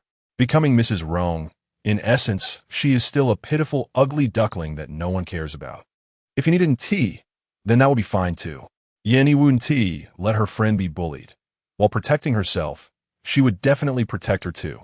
She had really had enough of those disgusting people. I have Qingyuan, I can't. Anna, I am no longer the person I was 2 years ago. I will never go back. She had invested so much effort in Xiao Qingyuan. Just one step away, once Xiao Qingyuan took over the Xiao family, he would marry her. From then on, she would be Mrs. Xiao. She couldn't ruin the future she had planned for a role. Anna was indifferent, piercingly blunt. Whether he can take over the Xiao family is another matter, but after you fell out with Yan Yi for so long, with public opinion overwhelmingly attacking you, has he contacted you? He is now the general manager of the Xiao family headquarters. If he really cares about you, as long as he reveals your relationship, these people one team make things too difficult for you. After all, no one is a fool. If there's even a little connection, everyone would choose to go easy and leave a line of humanity. No, it's impossible. He said he liked me. Jiang Qingyu's eyes were fierce, but her tone weakened. Unsure if she was deceiving her agent or herself. It was all Yan Yi's fault, if she had. Halfway through, she suddenly realized, you get out. Peaches had long been scared stiff by the tense atmosphere in the room and hurriedly nodded when she heard Jiang Qingyu's words, quickly walking away as if chased by a ghost. If it weren't for Yan Yi being too foolish and getting on the wrong bus, Qingyuan would have gotten that project.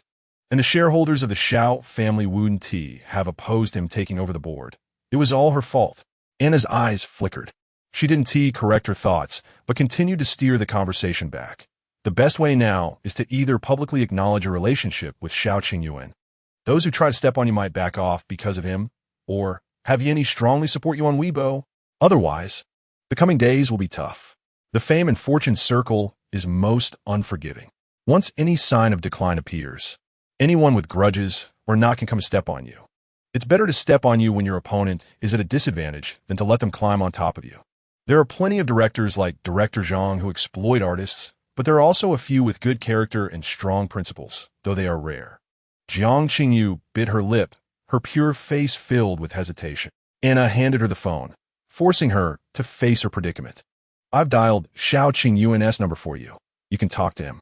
This was her last chance. If Xiao Qingyuan gave up on her, then Anna would have to think carefully about her next steps. Artists in the entertainment industry are like leeks in spring, one crop after another. Without Jiang Qingyu, she could still promote Lin Qingyu, Zhang Qingyu.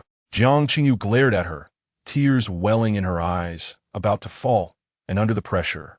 She was immediately subdued by Anna, timidly taking the phone.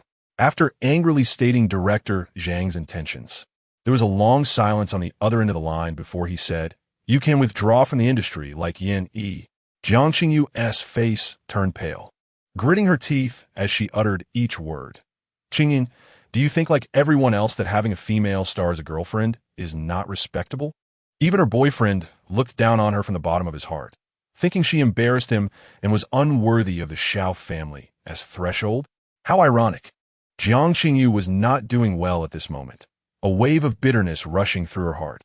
Although she considered herself superior to Yin Yi, smarter than Yin Yi, she had always looked down from a high place at Yin Yi struggling in the Rong family, becoming increasingly timid and withered. Yet she never expected that while she thought Yin Yi was unworthy to marry into the Rong family, her beloved boyfriend thought the same about her. And the Xiao family couldn't even compare with the Rong family. Listening to the Rong family members' constant exclusion and disdain towards Yin, he had suddenly turned into boomerangs, accurately stabbing at her heart. Xiao Qingyuan, in order to win over the cunning board members, was already drinking to the point of a stomach perforation, and his mood was already not great. Now being questioned by Jiang Qingyu only added to his annoyance, and he replied immediately, yes. Being Mrs. Xiao doesn't require being in the limelight. As soon as he spoke, a sense of guilt surged in his heart, and he tried to explain his impatient words. "No, Qingyu, I'm just too tired. Things have not been going well lately, which made me speak without thinking. You know, how could I look down on you? I still remember you like an angel, appearing in front of me, helping me out of trouble. I just don't care, but the Xiao family cares and the people in this circle care. Do you understand? Even the new society. Class differences are an eternal topic. They always exist. He needed a strong family background. Otherwise, the main wife of the Xiao family would swallow him alive. It was also his fault for being too careless before, leaving behind a handle." Xiao Qingyuan patiently said again, "Now is a critical moment. We must be patient. Our relationship cannot be known to the Xiao family for now. The old witch has already hinted at this before. If she knows you are my beloved, she might use you to threaten me. Qingyu, endure for a while, for me and for yourself. All right, I'm at a social gathering, be good. Beep, beep, beep." Jiang Qingyu listened in a daze to the beeping sound coming from the phone. He was so perfunctory that she felt powerless to refute. Anna sneered. "Do you understand? You can't rely on anyone. You only have yourself. Today, only one wishful smoke came out, and tomorrow, someone else will grab the resources from your hands." As she said this, her furrowed brows suddenly relaxed, as if she had thought of a solution, smiling. "Think it over. Give me your answer tomorrow."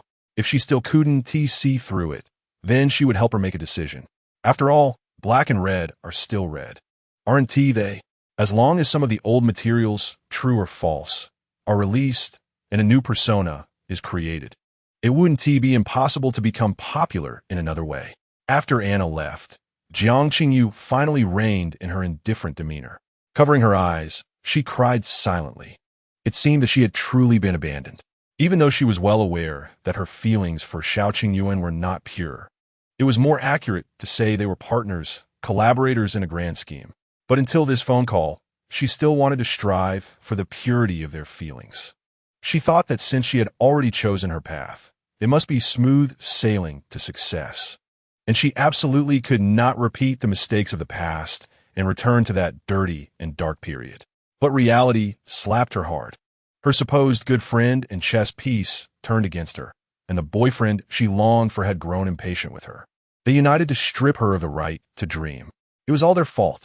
Jiang Qingyu's expression twisted with rage as her nails dug into the soft flesh of her palm. She closed her eyes, her jaw slightly moving. Finally, she took a deep breath, the corners of her mouth lifting into a mocking smile. She dialed a number. "Hello, could you introduce me to that person?" Jiang Qingyu still managed to secure the lead role in Time Tells You. Anna was surprised, but merely nodded lightly. She didn't care about the process. She just needed to know that the product in her hands still held expensive value and could bring profit for her and the company. However, as Jiang Qingyu repeatedly obtained mismatched resources, her doubts grew thicker, and finally, after a press conference, she asked, "What have you been up to lately?" Not only had Director Zhang's sordid thoughts not been mentioned again, but she had also secured the entire line of endorsements for the famous jewelry brand Sella. This was too unusual. Jiang Qingyu smiled lightly. It was still the same face, not exquisite enough, not stunning enough, but now it had a seductive charm. Like a plastic flower that had received a miracle, becoming vibrant and beautiful, exuding an indescribable allure and a captivating fragrance that made it impossible to look away. It's not something that can't be said. You're my agent, and I believe that my interests are your interests, right, Anna? Anna wanted to change her approach and promote the girl group under her, but she shouldn't think that she was unaware of anything. Nice thought. Anna sensed her dissatisfaction from Jiang Qingyu's words. Her expression paused, and her attitude softened. Of course, but you have to give me a hint about what's going on. As an agent, it was essential to understand everything about the artist to avoid any unexpected incidents and ensure timely public relations. Jiang Qingyu's eyes widened slightly, flickering. She showed an innocent expression. Anna, you think too much. What can I do? Haven't I always been under your nose? Maybe Director Zhang realized his shortcomings and wants to turn over a new leaf. I'm the hottest little flower in the past 2 years. Sella chose me as their spokesperson. I think they have good taste. A flash of anger crossed Anna's eyes. Was she on guard against her? Then, seeing the scattered toys in the room, her gaze sharpened, and she suddenly thought of something, tentatively asking, "Why are there so many toys in your room?" Jiang Qingyu's smile faded, and she stared at her coldly. Why did Xiaoming's grandfather live to 99? Because he never meddled in other people's business. Anna, as she walked out the door, she felt increasingly uneasy. Remembering Jiang Qingyu's recent actions, the crew had clearly arranged for a chef. Yet she still insisted that Taozi bring an extra portion of food every day, along with some sweets that kids love. Could it be that before she became her manager, she had an illegitimate child? Was she clinging to Xiao Qingyuan because of the child? No, that didn't make sense either. If that were the case, Jiang Qingyu's attitude towards Xiao Qingyuan wouldn't be so ambiguous. And besides, she had never heard of the Xiao family having a third generation. Xiao Qingyuan, although ambitious, he wasn't the type to deny a child. Anna, are you leaving? I'm bringing food to Qingyu. After Taozi went out, she suddenly remembered it was almost time to deliver the meal and quickly ordered takeout according to Jiang Qingyu's menu. Anna nodded slightly, looking at her with a scrutinizing gaze. After a long moment, she asked, "Didn't the director ask her to lose weight? Why are there desserts every day? Has she lost weight?" Taozi, yes. She lost from 92 to 88. Anna, oh, that makes it even more suspicious. Jiang Qingyu has a tendency to gain weight, and she never touched these high-calorie foods before. Did you buy those toys? Taozi felt it was strange, but nodded honestly. Yes. Qingyu said she wanted to relive her childhood. As Anna walked out of the hotel, a sudden realization struck her, and she stopped in her tracks. Her expression changed drastically, becoming extremely gloomy. She thought about turning around to question, but after a few steps, she stopped again, deciding to wait and see how things unfolded. 2 months into the filming of Time Tells You, a fire broke out on set. Staff were instructed not to leak the news. However, it was still picked up by new media who sensed the hot topic, revealing that 3 staff members were seriously injured and 2 died. Among them, the second female lead was trapped in the prop room, with half of her face burned. My face. Doctor, what happened to my face? In the hospital, when Han Xian was hysterical and the nurses held her down. Miss Wen, don't exert yourself too much and don't cry. Tears falling on the wound can cause infection. Miss Wen, calm down. Jason anxiously asked the doctor, how is it? Will she recover? There won't be any after effects. Right. The crew couldn't wait for anyone. This role was likely to be lost. But at the moment, he couldn't care about that. Wenwen's health was the most important. The assistant stood by, wiping her tears, her eyes swollen from crying. Her sister had studied the script for more than half a month for this role, read the original several times, and finally landed the role, only to have this disaster strike less than a week into filming. How could one accept that? When Han cried for a while, turning her body in despair, pressing her intact half of her face tightly against the pillow, tears streaming down. After a while, the pillow was soaked. The burned half of her face was exposed and wrapped in gauze, evoking deep sympathy from everyone. Jason held back his sadness. One, take care of your injuries. You'll be fine. You will definitely be fine. Missing this opportunity means there will be better ones. You are the most talented actress. You can't be defeated by the difficulties in front of you. Come on, we're always here for you. When Han cried silently. Why? Why was her life so difficult? She bit the blanket, sobbing. Her voice hoarse. Jason, can I be okay? The harsh reality had completely worn down her confidence. She didn't understand why the prop room caught fire. In just a few minutes, it turned into a sea of flames, and she was trapped inside with several staff members. The door was right in front of her, yet she couldn't cross it. A cute little girl stood vaguely at the entrance, waving at everyone. She watched helplessly as people burned, as some died. To have survived seemed like the utmost luck. But the more she recalled the scene of struggling in the fire, the more a vague thought emerged in her mind. What about them? Were they all saved? Jason lowered his head, blinking away the tears in his eyes. Forcing a smile. I haven't had a chance to ask yet, but they should have been rescued. Focus on your recovery. Skin grafting and cosmetic techniques are very advanced now. You will be fine. After the fire broke out, he immediately reviewed the surveillance footage. Everything seemed normal. No one had set the fire intentionally. The preliminary investigation concluded it was an accident caused by aging electrical circuits. But he didn't believe it. The shooting locations for these scenes are at a resort, with first-class facilities and renovations. Troubleshooting was also done in advance, so it is impossible for issues like circuit aging to occur. The patient in the bed remained silent for a long time. When Han hoarse voice painfully broke the silence. Jason, I suspect there's a ghost.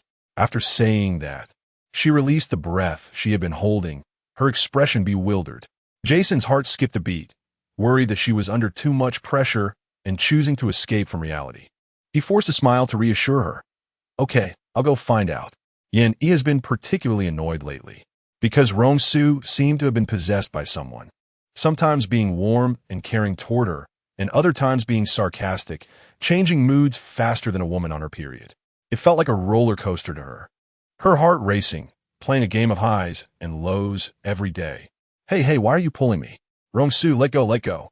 Yinyi's collar was grasped by Rong Su, who was also holding her waist. She bared her teeth in frustration, her features contorting as she kicked him twice quickly. Rong Su raised his eyebrows, a faint smile at the corner of his mouth. Looking down, he frowned in disdain. You've been hiding at home drawing talismans lately. Don't you feel bored? Let's go to Huizi singles party tonight. He had been counting money to the point of cramping her hands. Her talismans were particularly popular, selling out in an instant. The Xiamen Online is truly a great platform for making money, and she had been cooped up at home for over a month, obsessed with earning. He rolled her eyes at him, her attitude resolute. I'm not going. She glared at him with her captivating fox-like eyes, her delicate nose wrinkled. And due to her struggles, her face flushed with a hint of peach blossom color, her pupils glistening like a woman who had just been refreshed. Rong Su slowly tightened his grip around her waist, pulling her close. Resting his head on her shoulder, his warm breath brushed against her fair neck, his tone deep and lingering. You want to get me drunk, sweetheart, for my innocence. Let's go, okay? Yinyi's face was conflicted, turning even redder. The beauty trap really is a deadly weapon. She stole a glance, responding with a muffled After that, she became agitated again. She was actually captivated by his looks once more. Chapter 31. Huizi's fiancée, is Shun Yi, the daughter of the president of Shuyang Pharmaceutical. The two families are well matched. One runs a hospital, and the other is in pharmaceuticals, creating a powerful alliance. His bachelor party is held in a private villa, and the scene is grand. To liven things up, a group of childhood friends organize a surprise by inviting numerous celebrities, singing and dancing, creating a lively atmosphere where everyone flirted with each other, making it quite a spectacle. Corruption. It's too corrupt. Among this new generation of heirs, there are new insights. She finds it hard to adapt to the clinking of glasses and the intoxicating atmosphere. So she follows Rong Su, greets Huozi, and then finds a quiet place to stay.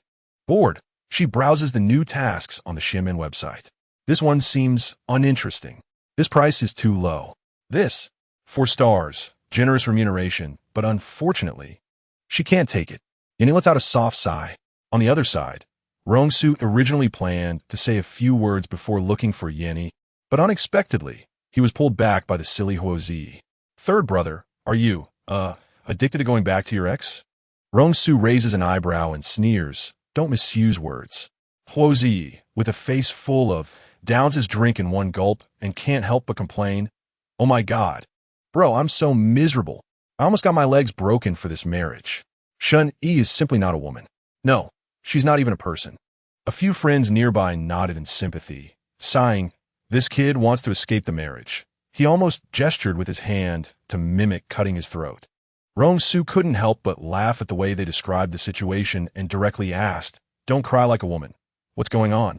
Huozi, with snot and tears, deeply feels like he's about to go to hell. Do you still call her your biological mother? She lied to me, saying that the eldest daughter of the Shun family is gentle and virtuous, has a good temper, and most importantly, doesn't mind if I mess around in the future. Zhang Liang couldn't hold back his laughter. Then Huozi continued. So Huozi arranged a meeting with Shun Yi to negotiate a prenuptial agreement, saying that after marriage, they would not interfere with each other, and they would play their own games like most arranged marriages. But he kept her in suspense and continued. Shun Yi has practiced Israeli martial arts. Huozi looked at his group of friends who built their happiness on his pain with a face full of despair. Rong Su also laughed, patting his shoulder and advising with a gloating attitude. Think positively, make fewer mistakes, and you can build a better harmonious family. As soon as these words came out, although everyone was laughing, their expressions clearly changed. Especially for those with half-brothers, their feelings were even more complicated. They hated their parents' views on marriage, hated their broken and twisted families, hated those half-brothers who competed for family resources. But they couldn't help but imitate their behaviors and unknowingly did things they despised. 20 years later, isn't this a cycle? Huozi had a bitter face. Third brother, have you been tamed by the little sister-in-law? Love is indeed a strange thing. It can change everything unknowingly. Rong Su elegantly sipped his drink, glanced at him with amusement, and said nothing, but the joy on his face was genuine. Huozi, tonight is your bachelor night. Don't say your brothers aren't good to you. Look, that's the recently popular young star, Jiang Qingyu. Whether you can win her over depends on your charm. This is a passerby who is unaware of the situation. Of course, most people present didn't know that Rong Su had an aversion to Jiang Qingyu. Huozi's expression was quite subtle as he thought of an earlier suspicion and cautiously stole a glance at Rong Su. After all, this was third brother's rival in love. Rong Su didn't speak, but his gaze suddenly turned cold. Huozi silently nodded. Indeed, he was a rival. Unfortunately, the one speaking was a fool, and he cheerfully waved at Jiang Qingyu. Jiang Qingyu swayed her figure and approached, her waist twisting and hips swaying. Gushou. Jiang Qingyu slightly tilted her head, revealing half of her beautiful face and a slender neck like jade. She turned her head, her eyes filled with surprise. As if there was a hint of joy. Third young master, you're here too. After saying that, she seemed to realize something, her tone becoming familiar. I remember now. Second young master Hua is quite close to you. Gunajiang. What? Huozi, do you all know each other? He looked at Huozi with a reproachful gaze, thinking that his big brother was too unkind. Why didn't he introduce the beautiful Jiang to him earlier? Was he afraid he'd outshine him? Huozi dodged his shoulder, casting a disdainful glance at Jiang Qingyu before sarcastically saying, Chu Lin Jiang, have you been skewed by foreign aesthetics? This is called a beauty? Jiang Qingyu's face turned pale and then flushed, feeling awkward. The hand holding the wine glass trembled a bit. She looked at Chu Linjiang with a pitiful gaze. And Chu Linjiang shivered all over, suddenly filled with the heroic spirit of saving a beauty, immediately dissatisfied. Huozi, give me some face, don't be too harsh on the lady. A few people nearby also casually chimed in. Rong Su remained unfazed. You all have fun. I'm leaving first. Huozi squinted and laughed. Got it, got it. You're afraid the little sister-in-law will be angry, right? He finally understood that the little mouse had unknowingly turned into a scheming T-Rex. The last time they met, she had directly given him a show of strength, and she looked like she was not to be trifled with at all. Speaking of Yin Yi, Rong Su's eyes sparkled, and a smile couldn't be suppressed at the corners of his mouth. Jiang Qingyu watched Rong Su's departing figure, her gaze dimming. Yin Yi is here too? Isn't Rong Su usually reluctant to bring her to such gatherings? No, she must talk to her. With this thought, a hint of light sorrow appeared on her face, and she didn't mind Huozi's cold mockery, instead adopting an innocent, pitiful look. Second young master Hua, can I see Yin Yi? There are some misunderstandings between us, and I want to say sorry to her. Is that okay? Her eyes were round, clear like a deer's, perfectly portraying this innocence. Huozi bent down, grinning as he leaned closer.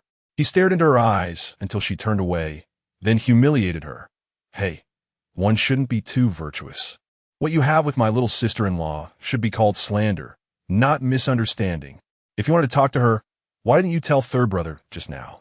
Oomph. Do you think I'm stupid or just taking advantage of my good nature?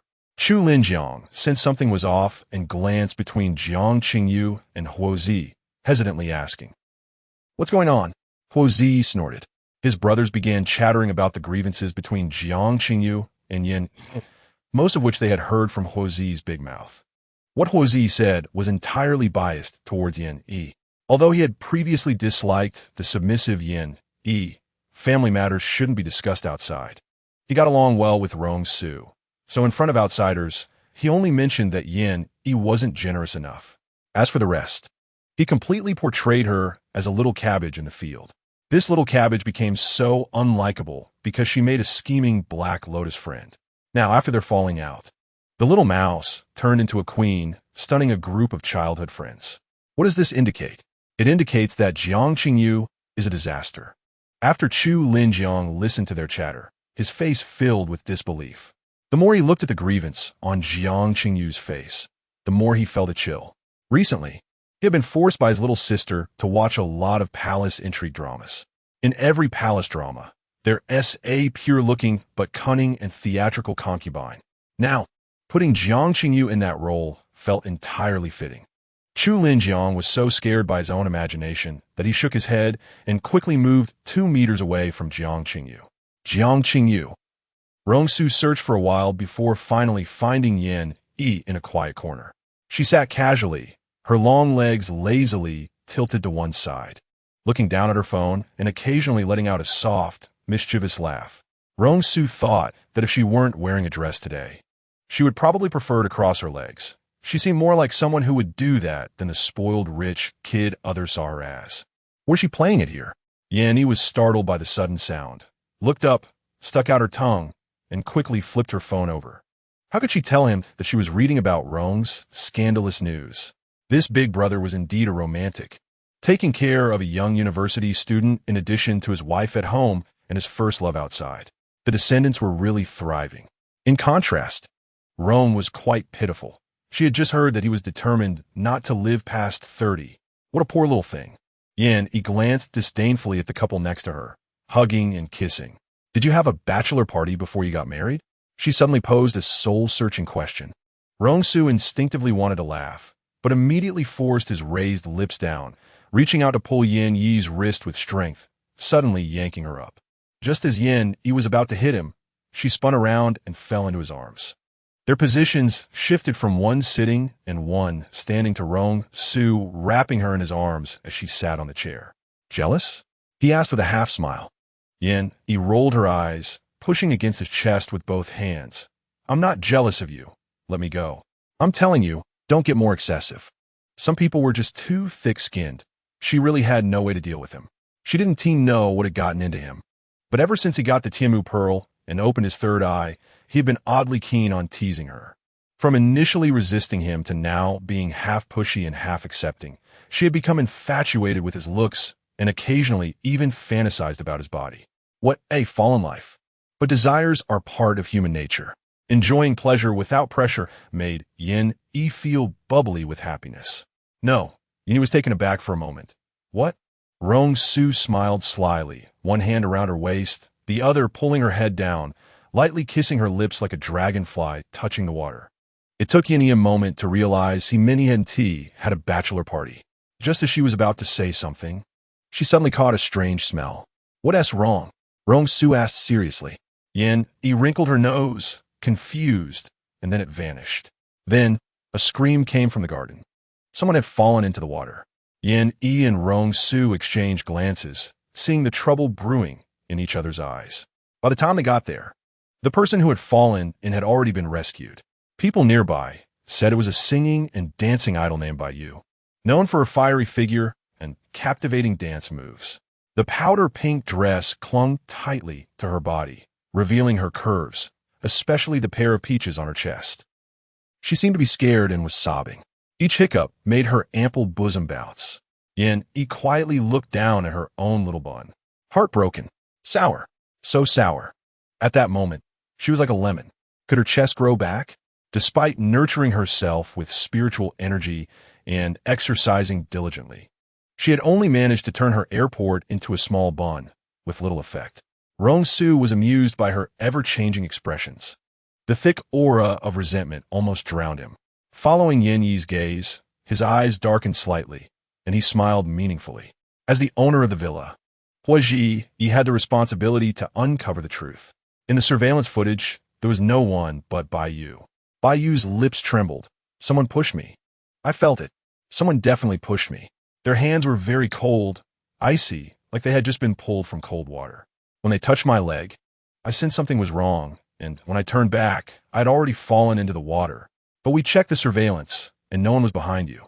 If you don't believe it, look. I think it's very strange. Her leg does look like it was pushed, and the hem of her dress is facing the pool. Don't scare me. What air? This villa hasn't had any supernatural incidents, right? Everyone looked at each other in confusion. Yin thought of the strange aura from earlier. It had slipped away too quickly. She suspected it was brought in by today's guests. The villa's entrance had protective items. If a mindless ghost were to appear, it would definitely not let Baiyu live, nor target just her. If it were an ordinary wandering spirit, it would feel the pressure and automatically avoid it. Therefore, as long as they found someone who argued or had a conflict with Baiyu, they could find out who brought the little troublemaker in. Yin shared her thoughts with Rong Su. His expression darkened slightly. She didn't know what he said to Huaji, but until they left, no results were given. They only heard that a spokesperson was given to Baiyu as compensation for a fright. Once they left, everyone else also took their leave. Although ZF had been promoting a scientific perspective and not to believe in superstitions, the study of the I Ching had existed in this country for thousands of years, and there must be a reason for its persistence. Ordinary people just didn't know, having lost the knowledge. The Chinese attitude towards ghosts is as follows. During the day, they don't believe in ghosts, believing in science, and are firm atheists. But at night, when alone or feeling scared, people begin to fear ghosts, tossing and turning and finding it hard to sleep. They might even try various ghost-repelling techniques they've heard of for reassurance, such as sleeping with the lights on or huddling against the wall. So, do they believe or not? There's really no unified boundary. Yin didn't ask about the follow-up. She trusted Rong Su would handle it well. The next day, she received a call from Director Wu. Yin was taken aback for a moment, taking a long time to remember who Director Wu was. "Master, I have a friend who wants to ask for your help. Her artist recently suffered a fire accident and was badly injured. She keeps saying there are ghosts harming them. And now she's in poor spirits and can't sleep all night. Can you help her?" Wu Min finished explaining and added, "Money is not an issue." Yin spat out the grape skin and decisively replied, "No problem. Where?" Hearing her agree, Wu Min smiled with relief on the other end of the phone. There were many masters, but he trusted this master Yin the most. After all, the impression she left on them was too deep. A lesson bought for 100,000. Just before leaving, Yin suddenly remembered Rong Su was on a business trip. She paused, her shoes halfway on, feeling a bit dazed. With Rong Su suddenly absent, she felt a little empty inside. It was quite uncomfortable, awkward. Meanwhile, Hihua had recently acquired a technique and was in closed-door training. Yin didn't expect her to reach the level of a ghost general or ghost king. As long as she wasn't so timid and useless, she would be satisfied. Hong Kong Hospital, when Han Xian had just finished surgery and was waking up. This was the 19th day since her injury. She had been tormented by nightmares for more than half a month. Every night, a little girl in a red checkered dress sat at her bedside, smiling at her, then grinning maliciously while choking her neck. Jason, feeling heartbroken, brought her porridge. I found someone to introduce a really powerful master. They'll be here soon. You should eat a little first. Wen, don't punish yourself for someone else's mistakes. Heroes take revenge, even if it takes 10 years. If someone is really scheming behind your back, the company will definitely not let them go. When he was at his lowest and no one believed in him, only when Han Xian stood by his side. They were not just a manager and artist, but friends and family. When Han Xian was injured, and he was sadder than anyone else. Such a girl, who had always been dedicated to her dreams, running small roles for 7 years and sacrificing for her family, was kicked back to hell just one step away from her dream. For half a month, when Han Xian was tormented by nightmares to the point of being skin and bones. Hearing Jason's words, her dull eyes brightened slightly. Really? She was overwhelmed with joy and tears. She had truly had enough. Jason had helped her seek numerous talismans for safety, but they were of no use. Jason held her thin wrist firmly and nodded confidently. Really, don't worry. Nothing will happen. We will definitely catch that last person. Knock, knock, knock. Jason put away his smile, stood up to open the door, and was stunned by the stunning beauty that greeted him, as bright as a rose. You're Jason? Yen raised an eyebrow. The amazement in Jason's eyes had not faded. It was just restrained. Hearing her say his name, he suspiciously replied, I am. And you are? Wu Mini invited me. This sentence repeated in Jason's mind several times. It was only after some time that he realized, you are the master invited by Wu Mini? Noticing that his voice was too loud, he felt a bit uncomfortable. Beyond the awkwardness, there was more suspicion and distrust.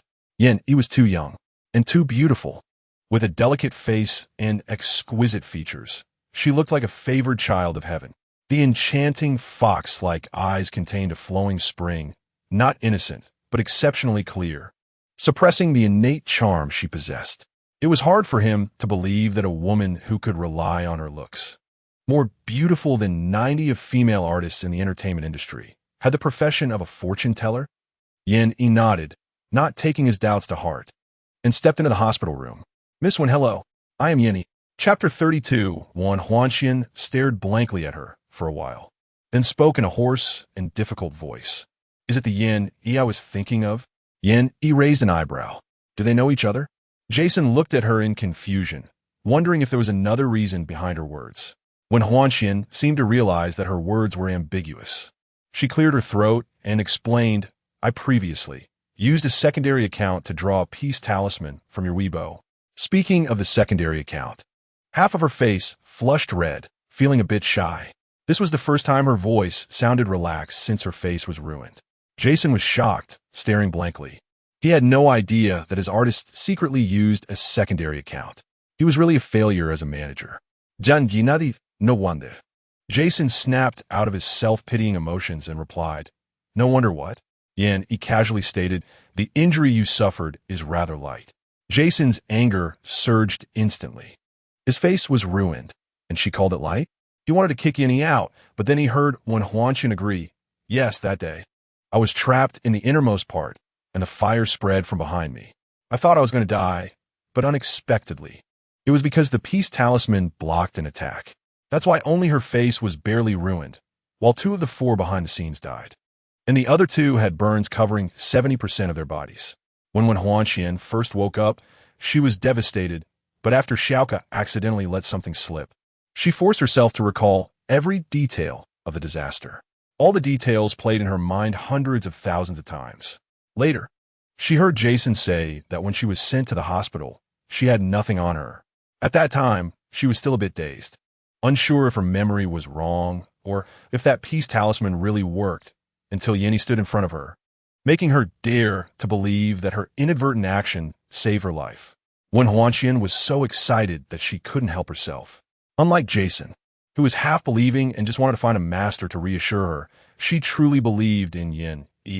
Master, Was I really plotted against? When Huanxian was very nervous, her fingers tightly gripping the pale blue bedsheet. Or was that person targeting someone else, and she was just collateral damage? She couldn't think of anyone who saw her as a thorn in their side. Huasher was gradually declining, and the resources available to artists were minimal, while Jason was being sidelined by the company's management, so their situation was tough.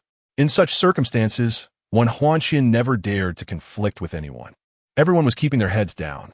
Even if there were unpleasant interactions, it wouldn't escalate to the point of wanting her life.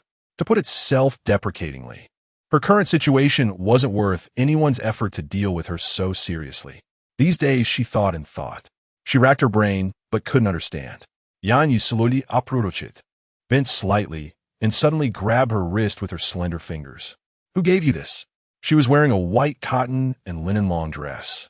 Her hair casually gathered at the back, exposing her smooth forehead.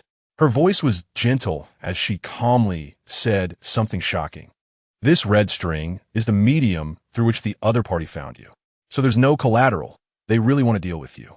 One Huanxian had a regular fortune character red string on her wrist. Recently, due to lack of sleep and nightmares every night, she had quickly lost weight. So the red string hung loosely on her wrist. One Huanxian's pupils dilated, looking in disbelief at the fortune pendant on her wrist. Her mind flashing with images of the little girl from her nightmares. Suddenly startled, she shouted, and with her other hand, she frantically pulled at the knot on her wrist. But the more she tried to pull it apart, the tighter it became, as if it wanted to strangle her flesh. Jason, she cried in fear. Jason rushed over to help her untie the string. The slip knot instantly turned into a dead knot. Calm down.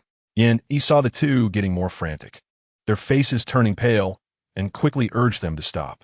If the problem wasn't resolved and scared the client into a stupor, that would be her fault. Let go. Let me do it. She coldly pushed Jason away. Her long fingers pinched the red string, which was tightly constricting, turning when Huanxian's entire palm a bluish-black color. And then the string automatically loosened and fell off. It landed on the bedsheet. Jason's eyes widened, looking at Yin, then at the string, and finally at Wen Huanxian, who had just escaped and was now crying. This really was a true master. Thinking about it, didn't that mean Wenwen's nightmare was real? Not just due to stress. His heart, which had just calmed down, rose again. Yin coldly stared at the immobile knot. She took out a small bottle of reddish liquid with a slightly sour smell from her small cloth bag. Give me a cup. Jason quickly responded, deftly handing over a cup. Yin placed the red string in the cup, and then poured the unknown red liquid into it. Both of them were filled with questions, their expressions tense as they watched everything unfold before them. Yin said, this string has been contaminated with the corpse oil of a ghost child, and the fortune pendant contains the child's ashes, which is why it can trace you by scent. As soon as the red vinegar submerged the string, it suddenly seemed to come to life, struggling wildly and continuously banging against the glass cup. Jason and Wen Huanxian exchanged glances, watching it struggle until it gradually stopped, then completely merged with the red vinegar. When Huanxian patted her chest, gasping for breath, terrified, so will she come back? She comes to scare me every night, and I've been terrified to the point of neurosis. Yin chuckled lightly, raising an eyebrow, shaking the glass cup confidently. Don't worry. This fire incident was too big and greatly exhausted the ghost child's strength. Right now, she is in a weakened state. Once this red vinegar cleanses the corpse oil and ashes, removing its negativity, she can only obediently shrink away. At this point, Yin had to remind them. This method of raising a little ghost is sorcery. The little ghost helps fulfill wishes, and the master is responsible for providing for it. If one thinks they can rely on sorcery to reach the pinnacle of life, marry a wealthy beauty or a handsome rich man, that's a big mistake. The ghost's private desires will only grow more inflated and uncontrollable. When its demands are not met, the master will suffer backlash. At best, they will lose everything they gained. And at worst, they could lose their life, endangering their family. Jason was stunned, murmuring, but the surveillance didn't capture any human figures. Even if we find out who it is privately, we can't let her face legal punishment, can we? If the management behind her is powerful, they could do nothing about it. Are we just going to let her go unpunished? When Huanxian bit her lip, her face filled with unwillingness. Yin Yi frowned and nodded. Theoretically, it could be said that way. The two's faces grew increasingly pale. Then they saw Yin Yi smile and say, "However, there are other ways." She suddenly remembered that the identity card for the Metaphysics Research Association had a phone number marked on it, indicating a special office. Yin Yi dialed the number on the card, and in less than 10 minutes, someone knocked on the hospital room door. A man and a woman stood at the door, dressed in ordinary work uniforms, holding a folder under their arms, exuding the simple aura of socialist public servants. Yin Yi took out her identity card to prove her identity. After explaining the situation and adding Wen Huanxian's details, a case was quickly established. The two registered their information, left a phone number for Jason, and then left. Before leaving, they reminded them not to spread the matter around to avoid causing speculation among netizens and public opinion turmoil. Is this it? Jason's mind was still wandering, not fully returning. Woman, who gave you that thing? Yin, he was also curious. Wen Huanxian fell silent, then honestly said, "It was Lu Ming who gave it to me." Jason jumped up, pacing around the room, frustrated. "Lu Ming? I told you before, his character is not good. He was taken care of by someone and even cheated on his benefactor, right? People who don't follow the rules will eventually get into trouble and drag their friends down with them. There are many in the entertainment industry who want to take shortcuts, but every circle has its own rules. Being supported by someone and being allowed to see anyone are completely different concepts. To put it bluntly, the former always thinks they are more noble than the latter. In the eyes of discerning people, there is no difference between these two types. Essentially, they both sacrifice what they can sacrifice to rely on others for advancement. A more objectifying view is that artists are commodities. Capital tycoons can dictate how to handle commodities, but will never allow them to disrupt the rules and bring embarrassment. Many people, like Jason, do not discriminate against those who take shortcuts. He thinks the problem with their character is that they act like a prostitute while pretending to be virtuous. Such rule breakers can easily bring misfortune to their friends. Yin Yi remained non-committal and did not comment on this. When Huanxian's expression stiffened, she wanted to refute it, but the facts told her she had trusted the wrong person.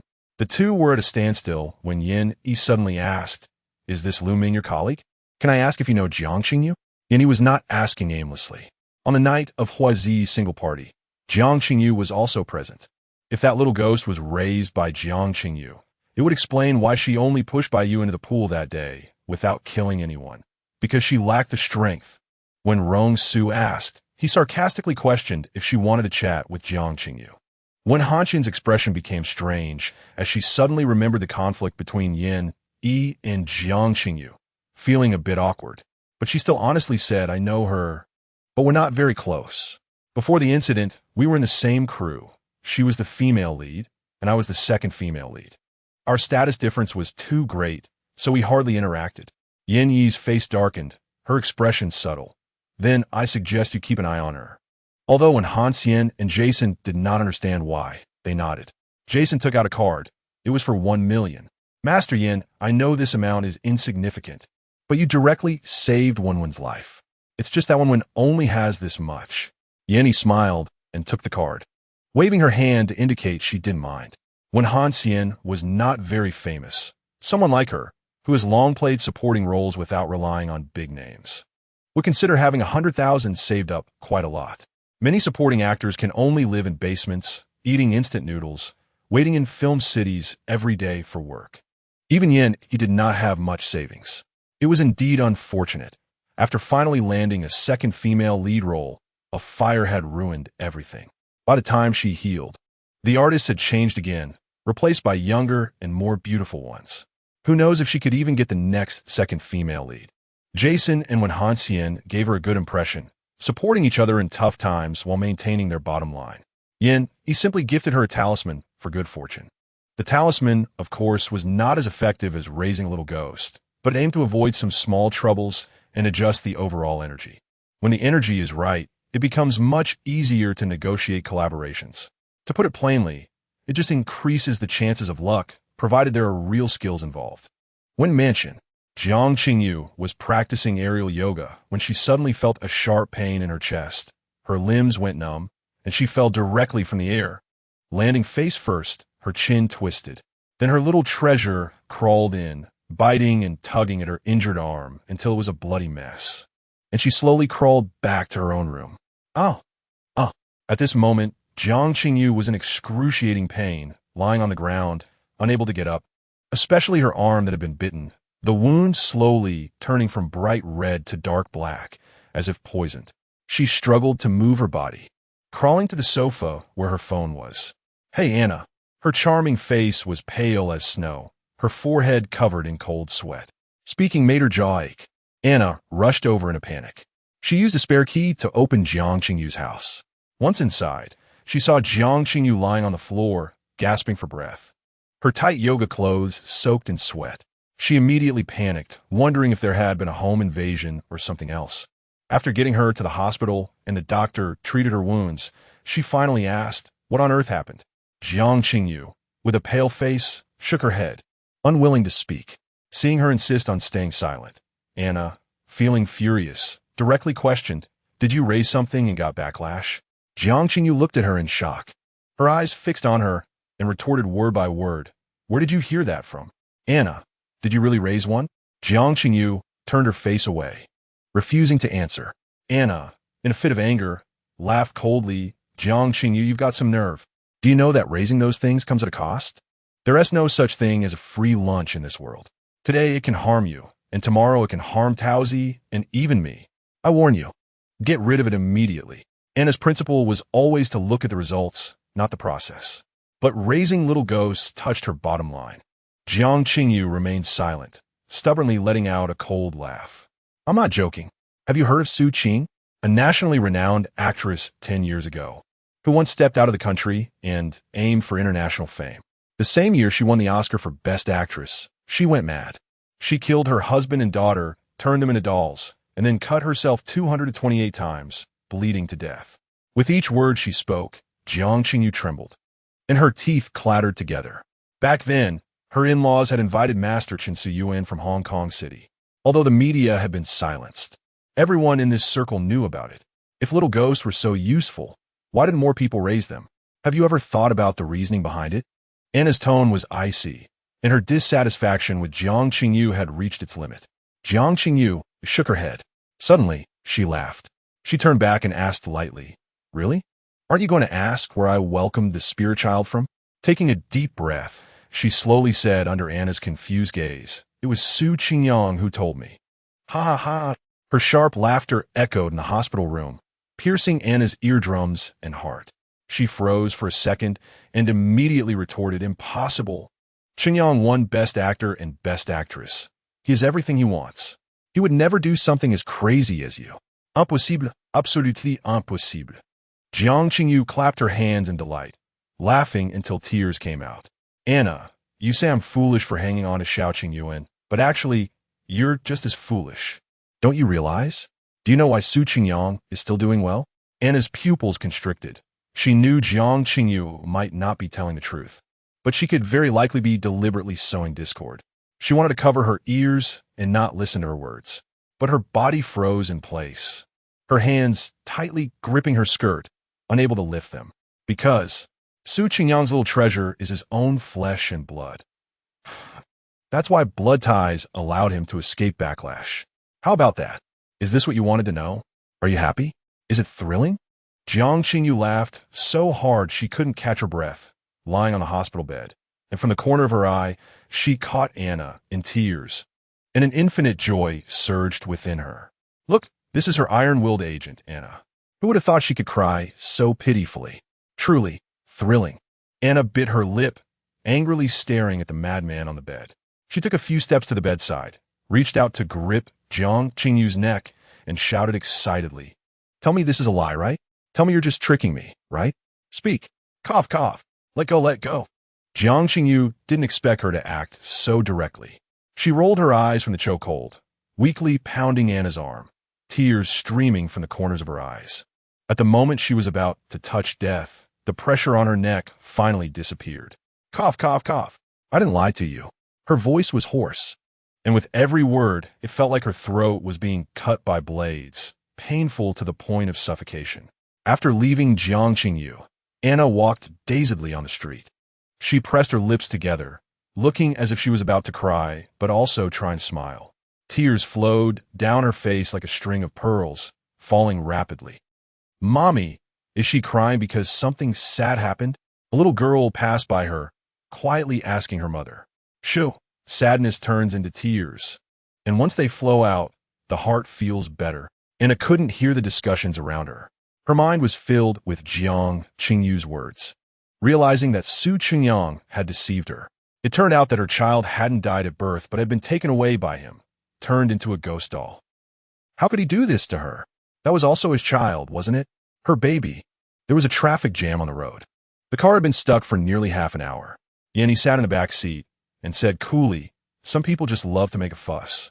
It's just a business trip, and they still want someone to pick them up when they come back." Rong Su retaliated by pinching her face. The two of them playfully fought, creating a lively atmosphere filled with laughter.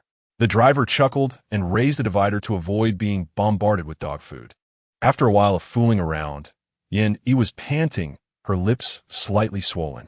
She glared at Rong Su in annoyance, almost making him lose control and pounce on her again. Yin Yi rolled down the car window and casually glanced outside. She saw Anna crying pitifully, not the kind of performative sadness, but a true discomfort that reached her bones. Her face showed little expression, yet tears kept falling silently, crying in sorrow as if she had lost the whole world. Once the wind blew away the ambiguous atmosphere in the car, she closed the window and redirected her gaze. "What's wrong?" Rong Su's long fingers smoothed the furrow between her brows. Yanni grabbed his mischievous fingers and pinched them, revealing a smile. "It's nothing, just saw an acquaintance who looks different from what I remember." Anna and Yang Wei were both agents from Starlight. Compared to Yang Wei's conservativeness and a sense of conscience, Anna was more decisive and unscrupulous. The reason Jiang Qingyu was able to obtain so many resources from the company was that Anna had been behind the scenes giving advice. When Jiang Qingyu played the victim, Anna would chime in, telling Yin Yi how hard it was for her, how she had helped her find directors to plead for roles. What could have happened to someone so self-interested that she would be utterly heartbroken? Chapter 33 on Thursday, Jiang Qingyu had an interview announcement. The entertainment Showtime tells you had replaced the second female lead with another actress, and unexpectedly, something big happened that day. Jiang Qingyu went crazy during the live broadcast. "Everyone who gets in my way, go die, die, die. Yin Yi, she is so stupid. She believes everything I say. She is just an orphan who got lucky with the wrong family. What qualifications does she have to be my friend? She doesn't deserve it, doesn't deserve it." When Han Xian too, second female lead, yet she outshines the female lead. What a pity, all gone in a fire. Huh, now she has turned into an ugly monster. The fans watching the live stream fell silent, then began to frantically criticize her. How could their pure fairy, elegant as an orchid, be such a person? All along, she had treated her fans as tools. Damn, so toxic really. I thought she was Jiang Balian. But turns out she is a black lotus. Look at her expression when she said, "Go die." It's really scary. Her eyes hollow, her expression grotesque. It's a pity she is not acting in a horror movie. A venomous woman, shameless. What did Yin Yi do to provoke you? Previously, she had exposed that Yin Yi came from an orphanage. She insults Yin Yi for being an orphan, but ISNT she won herself? What's so noble about that? Jealousy, right? Jealousy. The Rong family, who are they? Can someone enlighten me?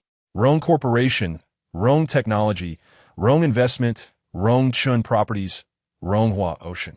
When Han Xian, ISNT she the one from the crew that caught fire? I heard someone died, right? The culprit hasn't been found yet. Poor Wen Han Xian. Looking good got her disfigured. Jiang Qingyu must be sentenced, such an evil person. Turns out the entertainment industry is really this dark. There are also people speaking up for Jiang Qingyu. Her eyes were wandering, clearly not normal. What she said might not be true. Yanni got close to the Rong family. Qingyu disdained her for relying on her sugar daddy. Can't they just fall out? Maybe she is possessed. She doesn't seem like herself at all. I've seen her in person. She is really a gentle older sister. Must be haunted. Every word she said was shocking. The most important thing is that after saying those words, she was suddenly pulled by something, her arms and exposed calves sprouted wounds out of nowhere. Blood gushing like a column. It was as if something sharp like crocodile teeth was tearing at her, and she was nervously hiding in the room. The cameraman's hand shook as he held the camera, retreating in fear. She was cornered against the wall. Get away, get away. I'm going to find someone to take you down, so you'll never be reborn, get lost. The live stream ended there, abruptly cut off. Because the police had arrived, Jiang Qingyu was taken away. The staff of the live broadcast and everyone in the crew were stunned. The show had only been filming for less than 2 months, and 2 accidents had already occurred. Everyone was wondering in their hearts if they had offended something unclean. Meanwhile, speculations about Jiang Qingyu's breakdown online were increasing, and the hired online commenters couldn't suppress it, especially after seeing the last scene, where her exposed skin had various wounds and bloodstains appearing out of nowhere. I recorded it. She must be haunted. Prosperous, democratic, civilized, and harmonious. We reject ghost theories. Although, I'm really scared. This is truly frightening. Time tells you can't be cursed by the pig head at the opening ceremony, angering those ghostly beings, which is why accidents kept happening. It's terrifying to think about. 2 days later, the Time Tells You project was suddenly withdrawn. The crew was shut down. Jiang Qingyu disappeared from the public eye. Yin wasn't sure how the Special Affairs Department dealt with such suspects who used ghosts to harm people, though curious. She didn't dig deeper. In terms of modern legal procedural justice, they couldn't convict them, because surveillance couldn't capture ghosts, and there was a lack of strong physical evidence. Therefore, the handling methods of the Special Affairs Department must be something they couldn't openly discuss. After Jiang Qingyu suddenly disappeared, most of her fans still refused to believe she had done so many evil deeds, demanding an explanation under the official Weibo account of Xinguang, even venting their anger on Yin Weibo. They used Jiang Qingyu's word from the live stream to slander Yin, claiming she was kept by the old man from the Rong family. Perhaps afraid of being accused of defamation, they didn't directly mention anyone from the Rong family. As long as they portrayed the person behind Yin as a gluttonous, bald old man, it seemed like they had one. The head of the Rong family is over 70 years old, and Rong Lauda is around 50, regardless of who it is. Doesn't that indicate Yin used unscrupulous means to rise to power? Rong Lauda even has a legitimate wife. Wow, flower stuck in cow dung. The wealthy families are complex.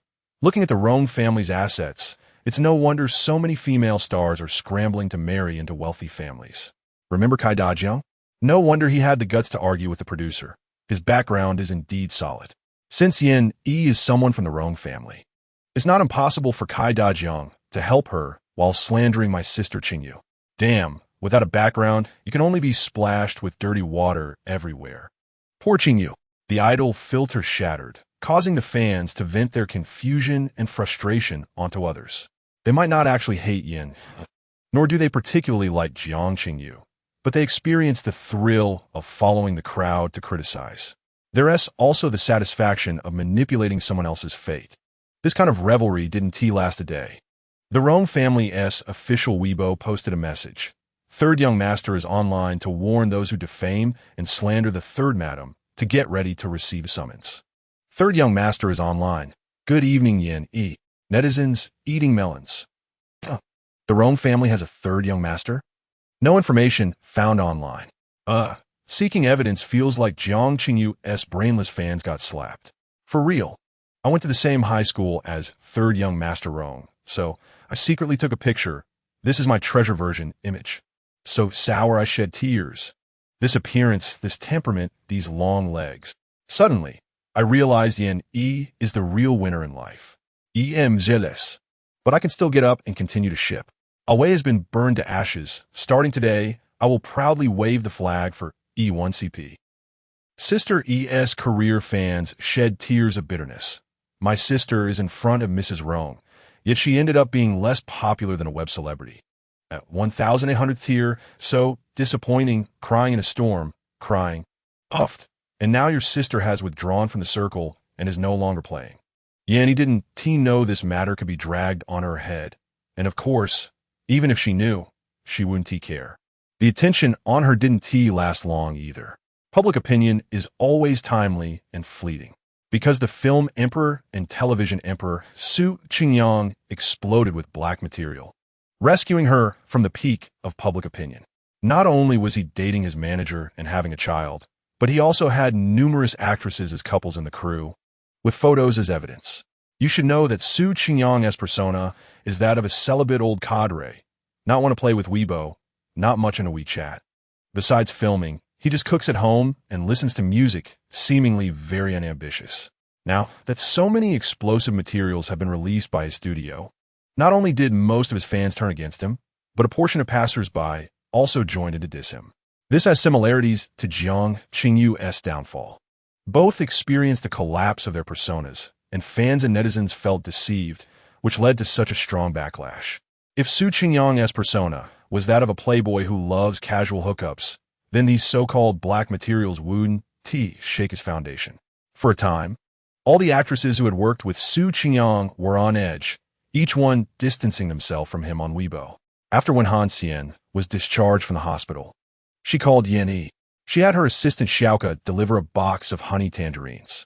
It was said that these were grown in Wen Hanxian's hometown, from trees over 10 years old, and the fruits were particularly sweet. Later on, Yan Yi learned that Wen Hanxian had been in the industry for 7 or 8 years and was so poor because she had a mother who needed constant care. Her pay wasn't high, and apart from medical expenses, there wasn't much left to save. Many people think being a star is great, glamorous, and earning a lot of money. In reality, what everyone sees is just a small fraction of the people, the top-tier and super-top-tier artists, who can earn hundreds of thousands to millions per episode of a drama. With the current trend of inflated paychecks, they can command salaries in the 8 figures for a single show. However, like the original character, like Wen Hanxian, many can only play minor roles in the crew, occasionally getting a few lines, earning just thousands or tens of thousands for a whole drama. For example, the second female lead in Time tells you had significant screen time and a great character. When Wen Hanxian successfully auditioned, she actively lowered her salary. If it were a second or third tier actor, they might earn 300,000 or 400,000 per episode, but Wen Hanxian only had 100,000. The reason was simple. She wasn't as popular as others, didn't have the same following. In the end, the entire drama was affected by Jiang Qingyu and was directly shelved. After thinking for a moment, Yan Yi sent her a health charm. Over time, the two became familiar with each other, and Yan Yi made her first friend in life. Rong Su had been traveling frequently for work lately, often away for more than half a month, mainly dealing with Qi Tian's listing issues in the harbor city. Therefore, their relationship was one of tentative exploration, heating up only to be disrupted by their busy work. Rong Su wanted to take time to nurture their relationship. He always felt that Yan Yi was interested in his physical appearance, and of course, his face, which left him feeling a bit frustrated and deeply helpless. "What did you say?" Yan Yi asked, surprised. "Why did you suddenly invite me to the harbor city?" Rong Su held out a glass of milk to her. "Vultures are coming. International capital wants to short sell the harbor city. The higher-ups have ordered us to stabilize the Hong Kong stock market." This was a crucial moment in a financial battle, and all major private and state-owned enterprises had to contribute to maintaining the financial status of the harbor city. In fact, international capital had swept across Southeast Asia and South Asia in the last century using the same methods, robbing countless countries of their wealth. In the late 1990s, they also set their sights on the harbor city. Back then, with the endorsement of Jing City, the Hong Kong government faced immense pressure and repelled international capital forces. Even so, the harbor city still suffered heavy losses, with tens of thousands of middle-class fortunes wiped out. The sky over the harbor city was dark, and countless people jumped from tall buildings every day. There was once a taxi driver who spent 3 days in Shenzhen, and in just those 3 days, his 300,000 account balance shrank to 40,000. The entire harbor city was filled with smoke. Now they were back, wanting to plunder wealth from the Chinese again. But China was no longer the same China as before. The Rong family had long gone public in the harbor city in the U.S., so this time he was representing Qi Tian. Moreover, several major leading companies in the country were also going. Yan Yi obediently took the milk and took a sip, leaving a ring of white foam on her lips. She furrowed her brows, tilted her head, and fell silent for a moment. Then let's go together."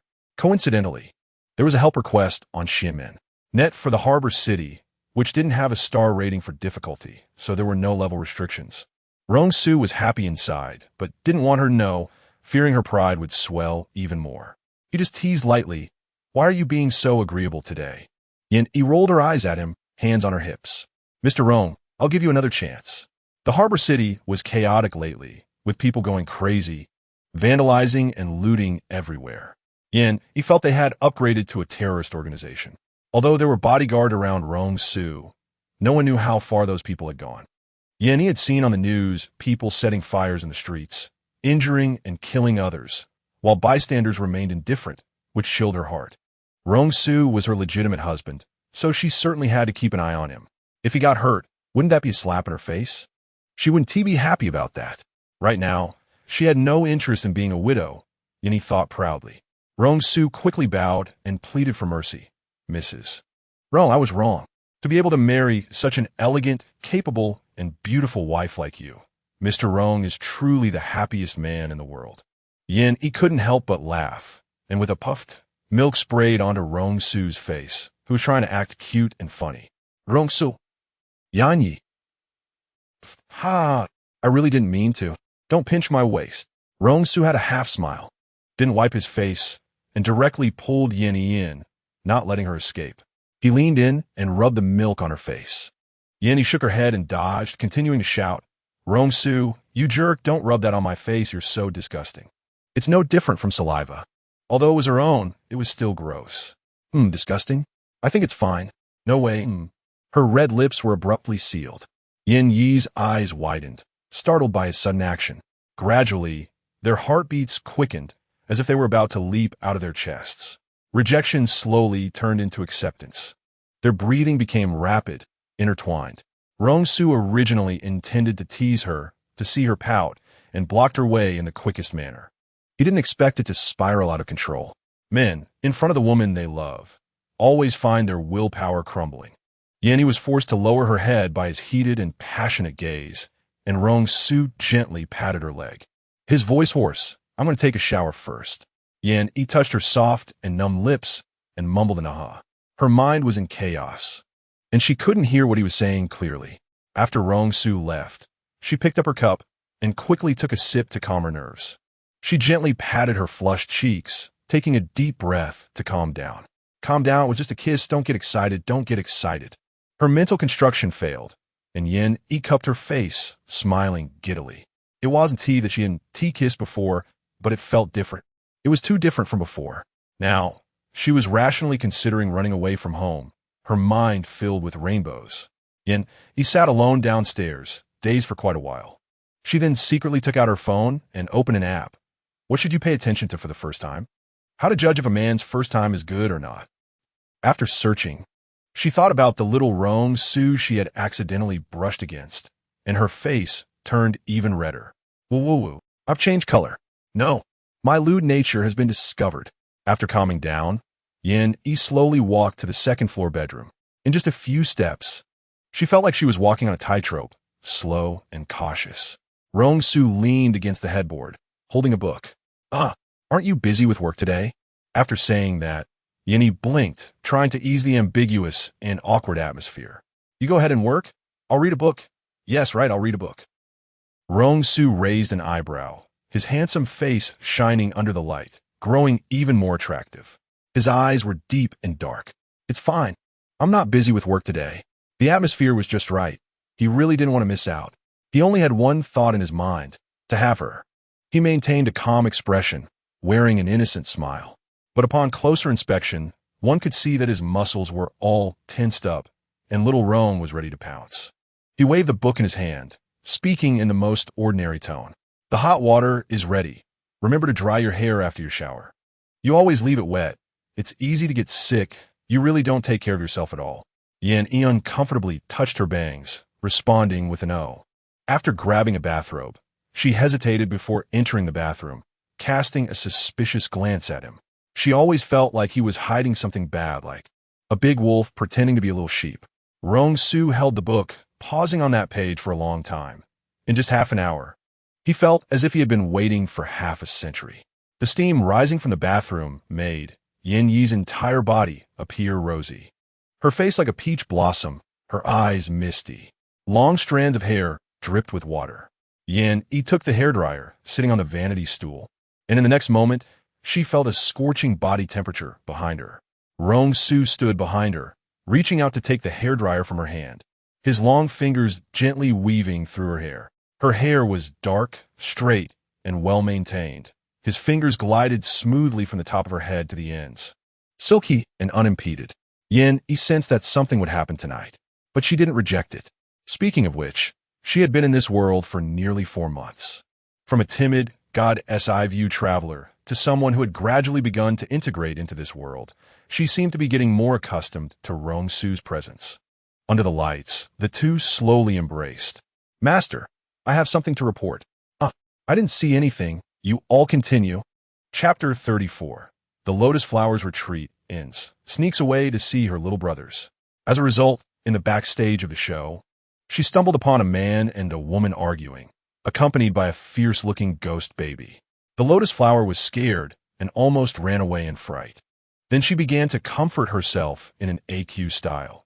"I have received the true teachings of the Master, practiced the ghostly heart method, and I'm no longer the useless Lotus Flower.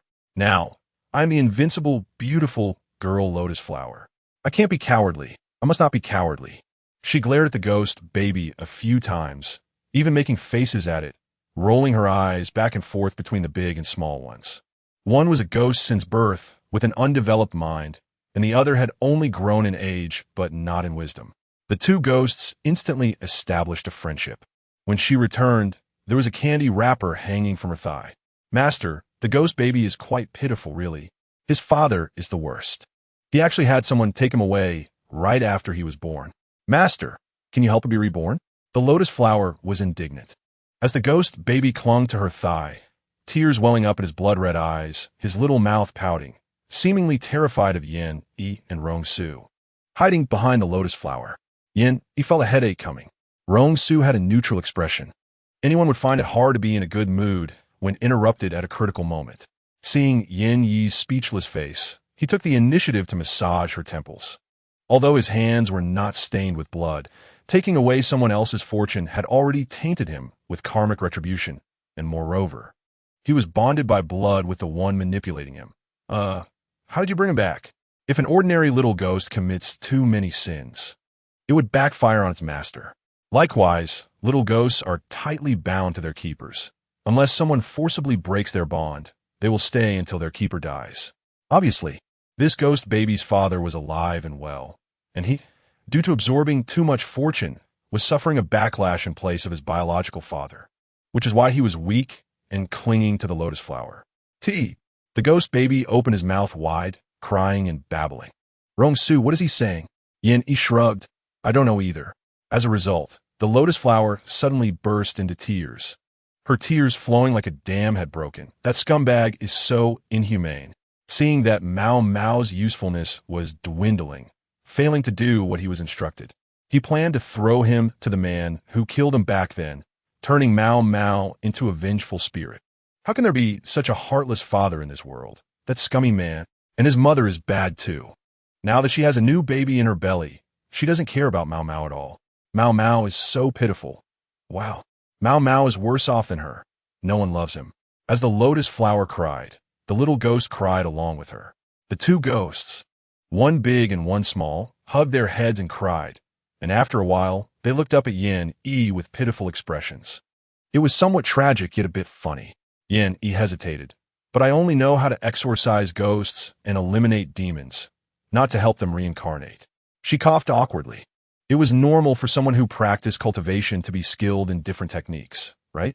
The cultivation world does not discuss reincarnation. It is a place more primal than the law of the jungle. Human cultivators, demon cultivators, and magic cultivators have always acted independently, and anyone they dislike can be slaughtered. Among them, human cultivators are numerous and powerful. Demon cultivators are carefree, and magic cultivators are brutal and bloodthirsty. As for the souls of ordinary people after death, they do not enter the yellow springs. Either they disperse in the world without anyone collecting them, or they're turned into ghost puppets by certain cultivators. The status of mortals in the cultivation world is truly no different from that of grass and livestock. Yin, he had once wondered, without the yellow springs, without the bridge of helplessness, why are there continuously born humans on that continent? In the end, she felt that philosophical matters were best left to those with higher intelligence. She couldn't comprehend humans, nor could she understand the heavens and the earth. Regarding cultivators who plunder human souls to refine ghosts, Yin felt both it was cruel and she was powerless, but as a mere little cultivator. She couldn't change the rules and could only pretend not to see. If this were an ordinary web novel, such a cultivator would be looked down upon, and there would surely be a protagonist with great righteousness, risking their life to save everyone, riding on a rainbow with endless treasures, capturing them all. But the world she traversed, the floating pagoda great wilderness, was not like that. Not all cultivation sects pursued the path of immortality. Each sect has its strengths and weaknesses, and survival rules differ. The Danmo Sect, where Yin was, mostly avoided the world, coiling up in their small territory, even selling talismans and pills only at the foot of the mountain. Occasionally, they would hold a few friendly matches with the Chisha sect next door, which specializes in refining ghost puppets. And because of this, the Danmo Sect disciples' talismans leaned toward exorcising ghosts and eliminating demons. Other sects also have elders with talisman techniques. Their talismans are more universal, targeting demonic cultivators and the abyssal demonic creatures that have not yet become demons. Ultimately, the bottom line is that the development of techniques requires a foundational need.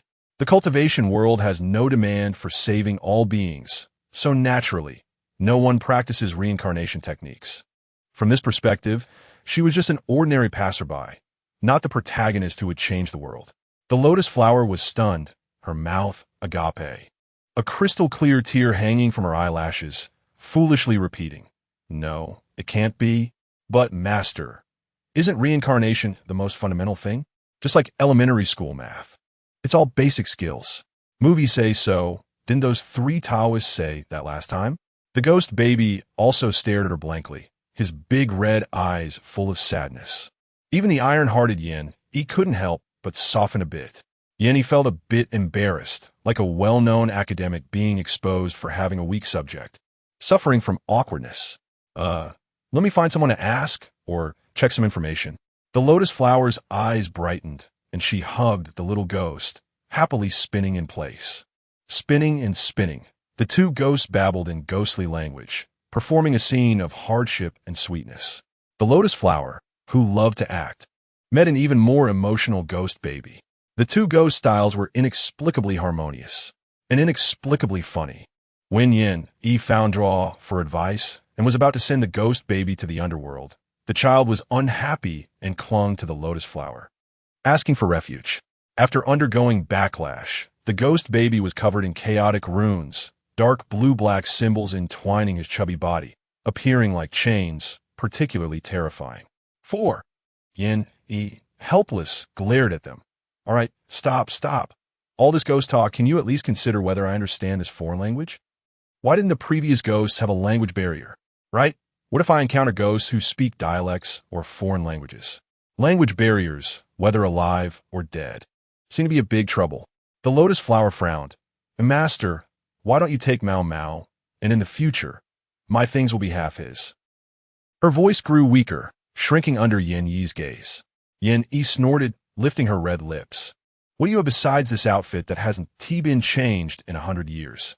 The lotus flower looked aggrieved, since it didn't work with a master. The lotus flower turned to Rong Su. "Mr. Rong, Mao Mao is really powerful. Keeping him could help the master and you. Really, Mao Mao is better than me." Rong Su's brow was clear, the corners of his eyes slightly raised, his deep-set eyes like endless black holes, making it hard to see the bottom, which was quite eerie. "No need." The lotus flower choked. She sensed a killing intent from those 3 words. She quietly moved a little further away from him. "Well, what's wrong with reincarnation? He is now entangled in karmic retribution. Only by entering the underworld can he cleanse this sin. Lotus flower, if you also want to reincarnate, I can send you there too." Yin looked at the 2 ghostly faces with urgency, waved his hand to stop them from speaking, and continued. "Being a person or a ghost has its pros and cons. You should think it through." Before he could finish, the lights began to flicker. Outside, the wind howled fiercely, causing the ginkgo trees in the yard to sway violently and drop a carpet of golden leaves. Yinny frowned, displeased with the sudden gust.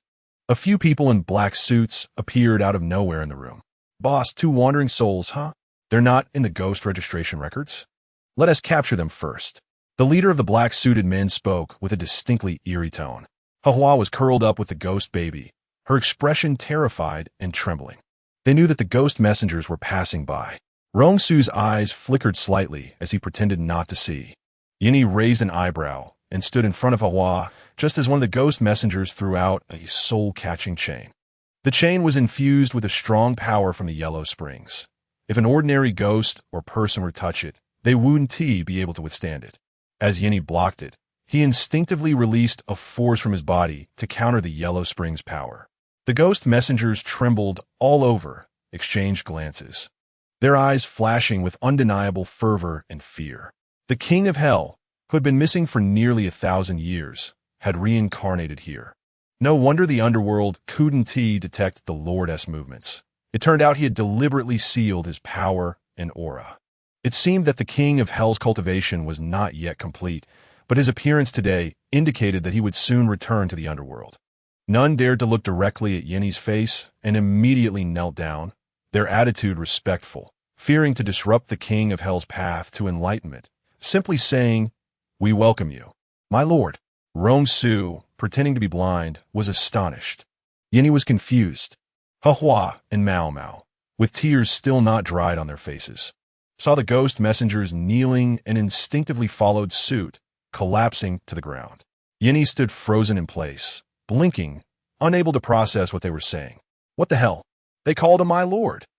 Who is the lord of the ghost messengers?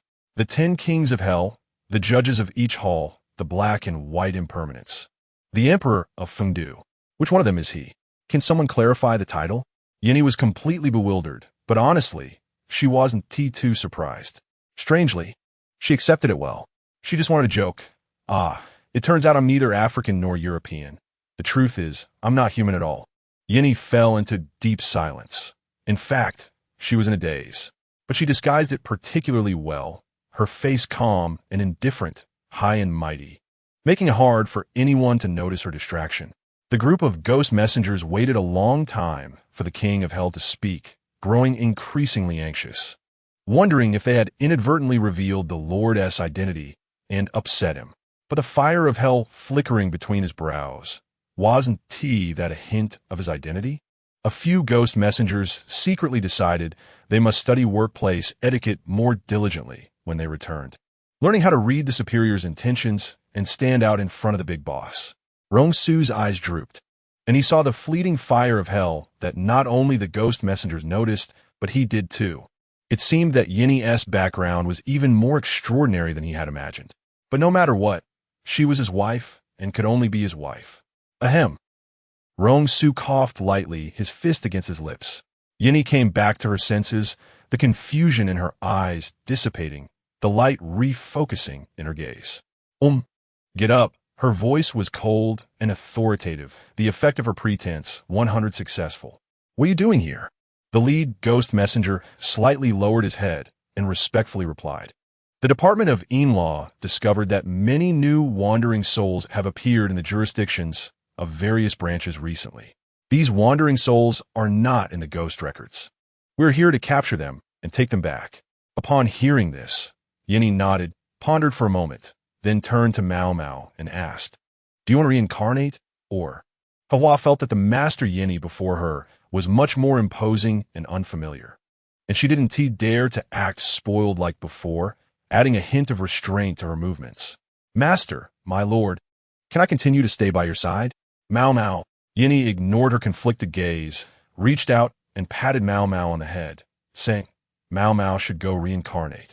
His life is too short. It hasn't even started yet. Mao Mao didn't quite understand the difference between being a person and a ghost, but he could feel Yinny's kindness beyond the pressure. Send him to reincarnate. Don't worry, my lord. Several ghost messengers took Mao Mao and quickly left. Hua watched her new friend leave, twisting her fingers, feeling at a loss. Yinny waved her hand, yawned, and a tear rolled down her cheek. You go back to the pen. I'm going to sleep. Hua. The master truly lives up to the title. Maintaining composure in the face of disaster, something ordinary people can hardly learn. Rong Su shook his head helplessly. When it comes to being broad-minded, no one could compare to her. He could see that Yini hadn't known about her new identity beforehand. She just had a carefree nature and was good at putting on a show. So she had managed to fool the group of ghost messengers. He thought that she would toss and turn and find it hard to sleep that night. But after lying in bed for half an hour, the aura beside her stabilized, and Yini had already fallen into a deep sleep. In the darkness, Rong Su pulled her into his embrace and sighed helplessly. The next day, Yini's mind was still in a state of chaos. After waking up, she sat on the bed in a daze for half an hour. It was only then that she remembered what had happened before she slept. She pinched her arm and squeezed her cheeks. So it really wasn't a dream? She had transformed into a civil servant of the underworld, no matter which lord it was. Saying she was a civil servant was fine, right? Moreover, she was a high-ranking civil servant. Wow, it seemed that several lifetimes of turmoil had some use after all. At least she wouldn't have to start from scratch in the next life. Hua had been quietly hiding in the pen to cultivate recently. The moment she thought of Master Yini becoming a powerful figure in the underworld, she felt anxious. Remembering the appearance of the ghost that was exterminated, her fear escalated. The ghost had escaped from the underworld. He must have seen what the Lord looked like, which was why he was so obedient, not daring to resist at all before meeting his end. She was afraid the Lord would think she was useless and throw her into the underworld as purgatory. Although she had never been to the underworld, there are countless legends about the 33 layers of purgatory there. It was said that everyone reincarnating had to serve a few hundred years of hard labor in the underworld to cleanse their past sins before they could go to the reincarnation platform. Thinking about this, she began to envy Mao Mao. With Yini speaking for him, he wouldn't have to endure hard labor to gain experience. But then again, he was just a little baby. Even if he did hard labor, there wouldn't be a place for him to be useful. Sigh. Before Rong Su went to the harbor city, the old man called the two of them back to the old residence for dinner. As soon as they entered, Rong Su was called to the study. It was also because Qi Tian was going public in the harbor city, and Rong Su had to personally oversee it. The Rong family only then realized that the wealth of the third young master, Rong Wanqua, was actually comparable to that of the Rong family, which had been passed down for 2 generations. No wonder he hadn't interfered with the management of the Rong family at all. Rong Zhang had no other thoughts. As the eldest, although he lacked in expansion, he was sufficient in preservation. The old man had said early on that 20 of the Rong family shares will be given to Rong Su. And regardless of what he wanted to do in the future, no one could interfere. When the old man gave the third young master shares, he also gave him the same amount, making it fair and square. His feelings for the third young master were not like his wife, Su Wanqing, who regarded him as a thorn in her eye and flesh. In the past, when Rong Su was idle and unproductive, he had advised him many times. But now hearing that Rong Su's own company was thriving, he felt not jealousy or resentment, but rather a sense of inexplicable pride that this was what it meant to be a member of the Rong family. However, this thought was not so harmonious in the first house. Rong Ping was deep-minded. Although she felt dissatisfied, she still put on a show of being happy for her third uncle. Rong Yuchen was surprised, feeling a mix of astonishment and a hint of jealousy. Uncle San is only a few years older than him, yet he secretly achieved such great success. Rong Shuang went through a school-wide apology, knelt for several days begging that girl for forgiveness, and finally settled with money, losing all her face and dignity, but her mind did not improve at all. Her thoughts were all written on her face. She used to think it was unfair that Rong Shi was managed by her biological father, who worked hard to run such a large group, while Uncle San did nothing. Yet Grandpa gave him so many shares, even specifically bequeathing Grandma's personal collection to him. This was not fair at all to the main family. Now it was pure jealousy and bitterness. What she couldn't tolerate the most was that Uncle San had so many industries under his name, yet he had the audacity to hold shares in Rong Shi. His assets were more than twice that of the family, truly ignorant of propriety and excessively greedy. Every time she secretly cursed him, she would comfort herself with the excuse that Uncle San was about to die. After Rong Su went upstairs, it wasn't long before Rong Chong followed. The three of them were discussing serious matters. Downstairs, there were sounds of blades and swords clashing. Blood was shed. Shuang said, "You're not doing the celebrity thing anymore? What do you plan to do?" "Sister-in-law, we women can't just stay at home all day. We need our own careers. Otherwise, if the relationship changes, we'll have nothing left." Su Wanqing had a concerned look for her, seemingly used to pretending. Even after their last meeting turned into such a mess, she still appeared gentle and amiable. Rong Ping sat beside them, smiling faintly, elegantly sipping tea. "Mom, Uncle San is so rich now. Does she really need to go out and show her face? The entertainment industry is so dirty and dark, with all those hidden rules and role snatching. It's just embarrassing. Besides, after 2 years, who even knows her? She might as well go home and be a wealthy wife. What do you think, Aunt San?" Rong Shuang stuck out her tongue, appearing innocent and pure, her words constantly provoking. Yin Yi raised an eyebrow, directly ignoring her, lazily saying, "Sister-in-law makes a good point. I've been busy catching ghosts lately."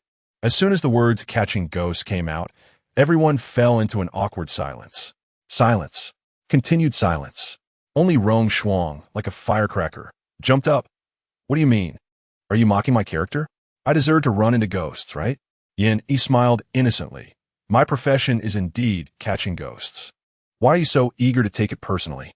Young people, don't be so impetuous. It's unbecoming of the Rong family." Su Wanqing's mouth twitched. She held on to Rong Shuang tightly. At this moment, her disgust for the couple, Rong Su and his wife, had reached its peak. She not only disliked Yin Yi for being so ruthless, but was also exhausted by Rong Shuang's stubbornness and naivety. After that incident erupted, Rong Shuang had become synonymous with being malicious and scheming, a little brat with a belly full of malice. Even though they didn't dare to say it to her face due to the Rong family's power, they often kept their own children away from Rong Shuang behind her back, and even Rong Ping and Yu Chun were implicated. Even if she loved Rong Shuang dearly, there was still some disappointment in her heart. "Aunt San, Shuang is still young and speaks her mind. Don't take it too seriously," Rong Ping said stiffly under Yin Yi's seemingly smiling gaze. At this moment, she was also a bit annoyed with her sister, who couldn't read the room. With Uncle San being so wealthy, they, as his nieces, had only benefits and no drawbacks.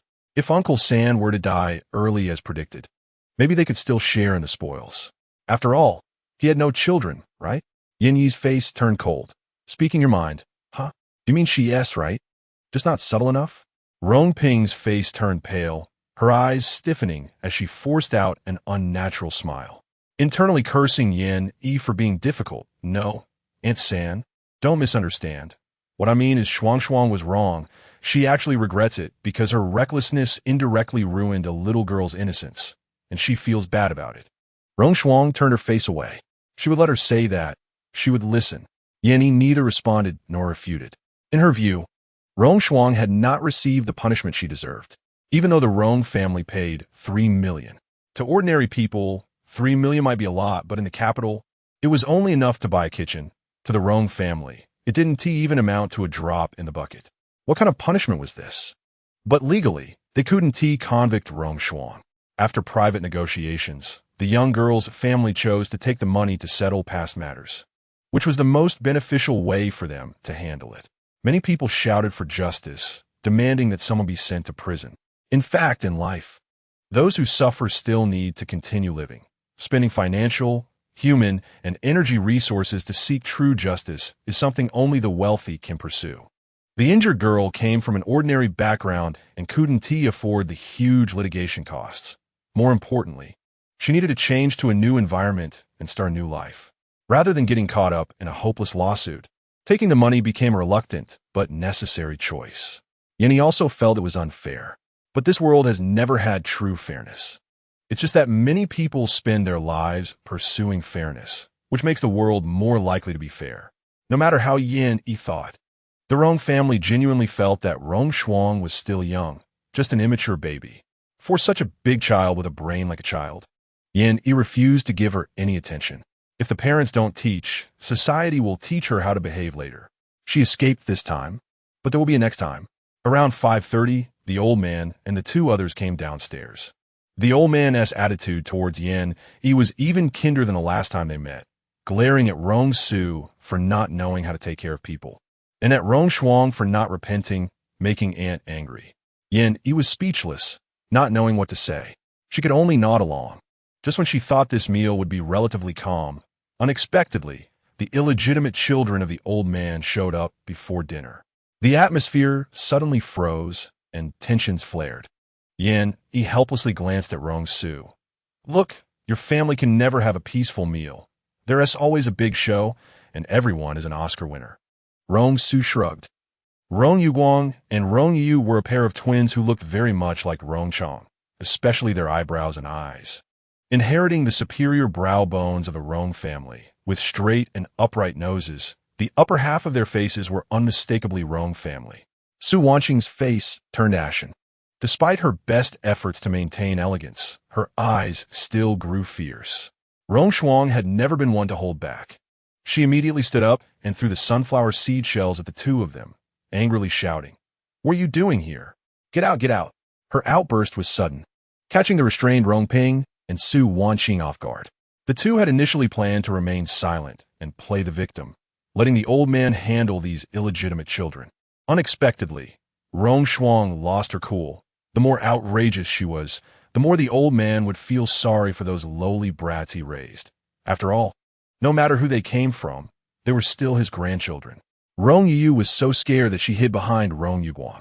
Rong Yuguang frowned, his face cold and devoid of any emotion, resembling Rong Chong as he said, "Dad, I came today just to let you discipline Rong Shuang." Su Wanqing was so angry she could hardly breathe. Listen to what this little beast is saying. Discipline Rong Shuang? Who does he think he is to criticize her? Rong Yuchen saw that the old man was silent, and his biased father was already glaring at Rong Shuang with dissatisfaction. So he immediately mocked. What is wrong with Rong Shuang? Speak clearly. Don't be vague or sarcastic. The old man's expression remained unchanged, indifferent, as if he didn't care about the suddenly visiting grandchildren. Yanni looked at the brother and sister suspiciously, pondering. Did Rong Shuang do something again? To be honest, it was indeed possible. Rong Shuang was the kind of person who would only escalate things if left alone for 3 days. Rong Yuguang angrily said. She went to school to slander Xiao Yu, saying we're the children of the mistress, that Xiao Yu is also a mistress, took her boyfriend, and is messing around with young delinquents. The more disgusting things he can't even say out loud. With each word he spoke, everyone's expression turned darker. Rong Yu felt wronged and lowered her head, tears streaming down her face. Even the aloof old man was affected by anger, looking at Rong Shuang, his cane striking heavily against the floor. Rong Chang's eyes widened in disbelief, unable to believe his daughter could be so vicious, simply, just like her mother. He slapped her hard. The force was so great that Rong Shuang spun around, her cheeks swelling up. You hit me? You actually hit me? Dad, you've never hit us before, and you actually hit me for these 2 wild children? Rong Shuang was stubborn. Even now, she didn't think she was wrong. So what if I did it? Isn't my mom a mistress too? With our family background, isn't it normal for her to be a mistress? Dad, why are you so angry? If you hadn't betrayed Mom with that woman, how would our family have ended up like this? Rong Chong pointed at her, his old face turning red, his mouth opening and closing several times, then turning to Su Wanqing. Is this the daughter you raised? You know very well what happened back then. Rong Shuang has become so lawless and selfish because of you. As a mother, you can't escape the blame. This was the second time Yin Yi heard Rong Chong mention the past. Curiously, she poked Rong Su and silently asked, "What happened? Is there a hidden story?" Rong Su pinched her soft, fair palm, playing with it, and whispered in her ear, "It's an old story. I'll tell you when we get back." Su Wanqing covered her face and cried, "Dad, look at him. I've spent so many years for this family, with no credit but plenty of hard work. What about him? He doesn't even appreciate my efforts. I didn't fulfill my responsibilities as a mother. Did you fulfill your responsibilities as a father?" The first half of the sentence was a complaint to the old man, while the latter half was directed at Rong Chong, as she showed weakness. Rong Yuchen and Rong Ping hurried to comfort her. The scene was chaotic. Rong Yuguang said, "The matter is already said. We're leaving," pulling Rong Yu and heading out.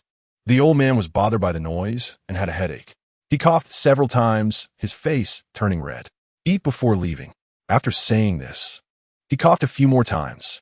The third child had been married for several years without children, which worried him. Like the eldest, having too many sons and daughters also troubled him. Sons and daughters are debts. The eldest are messy debt.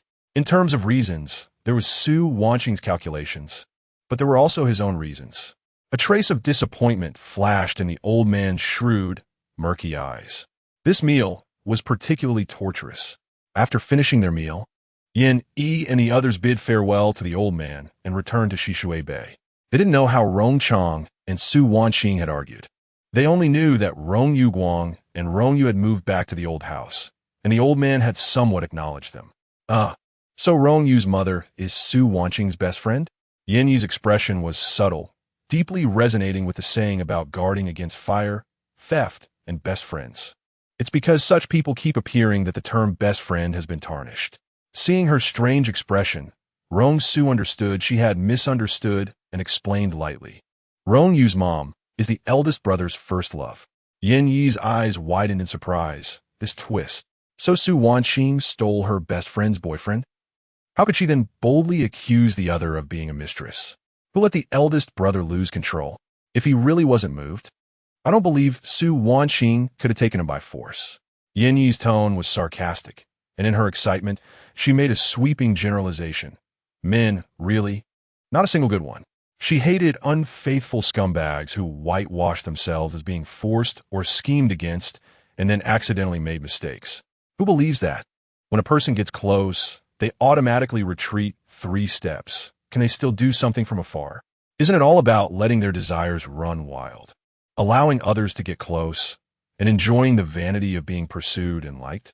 Rong Su didn't defend the eldest brother, but nodded without bias. You're right, back then, Su Wanqing was able to get him drunk and pretended to be Rong Yu's mom to sleep with him. The eldest brother is indeed responsible. Knowing she was his girlfriend's best friend, he didn't know to avoid suspicion. Later, after Su Wanqing got pregnant, he compromised and married her. But he couldn't let go of another person.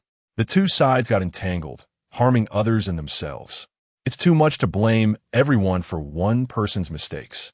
There are heartless men in this world, but there are also many good men, like the one in front of you. Don't worry. Any wild woman who dares to get within 3 steps of me, I will definitely kick her out. Rong Su chuckled nonchalantly. Yan Yi ried. You're so awesome, Rong Su. She couldn't help but roll her eyes secretly, childish, but her heart felt as sweet as honey, and she couldn't stop smiling all the way home. On Saturday afternoon at 4 o'clock, the two arrived at Hong Kong International Airport. Lin K had arranged for someone to pick them up, first taking them to W Hotel. The W Hotel has an airport express line that connects directly to the Yuen Long shopping center, making eating and shopping very convenient. The overall design is inspired by nature, colorful and vibrant, particularly eye-catching and distinctive. It was said that the boss was on a business trip with the boss lady, so Lin K specifically chose this place. It may not be the most expensive hotel in Hong Kong, but it is certainly the most interesting. Yenny looked around this ocean view room, with transparent glass walls surrounding a giant swimming pool, offering a direct aerial view of the Hong Kong skyline. This reminded Yen Yi of a scene from a movie she had seen in her first life. The rustic Yen Yi expressed, the world of the rich, luxurious, decadent, and full of evil, just like when she had first descended the mountain with her master before establishing her foundation. Seeing the immortal palace held by the lark and all sorts of bizarre flying magical tools, she could only exclaim, money is the root of all evil. Right now, she wanted to shop like crazy. At this moment, she deeply felt how strong Rong Su's financial backing was. Although she had known this guy was rich before, rich enough that the numbers in his bank account had become mere symbols. But Yen Yi had never felt any distance from him. Perhaps it was because he was too down-to-earth, too slick, and occasionally a bit silly. It was hard to connect him with the term big shot. As soon as Rong Su settled down, he urgently gathered the executives from Qiqian in Hong Kong for a meeting. Yen Yi changed into a set of sportswear, carrying her cloth bag and wearing a pink baseball cap, and left the hotel alone. Before stepping out, she checked the unmarked task on the Xianmen website again, planning to see it in person first. After all, there are many masters in Hong Kong, and if no one dares to take action, this task might be harder than she imagined. Kowloon, Austin Road. Oh, just a few more minutes. Thank you, Gouda. Thank you, Baidu. Thank you for the leap in China's GPS technology. Maps are truly essential for life. Yin Yi walked for about 20 minutes on foot. The streets were bustling, very prosperous, with everyone busily walking past her, and looking up, skyscrapers towered. This was a modern international city. However, it gave Yin Yi a sense of constriction, small and crowded. An invisible aura lingered like stagnant water, unable to flow. Yin Yi didn't know fortune-telling or feng shui, but from the stagnant atmosphere, it was easy to infer that the feng shui here was not good. As for how it was not good, that was not her specialty. Gouda Map reminded her, "You have arrived at your destination." Gouda Map reminded you, "You have arrived at your destination." In front of her were 3 old buildings arranged in an inverted U shape. Even though Yin Yi didn't understand feng shui, she couldn't help but frown. These 3 buildings gave her a very bad feeling. The 2 corners further inside had no airflow, faintly exuding darkness, especially the middle building. Although there were faint lights visible through many windows, the atmosphere still felt eerie. The windows were densely packed, with 3 buildings close together, leaving only a small open space in the middle, less than 100 meters long, but with at least 30 floors. This design meant that the rooms could not receive enough sunlight. So even before it got dark, just 50 meters inside from where natural light entered, it fell into shadow. It felt like an unsealed coffin turned upside down. The U-shaped entrance resembled the wide mouth of a monster. Every person who entered seemed to be swallowed whole. Yin Yi stood at the entrance, looking up and down for a long time, deep in thought. It seemed that every person entering this building lacked a bit of vitality, and half of them had poor health. However, besides feeling eerie and sensing something was off, she did not feel any ghostly presence here. Yin Yi couldn't pinpoint the problem, which left her somewhat frustrated. At this moment, she was extremely glad that she hadn't acted blindly arrogant. She took another look at the building, buried her head in thought, and slowly walked back. After just a few steps, she saw a group of people dressed in black, wearing masks and tightly wrapped up, walking towards her. They were holding various weapons, sticks, knives, and some bottles that seemed like makeshift chemical weapons.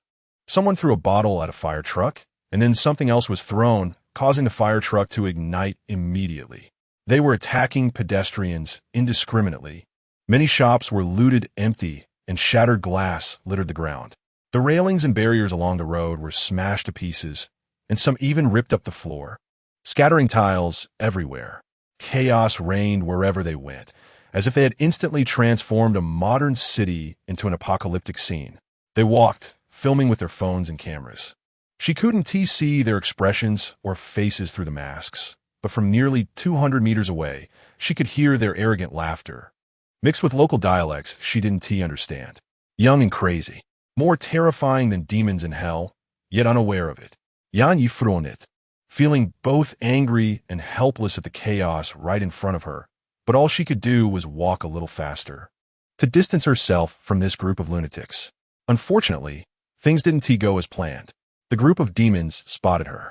Her pink baseball cap was too conspicuous, and her clean and beautiful silhouette made her stand out. Why walk so fast? Do you think we want to beat you? Beautiful girl, come play with us. Fool! Don't beg for mercy, just take it. Some slow-moving pedestrians had already been caught and beaten, while more people chose to detour upon seeing these fools. Human indifference. They neither wanted nor dared to confront these devils. Because over the past few months, too many people had experienced their madness and cruelty devoid of humanity. No wonder just over 20 people could wreak havoc like this. If they were in the mainland, in any city, they would be beaten down like trash. How could they be so arrogant? A few people surrounded her, ready to push and shove.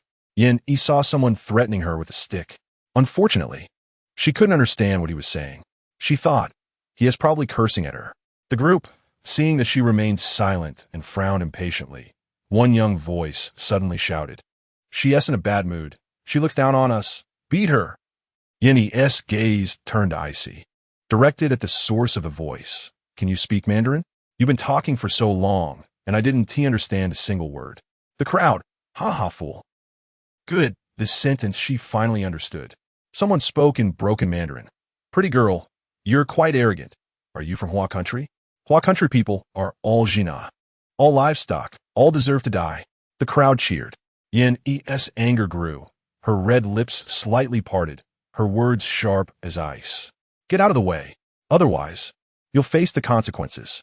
With her cold expression, her delicate features became fierce, and at this moment, she was truly at her limit. This group of idiots had crossed her bottom line. They thought she was just bluffing, slowly approaching her.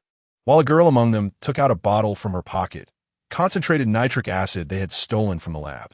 The girl's expression was smug under her mask. The next second, she froze in place. Several of her companions screamed in agony. When she splashed the nitric acid, it was blocked by an invisible barrier, splattering back like it hit glass, ultimately harming the few teammates in front of her. In just a moment, their faces were burned and patches of skin peeled off, leaving behind horrifying charred marks. These people seemed truly insane, lacking normal human reasoning. Instead of rushing to the hospital when injured, they charged at Yin even more ferociously. Onlookers from afar thought the young girl was about to be bullied, and although some kind-hearted people didn't dare approach, they quickly called the police. However, what they feared did not happen. The group of demons seemed possessed, fighting amongst themselves until they were bloodied and bruised, while the girl in the pink baseball cap stood a meter away, smiling and cheering. Good job, keep it up. You are the prettiest kids on this street. The most beautiful scenery. When the police arrived, the scene was in shambles. A group of black-clad demons lay on the ground, most of their masks fallen off, revealing their young, wicked faces. Officer, there are ghosts. That woman is a ghost. Chapter 35, Yin was unharmed. However, her mood was gloomy, shrouded in an inexplicable dark emotion, leaving her feeling despondent. After punishing a few people, she did not feel the satisfaction of revenge or the joy of punishing the wicked. Instead, she felt even more depressed, unable to find a way to relieve her feelings. The chaos in the port city had lasted for several months, making it the focus of the world. It was also the focus of the Chinese people. On the streets and alleys of China, if one casually asked passersby, most would continue to pay attention to this matter and express great concern for the future of the port city, along with anger towards the group of rioters. In this world, no place that experiences turmoil can maintain prosperity. Turmoil only brings destruction, casualties, and misfortune. However, seeing it in the news and experiencing it firsthand are completely different concepts. Yin was not someone who cared for the world. Whether before or after her time travel to the cultivation realm, she always felt she was an ordinary person. Her abilities were limited, and she did not believe the country needed her. She was just an ordinary person who only cared about living well and enjoying life. To put it simply, her vision was narrow, and her outlook was small. But there was always a soft side to her character. Anything that would make her uncomfortable, or any person or situation that caused her emotional turbulence, she would reject. To protect herself, she subconsciously excluded all of this from her mind, presenting an attitude of indifference. But in reality, this was a form of escape and self-deception. It was as if by closing her eyes, she could not see the suffering of others. By covering her ears, she could not hear the injustices of the world. And in the end, she would comfort herself. There are police, there are other public servants. And there are so many people richer and more capable than I am. I am just an insignificant person who cannot help. Perhaps this is the mindset of the vast majority. When suffering arrives, people express their condolences and sorrow from a moral high ground, but they do not take the initiative to prevent such events from happening. For example, the chaos in the port city. Tens of thousands of rebels can actually disrupt a city of 7 million. Are they too capable and powerful? Is the dark force behind them too strong? No. It is the silence of the majority. Their silence leads to heavy casualties among the few who resist, and then fewer and fewer people dare to resist. Just like when she encountered this group of people, she only wanted to stay far away because deep down, she felt that this chaos was not something she could resolve. But now, Yini no longer thought that way. She clearly had more ability to protect herself than ordinary people. Why should she demand that those flesh and blood beings stand up? Fear is a normal human emotion because they have parents, wives, children, and friends behind them. Such things have happened more than once. Those black-clad devils dig up martyrs' graves. scatter ashes, set people on fire, slit police throats with sharp knives, and even completely lose their humanity, beating their own parents. Education has failed. To deal with this group of people, only the iron fist of socialism can cure their madness. As if finding some kind of belief, Yin Yi swept away her despondency, and the shadows in her eyes were dispelled by light. Where have you been? It's unsafe outside. What if you run into those madmen? You didn't answer my calls. You know, as soon as I entered, Rong Su scolded me fiercely. His messy fringe looked like a bird's nest, clearly annoyed by having to keep fixing it. His large hand gripped Yin Yi's shoulder with some force. When she winced in pain, he slightly relaxed but still held her tightly. Seeing that she was fine, Rong Su let out a sigh of relief. He had just heard that villagers in Yuanlong had organized to confront the black-clad army, so he assumed other places were similarly chaotic. After finishing his meeting and coming back, Yin Yi was not there, and heaven knows how panicked he felt at that moment. Even though he repeatedly told himself that she could protect herself, that she was not one of those fragile women like Daughter Flowers, it did nothing to alleviate his anxiety. His body was hot and trembling slightly. When he spoke, he was urgent and fearful, using anger to mask his vulnerability and fear. This was a side of Rong Su that she had never encountered before. Yin Yi, who had been a bit confused and aggrieved by the scolding, felt heartache when she saw him like this. Slowly, she reached out and hugged him back, gently patting his back, softly yet firmly saying, "I'm sorry and thank you. I'm sorry for making you worry. Thank you for offering your sincere heart to me. I think we can have a light and happy romance now. I have so many charms and lotus flowers. Nothing will happen, I swear. I'm really powerful, Xiao Su Su." Rong Su's face remained indifferent. Husband, quickly tidy me up." Rong Su finally broke character. His stoic face lasted only 5 minutes before succumbing to her thick-skinned persistence. The lotus flower trembled in her bag.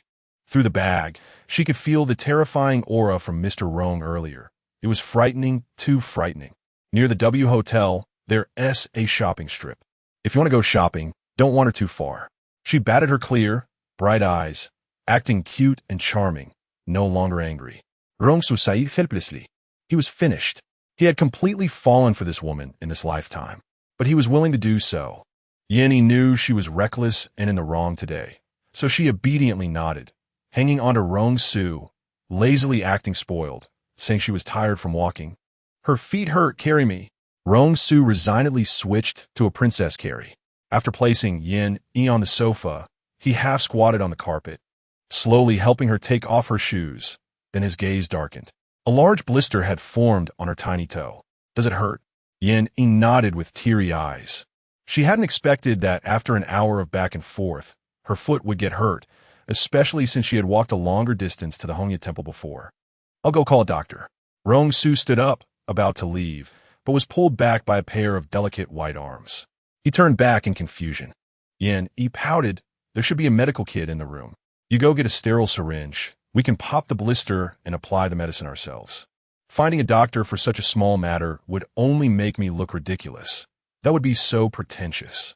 After silently complaining, Yin Yi couldn't help but shift her gaze away. The person in front of her was quite pretentious, considering how worried he was for her. Yin Yi decided to be a bit nicer to him in the future, at least reducing the number of times she cursed him in her heart. Besides, I don't like strangers touching my feet. After saying that, Yin Yi coughed awkwardly, her fingers poking at the small blister out of boredom. The coldness around Rong Su completely vanished with that phrase stranger. A smile brewed in his deep eyes, extending from the corners of his eyes to his eyebrows, and his tightly pressed lips also slightly curled up. "Okay, I'll go get it. Be good, don't poke it randomly." He lightly swatted Yin Yi's hand, reproaching her gently and fondly. After applying the medicine, Yin Yi became somewhat incapacitated. From the living room to the bedroom, a short distance, Rong Su insisted on carrying her, claiming it was to avoid movement and prevent bacterial infection. Yin Yi felt both painful and happy. Let him carry her. After all, she wasn't at a loss. The next morning, Rong Su left again. Remembering his nagging, motherly demeanor from last night, Yin Yi smiled, hopping on one foot like a rabbit, bouncing into the kitchen, and found a sticky note on the fridge. It instructed her to call him immediately when she woke up. Yin Yi secretly complained. So clingy. But her face was as bright as a flower. On the other end of the phone, he was likely in a meeting. Rong Su only said in 10 minutes, "Someone will deliver food. Remember to eat," and then hung up. The situation was evidently not good. Everyone was very busy. After eating, Yin Yi sat by the floor-to-ceiling window, overlooking the port city below, lost in thought. What should she do to reduce casualties without interrupting the country's steps? The turmoil in Hong Kong is rooted in the pressure and guidance from international forces, combined with the collaboration of international speculative capital to short-sell Hong Kong stocks. The current policies of the government are reminiscent of the statements made by great leaders in the last century. Wait. Wait until the vast majority of silent people no longer remain silent and stand up to resist for their own interests. Let the people of Hong Kong save themselves. Only if they completely lose their ability to save themselves will the government intervene to heal and cut out the corruption. Yin Yi knows this is the correct approach. Because the hidden international organizations have not fully revealed themselves, if their momentum is hastily suppressed, these individuals will lie in wait, causing disturbances periodically, making the future of Hong Kong look bleak. Only when they can no longer contain themselves and surface, and public anger reaches its peak, will the people of Hong Kong voluntarily contribute to stability, allowing for a future and tomorrow for Hong Kong. This is beneficial for the entire Chinese nation. However, individual interests are inevitably damaged in the face of national interests. Currently, the most severely injured are those innocent individuals who are aware and still conscious of their resistance. Even if it seems naive or childish, Yin Yi still wants to help them. But how to help? That is a very troublesome question. He Huan noticed her daze for half the morning, her expression changing repeatedly, but her brows remained tightly knitted, as if she had encountered some difficult problem. "Master, what troubles you?" He Hua asked, resting her chin on her hand, looking confused. Yin Yi glanced at her, said nothing, and changed her posture to continue her days. "Isn't there a saying that 3 cobblers can outsmart Zhuge Liang? If the master can't figure it out, you can talk to me, and Mr. Rong," He Hua said, nervously touching her nose. She seemed to realize she hadn't accomplished much, and instead, being by the master's side, she felt even guiltier. Yin Yi thought about it, and that made sense. Who knows, maybe some inspiration would come. Look, the scenery is so beautiful right now, but some people are intentionally causing damage. What do you think I should do about them? She tilted her head, looking toward the distant Victoria Harbor. He Hua clapped her hands. What else is there to say? Beat them up. She was surprisingly smart for once and asked, "Is it those people we met yesterday? If it is them, we can use hypnosis to make them kill each other." Yin Yi frowned slightly, muttering to herself, "What if we overdo it and someone ends up dead? Wouldn't that be committing a crime?" He Hua seemed to half understand her dilemma and directly voiced her question. "But they are smashing and hurting people everywhere. If we let this continue, more people will die. Aren't those people more innocent? I think letting them play amongst themselves, to what extent, is all a projection of their inner selves, and they can't blame us for anything. For other innocent people, this is a great merit." He Hua, not being human and having been a ghost for nearly 100 years, did not consider whether these people would go too far and end up killing someone. In the ghost world, grievances are repaid with grievances, and this rule still holds in today's underworld. Otherwise, they would become vicious ghosts, cast into the endless hell, never to reincarnate. It sounded very reasonable. Everything must be adaptable. Yin Yi was stunned. She was actually convinced by this simpleton He Hua? Then she quickly put a stop to that thought. No. This idea is too dangerous. Even if there's a crime, it should be judged by the law. She cannot overstep her bounds. Another little person be argued. If they don't harbor evil thoughts or murderous intent, they naturally want to get hurt. So this is just a backlash. It has nothing to do with you. Little person waved a socialist flag. No, this is a criminal act. B, the judicial system is collapsing, and the Chief Justice is not in power. In extraordinary times, we must use extraordinary means. A, but. B, no buts, they brought it upon themselves. It's not out of thin air. Listen to me. It's right, just listen to me. Also, the master can summon all the lonely souls here, complete the task, and send them to be reincarnated. Wouldn't that be good? Hihua said whimsically, feeling proud of herself for being so clever today. Yinny gave her an appreciative look. Ghosts are indeed good at confusing people's minds, making them suitable for such tasks. She raised her chin and asked, "Can you go contact them?" Hihua immediately stood up straight, gave a non-flamboyant military salute, and shouted with a strong sense of mission, "Master, I guarantee I will complete the task." After Hihua left, Yin logged into the Xianmen website, specifically in the areas certified for masters. She posted a thread. What insights do the masters have about the black-clad army in Hong Kong? Then in the main text, she wrote, as a gift, those who provide the best answers can receive the 9 Heavens Thunder Talisman and the Fire Talisman. This thread had a very strange atmosphere, because in the certified master communication area, besides selling talismans and advertising, there were various threads for answer questions. However, very few involved political matters. It's not that they couldn't, but people in the Xianmen either focused on worldly matters, prioritizing profit, or were particularly aloof, valuing discretion and looking down on discussing such topics with ordinary people. Yin Yi's ID was the leader of the Danmo Sect. In the Xianmen, she was somewhat of a celebrity because those who had bought her talismans before all praised them. The spiritual power contained in them was incomparable to any other talisman. Initially, there were speculations that this leader of the Danmo Sect must be a high-level person from a secluded sect, but after the first sale, this person never appeared again. Suddenly appearing to ask about issues in Hong Kong was unusual. The names of the Fire Talisman and the 9 Heavens Thunder Talisman were extraordinary. People rushed to answer, lured by the talisman paper.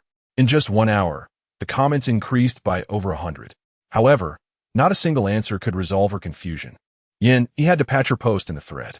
If the black-clad army kills each other without provoking ordinary people, does that not constitute a violation of the Tao heart and injustice? Comments quickly follow below. Not counted, not counted, not counted. Restraining them is justice. If the original poster has a way to stop them, that would be a great merit, saving thousands and thousands of people. Master Huiyuan is right. What is the original poster's method? Can you share it with everyone? If possible, I also want to contribute. Yes, if this matter goes wrong, it could endanger the nation's fate. Everyone is also suffering from not being able to intervene. Recently, there have been new discoveries from the Research Association. Besides incitement from other countries, the feng shui in Hong Kong has been severely damaged, and a dragon has appeared in the nearby seas. The dragon absorbs a large amount of luck, and if it escalates, it may be related to this dragon. If it truly becomes a dragon, the 2 dragons will fight. The Research Association will soon organize a group of people to kill it. Yinny blinked. That made sense. Why the vitality from those people was being absorbed, but she couldn't find a reason. The culprit was at the bottom of the sea, and now was a monster, not a ghost, hidden deep under the sea, making it normal for her not to perceive its existence. These thoughts only flashed through her mind for a moment, since the feng shui was damaged. It would require masters skilled in divination and feng shui to handle it. What Yin Yi could do was to draw a few more powerful talismans while they killed the dragon. But Yin, he did not understand. Since using ghosts to confuse people's hearts does not count as breaking the prohibition, why haven't the local masters in Hong Kong used this method? She was puzzled in her heart and asked under Hui Yuan's comment. Hong Kong has a strong focus on divination and feng shui, and some also raise little ghosts. But how should I put it? Those who raise little ghosts are mostly from the wicked path. What they want is real gold and silver benefits.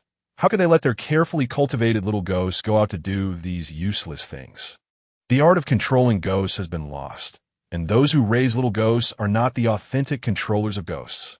They have only learned a bit of skin-deep knowledge. The 2 upstairs are very right. To make ghosts obey, no one can do it now. Because ghosts are uncontrollable if they act recklessly. It could lead to greater chaos, pushing the situation to an even more uncontrollable level. In summary, the cost of raising ghosts is too high, making it impossible to raise them in bulk. One can only raise 1 or 2. Due to the high cost, they tend to exchange the little ghosts for higher profits. For example, male and female celebrities in the entertainment industry are the most common buyers. It's not that it can't be done, but rather that it can't be achieved. After watching the banquet, Yinny felt great and immediately lifted her head, saying to herself, "So I'm such an impressive character." Hihua quickly returned.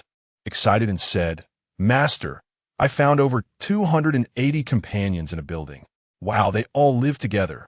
I've never seen so many ghosts." While saying this, she patted her chest, completely forgetting that she was also a ghost. Yin erased her eyes, her gaze flickering. 280 ghosts. Gathering together is definitely unusual. She sat up, leaning forward, her delicate nose twitching as she asked suspiciously, "Is the house near the sea? I can smell the scent of seawater." Yihua's eyes lit up as she looked at Yin Yi with admiration. "Master, you are amazing. How did you?" Yin Yi glanced at her. "Can't you smell the stench of rotten fish and shrimp all over you?"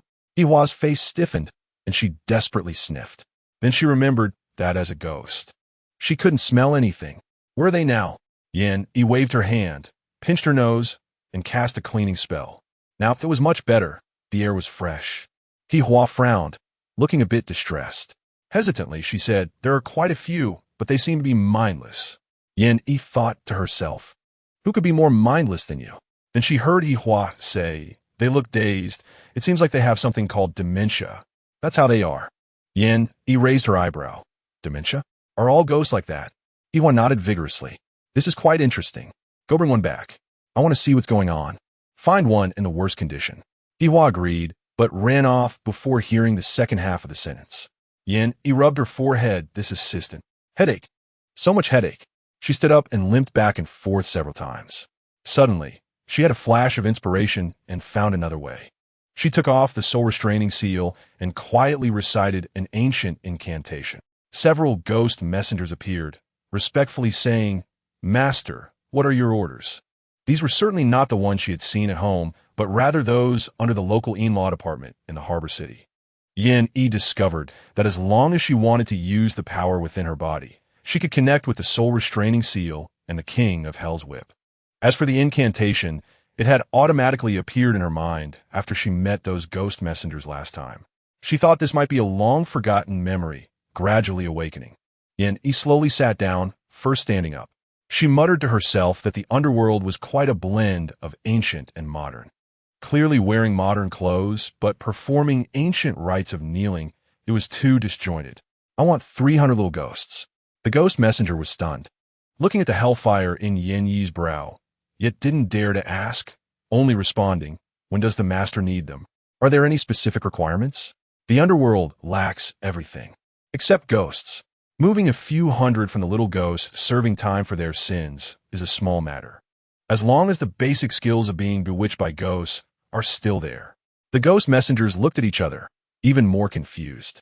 They felt that the king of hell was deep and unfathomable, engaged in something big.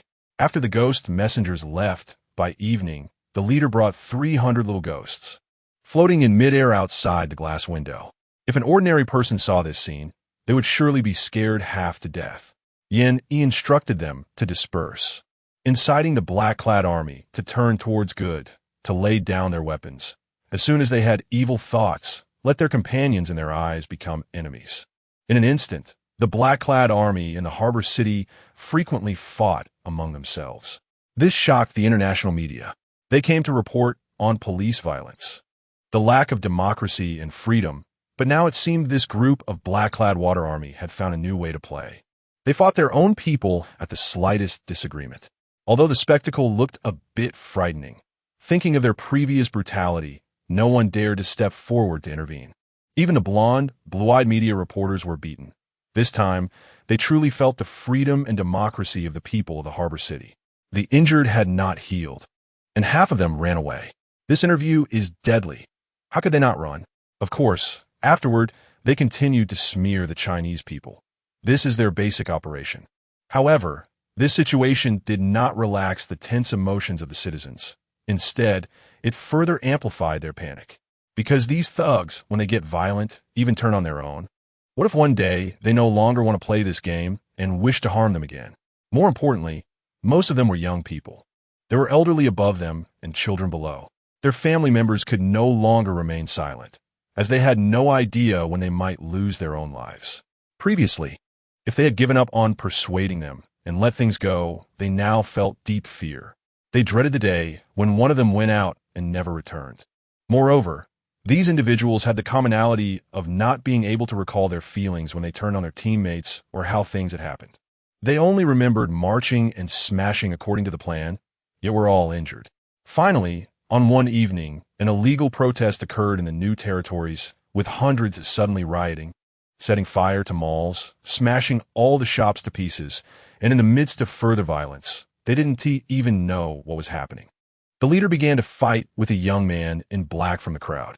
The fighting spread through the crowd like a contagious virus. In the end, 9 people died on the spot, and more than 30 were seriously injured. At that moment, the police who came to stop it, the ambulances, and the passers-by. The chill in everyone's hearts converged into glaciers from Antarctica, freezing them to the bone. Their heartbeats stopped, their bodies stiffened into statues, and their scalps tingled. This was the largest casualty event since the Black-Clad Army riot. When the police uncovered the masks on the faces of the deceased, they were all teenagers, who had not yet grown up but had become a tumor in society. Their lives ended today at their own hands, and their families would not know how to endure the rest of their lives. Yin watched the news, standing in the sun, silent for a long time. Then she ordered the ghost messengers to bring the little ghosts back to the underworld. That's enough. If this still can awaken them and make them stop being silent, then they should wait for the giant sickle and hammer of socialism. Yin had done all she could do here. However, things were troublesome on Rong Su's side, as international speculators were like vultures eyeing rotting meat, all focusing on the Hong Kong stock market, with daily trading volumes reaching over 10 billion. What they had to do was to eat as much as the other side threw out. Not a bit could be missed. By the time Rong Su had completely arranged the personnel responsible for this side and could go home, more than a week had passed. Going back, we still have to stay here for 2 more days. Yin Yi's leg had healed, and she was now walking barefoot back and forth, wearing a loose, long t-shirt. Her hair casually tied into a bun, with a few strands falling down her cheeks, holding a fruit yogurt in her hand. People from the Research Association are coming tomorrow. I need to meet them. Rong Su tossed a pair of slippers at her feet, put them on. Yan Yi froned, pouting and glaring at him. The domineering CEO is not like you. At this time, you should be adorably helping me put on my shoes and then telling me that I am your little darling, your little treasure. After saying this, Yinny chuckled. She shook her shoulders. Rong Su raised an eyebrow, half smiling. So 11 likes it this way? Yinny quickly waved her hand, her feet hurriedly slipping into her shoes. Just kidding. Just kidding. By the way, back to business. If the company is busy, you could go back first. I estimate that I still have to stay for 1 or 2 days. Rong Su leaned closer to her and took a bite of her food. Not busy. Let's go back together. Yinny looked at the bottom of the bowl, her eyes wide open, fuming. Ah, you ate more than half of it in 1 bite. Were you doing it on purpose? Rong Su raised an eyebrow and smiled, pretending to eat the little left. Yinny held the bowl, her waist twisting as she dodged back, jumping up in anger. Don't even think about stealing. Whoever tries to take my food is my enemy. Rong Su lowered his head, took a step forward, and Yinny took a step back. I'm telling you, don't come any closer. Do you hear me? If you come any closer, I will. I will. Rong Su quickly stepped forward and hugged her. Yinny held the bowl with both hands, careful not to spill it. Are you childish or what? Rong Su heavily kissed her on the cheek. Yes, I'm childish. If you have the ability, hit me. Yinny. Wow, so angry. When it comes to thick skin, she really can't compete with him. Because Yinny was at W Hotel, and the meeting was also set here. The group agreed to meet at 10 a.m. Yinny and Rong Su stepped into the private room, where a full circle of people was seated. Little girl, where's your master? The speaker had an ethereal demeanor, around 60 years old, with silver strands in his hair, but his features were very proper, clearly a handsome man in his youth. Yinny smiled slightly. Hello, everyone. I am the leader of Danmo Sect, and this is Rong Su. She was polite, but very calm. After all, for her, the oldest person here was about 80 years old. At this age in Danmo Sect, he was still a junior brother, and she had lived for hundreds of years. It was a bit difficult for her to act like a young girl in front of outsiders. However, the double standard Yinny didn't realize was that in front of Rong Su, she was more than just a young girl.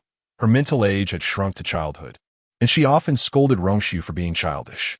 The truth is that 2 childish people came together. The crowd. What? This young girl is the leader of Danmo Sect? The world is too fantastical. How is that possible?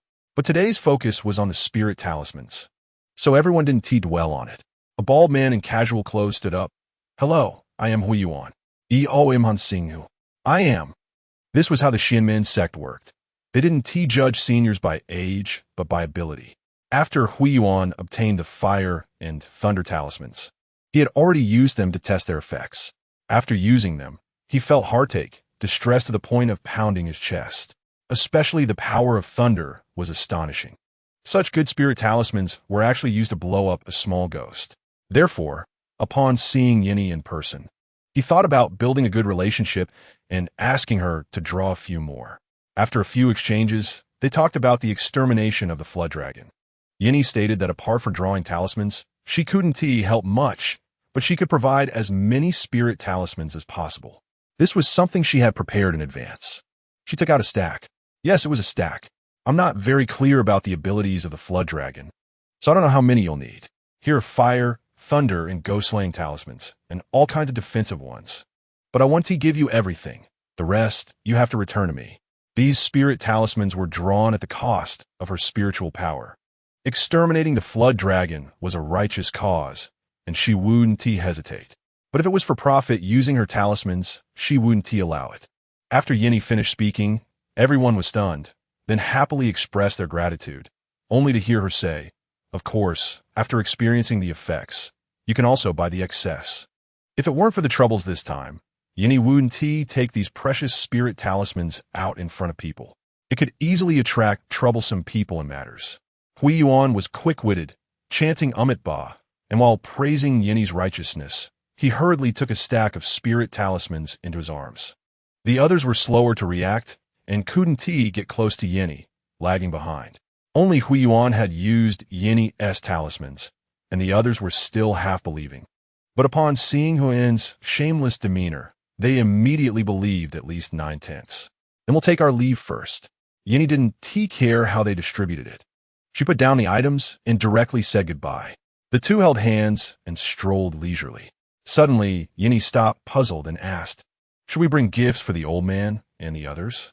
In her impression, when getting married and going out, one should bring gifts for relatives and friends. In the cultivation world, when coming down the mountain, one also had to bring flower hairpins for the sisters. Thinking of this, she lowered her head, feeling guilty. She had been here for so long, and each time she went to the Rong family's old house, she went empty-handed. In this regard, it really wasn't proper. Rong Su was also stunned. In his life experience, he had never personally given gifts to anyone. Uncertainly, he said, it should be, right? The two stared at each other wide-eyed. Then they both sighed, in unison. So troublesome. That night, they were spotted by a little fan. The little fan initially only wanted to share her excitement about meeting Yinny in the fan group. Since Yinny had retired, the already few fans had decreased even more. This official fan group had only about 200 people. But who knew that there would be a silly person among them who posted the picture to the green petals? Green petals were a gathering place for these marketing big Vs, gossiping all day in the forum and spreading various rumors. Just then, it coincidentally hit the news that the movie king Su Qingyang and his manager Anna announced their marriage certificate. Anna was pressed by reporters, asking where Jiang Qingyu was now. And after being annoyed, she blurted out that she was being hidden away, staying at home, picking her feet, and directly sent a private photo of Jiang Qingyu. In the end, this photo was uncovered by the all-knowing melon-eating netizens, showing that it was at 168 Fenya Street, where the huge red maple was the landmark plant. People in the capital naturally understood what 168 Fenya Street was. It was the third mental health care hospital in the capital. Originally, the public opinion was discussing whether Jiang Qingyu deserved it, that bad deeds would be punished. Then suddenly, the news of Yinny and Rong Su holding hands sweetly shopping in a jewelry store popped up. Could Jiang Qingyu's fans bear it? Their idol was now locked up in a mental hospital, and her former best friend, who was not as popular as her and had cut ties with her, was not only a wealthy lady but also happily married. The fans felt wronged. They felt wronged for Jiang Qingyu. This wave of grievance could only be vented onto Yinny. What kind of bullshit best friend is this? One is sick, while the other is happily shopping. It's truly an insult to the term best friend. Jiang Qingyu went crazy. Is this real or not? But the last live broadcast accident was indeed quite similar. To be fair, Jiang Qingyu openly pitted Yinny, and privately. Who knows how many times she has done so? At least Yinny had previously confronted the producer for her. Their relationship should have been really good at that time. But the fallout was definitely not just because of Kai Dajiang's incident. So why moral binder? Isn't she the fake third member of the Rong family? Rong Laoda is in his 50s. The second is the boss lady of Typhoon Foods, also in her 40s. How could Rong Lao-san be so young? So this is a wealthy lady keeping a young wolf dog, and the two traveled a long way to the chaotic port city to have an affair? Just looking at Yinny's vixen appearance, one could tell she was restless. Who knows when the Rong family will divorce her? Early in the morning, divorced? Don't spread rumors. The third young master is just young and handsome and rich, not even 30 this year. Is there no one to pity Jiang Qingyu? A generation of young flowers? Oh, more like a generation of jokes. The things she said during her live broadcast, which one wouldn't be, demanded an apology from the public. A relative is in the industry, and she said Jiang Qingyu went crazy because she raised a little ghost that backfired. She heard it, but it's not guaranteed to be true. It's somewhat similar. So she went crazy raising little ghosts. And why are fans biting at Yinny? She has already withdrawn from the circle and has never said a word about Jiang Qingyu in public. It's so unfair. Wasn't Yinny previously playing the role of a mystical girl? Does she know? So the two of them fell out directly? Then the criticism of their plastic friendship began, and people started digging into the relationship between Yinny and the Rong family. Although Rong Su rarely appears in public, he occasionally goes to parties in the circle because of his playful brother Huazi. Plus, with Huazi's big mouth, he has bad mouth Yinny more than once in small groups. So although the wealthy kids aren't familiar with Rong Su and dare not gossip, they secretly speculate that the couple's relationship is probably quite poor. After all, Rong Su has hardly ever brought Yinny out. But most couples in the industry are like this. They have gotten used to this mode, so they don't think there's anything wrong. Many netizens began to speculate about their discord. This is actually based on facts. As Mrs. Rong, why haven't the Rong family and the third young master of the Rong family safeguarded Yinny's resources? Yinny, a wealthy lady, is doing worse than an internet celebrity. And it's obvious that the Rong family doesn't care about her. Moreover, in previous interviews, Yinny hardly talked about her family and only mentioned Jiang Qingyu publicly. Coupled with certain party gatherings, people in the entertainment circle can catch some whispers and hear about the so-called secrets of the wealthy. With a little operation from the team, netizens started mocking. To be honest, the couple's relationship is bad. They never appear in the same place. Sigh. So why do female stars break their necks to marry into wealthy families when the whole family looks down on you? I checked. And although Yinny and Jiang Qingyu were in the same orphanage, she was adopted by the Rong family when she was over 10 years old. So while she might not have a good relationship with the third young master of the Rong family, it shouldn't be too bad either. After all, there is sibling affection, right? Actors may not be genuine, but when they don't even pretend, it definitely means their relationship is poor. She came from an orphanage, and the third young master of the Rong family probably looks down on her. Huazi, little sister-in-law, remember to bring me a gift. Anyway, third brother will definitely forget Yin. Everyone was stunned. Huazi is seen as a playboy rich third generation, and he has a very high level of public recognition. His high recognition is not because he is rich, but because he is handsome. Once he tagged her, marketing accounts immediately spread the news. Yinny's fans were already at peace. They were originally angry that someone was spreading photos everywhere, dragging their sister into the whirlpool of public opinion.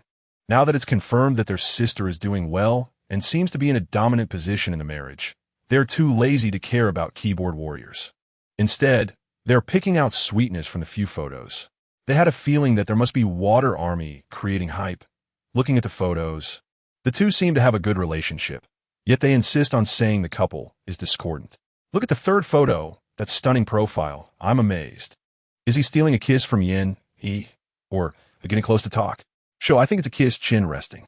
Oh my god, I'm no longer just a fan of Yinny. I've easily joined the CP sisters. Chapter 36, Yinny never expected that Jiang Qingyu would end up in a mental health facility. The female protagonist has entered the sanatorium. While the male protagonist has yet to make his mark, the whole world continues to operate normally, and it even seems that the timeline of this world is moving forward. Before Yin traveled to the cultivation world, Hongsheng would have parades from time to time, but it never escalated to the current uncontrollable level. However, there were already think tanks that had predicted that if Hongsheng did not rein in its excesses, it would inevitably drag 7 million people into a desperate situation. And of course, in the novel, the future could not be foreseen. The author could not write about events that had not occurred in reality into the story. So, was it her intervention that caused Jiang Qingyu to lose the protagonist's halo, leading to the collapse of the world centered around her?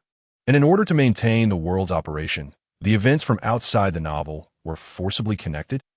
Yin felt her thoughts were in a haze. Unable to comprehend the current situation, she decided to visit Jiang Qingyu to see if she could find any clues from her. 168 Fengya Street. Yin stood in front of a huge red maple tree, looking at the quiet entrance of the sanatorium. The sanatorium was at the end of the street, and as a sanitation worker passed by, seeing Yin standing at the door for a while, they casually remarked, those who enter here never come out again. Poor relatives and friends. Yanyi, surpriset, responded. Who? Why is that? The sanitation worker turned to look at her, placing the broom on the ground. Little girl. You're not from around here, are you? Do you know how long this place has been here? 82 years. Let me tell you, if you have friends or relatives inside, don't bother come and see them. Those inside are all people who have committed sins and exploited legal loopholes. She shook her head, both sighing and advising. They can't get out. After saying this, she concealed her name and achievements, dragging her long broom away. Yin admired her back, thinking that in the vast land of China, the cleaning monk truly is everywhere. So, this so-called mental health facility is essentially a place specifically for imprisoning those who have harmed others through evil means but cannot be punished by law. It should be a prison under the jurisdiction of the Special Affairs Bureau. There are no security guards at the entrance, only 3 anti-theft doors and several surveillance cameras. Yin looked at the display screen similar to a card reader and hesitated, placing the credential given her by the Research Society on it. Access denied. Access denied. After 2 repetitions, an alarm began to sound. Yin was startled, her mouth twisting in anger. What is this? So it can be accessed with a card. But she doesn't have the qualifications, directly preventing her from visiting, right? Just as Yin turned away angrily, a sound of footsteps approached from behind. Several people were coming. Stop. Who are you? What are you doing here? Yin turned back, her expression confused. Me? Is that you, Taoist Yin? Are you here for something? The person who was about to continue questioning was interrupted by Wu Hong. Yin frowned, looking at the man speaking. He wore glasses, exuding a scholarly air in a worn gray long robe, and this attire instantly pulled her memory back. Oh, Taoist Wu. You're one of the 3 I met at Shi Middle School. Since she had encountered an acquaintance, Yin directly asked, a former acquaintance has been sent here. May I visit her? Why was Jiang Qingyu able to be photographed at the entrance of the tightly secured 168? This is truly a bug. Wu Hong waved at the surveillance camera, and the main door immediately opened. Taoist Yin, please. The others, seeing Wu Hong being so courteous, secretly speculated about the background of this young woman. Could she, like Wu Hong, be a closed-door disciple of some master? After entering the main door of 168, it was a 5-story building. This was an office building, and the patients were behind the building. As Yin followed Wu Hong inside, she discovered that this building was an illusion. Behind it was a barrier. Ordinary people standing outside would only see a common, quiet sanatorium, but in reality, after breaking the barrier, it was a prison. The ground had only 2 floors, with 3 underground. All those who had committed supernatural crimes were imprisoned in the underground prison. Since they were not patients, they naturally had no opportunity for fresh air or walks. So what about that photo? Wu Hong's gaze was earnest. He was not a cunning or deceitful person. After careful consideration, Yin showed him the photo of Jiang Qingyu. If she were a prisoner, why was she photographed? Wu Hong examined it closely. The environment in the photo was exactly what the illusion presented. Wu Hong immediately replied, "This is fake." because these people are sent directly to prison and Wu and Ti have the opportunity to show themselves at the main entrance. But the person who made this image must have an ulterior motive for leaking 168. Fenya Street 168 has existed for 82 years. All staff were required to maintain a low profile and keep it confidential, not to draw attention to the place. So apart from the residents nearby who knew it was a sanatorium, very few had heard of 168. This forgotten sanatorium was brought to light because of this photo. Could it be that the people behind it wanted to use Jiang Qingyu's star status to bring the Special Affairs Bureau into the public eye? Wu Hong frowned, his expression grim. It seems trouble's coming. Those self-media outlets would surely swarm in, just to gain a bit of attention. They might not care whether Jiang Qingyu was truly insane. They only cared about her potential to spark public discussion, which could bring them KPI. Yin Yi saw Jiang Qingyu in the second-level prison. She wasn't crazy. She was very clear-headed, sitting in the corner hugging her legs. Upon seeing Yin Yi, she quickly rushed over, reaching her hand out through the small window. Yin Yi, you've harmed me. Yin Yi, you will die a terrible death. How dare you come to see me? Is it guilt or a guilty conscience? You're just a pathetic worm. No one will ever be your friend. Do you know why? Because you are shameless. You are selfish. I was so good to you, yet you harmed me? Why did you make Kai Dajiang say those things? Why did you let Rong Su suppress me? If it weren't for your lack of gratitude, I wouldn't have hired a spirit child and Wu Ti have been locked up here. Yin Yi, you are truly terrifying. Do you think the Rong family really likes you? You, an abandoned orphan. If it weren't for the fortune teller saying your fate matches with Rong San, do you think the scheming old man of the Rong family would adopt you? Would he let you marry into the Rong family? Look at yourself. What do you have? In school, you are not as good as me. Even in the entertainment industry, you are still not as good as me. Even the arrangements made for you. You could mess up. If Rong Su doesn't die, how can you? A stupid person like you should have died in that car accident. Wu Hong frowned, looking at Yin Yi with concern. Yet, Yin Yi appeared even more indifferent than she imagined, showing no change in expression, listening with a sarcastic smile until Jiang Qingyu finished scolding her, before calmly saying, "So, you're inside, and I'm outside. Why? Because I have good fortune. Fate is predetermined. You can't take it away." Jiang Qingyu glared at her fiercely. After a while, she pointed at Yin Yi. "You are not Yin Yi. Who are you?" Yan Yi chucked, racing on a yebro, himime, notyanyi. "So who do you say I am?" Jiang Qingyu stepped back in fear, looking at her in horror, unable to believe it. Clearly it was still that face. Yet she was not that person. She had spent over 10 years with Yin Yi. If anyone in this world knew her best, it would be her. After Yin Yi was adopted by the Rong family, she was able to hold Yin Yi tightly because she studied her every move and thought process carefully, knowing that she feared the new environment and was unwilling to be adopted. She only spent a few bottles of cola to persuade the other children to bully and tease her. She understood very well that Yin Yi had a beautiful appearance but possessed a dull and cowardly soul, making her the easiest to deceive. By gradually undermining her confidence and then giving her a bit of warmth, she could eventually isolate her until she had no one left by her side. After repeating this several times, whenever that group bullied Yin Yi, she would stand in front of her, drive them away, and effortlessly gain Yin Yi's friendship.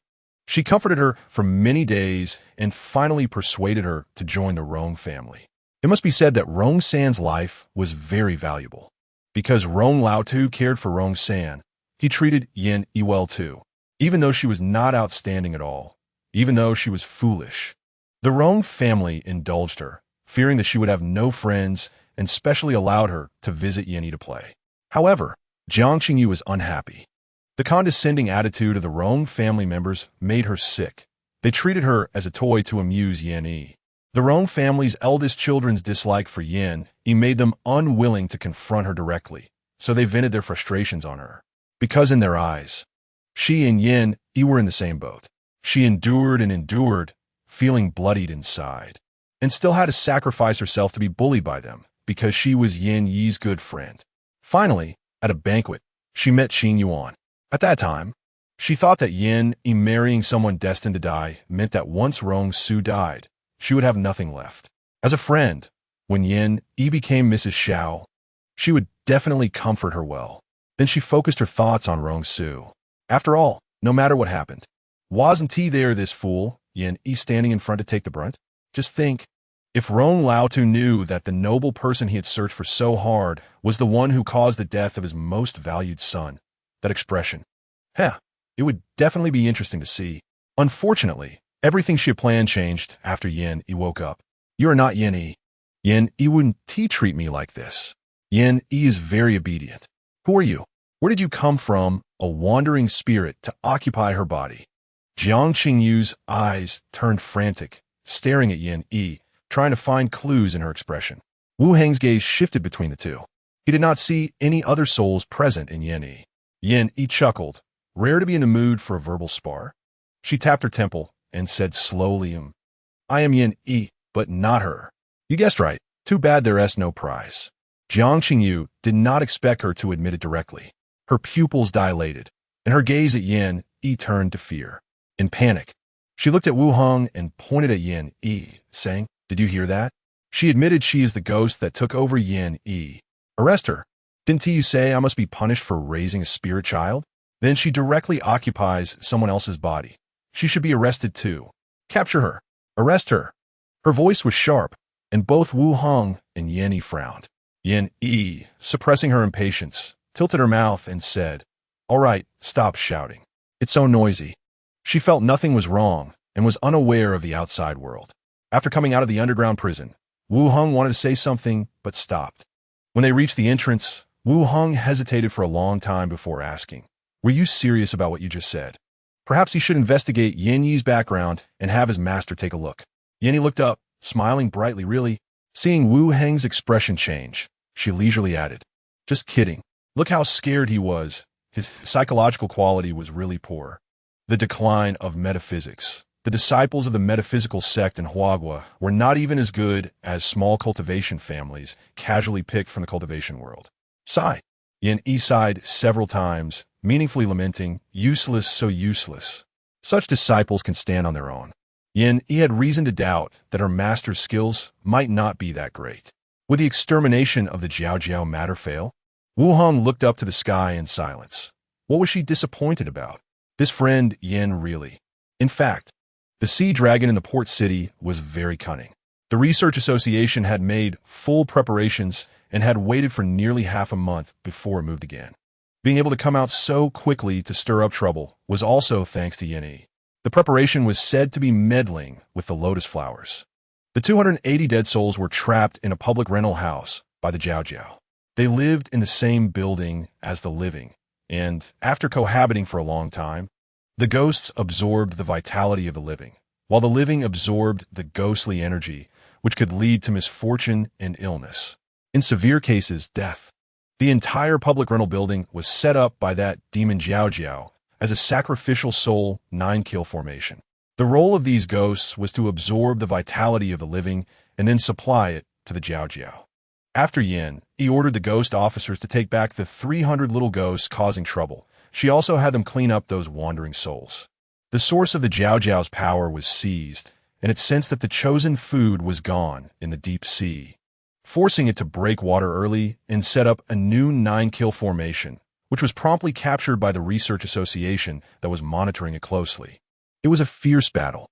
Fortunately, there were various talismans from Yin Yi. All the masters were somewhat injured, but did not lose their lives. After Wu Heng returned, he thought for several days and eventually told his master, Wu Daowen, about what had happened. Wu Daowen stroked his long beard, remained silent for a long time, and said with suspicion, In your opinion, is she a soul takeover? Although the concept of soul takeover existed, they had never encountered such a case.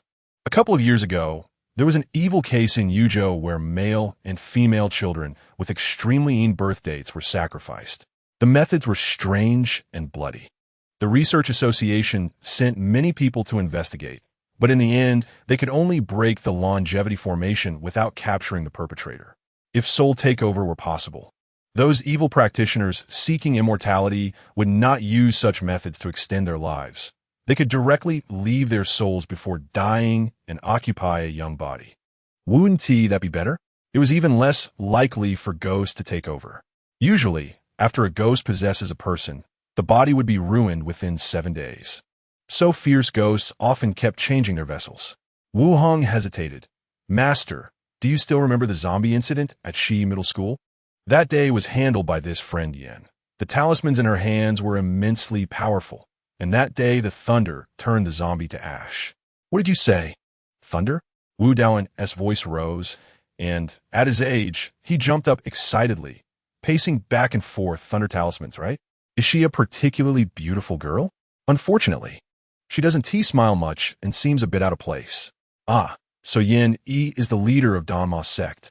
Wu Hong was dumbfounded. Do you have a good relationship with Master Yin? Do you have her contact information? Ask if she plans to sell talismans again. That thunder talisman. I want to buy a few. Wu Daowen immediately upgraded his title for Yin Yi to Master Yin.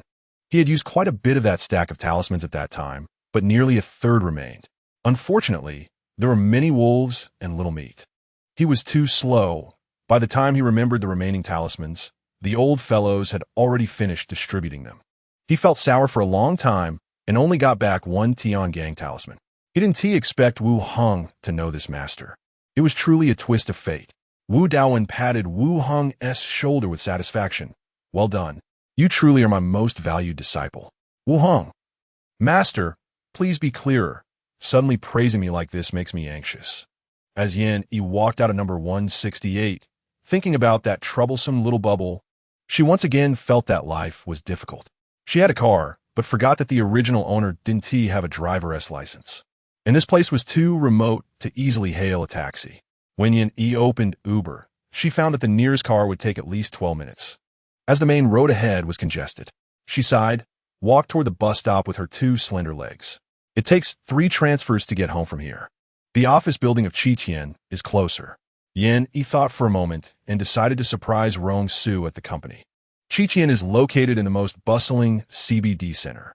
It's quite a distinctive landmark building, and Yin Yi didn't have to put in much effort to find it. After getting off the bus, she easily spotted it among the tall buildings. Miss, do you have an appointment? The receptionist smiled professionally. Yin Yi shook her head. I'm looking for Rong Su. The receptionist was taken aback, her well-made-up face frozen for a moment. Rong Su, oh, Mr. Rong, I'm sorry, but without an appointment, I can't let you see Mr. Rong. In the company, everyone either called him Mr. Rong or the boss, and the beautiful woman in front of her had just called him by his name, which momentarily confused her. However, calling him by his name made her wonder who she was to Mr. Rong. He Jia, with a smile on her face, curiously looked Yin Yi up and down. The starry-colored short-down jacket, paired with light blue jeans that had a unique woven design below the knees, made her legs look long and slender, which she envied. Her long hair was casually tied up in a little bun, a bit fluffy, with big bright eyes and delicate yet sharp features, exuding a strong sense of aggression, making her look somewhat familiar. At that moment, she smiled slightly, softening her aggressive aura a bit. Yin Yi smiled and nodded, not intending to make things difficult for her. The beauty didn't seem to be disheartened, but Jia didn't want to see her disappointed and blurted out.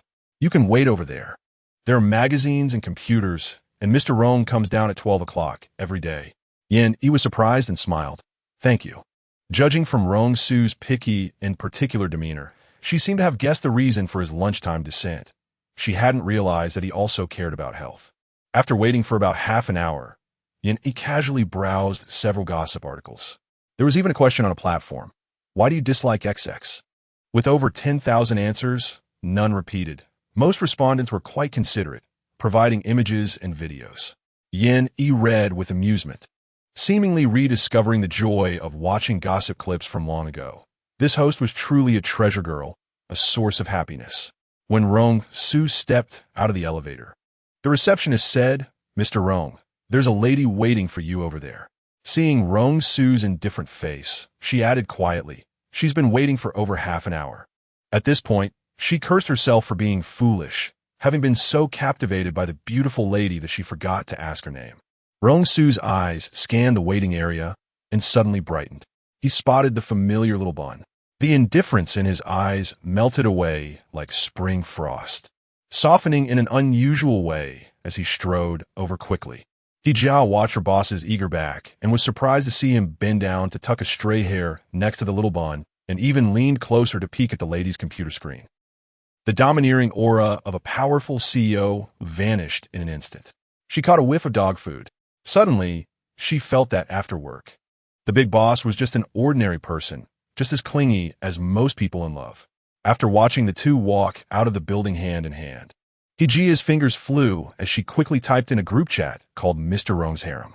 A lady just came to see Mr. Rong, and she was stunningly beautiful, with great skin and long legs.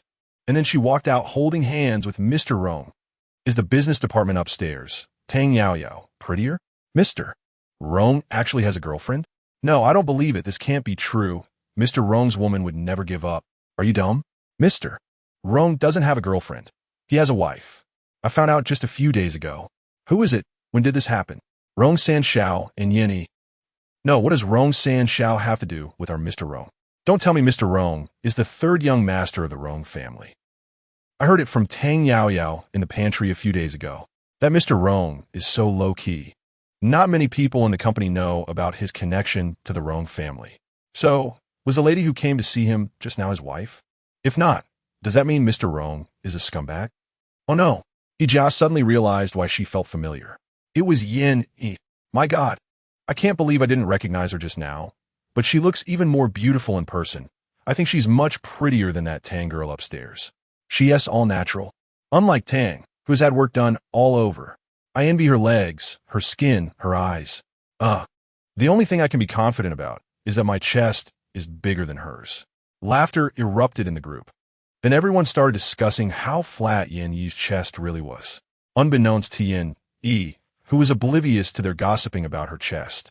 She pointed toward a hot pot restaurant, her eyes sparkling, saying, I want to eat. Rong Su raised an eyebrow and pinched her cheek. You heartless person. Have you completely forgotten that I need to go back to the company soon? Yanni let him pinch her, her eyes squinting into crescent moons, choosing to remain silent. She hadn't eaten hot pot in 2 lifetimes. She wasn't tempted at all until she caught a whiff of the aroma. And suddenly she felt nostalgic for the days of squatting at street stalls with classmates. I haven't had it in many years. I really want to eat. Seeing the longing in her eyes and hearing her say many years, Rong Su thought the living conditions in the underworld were still too backward. Even a high-ranking civil servant like her couldn't get the food she wanted. He couldn't help but feel heartbroken. Then let's eat. Look at you looking so pitiful. TSK. It's no big deal to skip work occasionally. I'm the boss. I make the rules. Spicy hot pot. Yan Yi Arguit. The spicy hot pot is the essence of hot pot. Rong Su felt a headache coming on. I want a clear soup. Your stomach isn't very good. And it's too spicy. It will irritate you and cause diarrhea. Just as Yin Yi was about to say that her body was great and she could eat anything, she suddenly realized that, oh my, the original owner's stomach wasn't very good. Waiter, she started, but was interrupted by Yin. Waiter, we want an Inyong pot. The particularly spicy part was left unspoken, but Rong Su covered her mouth with his hand. As a former resident of Shudu, the Inyong pot was already her biggest compromise. Rong Su glared at her. Yin Yi blinked, acting cute. I went to see Jiang Qingyu today. Yin Yi was stirring the goose intestines while asking the waiter to bring some small chili peppers. What happened?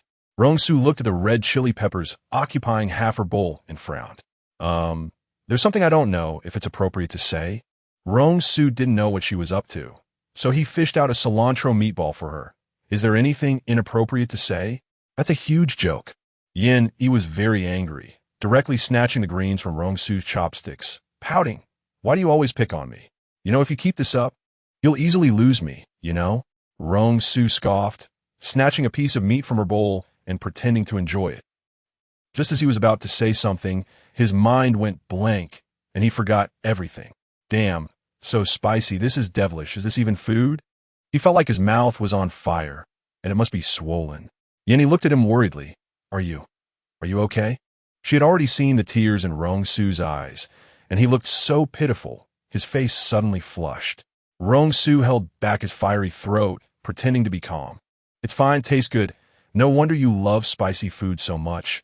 It's very stimulating. Too stimulating.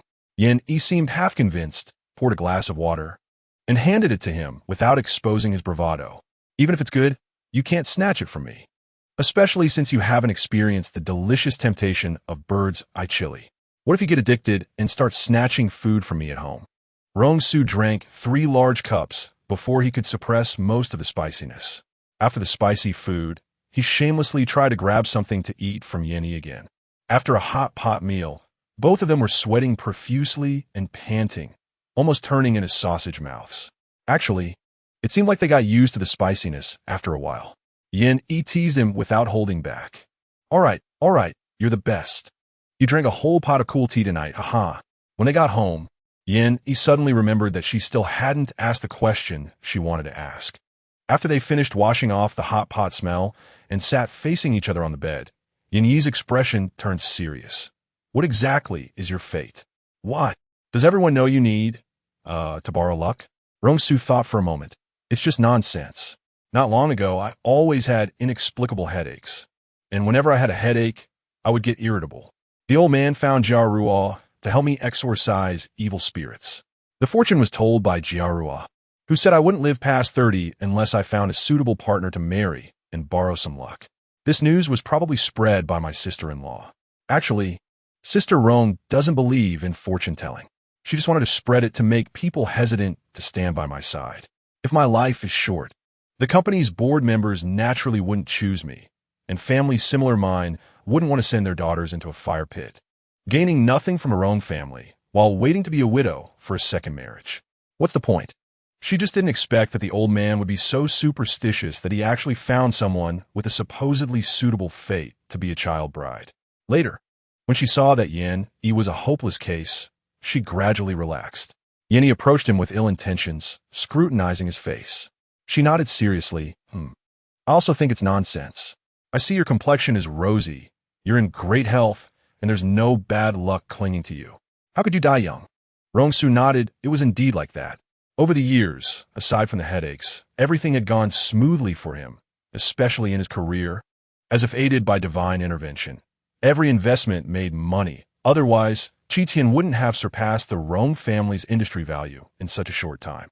And as for the headaches, they were indeed gone now.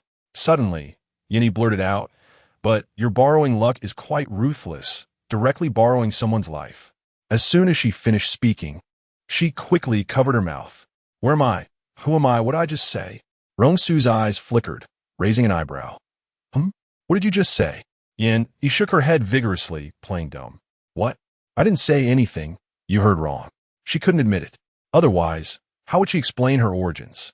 The last incident could at most be attributed to her previous life as a person from the underworld, now reincarnated. But if she said she was just a wandering soul, would he have other thoughts? Yen Yi furrowed her brows, biting her lower lip tightly, her eyes darting around, her expression increasingly anxious, secretly cursing herself for speaking without thinking. Rong Su wanted to take advantage of the situation and let her go. But if she could slip up once in front of him, she might leak something in front of others without him knowing. This girl, once she gets familiar with someone, her guard drops significantly. She's not particularly good at disguising herself unless she's told not to speak. "I know you're not her." Yan Yi. Yen Yi lowered her head, not daring to look at him, and quietly scooted her little but towards the edge of the bed, ready to run away at any moment. She figured it out on the first day. Yen Yi was shocked and looked up, bewildered, then glared at Rong Su angrily. So that's how it is. No wonder she felt OOC, out of character, so severely. It turns out he was just coldly watching her act. Anger took over, and she didn't remember her previous fear. She kicked Rong Su angrily and threw a punch at him. Rong Su caught her, flipped her over, and pinned her down, grabbing her small fists. His voice was hoarse. "Don't make a scene. Let's talk business first." Yen Yi's face flushed, and she scrambled out of his embrace, pretending to be aloof as she adjusted her disheveled pajamas. "You speak." "Rong Su, your acting is so bad. The first time you lied, your eyes were darting around, and your face was written all over with guilt. I said we have a good relationship, and you actually believed it. Your attitude towards Su Wanqing has changed too. She's a little lamb into the mother tiger." "Yan Yi. Damn it. I want to smash your dog head." "Jiang Qingyu has a good relationship with her, and I suspected whether they had something else going on. But you were very indifferent towards Jiang Qingyu. even completely forgetting about her. Yin Yi's face was full of gossip, forgetting the two were still in a standoff. You think they have something going on, don't you? Ah, as expected, birds of a feather flock together. It's all settled. Now, it was Rong Su's turn to be speechless. He almost wanted to dissect her brain to see what kind of thought process she had, flipping channels in a second. Wait, how did she know about these two? Rong Su was suspicious. You know about them? Yan Yi nodded. After nodding, she realized she'd been tricked again. Since they were already at this point, what else was there to hide?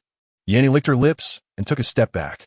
But as soon as she retreated, she was pulled back, and she immediately shouted, "Just say it. Don't use your hands or feet. If you dare to use your hands. Be careful, I'll hit you." She made a gesture as if casting a spell.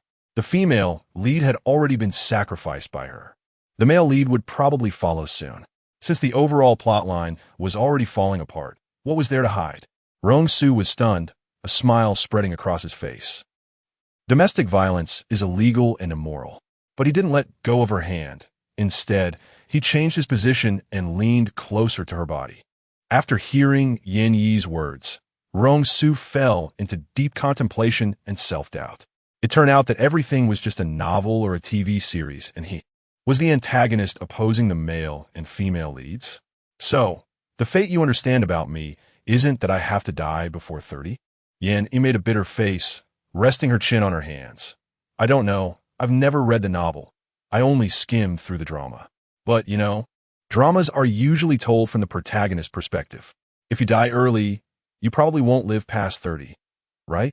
Noticing Rong Su's expression growing darker, Yin Yi stuck out her tongue and comforted him.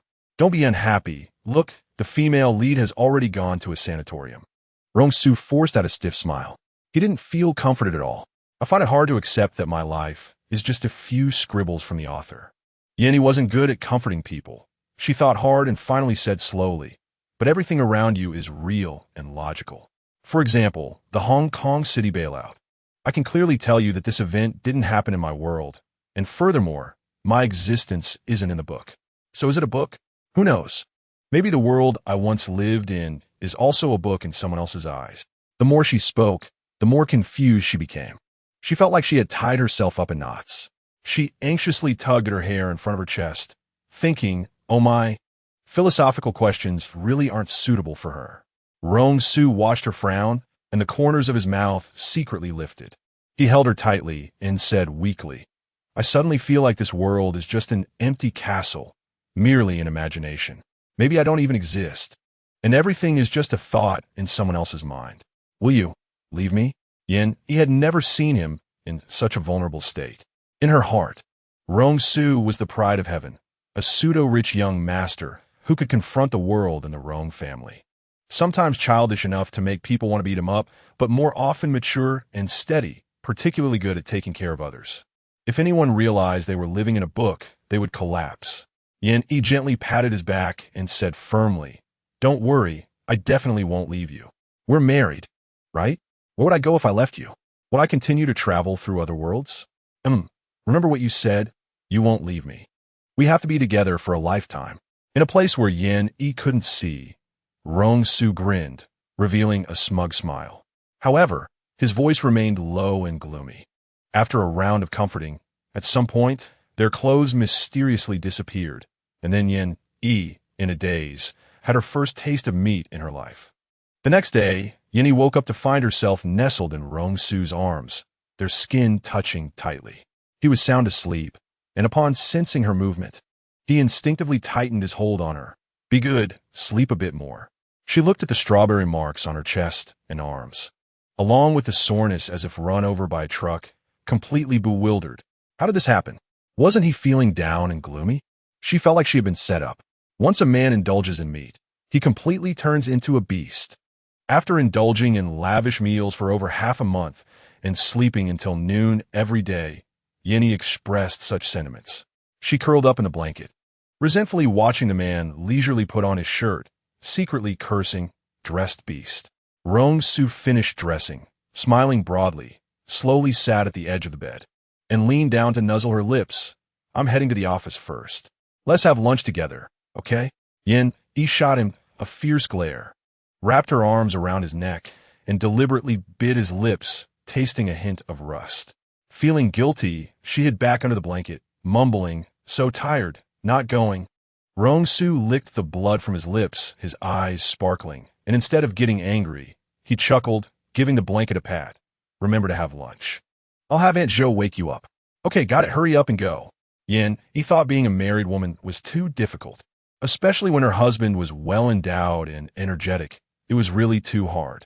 She just wanted to get up early to exercise, not to be active all night, messing up her biological clock, which was too unscientific and would affect her health in the long run. Lost in thought, she fell asleep again. Wu Hong, under the urging of his master, spent most of the day wandering around, only to find Yin Es Weibo.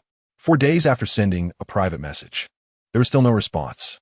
"Senior brother, ISNT, there's someone in prison who knows her well. We can use a puppet talisman on her to get Master Yin's phone number and address, right?" Wu Yuan suggested. Wu Hong glared angrily, "No way. As cultivators, how can we do such a thing? That's wrong." Wu Yuan turned away, mumbling, "It's not a bad thing. We're just asking for some information." Wu Hong lectured, "It's still not acceptable." Wu Yuan crossed his legs, slapped his thigh, and said, "Wasn't she an artist before? We can't contact that criminal, but we can reach out to her old employer and ask for her information or at least pass a message, right?" Wu Hong slowly nodded. "That makes sense." Then Yin received a call from Yang Wei. She listened for a long time, unable to figure out who was on the other end, and there were no notes in her contacts. But the other person's tone was warm, as if they were quite familiar. So Yin just responded with a huff for a while, feeling too shy to ask for their name. When the other party mentioned Wu Hong, Yin immediately agreed, "Sure, you can give my phone number to him." After hanging up the phone, Yin was still puzzled. The voice sounded somewhat familiar, but who was it? Chapter 37, after Yin added Wu Hong on WeChat, she was quickly added to a small group of only 13 people, with a simple and blunt group name. "Welcome, Master Yin." Yin, oh, it's too grand. She felt a bit flattered and was questioning her life. The group was silent for 5 seconds before erupting. "Wu Daowen, Master Yin, we finally got in touch with you. Welcome, welcome. We are all family from now on. Call me Aunt Wong." "Master Yin? Is there someone with the surname Yin in the Research Association?" "Jiruo, young friend Yin, we meet again." Followed by a welcome image from a comic. Quite trendy. Yin, "Hey, hello everyone. Master Jiruo, long time no see." "Wu Daowen, good you bald guy. Knowing I was looking for Master Yin, and you didn't say a word. Where's the group owner?" "Group owner, blacklist him and drag him out." The chat in the group didn't move fast. After all, everyone was a representative of middle-aged and elderly figures. When Yin found out that Wu Daowen brought her into the group to buy talismans, she was speechless. 3 missing from Mahjong. "Has the upper management contacted you recently?" "Zhou, are you talking about the newly discovered ancient tomb in Guiyang?" "Yanyi." Someone explained to Yin that the heavy rainfall in Guiyang a few days ago caused landslides, leading to the discovery of an ancient tomb in a place called Wannan Town. The local villagers were the first to discover it. Before the Cultural Relics Protection Bureau arrived, some people sneaked in to steal the funerary objects and burial goods. As a result, that night, more than half of the young and strong men in the village died. And after investigation, those who died were the ones who entered the ancient tomb. This shocked the entire Wannan, and the local police couldn't find any clues and couldn't conclude with a curse directly, so they had to report it layer by layer, requesting the Special Affairs Department to take over. The Special Affairs Department had already sent a small team from Guiyang to Wannan. "Jiruo, I'm just afraid of the corpses rising.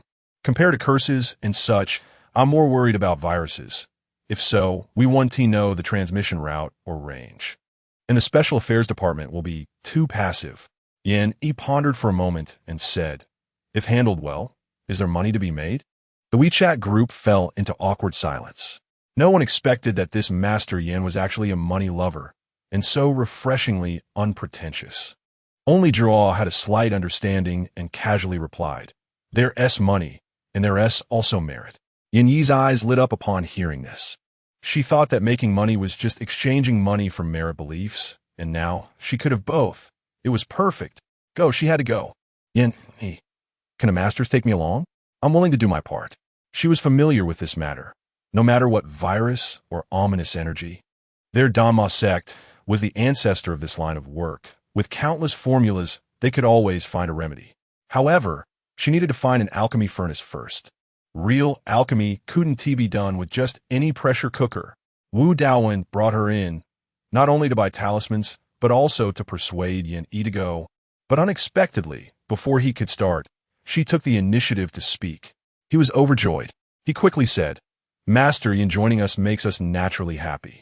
It's like adding wings to a tiger. Master Chun has already calculated the departure time. Tomorrow at 11 o'clock is an auspicious time. Master Yan, please send your address, and someone will come to pick you up." Yan Yi nodded, ran to her study, and pulled the lotus flower out of her pen. "I'm going on a long trip tomorrow. You keep an eye on the house." The lotus flower's power was too weak, only able to deceive ordinary people. If she appeared in front of the masters, she couldn't guarantee she wouldn't be exposed. It would be troublesome to explain later. So Yan decided not to take her out. The lotus flower was dumbfounded, blinked, and, after a long while, stammered, "Master, with Mr. Rong around. Within 100 miles, besides me, there are no other ghosts at all." She didn't know what kind of person Mr. Rong was. That all ghosts would keep their distance. If it weren't for the mark of the master on her, allowing Mr. Rong's power to turn a blind eye to her, she would probably be done for the moment she got close. Sigh, she really was too weak. Yan Yi lowered her head in thought after a while, slowly said, "Then you help me keep an eye on someone, Xiao Qingyuan." Jiang Qingyu disappeared, but Xiao Qingyuan didn't seem to have any movements, which was indeed unusual. After all, these two had mutual use but also genuine feelings. Even if the plot was falling apart, this premise wouldn't change. Yan Yi suspected he was hiding something big. "Don't worry, Master, I will complete the task." Yan Yi told the lotus flower and also told Aunt Zhou. But she forgot to inform Rong Su. Until the next day, when the Special Affairs Department's car came to pick her up, she still didn't remember and left very freely. It was still Rong Su's fault. Ever since he brought home a beauty, he had been acting like a foolish monarch at home, using every means to flirt. Yan Yi was not a stable person either, and with a back and forth, it turned into a volcanic eruption, and they ended up glued to the bed, whispering sweet nothings. Water, milk, merging, and indulgence filled his mind with joy. How could he think of anything else? So when Rong Su returned home, what awaited him was a cold and empty room. That woman who had been cooped up was actually not home. "Aunt Zhou, where's my wife?" He had his coat draped over his arm and searched upstairs. There was no one in the bedroom, no one in the study, no one in the gym, and no one in the flower room behind the house. Aunt Zhou was sitting on a low stool picking vegetables, not raising her head. The wife went out to work. She was picked up in the morning. Work? Rong Su's gaze darkened, steadying his breath. Did she say where she was going? Only then did Aunt Zhou realize. Could it be that the couple had a quarrel? So she cautiously replied. She said, "It's over in Guiyang, One Nan. Didn't she tell you?" That struck deep. Aunt Zhou knew. But as her husband, he didn't. Rong Su, with a proud demeanor, concealed the darkness in his heart, nodded. "She mentioned it, but I forgot." Rong Su turned on the TV. It was now October, and the fierce autumn tiger had turned into a chilly autumn breeze. Most of the ginkgo leaves in the courtyard had fallen, and the branches were withered. The temperature change caught many people off guard, and winter was approaching. The TV had already started broadcasting Double 11 advertisements, brainwashing everyone, constantly reminding them that the annual shopping day was coming. Rong Su suddenly remembered the day Yan Yi had just woken up. He was filled with rage, wanting to strangle this woman who was eating inside and digging outside. If it weren't for his keen observation, discovering in a short time that she wasn't the real her, he thought that with his mindset at that time, she would have to lie back down the moment she woke up. Every time he thought of it, he couldn't help but feel a chill. Also, he felt fortunate. Although saying this made him seem overly cold and unfeeling, he was indeed that kind of person. Yan Yi first stepped over the bottom line, colluding with others to deal with him. In Rong Su's heart, she had to pay the price.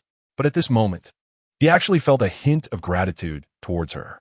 Grateful that she had brought about her own demise and sent the woman he loved the most in this life to him. As time passed, it was nearly 7 o'clock, and dinner was ready. Rong Su kicked his sore legs and moved his stiff body. He numbly picked up his chopsticks, the food tasteless. After finishing dinner and taking a shower, lying on the empty big bed, Feeling the coldness beside him and the loneliness of being alone, he suddenly sat up, quickly ran downstairs, and found his phone. Without hesitation, he directly opened a video call. The beeping continued, and just as his patience was about to run out, it finally connected. His dissatisfaction and grievance disappeared the moment the video connected and he saw Yan Yi's face. "Yan, why didn't you tell your dear husband when you went out? Do you know how lost I felt when I came back and didn't see you? You little heartless one." Yan Yi had just finished packing the tent. Her face flushed, and her forehead was still sweating. Hearing his words, she instinctively replied, "Didn't I say it?" She just looked at Rong Su, who was staring at her with a resentful expression. Sulking, Yan Yi smiled awkwardly. Maybe I was too busy. Come on, forgive me just this once, I forgot." Rong Su continued to look at her with a resentful expression. Yan Yi was so intimidated by his gaze that she didn't dare to meet his eyes, her gaze flickering. Then she thought of something and suddenly realized, wait a minute. She felt guilty about what? Immediately, she stood up straight and pointed her finger at Rong Su. "I was going to say something yesterday, but as soon as you came back, you got all. You tell me, whose fault is it really?" Yan Yi felt too embarrassed to mention Rong Su's bad behavior. The balcony and stairwell of the villa bore witness to his reckless indulgence. Everyone started from the same starting line. Yet Rong Su had leaped ahead to become a master, while Yan Yi was just the one being pressed down and rubbed against by the master. Every time she had the thought of resisting, Rong Su had 1,001 ways to make her sink and tremble. Thinking of this, her face flushed red, and her cold gaze turned misty as she remembered those blood-pumping scenes. Rong Su was stunned and nervously touched the tip of his nose. Images from last night involuntarily surfaced in his mind, and a smile slowly appeared on his face, looking all dreamy. When Yan Yi saw him lick his lips with a look of reminiscence, her already flushed face turned even redder, heat rushing to her head. She angrily cut off the video. Typed one word, "Scram." The other side replied immediately with a voice message. Yan Yi opened it. "Wife, I was wrong.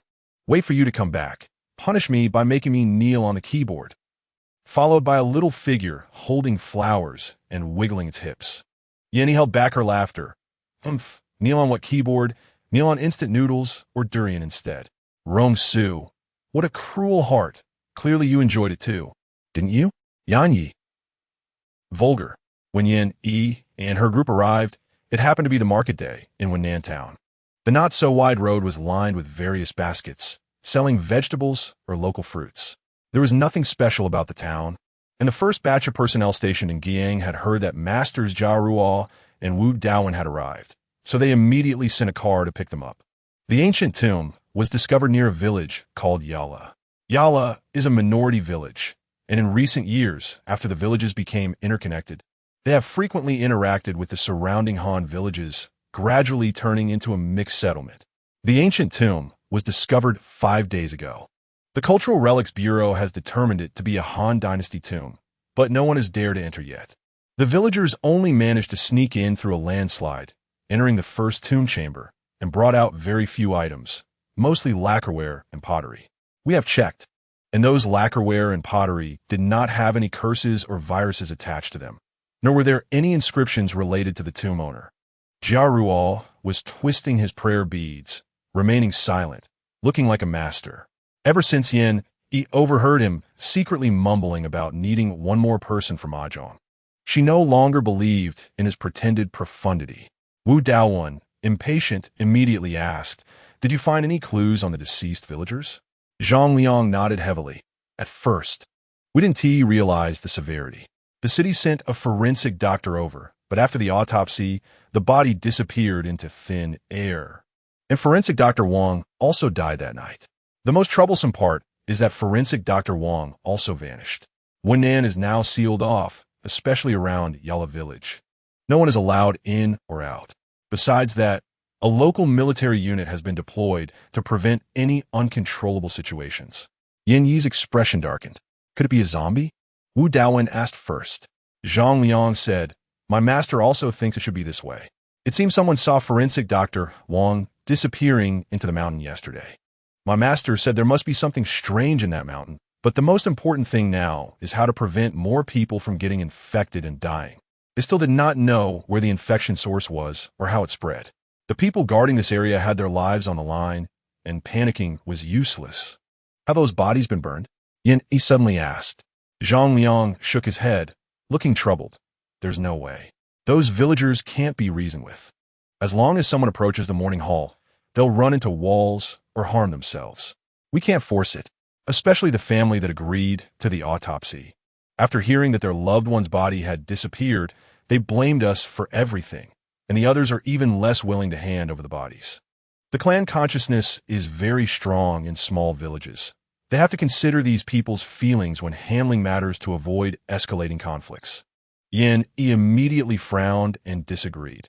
If something happens, it will be too late to regret. Just because no one has died recently doesn't mean those bodies are safe. The most effective way is to burn them all. Jiaruo nodded in agreement. What Yin Xiaoyu said is right. Zhang Liang's master, Zhang Qingxing, belonged to the Tindi faction of northern divination, specializing in 6 lines of fortune-telling. But he also had some knowledge of ghostly matters and physiognomy.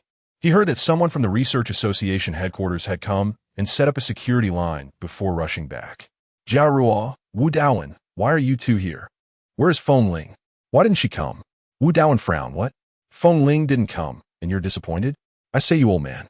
Your grandson can already run errands. What are you still thinking about Feng Ling for?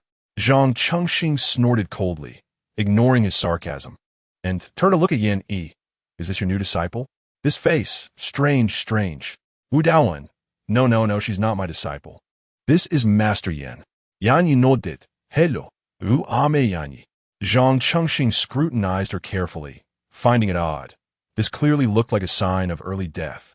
And since Wu Daowen was an arrogant person, for him to call her a master meant this girl was no ordinary talent. He nodded. The group discussed the current situation, agreeing to head into the mountains the next day, and then they all went to rest. That night, nothing happened. Everyone stayed in their tents. The next day, people arrived in the village.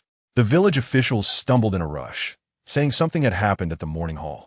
More than 10 corpses had completely disappeared. Moreover, in one household, the entire family of 3 had died. This time, no one opposed. Zhang Liang immediately led people to burn the 3 recently deceased. Yin Yi had observed them closely before burning.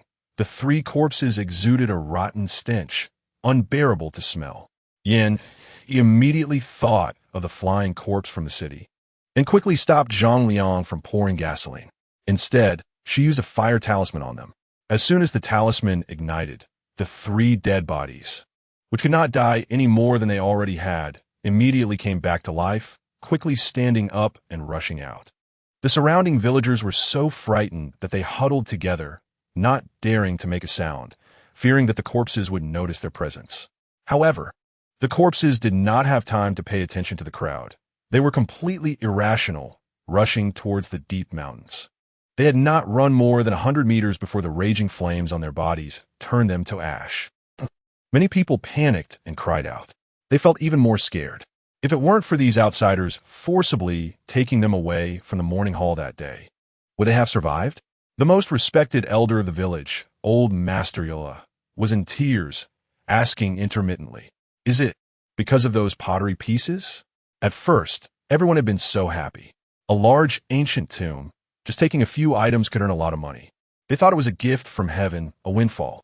Otherwise, why would it appear in Yala village and not in other villages? Anyone with young and strong labor in their families had gone to the tomb to take treasures, but they did not expect these treasures to be their death warrants. Zhang Liang comforted them a few times. The group had no time to provide psychological counseling and quickly tidied up before leading the people into the mountains. The fog in the mountains was too thick, visibility was less than 10 meters, and all they could see was a sea of white. The sun had not yet risen, and the forest was chillingly cold, with dew on the trees and grass brushing against everyone, adding to the chill. Yin Yi and Jia Ruo formed one team, followed by 5 staff members from the special office. The prayer beads in Jia Ruo's hand emitted a faint Buddhist light, dispelling the dense fog in front of them. "Master Jiaruo, are we just going around in circles?" Someone pointed at the red cloth tied to the tree trunk, looking serious. "Jiaruo, what do you think, young friend?" Yin Yi perked up her ears, listening to the sounds of the mountains and forests, and instinctively said, "Just look with your eyes." A few people were speechless. She came back to her senses and smiled. This is the illusion within an illusion. You think we're going in circles, but in fact, we have long since gone far away. Her spiritual talisman seemed to be free, as she directly formed a talisman that everyone had never seen before, glowing faintly with a blue light. Suddenly, the trees tied with red cloth disappeared, and the surrounding environment changed once again. A glint of surprise flashed in Jiruo's eyes. Is this the long-lost, pressure-breaking talisman? Yin neither nodded nor shook her head. She said calmly, "This is the 9 Lotus spiritual light talisman for my sect, specifically designed to dispel all demonic obstacles." It sold very well back then and was one of the sources of income for the Danmo Sect, especially for those sect cultivators who often hunt demons. The spiritual light talisman is an essential tool. Speaking of which, the demonic beings in the cultivation world are quite similar to the ghostly beings in this world. Jiruo vaguely sensed that Yin was from another world. Hearing her say this, he no longer asked but requested with interest, "After we get out of the mountains, could you buy a few for me?" Yin readily agreed. No problem. Not knowing how long they had walked, time passed minute by minute. The sun rose, and the thick fog gradually dispersed, showing no trace of the wandering corpses. Yin felt annoyed, closed her eyes, and opened the valves in her body, allowing the fearsome power that made 10,000 ghosts tremble to awaken gradually, spreading outwards from her center. An angry howl came from the southeast. The group exchanged glances, momentarily stunned. "They found them. Let us go." Yin opened her eyes and laughed lightly. Jiruo did not know what she had done, but it was clear that Yin had a unique method of searching. He then reflected in his heart that, fortunately, this young friend from another world had a sense of justice and a pure character. Otherwise, Yin moved swiftly, her long dark hair trailing behind her. The fitted windbreaker wrapped tightly around her body, and her long legs quickly crossed the knee-high grass, resembling a spirit in the mountains and forests. The others followed closely behind for about 10 minutes. A cliff appeared before them, and across the cliff was another mountain peak. The area below the cliff was still shrouded in fog, making it impossible to see how deep it was. How is this possible? Jiruo counted again and again. This place was not as dense as the forest. There was almost no vegetation taller than knee-high, and every few steps there was a charred patch, as if someone had set fire to it. It was impossible to hide dozens of wandering corpses here. No, they are right here. Yin could sense their presence. This place was not an illusion, so it must have been set up as a formation. Breaking formations was her weak point, unless she used her old trick again to lure them out. She spoke with certainty. Jiruo lowered his brows, pondering for a few seconds, then took out a small golden bell. He began to chant a strange and difficult scripture, and the golden bell in his hand shook lightly, producing a distant and clear ringing sound that spread out in layers like waves, colliding with another mountain peak and echoing back. Yin waited quietly. Suddenly, the wild grass around them rustled, and the mountain wind suddenly became fierce, rushing up from below the cliff. Yin and the others quickly retreated, only to see a group of villagers suddenly emerge from nowhere. They were dressed in matching black funeral clothes, their shoes worn down, and many corpses exposed rotten toes. Their faces were gray, their eyes devoid of light, and their expressions blank. Yin froze for 2 seconds, feeling something leap into her eyes when she made eye contact with these corpses. She immediately shouted, "Don't look into their eyes." Jiruo stopped ringing the golden bell, and the group of corpses quickly lunged at them. They had just been refined and were not yet at the level of zombies. With Yin's reminder, although the others did not know the reason, they all avoided making eye contact with the wandering corpses, making it not difficult to handle. Yin wrinkled her nose and sniffed. "Not good. One has escaped. I'll go chase it."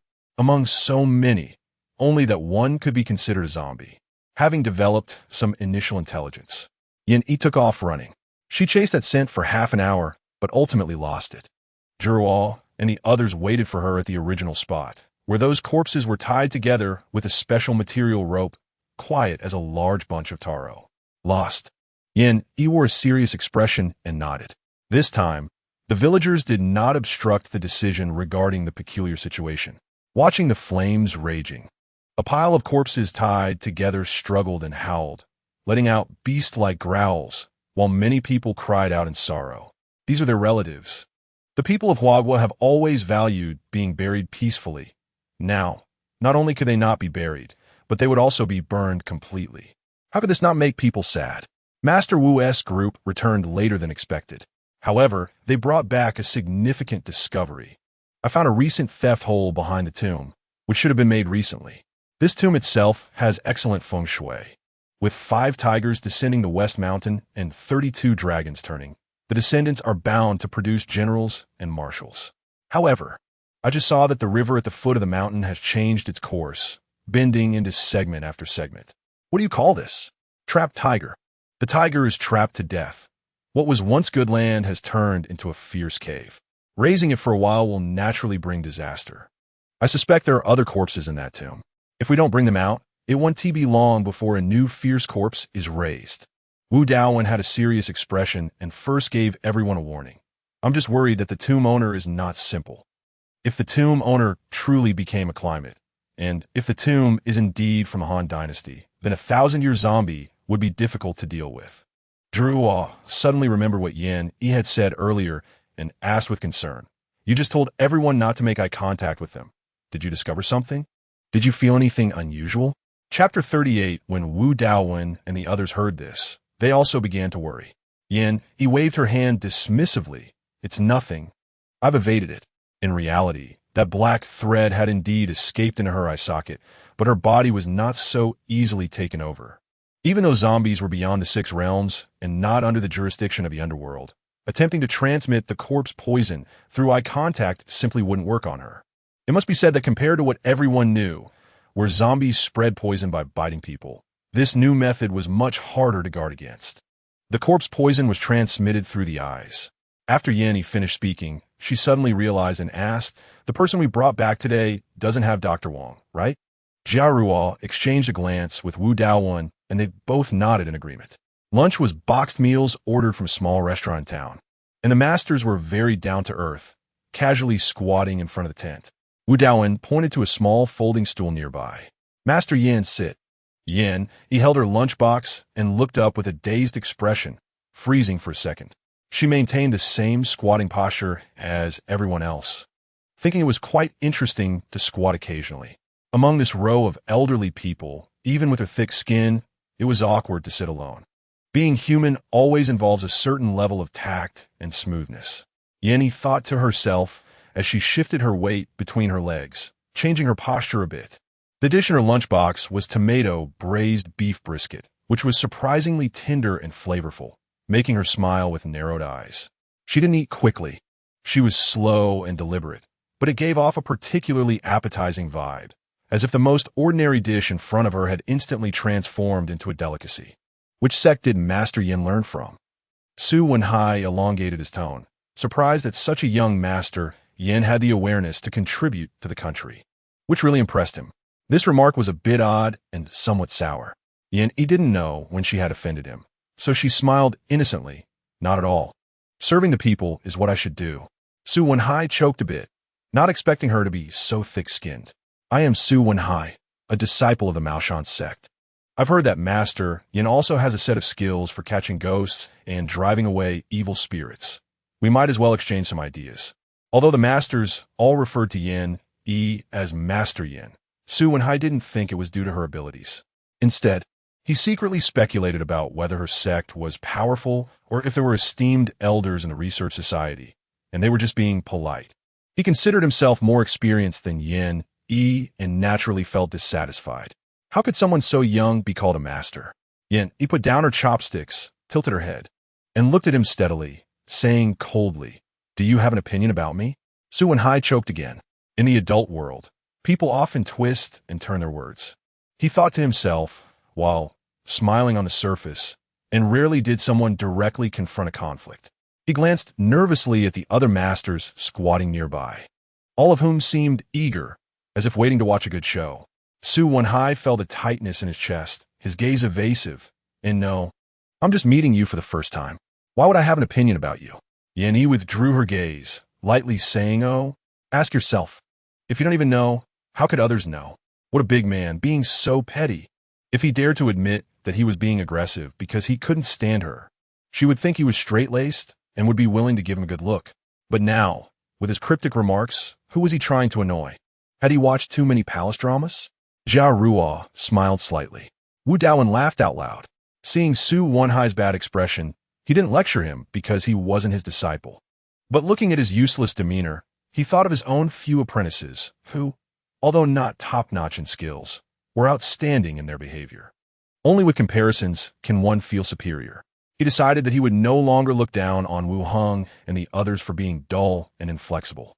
Master Wu felt secretly pleased and exchanged knowing glances with his old companions. By midnight, several people in the team became infected, disrupting the previously agreed-upon plan to enter the tomb. Everyone wore the newly made masks and stood beside the infected individuals. Their condition wasn't as severe as Dr. Wang's, who had turned into a corpse, but the exposed skin was gradually showing corpse spots, remaining rational but caught in a half-human, half-zombie state. Baldy, doesn't Buddhism have a chant for cleansing the heart and driving away evil? Is it still useful now? Zhang Haicheng shouted anxiously. Jia Ruo sat cross-legged and began to chant the spell. When the chant began, it did calm the agitated individuals down, but as soon as the sound stopped, they reverted to a half-crazed state. This won't do. We can't be separated. We can't eradicate it. This still leads to death. Wu Daowen praised Yan Yi's various talismans in her hand. Talismans were the most declining art in the Xianmen, with hardly any inheritance left. Yan Yi was the most powerful talisman practitioner he had ever seen. He looked at Yan Yi with anticipation. "Master Yan, do you have a way?" Before Yan Yi could speak, Su Wenhai mumbled, "Master Wu, don't be deceived. If even you and Master Jia Ruo can't do anything, how could she have such great abilities?" Yan Yi shot him a glance and looked directly at Wu Daowen. "I can give a try. I'll go get my tools." Su Wenhai lowered his head and sneered. When he saw Yan Yi take out an ordinary brush and common yellow talismans with red cinnabar, he could no longer hold back and began to mock. Master Yin is no different from the charlatans selling safety talismans under the bridge. "Shut up. If you can't speak properly, just leave," Wu Daowen said. Su Wenhai's face darkened, and he finally stopped talking. He could mock Yan Yi merely because of her youth, maliciously speculating that she was just a name without substance, as if that would ease the hidden jealousy in his heart. But Master Wu was of the same generation as his master, so he didn't dare to be reckless. Yan Yi was not one to tolerate certain people's bad tempers. She coldly laughed. An expert sees the subtleties, while a layman just watches the commotion. If you don't understand, learn to keep your mouth shut and don't make a fool of yourself. If she hadn't been unable to find the Bayou judge's brush, why would she bring these things? She worked quickly, laying out the yellow talismans on the table.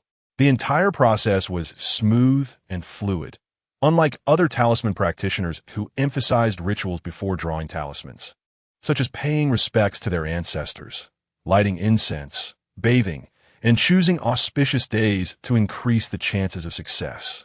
But Yan Yi was different. She held the brush with focused expression, and with swift strokes, an unprecedented talisman that glowed faintly orange was completed. A few minutes later, Wu Daowen held the talisman, asking excitedly and stammering, "Master Yan, what is this talisman called?" Yan Yi pondered for a moment, not having named it yet, thinking to wait until it was confirmed effective. This was a talisman she designed specifically for zombies, those monsters that had escaped the Six Realms. Wu Daowen paused, his expression not changing much. "Dissolve it in clean water and have them take it." Once everything was settled, it was nearly night. The wind in the mountains howled down, mixed with piercing, freezing rain and hail. Yan Yi was shivering from the cold, sticking several talismans on herself just to keep her temperature at a normal level. Zhang Haicheng suddenly shouted, "Pack up, we need to head to higher ground immediately." Jia Ruo saw his pale face and serious expression, didn't he ask further, and began notifying everyone. The group only had time to gather their most important items before marching urgently towards the mountainside. The nearby troops received the notification and rushed to regroup. They didn't forget to inform several nearby villages. urging the village chief to lead the villagers to find a high-lying place to take shelter.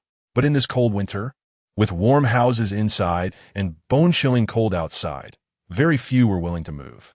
After much persuasion, they could only temporarily relocate those living closest to the landslide zone to other places in the same village.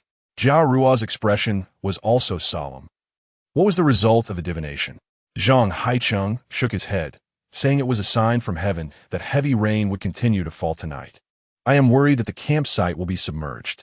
But if it rains heavily, there is no need to worry about the ancient tomb.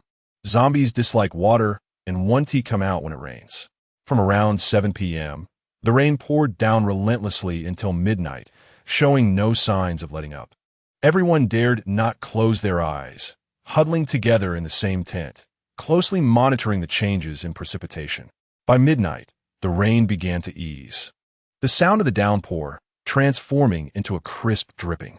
Yin Yi felt sleepy at first, and in her drowsiness, it seemed she heard the sound of clashing weapons and galloping horses. She jolted awake, but soon her eyelids began to droop again, and before long, she was dozing off again. Many were disturbed by the commotion. Upon opening their eyes, they saw green, flickering lights in the nearby woods, dancing and leaping, forming a long line. The sounds of clashing weapons and the thudding of horses' hooves intertwined, creating an eerie atmosphere. The ghostly soldiers were passing by. A nearby county must have suffered a catastrophe. Zhang Haicheng spoke in a very low voice, but saw the ghostly procession stop, as if sensing something, and suddenly changed direction toward them.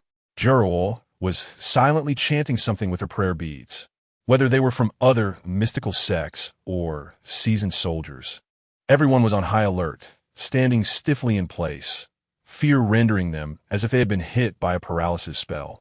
Helplessly watching the ghostly lights draw closer and closer. It was just a moment, but to everyone, it felt unbearably long. Wu Daowen tightly gripped the rapidly spinning compass in his hand. Yin Yi stood at the back.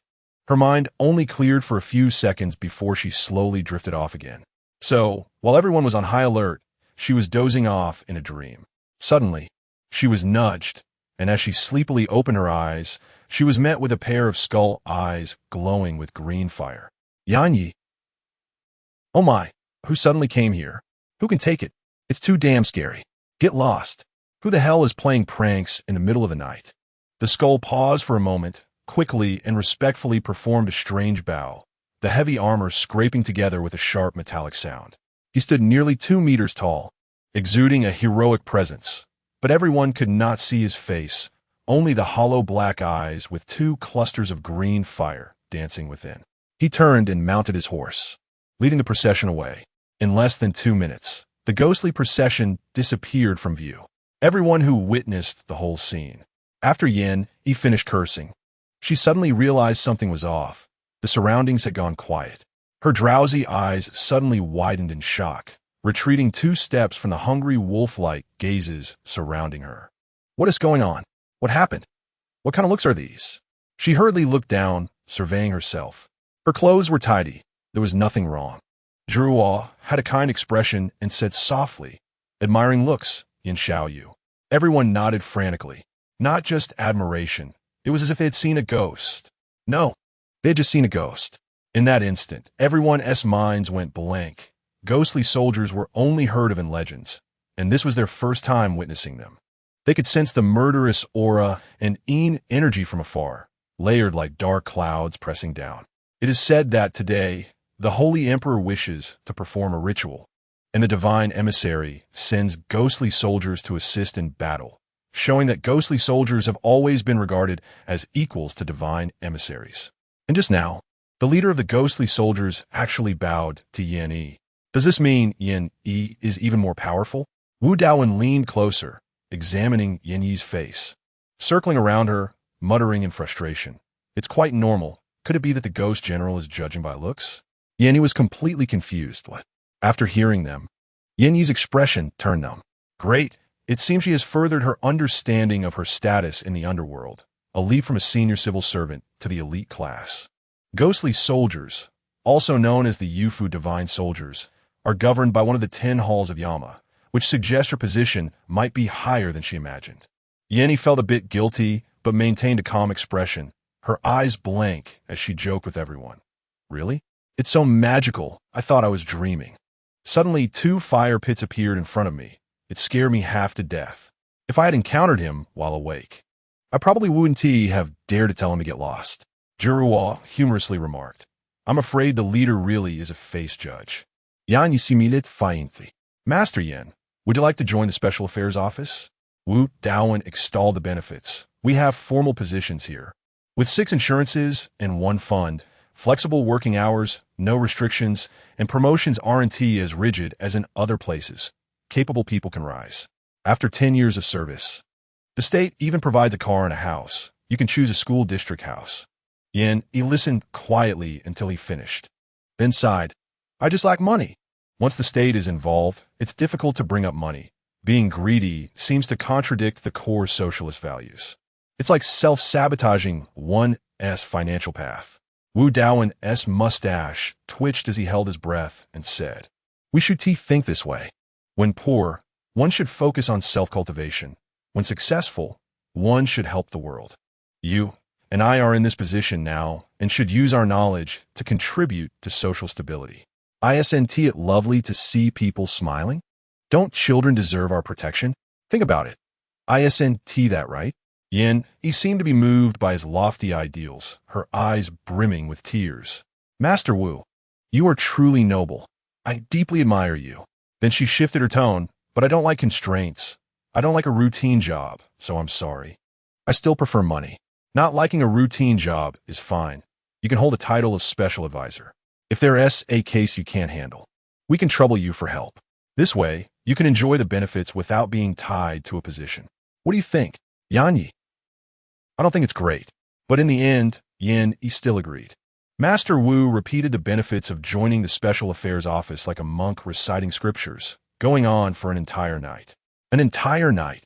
Yin, he finally experienced the hardships of the great sage Sun Wukong. The next morning, early news broke that Wenbei, next to Wennan, had been flooded. Because the incident occurred in the middle of the night, there were considerable casualties. Everyone fell silent for a moment. This is fate. Man-made disasters can be avoided, but natural disasters are unavoidable. The urgent task is to resolve the troubles at hand. This time up the mountain, all ordinary soldiers remained at the foot of the mountain, while the staff from the Special Affairs Office and the Master directly descended into the tomb to search. The Han tomb had suffered a second landslide, further widening the entrance. The group slowly entered the narrow, low passageway, with Wu Daowen leading the way, explaining as they walked that this was a brick chamber tomb, with the surrounding walls made of hollow bricks or small bricks, adorned with colorful murals, indicating the tomb owner's high status. The passage was long, and as they went deeper, the air became thinner. Then they came to a second fork in the road, which further branched out. The entire tomb seemed like a meticulously crafted maze. After wandering for a long time, they still hadn't found the coffin or the forensic Dr. Wang. When they reached a hexagram-shaped empty chamber, Wu Daowen suddenly stopped. Wait, there's movement. The compass is starting to spin. Yin, he held a breath. Wu Daowen suddenly ran to the right. Jiruo frowned and followed, with the others closely behind. In the narrow passage, Master Wu had already started fighting with someone. In a minute, he subdued the person in front of him. With a sweep of the flashlight, they discovered it was indeed Wang, the forensic doctor. His nails were long and gray, his face pale, with dense livor mortis, and his hair had grown to ear length in just a few days. A layer of 12-centimeter long white hair appeared on his skin. Master Wu paused for a moment, steeling himself, and used a fiery talisman to grant him release. Everyone's mood was heavy. The bones of their companions could not be preserved, and for a nation that values burial, this was exceedingly mournful. Shortly after, a few more appeared, their level of stiffness similar to that of the corner Wang, clearly from the same batch of villagers. When they returned to the hexagram space again, a coffin suddenly appeared in the middle. The coffin was adorned with yellow cord, and the surface of the coffin was marked with red and black patterns. Surrounded by models resembling warriors, servants, and livestock, which had been sealed for 1,000 years, still guarding their master. Yin, he glanced at the watch on her wrist. It was almost 12 o'clock. At the extreme moment under the sun, a large amount of energy would surge. making it the best time for both ghosts and zombies to replenish. He would definitely appear. Yin Yi generously handed each person a talisman. When the time came, he indeed broke out of the coffin. Contrary to their expectations, he was not the tomb owner. He was dressed in modern clothing, wearing a pair of hiking boots. Clearly a tomb raider who had died in the tomb months ago. At another excavation site, discovered yesterday, there was a mobile phone with his large headshot hanging from the pendant, confirming his identity. As soon as he appeared, Yin Yi used her technique to hollow out his eyes to prevent the corpse poison from spreading. Several masters worked together and quickly strangled this zombie. Aside from him, the entire tomb was clean. Yin Yi wondered where the bones of the tomb owner were. It seemed she had not seen them in the tomb. And how could someone who could control so many walking corpses be so easily defeated and fragile? Logically, it didn't make sense. Wu Daowen sighed and said, "The real old zombie has escaped. Ah, all our efforts were in vain. With him gone, we have no target to track. Let us inform the special places in various locations to keep everyone alert." As soon as Yin Yi stepped onto the land of the capital city, a call from Rong Su came in. "Don't move. I'm 600 meters away from the airport." Yin Yi chatted with him casually, tapping her shoes in place. Suddenly, darkness fell before her eyes, and she was pulled into an embrace, held tightly. "I missed you." Warm breath lingered by her ear. Yin Yi hugged back. "I missed you too." "Okay, let go quickly. Someone is watching us." In public, Yin Yi admitted she wasn't thick-skinned enough. The air slowly solidified, ultimately turning into Rong Su's compromise. He hugged her tightly again, then gave her forehead a hard kiss before slowly letting go. One hand took the suitcase while the other slid down, closely pressed against Yin Yi's arm, their fingers interlocking in tacit understanding. The handsome man and beautiful woman, both with long legs, instantly attracted the attention of those around them, many with starry-eyed expressions, secretly lifting their phones to take candid shots. Yin Yi noticed that since she retired from being an artist, she had become a regular on trending searches. Whenever she was about to be forgotten, she could always show her presence on the hot search list. Sure enough, Yin Yi Airport was trending again. If you're going to make a comeback, do it quickly. Stop marketing and using your husband for hype. It's really getting tiresome. Is there only Yin Yi in the entertainment industry? Why do I always see her on the hot search? But her legs are really long. This pair is so good looking. It's a pity she's not in the entertainment industry. Seeing her husband's true face for the first time, I don't know whether to envy my sister or her husband anymore. This CP is too easy to ship. Just the other day, I saw Yin Yi in a small town in Guiyang. After Yin Yi got home, she took a shower. What should have taken half an hour ended up taking almost an hour and a half because of the big pervert Rong Su. And she was so exhausted that she was finally carried out. Enjo was off today, so it was Rong Su who cooked, wrapped in a thin blanket. Yin Yi curled up on the sofa, playing with her phone, where a bunch of entertainment gossip was pushing notifications, including a short video of her coming out of the airport. Yin Yi clicked in and saw many people rushing to her Weibo to criticize her as a marketing coffee. For heaven's sake, she didn't even know where the door to marketing was. Do keyboard warriors think marketing doesn't cost money? How could someone as poor as her afford to market? The orange light shone on her jade-like smooth face, but her expression was too fierce, ruining the hazy sense of softness. Rong Su walked over slowly, holding an apron. "Help me tie this." He shoved the apron into Yin Yi's hands, his little mouth pouting. "Still angry? Next time I'll be gentler, okay?" Yin Yi came to her senses, pouted at him, hesitated for a moment, stood up from the sofa, and wrapped the apron around his waist, tying it properly. Just as she was about to step back, Rong Su suddenly pulled her into an embrace. His large hand reached towards an indescribable area. "Still hurt?" Yin Yi's face turned red, her eyes glistening with spring. She shouted angrily, "Rong Su, let go of me." Seeing the right moment, Rong Su withdrew his hand, gently pecked her bright red lips. "Let us watch TV for a bit. I'll go cook. Be good." "Yan Yi." As soon as he turned around, Yin Yi immediately wrapped the blanket tighter, closed her legs, curled up inside, her small face flushed with anger. Muttering under her breath, "Jerk." Yin Yi casually placed a ginkgo leaf that was almost falling off the tree in the yard, writing, "I won't make a comeback. I won't make a comeback. I won't make a comeback. I hope everyone stays rational and doesn't trust those big V's." There were only about 100 comments under the Weibo post after an hour. Sister E, can I still ask for blessings? The koi next door seems to be less effective than yours. Don't bring others down, don't overpraise. But I also want to draw blessings, Sister Imwa. Yenny thought for a moment and replied, sure, let's do it once a week. She edited a new post to send blessings. Chapter 39, Don't be fooled by Rong Su's impressive demeanor. He's really just a fade. The only thing he's good at is cooking noodles. The scrambled eggs with tomatoes are barely acceptable, a bit too salty. The stir-fried pork with green peppers is a disaster. The peppers are mushy and look particularly disgusting. The soup is not bad, refreshing and light, palatable. Yinny's expression remains unchanged as Rong Su takes a bite and immediately frowns. I'll just make do for now. I'll learn how to cook later when I have time. He feels a bit embarrassed. After all, he had boasted about being a great cook before, impressing Yin E with his noodle-making skills last time. Suddenly being exposed as not a king, but rather a bronze player is a bit hard for him to digest. There's Aunt Zhou. Everyone has their strengths. Wouldn't it be better to spend time on other things? The blunt-minded master, Yin, he doesn't notice the man's intentional flattery, nor does she realize his significant dream of cooking. Rong Su is taken aback and weakly hints, didn't you say that men who cook are the most charming? Yanyi, biting her chopsticks, freezes for a moment, then chuckles. I think you're charming no matter what. You don't need to prove it by cooking, really. Just thinking about having to eat burnt and overcooked dishes regularly in the future makes Yin Yi's heart race. Spare her stomach, save the child. She must persuade him to give up this idea. You, at work, are especially handsome. You're also very handsome when you smile. Even more than those top stars and popular young idols. After Yin Yi finished speaking, her eyes were filled with guilt. To the remaining husbands, I'm sorry, but who told the main wife to be so domineering and jealous? You are still handsome in my heart.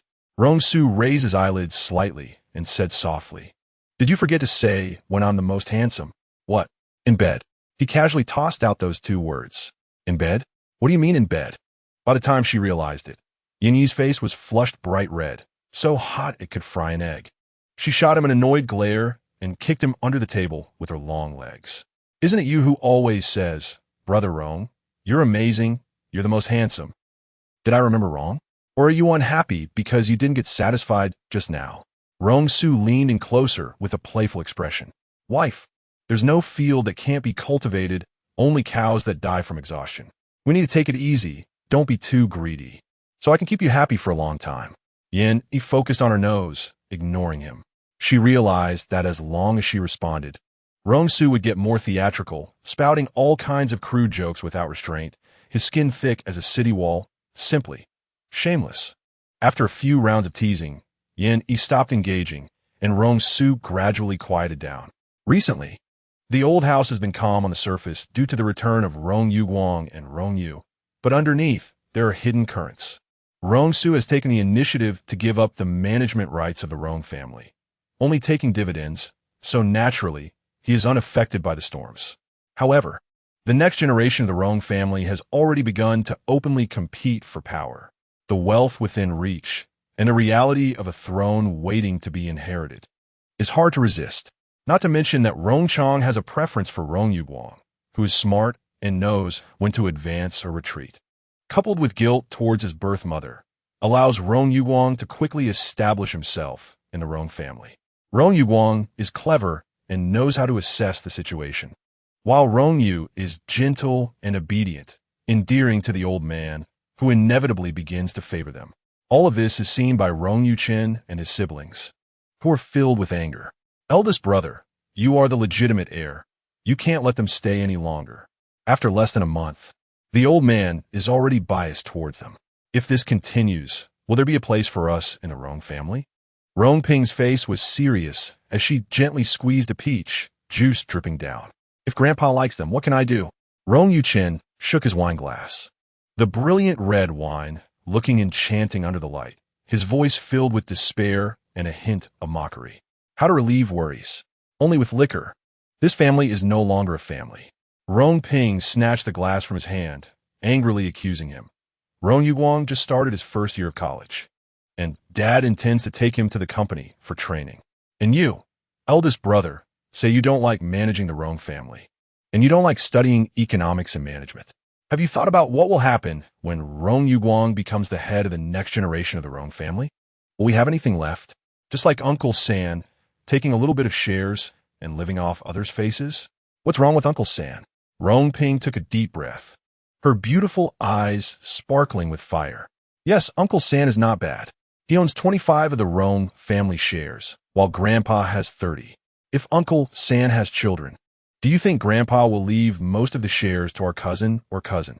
If you want to be like Uncle San and leave the Rong family, ask yourself if you have that capability.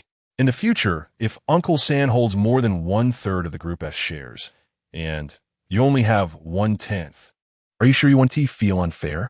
Grandpa has made it clear that the girls in the family will eventually marry, and the Rong family shares absolutely cannot be taken away. The dowry consists only of houses and money. The same goes for Aunt. Rong Ping feels unfair, but can accept it. What she cannot accept is that something that should belong to her own elder brother is suddenly contested by someone else.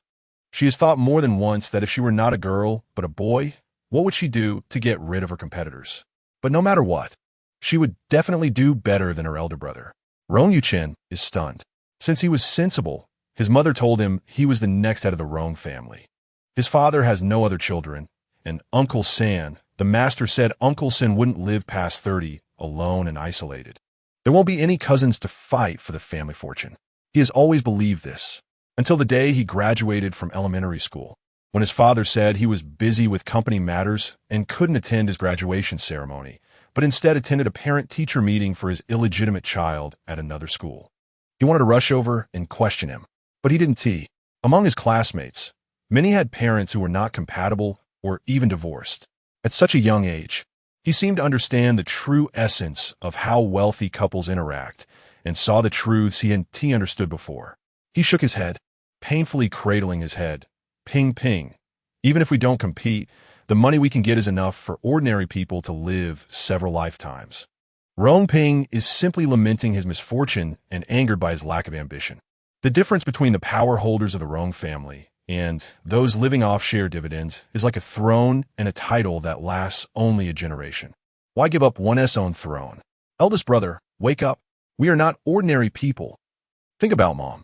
Do you want Mom to keep suffering like this? She only hopes for you. Dad, doesn't he love her? Doesn't he respect her? And you're also going to disappoint her? Rong Ping shook his shoulders, whispering angrily. Suddenly, the door was twisted open. What are you two discussing?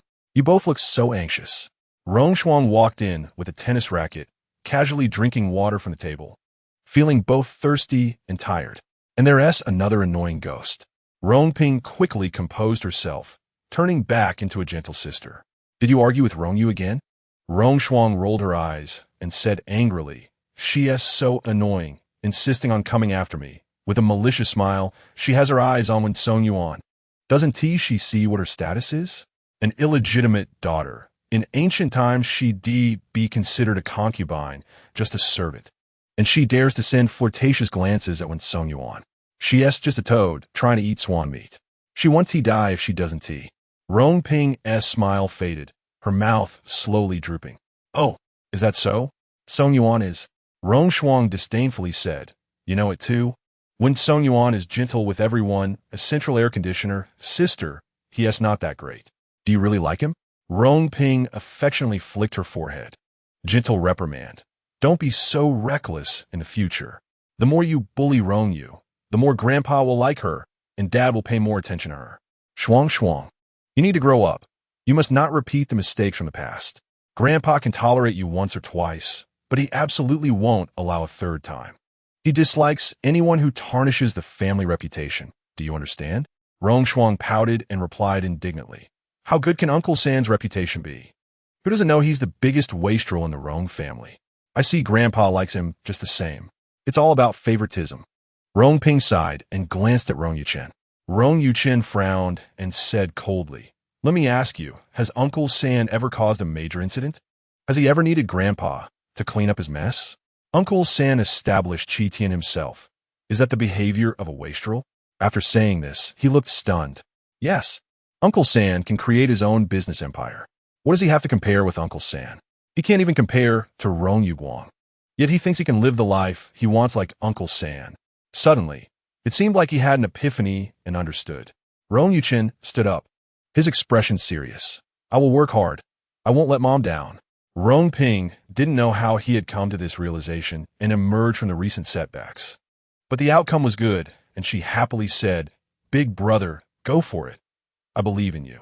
Rong Shuang had no idea what they were up to and pouted, muttering, what nonsense. Uncle San is so amazing, yet he still has to die. Suddenly, she thought of something fun and reached out with a strange expression. Sister, give me your card. For what? Rong Ping asked warily. To chase stars, is that not okay? Rong Ping hesitated but handed over her bank card, warning her not to cause trouble. If you mess up again, Grandpa will kick you out of the house. Got it. So annoying. Rong Shuang took the card and skipped away. Somehow, Rong Ping began to feel uneasy, but she reassured herself that after 2 lessons, Rong Shuang had learned her lesson. She hadn't caused any trouble during this time. Nothing would happen. Don't scare yourself. Unfortunately, things didn't go as hoped. That night, Rong Shuang didn't come home. Rong Ping didn't dare to tell the truth, fearing Grandpa would dislike Rong Shuang even more. She just said she went to a friend's house for a party. The next day, Rong Shuang still hadn't returned home. Not only that, but her phone was unanswered, and the girls in her circle said they hadn't seen her. While Judy from the Long family was also missing, Rong Ping could no longer help but conceal the truth. She had to come clean. Now, both families were in an uproar, blaming each other for leading their daughters astray. No matter how much they scolded or disliked their own girls, when something really happened, how could they not be anxious? Judy from the Long family was a little tyrant at home, and she and Rong Shuang were quite a match. The two had been away from home for 2 days, and even someone as prideful as Grandpa Rong insisted on calling the police. Rong Ping fidgeted nervously. She recalled Rong Shuang's expression that day. Every time she played pranks, she would smile mysteriously, full of self-satisfaction. She worried that Rong Shuang was up to no good again. He had just finished the procedures at the Special Affairs Office, taking a position as a special consultant that didn't require attendance and was quite free. The director of the Special Affairs Office, who was also the president of the Metaphysics Research Association, was named Gong Changsheng, a very capable master. Upon seeing Yenny, his first words were, "What a priceless fate you have. I will trouble Master Yin more in the future." He suspected he had seen through her identity. Perhaps that she was not human. That was why he looked at her as if she were a rare animal. When she met his gaze, he revealed a particularly friendly smile. After the Rong family reported the case, the butler informed Yenny. Upon hearing the news, He felt a sense of fate, as if the heavens were sparing someone. She messaged Rong Su.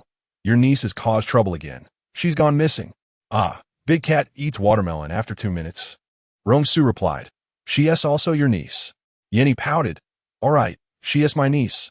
I'll go check on her. Okay, I'll pick you up later. If you can't help, don't interfere. She needs to learn a lesson. At 17, she is not far from adulthood. She should learn to take responsibility for her actions. Su Wanqing had red, swollen eyes, her tears ruining her delicate makeup. She cried for a while, then wiped her tears, which was inevitable. Rong Ping also wore a worried expression. Rong Yuqin and Rong Chong were not home. Rong Yu kept her head down, lost in thought, very silent. Dad, I'm back. After greeting Grandpa, he casually nodded to the others. It was well known that she and Su Wanqing didn't get along, and Grandpa was clear about that. Rong Su had his own company and didn't rely on the Rong family. This made her stand tall, and there was no need to gloss over the situation. Third aunt, Rong Yu seemed startled and suddenly stood up, timidly calling out. Yenny glanced over with a bland expression, nodded slightly, and turned to Grandpa. I heard from the butler that Rong Shuang is missing. Has the police been notified? Grandpa looked tired, coughed, and replied, yes, but there is no news yet. Yenny nodded and saw that Grandpa, at his age, was still waiting here. She felt a bit reluctant. I do have a way to find her. I need Rong Shuang's clothing and a blood sample from a close relative. Grandpa's gaze sharpened. Is that possible? Yan Yu nodded. Grandpa then turned his gaze to Rong Ping and Su Wanqing, who both clearly displayed disdain and reluctance. Grandpa, let me do it. Rong Ping noticed Grandpa's gaze and quickly hid her disdain, soothingly patting her mother's hand and standing up. She went upstairs to find a piece of Rong Shuang's clothing. Third aunt, what should I do? Yan opened her small bag, took out a talisman, and waved it in the air. The talisman began to burn, stunning everyone present. She threw a small knife to Rong Ping. Your blood. Rong Ping hesitated for a second, took the knife, and tried several times but didn't dare to cut her finger. Yan clicked her tongue, impatiently snatched the knife, made a quick cut, and a pearl-sized droplet of blood oozed from the wound, floating in the air, then flying toward the burning talisman. Sister-in-law, what is happening? Su Wanqing quickly asked. Yan waved her hand to extinguish the talisman. The burned talisman turned to blue smoke, which she blew away. She lowered her eyes, slightly mocking. In a villa at Ziyun Terrace, she is alive and well. But whether she'll be well in the future, I don't know. Just as Yan received the news, a call came from the police station. They said they had found Wang Judy and Rong Shuang, and they were being brought to the police station. The police station? Why are they going to the police station? Sister-in-law, do you know the reason? Yan shook her head. No idea. Even if she knew, she wouldn't say. What difference would it make if it were earlier or later? She went foolishly rushed to get scolded. Rong Shuang must be regretting her choices at this moment. Grandpa was astute. He could tell she wasn't speaking the truth. But for some reason, he didn't ask further, only telling Su Wanqing to go to the police station to pick them up immediately. They didn't bring anyone back. They were detained. That day, Rong Shuang had planned a party with a group of wastrels, but someone had hidden drugs. In the excitement, he remembered that drug use was illegal. A group of people, encouraged, played wildly and recklessly. When the police arrived, many were still unconscious, completely unaware of what they had done in their dazed state. A group of people was scantily clad, their bodies exposed, and several were huddled together. The scene was chaotic and utterly indecent. Meanwhile, on the windowsill of a room on the second floor, a person lay there. She had been dead for several hours. The villa surveillance showed that she had taken too much drugs and accidentally fell from the building while playing around. It should have been her first time using, at most resulting in a detention of 10 to 15 days.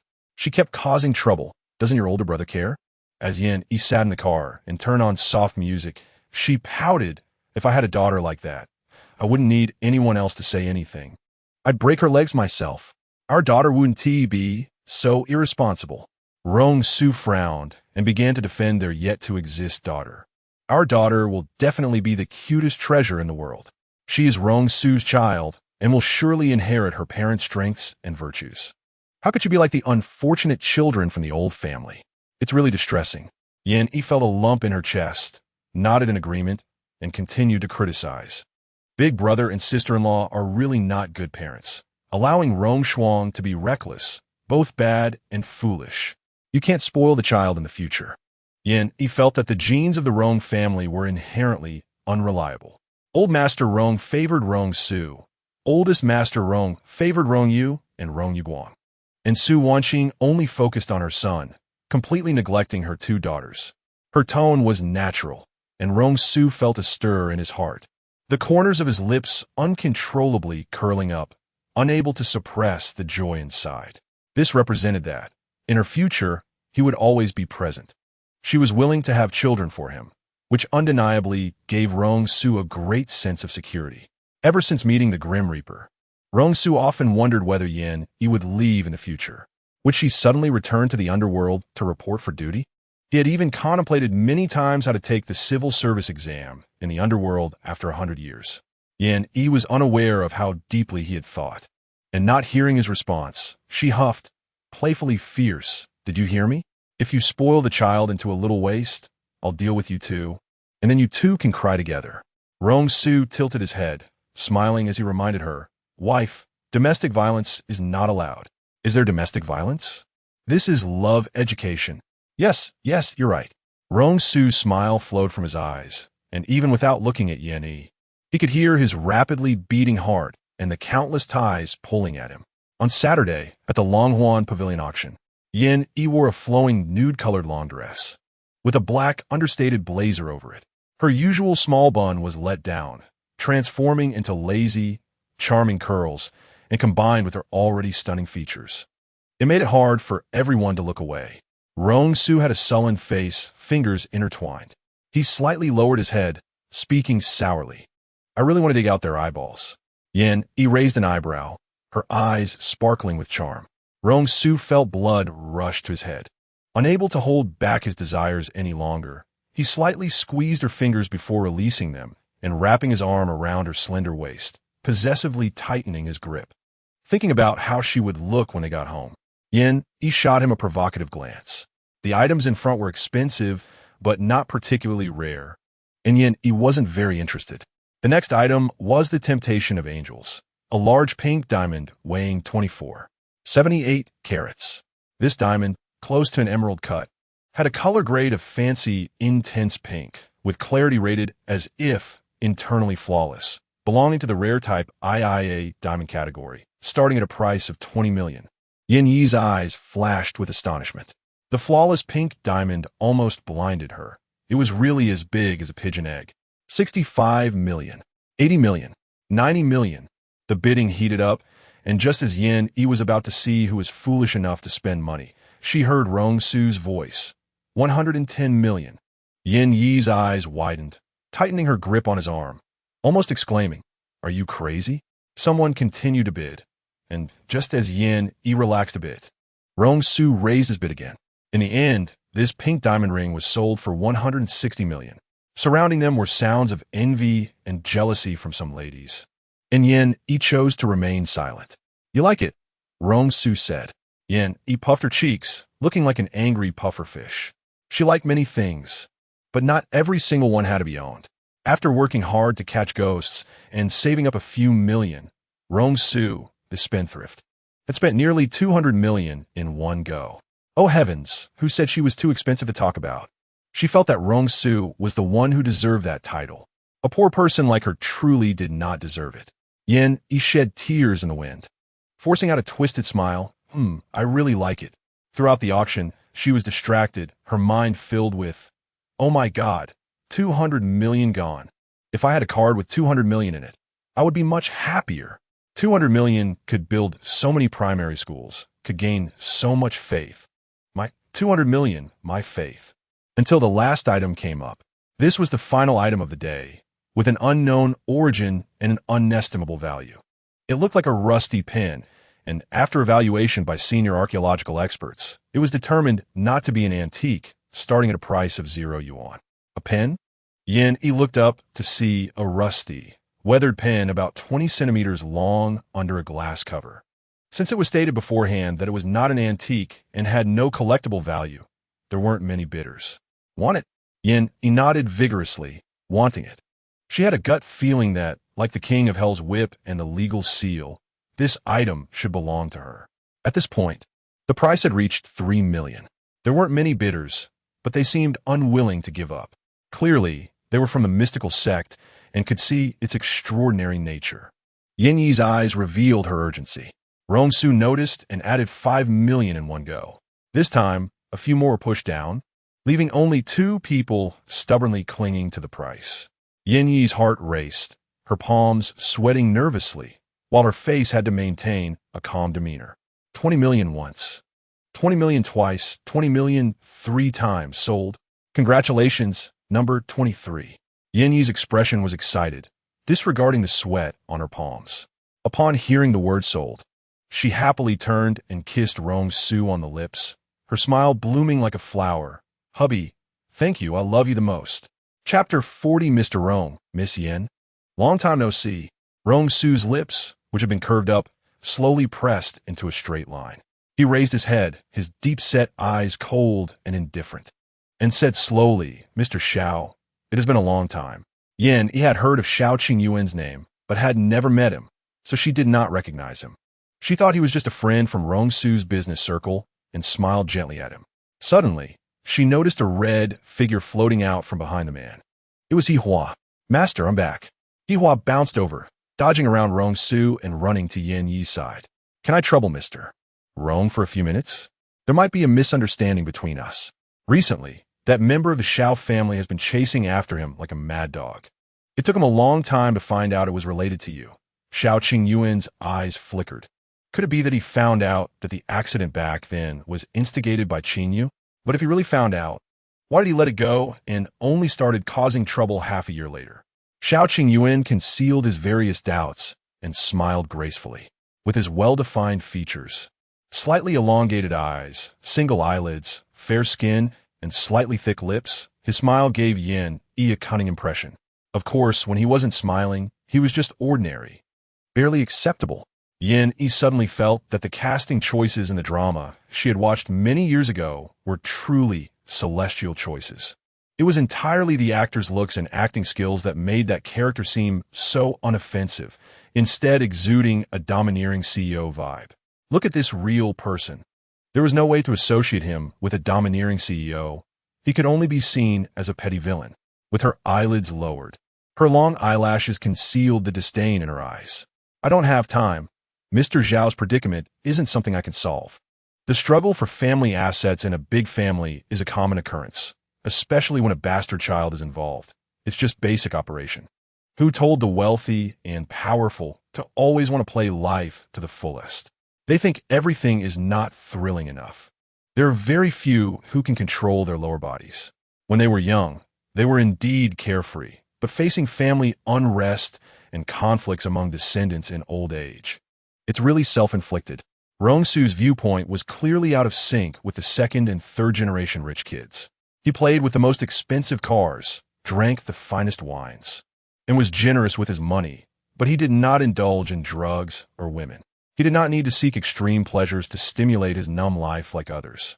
Even though everyone at home thought he didn't have long to live, he never excessively indulged. He didn't believe in fate.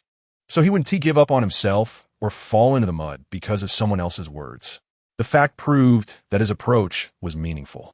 If he chose to fall, then at the moment Yin Yi entered his life, he would surely regret it immensely. With his pride, he would not think he was worthy of being with someone as wonderful as her. Thinking of this, he subconsciously tightened his grip on Yin Yi's hand, causing her to struggle a bit and finally glare at him helplessly. Seeing that Rong Su was unapproachable, Xiao Qingyuan turned to Yin Yi and said, "Miss Yin, we are all friends at Qingyu. There's no need to make it so awkward, right? It's Mrs. Rong." Rong Su reminded him unhappily. Xiao Qingyuan was taken aback. His eyes filled with surprise. He had heard a lot from Qingyu about this couple's discord. She was very worried that her only friend was not doing well in the Rong family. Thinking of Qingyu, his expression slightly changed. He didn't even know where Qingyu had gone. She had really stopped contacting him. Could she truly forget about him? Mr. Xiao has gone astray. I am no longer friends with Jiang Qingyu. We are enemies now. Didn't you know? Yin Yi realized that he was the male lead when he mentioned Jiang Qingyu, and immediately raised her chin, putting on a domineering posture. Xiao Qingyuan's face displayed the right amount of regret, mixed with a hint of confusion. Is that so? Then do you know where Qingyu is now? I haven't heard from her for a long time. Is it because Qingyu offended Mrs. Rong that Mr. Rong is venting his anger on me? And he almost laughed out loud. This person had quite a thick skin. With an innocent expression, he pushed the blame onto Jiang Qingyu, portraying himself as a victim who was dragged into this. Jiang Qingyu was truly unfortunate. Rong Su's long brows were sharp and angled upward, a half-smile on his face. You don't need to put on an act in front of my wife and me. The truth is known to both of us. Your Xiao family's matters were never my concern. But I didn't expect that a young bull would not fear the tiger and dare to set his sights on me. You can ask around the whole city. Is my Rong Su's opinion that easy to manipulate? He had never regarded Xiao Qingyuan with any importance. He was merely the illegitimate child of the Xiao family, relying on Jiang Qingyu, who was black-hearted and poisonous, and someone who was simply foolish to want his life was truly naive. After saying this, the two were about to leave. Yin Yi suddenly stopped and turned around, cheerfully saying, Jiang Qingyu has been hidden away. Mr. Zhao's relationship with her is extraordinary. How could he not know it all? To flaunt true love like this? This is the most serious insult to true love. Xiao Qingyuan's expression darkened. His gaze filled with jealousy, like a venomous snake lurking in the dark. He was all excited. After Yin Yi got into the car, she transformed into her human form obediently, sitting in the back seat and leaning on Yin Yi's chair. Master, Jiang Qingyu is right next to him. Yin Yi was taken aback. What did you say? Rong Su's face also darkened. He blinked innocently. Jiang Qingyu? Isn't it? I've been following Xiao Qingyuan for days, and his new secretary is named Jiang Qingyu. Which Jiang? Which Qing? Which Yu? Jiang Qingyu is in 168. It's impossible for her to come out. Yihua shook her head vigorously. Master, you forgot I can't read, she said, her expression falling as she slowly lowered her head. When she was alive, her family favored boys over girls. Even having enough to eat was a problem, let alone going to school. The only one in her family who had attended school was her third brother, but unfortunately, he had no talent and wasted the family's money without achieving anything, instead developing a bunch of bad habits, thinking that he could become a scholar and a gentleman. Different from them, the muddy-legged girls. When he returned home, he never helped with the work, instead bossing them around. Later, she was sold to a ghost because the village's elder promised her family $5. Her life was traded for just $5. Yihua's eyes gradually filled with tears, her lips tightly biting down, her shoulders trembling gently, and large tears uncontrollably rolled down her cheeks. Go ahead and cry. He had never inquired about her past, but it was likely not very good. Eyes gouged out, life taken away. She usually acted cheerful and carefree. It was truly hard on her. Woo woo woo. Master, I also want to go to school. Yihua cried loudly, snot and tears flowing as she wept like a child. Wiping her face with her sleeve, He helplessly said, if you want to study, then study. There's so many books at home. If it really doesn't work, just enroll in online courses. She found it tough. Initially, she thought having a little ghost as an assistant would make things much easier. Yet, it turned out that was clearly raising a giant baby.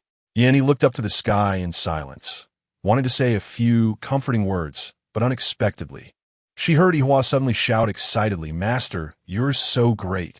After you die, not only will I send you off, but I'll also work for you in the underworld. Shut up. He gritted her teeth, holding back for 2 seconds. Get lost. Rong Su couldn't help but laugh, finally breaking character. Ha ha ha. There indeed was a new secretary by Xiao Qingyuan's side, named Yu, who not only had a similar name, but also resembled Jiang Qingyu in some ways. However, she understood men better than Jiang Qingyu, was sensible, and could also help Xiao Qingyuan in his career. Therefore, after Jiang Qingyu's disappearance, although Xiao Qingyuan was low-spirited for a few days, he quickly regained his spirits because he already had a more excellent object of transference by his side. He furrowed her brows slightly, resting her chin on her hand in a daze. What kind of development is this? One Jiang Qingyu has fallen, and millions are standing up? Could it be that because the main storyline cannot collapse, the world line has its own consciousness, and once it detects a loophole, it will find another way to fill the gap? Just like the 360 repair system vulnerabilities? So Jiang Qingyu is just a tool to maintain the world's integrity. Who she is doesn't matter, unlike in novels or TV dramas where the person chosen by the protagonist halo, no matter if they change their shell or name, is always the protagonist, and others must always make way for her. In this world, however, there is no existence of a protagonist halo. They're just a bunch of tools. Jiang Qingyu is, Xiao Qingyuan is, Rong Su is too. Then, Rong Su will definitely die? But when she edited, she didn't even notice how he died. If possible, she really wants to turn back time to see who could have plotted against such a clever person as Rong Su. He tugged at her hair, feeling quite frustrated. She paced back and forth in the room, shouting in irritation. Madam, what's wrong? Aunt Jo said as she moved a few pots of flowers from the yard into the greenhouse. Winter is coming, and many flowers are delicate, unable to withstand the bitter cold wind, so they can only be moved out to bask in the sun on sunny days. He tidied her messy hair, pretending nothing had happened. It's nothing, just warming up my voice. Aunt Jo laughed and muttered, Your voice is quite strong, and it sounds pretty good. Yanyi. Don't praise me. I'll get proud. Number 168, move from Fengya Street to the outskirts of Shiling Mountain. This is the second time Yi saw Jiang Qingyu. She had lost quite a bit of weight and had become more silent. She wore a pair of handcuffs made of special material, and when Wu Hong brought her in, a flash of hostility crossed her eyes, but she suppressed it. What are you here for again? Is it that funny to watch me make a fool of myself? He shook her head and pointed to a chair, sit down. Wu Heng sat down beside her and smiled, asking, "Can I listen to your conversation?" "Of course," Yinny said. Jiang Qingyu's eyes were dark, revealing madness. Her beauty had slowly withered and decayed in this prison, her tone sharp and bitter. "Yin Yi, tell me, what do you want from me that keeps bringing you back? If you kneel before me, I might consider giving it to you." She didn't know what Yinny wanted from her or what she knew, but she was certain she had ulterior motives. Yinny chuckled lightly, her fox-like eyes narrowing, her expression innocent. "Your imagination is too rich. You have nothing. I'm just here to see your miserable state." Her light words felt like the sharpest weapon, directly stabbing into Jiang Qingyu's fragile self-esteem. She felt suffocated, having accumulated too much resentment with nowhere to vent. Now, to be insulted by someone she looked down on was truly worse than death. "Get lost. Yanyi, I really regret not killing you directly. I also regret that when producer Wang wanted to exploit you, I felt sorry for you and blocked it. You bitch. Even if I die, I will become a ghost and haunt you for a lifetime, making you wish you were dead. Bitch, you deserve to die. But it's okay. Once Rong Su is dead, you'll become a widow. That old man from the Rong family won't let you live well. You'll spend your life mourning for Rong Su." "Ha ha." Yin Yi still wore a smile, speaking slowly. "Xiao Qingyuan's girlfriend is named you." Jiang Qingyu laughed sarcastically, a flash of ecstasy in her eyes. "Qingyuan has publicly acknowledged our relationship? Ha ha ha ha. And I've still won over you. Qingyuan truly loves me, unlike Rong Su, who doesn't like you at all. He hates you, ha ha ha. Jiang of the river, Qing of youth, you of companionship for life. Isn't that name beautiful?" Yinny spoke gently, saying words that sounded like horror special effects, her face smiling as if she truly liked that name. "Impossible, you're lying." Jiang Qingyu shook her head madly, looking at Yin Yi with hatred. "You're deceiving me. You want to see me suffer. You want to see me regret. I won't let you have your way.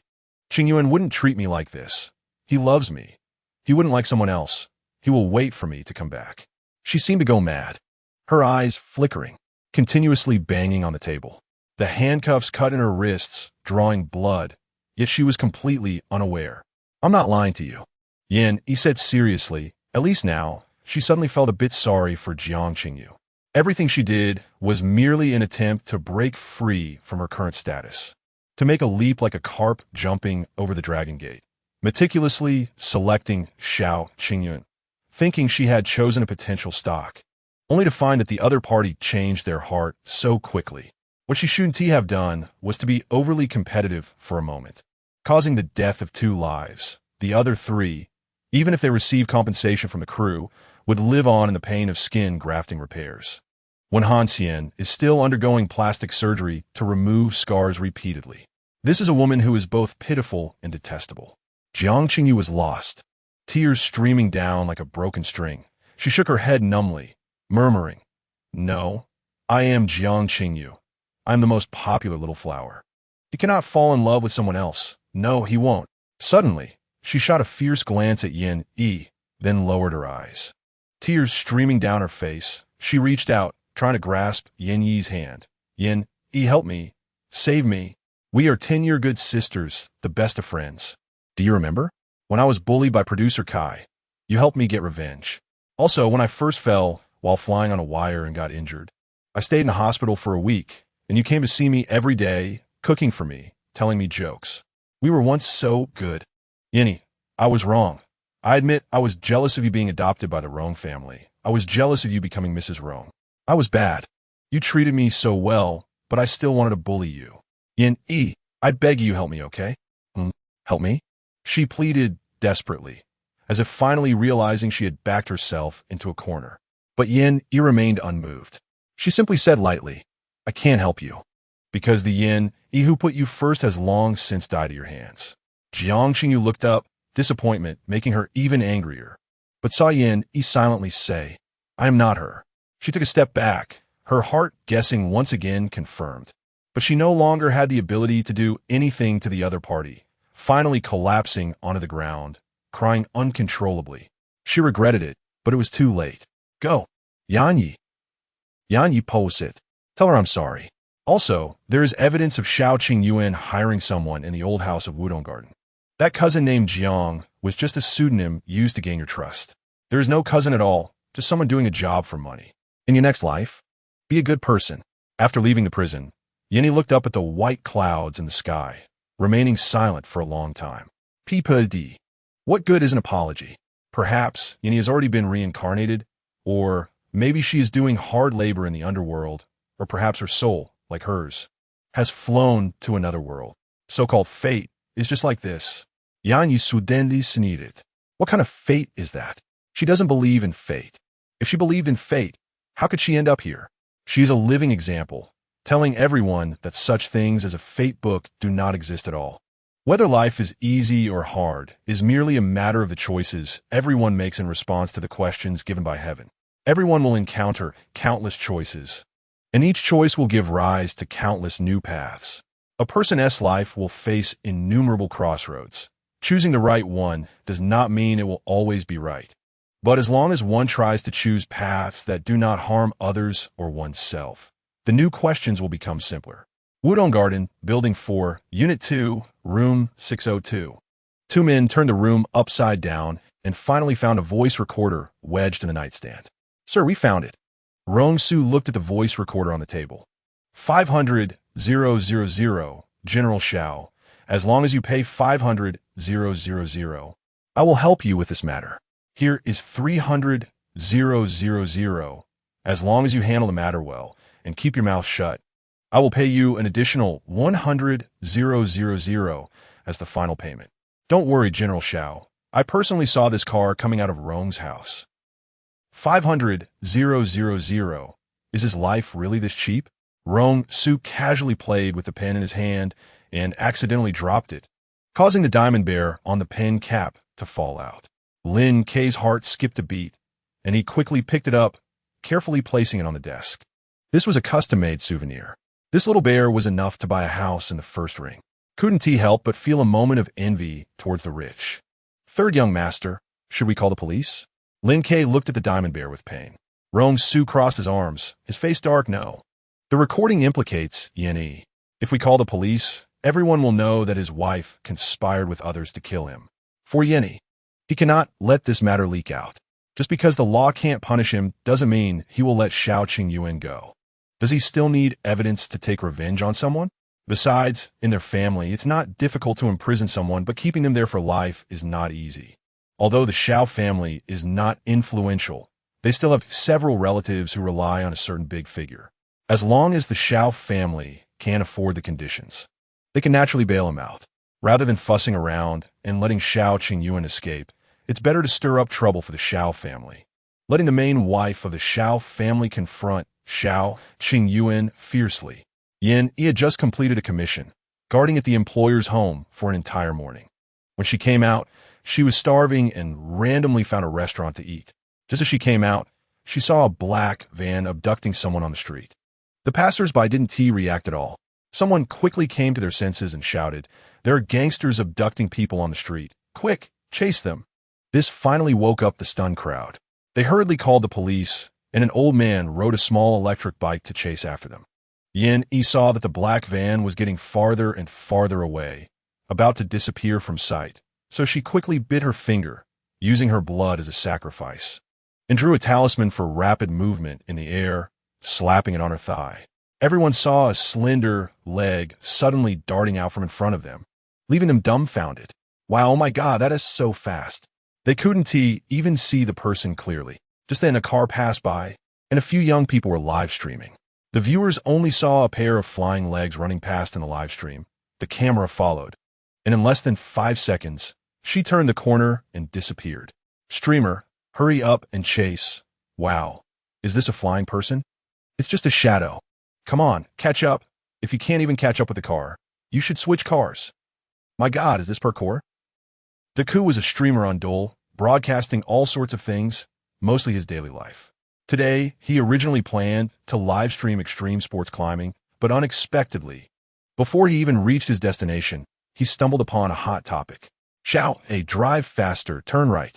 Oh, I see her, the one in the sky blue outfit. The live chat was in a frenzy. No way, why is this car so slow? It's always about 200 meters behind. Are you sure this isn't a special effect?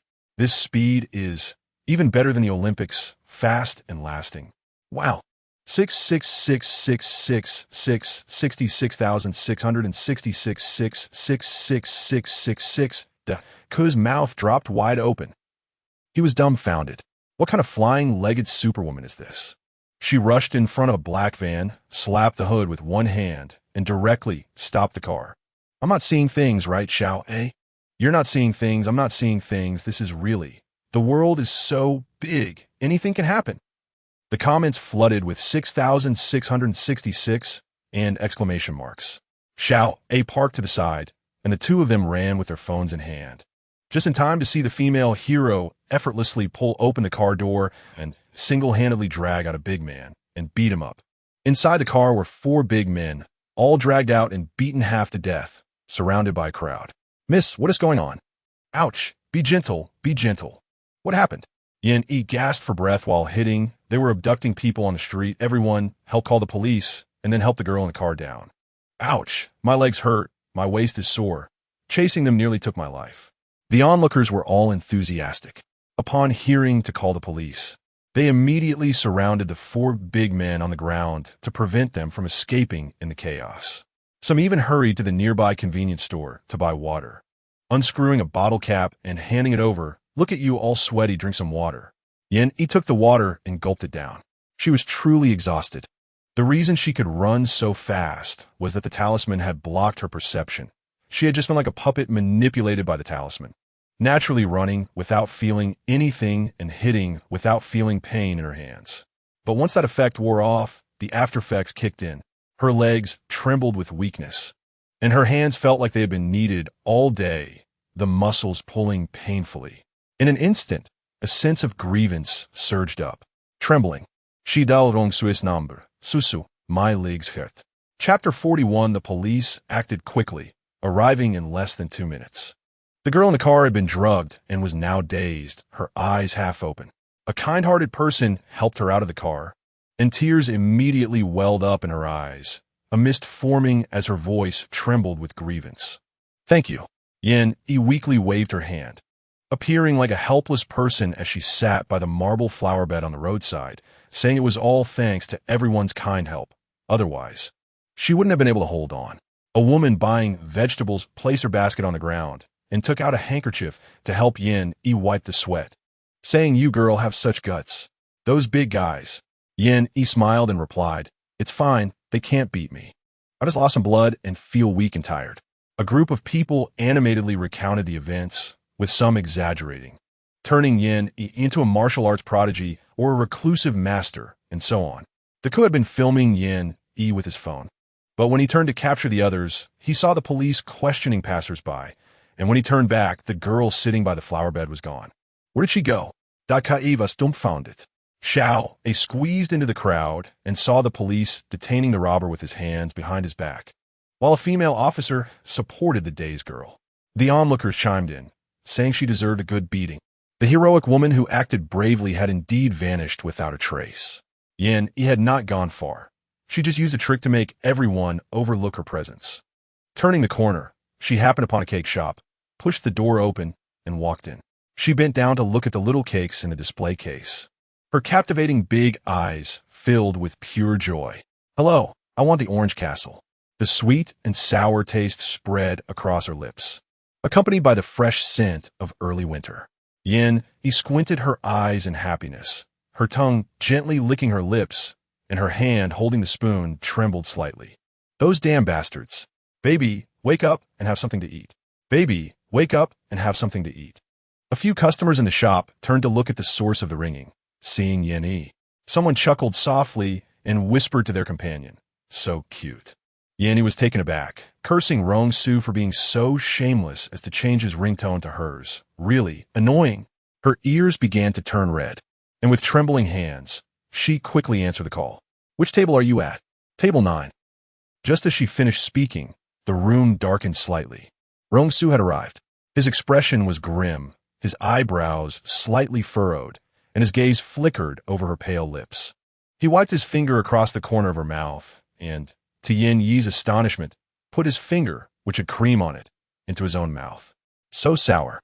Yin Yi's cheeks turned even redder, her lips regaining color as they flushed. She shot him a glare. "It's not for you to eat. Your face looks bad. What happened?" His usually vibrant face now bore a hint of weakness, and his captivating eyes suddenly lost their sparkle, drooping slightly, while the hand holding the spoon trembled faintly. Yin Yi forced a smile and said, "It's nothing. I just got tired from shopping and my legs hurt. I can't walk anymore." Noticing the worry in his eyes, she quickly raised her cup and offered it to Rong Su. "I ordered this for you. The owner said their Blue Mountain coffee is fantastic. You should try it." When she didn't see him, she could indulge in her whims, and just hearing his voice on the phone made her so happy. But now that Rong Su was sitting in front of her, she felt she shouldn't be so melodramatic. She should be a bit stronger. After all, she had already recovered. Unlike when the effect of the spell had just worn off, that had been unbearable. She could endure it, and it would pass. Yin Yi wondered if women in love were all as capricious as she was, full of anxiety and uncertainty. One moment she wanted to act cute and have the man comfort her, and the next she wanted to establish a strong, independent image in front of him. She felt so awkward about it. Hence, the red hue from her ears quietly spread to her cheeks. Rong Su didn't move. His gaze filled with helplessness as he looked at her, feeling powerless, and could only show weakness. "If you lie to me, I might not notice. But I'll feel bad inside, especially when you're in pain, and I don't know." Yin Yi's heart stirred, and she pursed her lips, blinking her large eyes. Slowly putting down her spoon, she softly said, "When I encountered someone being kidnapped in broad daylight, I used a little trick. Now I feel weak all over." Rong Su's gaze was intense as he stared at her. "Really?" Yin Yi quickly nodded, holding up 2 fingers, chuckling awkwardly. Her voice lacking confidence. "I swear, I'm not lying. It's just my hands and legs are sore. You don't know how fierce I was just now. If it weren't for me, that girl would have been taken away, and it would have been terrible. To dare to kidnap someone in broad daylight. They clearly weren't good people. If the girl had really been taken away, who knows what kind of inhumane treatment she would have faced, especially in kidnapping cases involving women. It was hard to avoid sexual violence. A stack of social cases flashed through Yin Yi's mind, and she couldn't just stand by and watch that car drive away. If it happened again, she would still act the same way. Rong Su paused for a moment, but after a moment, he swallowed hard and said softly, "Next time, don't be so reckless. What if those people aren't ordinary? What if they have a way to subdue you? To me, no one's life is as precious as yours." He was just an ordinary husband, and his heart was narrow, only worried about his wife. Those poor people had their own families and friends to worry about. If something happened to Yin Yi, who else would be sad besides him? Yin Yi was stunned, her expression moved, wanting to say something but not knowing where to start. Rong Su took the spoon and fed her. "Do you think I'm cold-hearted?" Yin Yi shook her head, instinctively opened her mouth, and after swallowing, suddenly laughed. When she smiled, her eyes curved like crescent moons, as if starlight had fallen into her gaze. "What are you laughing at?" Rong Su lightly knocked her on the head. "Silly." Yin Yi propped her chin up, her gaze suddenly filled with joy. "It's nothing, just laugh when I want to." She wouldn't tell him that she liked it when he put her in the most important position. She thought that no one in this world would blame someone who only cared about themselves, regardless of gender. Such care was unique and the most precious thing in the world. She liked his concern. She liked his indifference towards others. Ahem, although it sounded a bit morally questionable. "It's going to rain." Yin Yi looked out the glass window at the overcast sky, her gaze falling on the passing pedestrians, suddenly saying. Rong Su's eyes dimmed slightly, wanting to say a few words to her, but seeing her attention had already drifted far away. He could only sigh and pay the bill. "We can't park here. We need to walk to the mall at the corner. Otherwise, you wouldn't want me to carry you in the rain, would you?" "Walking in the rain is very romantic, isn't it?" she said, as if she had found a fun toy, her eyes sparkling with bright light. Her eyelashes fluttered lightly, and Rong Su held her delicate and soft hand, swallowing hard, and softly said, "Okay." Hearing his hoarse voice, Yin Yi thought to herself that it was bad. He must have come up with some ridiculous idea again. She quickly stopped him, smiling and admitting defeat. "I was wrong, Su. How could I bear to let you get wet in the rain?" Just kidding." Rong Su had a half smile, and after paying, he slowly helped her out of the cake shop. In the afternoon, news of a certain woman who chased a car for 2 kilometers, heroically saving a person, made the local news headlines. Soon after, the official Blue V account of Ping in Jing City retweeted it. Netizens angrily criticized the exaggeration, claiming it could enter the UC shock department. However, when they clicked on the video, they burst out laughing. Ha ha ha, so captivating. While hitting people, she also looks aggrieved, saying her hands and legs hurt. How is that even possible? Is this the national team's secret weapon? She's running so fast. As a die-hard fan, I was watching the live stream the whole time. The car almost couldn't catch up with her. Ha ha ha, oh my god, is this really my idol? Yin, is that you? Cease. Go away, celebrity fans. Don't come to ride on social events popularity. The few remaining fans of Yin didn't dare to ask or casually defend her, even though they had already compared frame by frame in their group with a magnifying glass, privately confirming that this was indeed their idol. But they still didn't dare to speak out. Although their idol has withdrawn from the circle due to fan inertia, they're still unwilling to let Yin take the blame. Only a few people privately messaged Yin on Weibo. Some even messaged the official Weibo of the Rong group, and Huiji. That evening, Huiji organized a gathering and invited Rong Su. Yin felt weak all over and just wanted to lie on the bed like a salted fish, so Rong Su went to the meeting alone. Third brother, I have a question, not sure if I should ask. Huiji crossed his legs, one hand resting on Rong Su's shoulder, grinning. What is the temper of my little sister-in-law like? Is there that loving iron fist? After saying this, Huiji shifted his butt, instantly moving a meter away from Rong Su. Once this was said, the people nearby stopped their playful banter, perked up their ears waiting for Rong Su's response.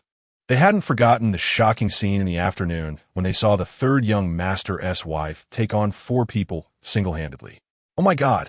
No wonder the couple suddenly seemed inseparable, almost not attending their gatherings at night. If they also had a female tiger at home, to avoid getting beaten, they'd have to be obedient. It's tragic, too tragic.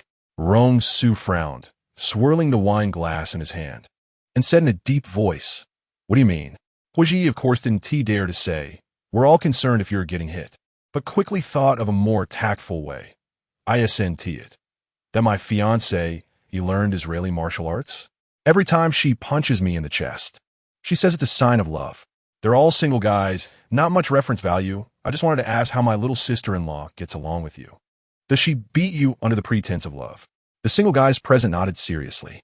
Rong Su's lips curled up, eyes filled with laughter. Thinking of the salted fish at home, he said indulgently, "She is very laid back, doesn't hit people, is not picky about food, doesn't get angry.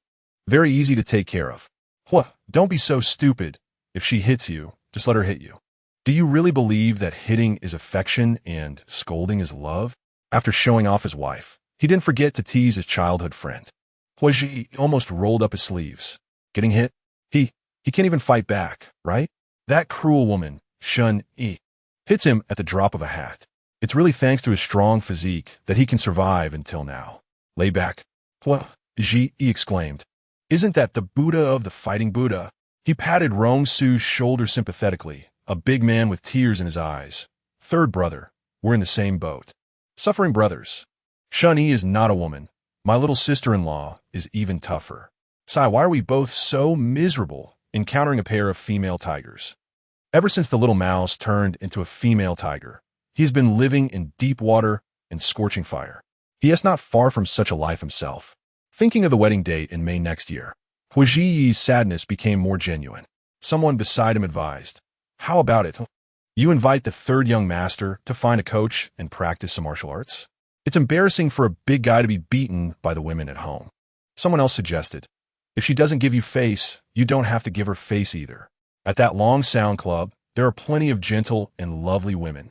Hua, you choose. Today the brothers will treat you, let you experience what a gentle home is like."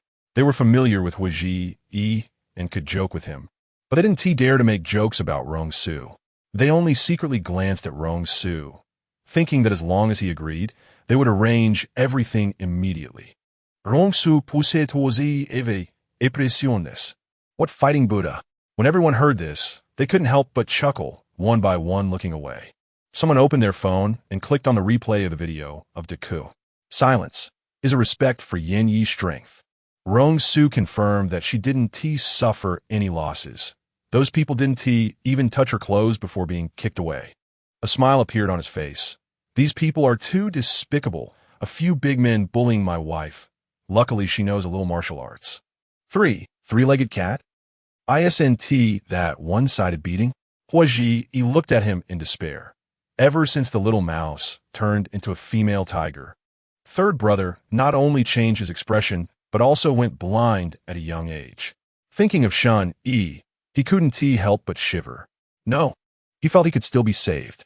Compared to breaking legs, being blind is a better deal. Third brother, I can understand you. His eyes were heavy yet encouraging, with a hint of forced smile. Rong Su thought he was possessed, giving him a disdainful glance. No, I don't understand you. Leaving behind a sentence. You all have fun. I'll cover today's gathering. I'll leave first. Was the Ypsilonif HMM. Sister-in-law is amazing. Kuding Yanyi. Retweet.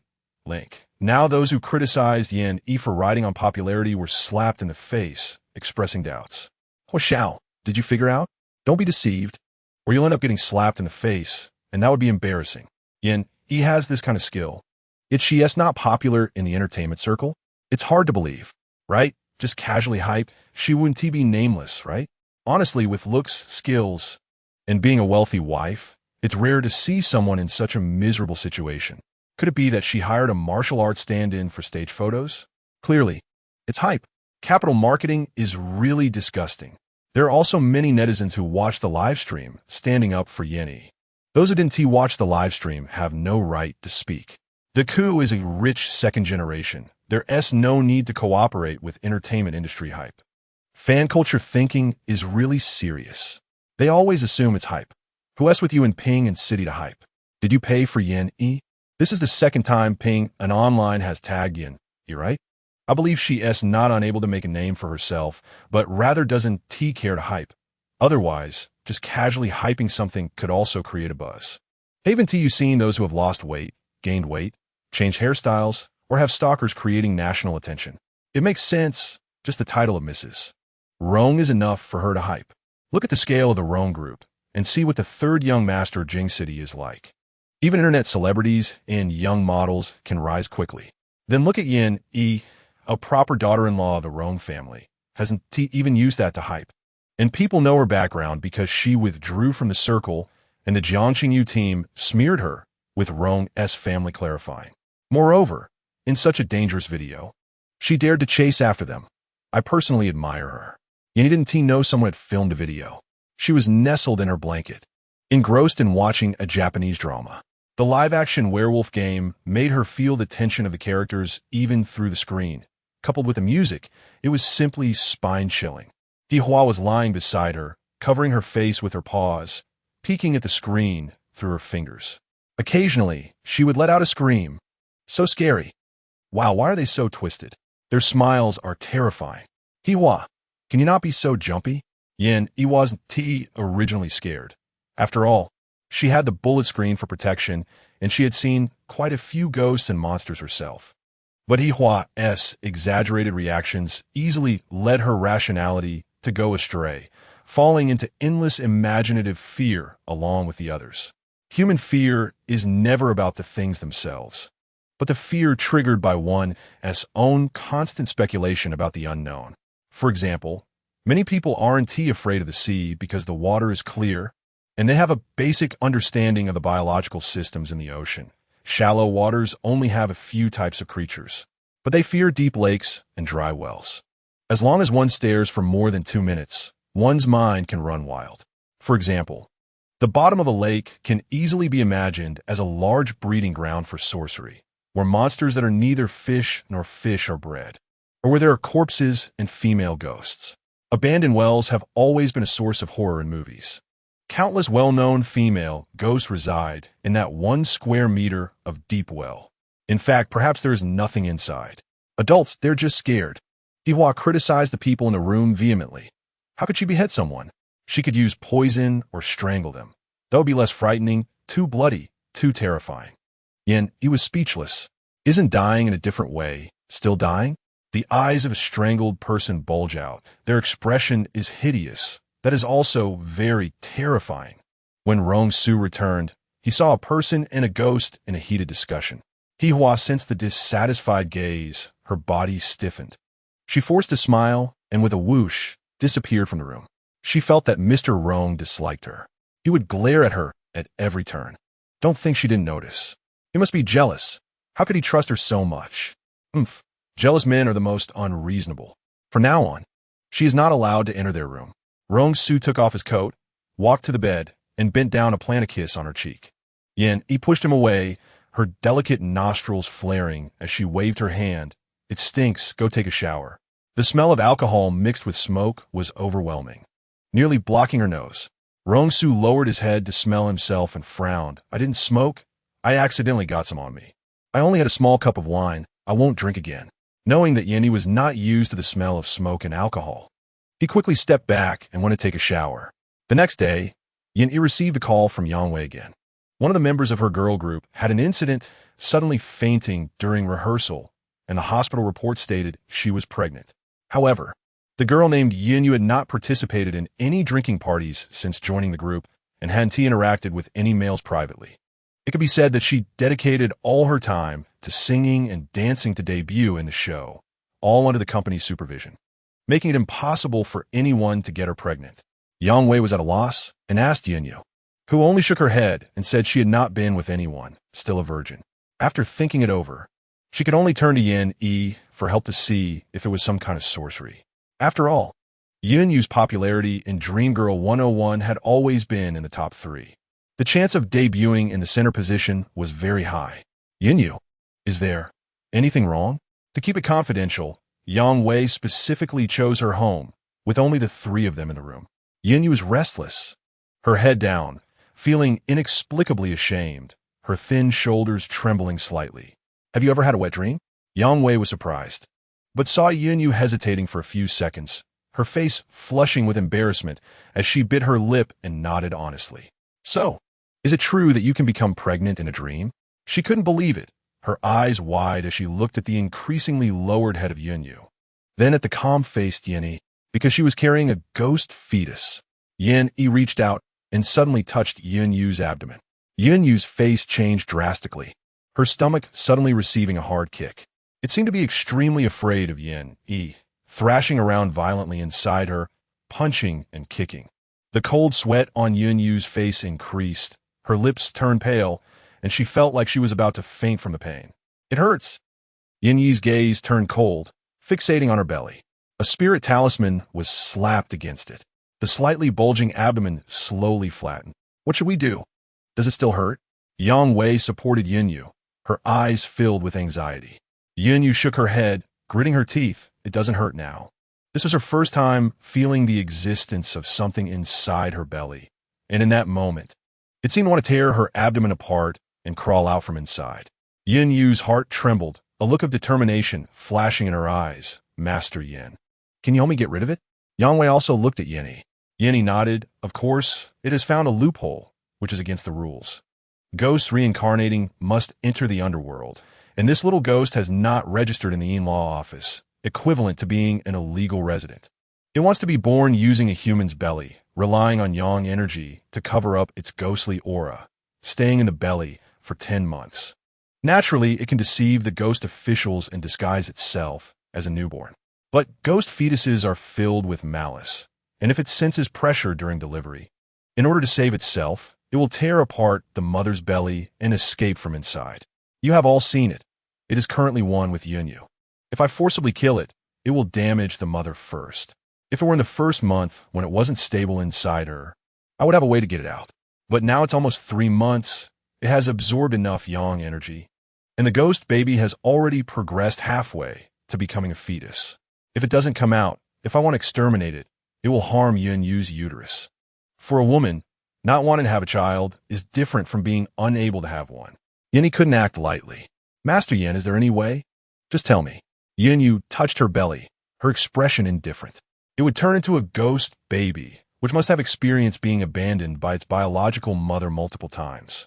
The first choice for a ghost baby is its biological mother.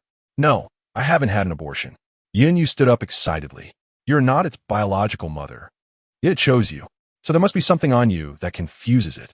Think back. 3 months ago, did anyone give you something more intimate? The other party's private life might be chaotic.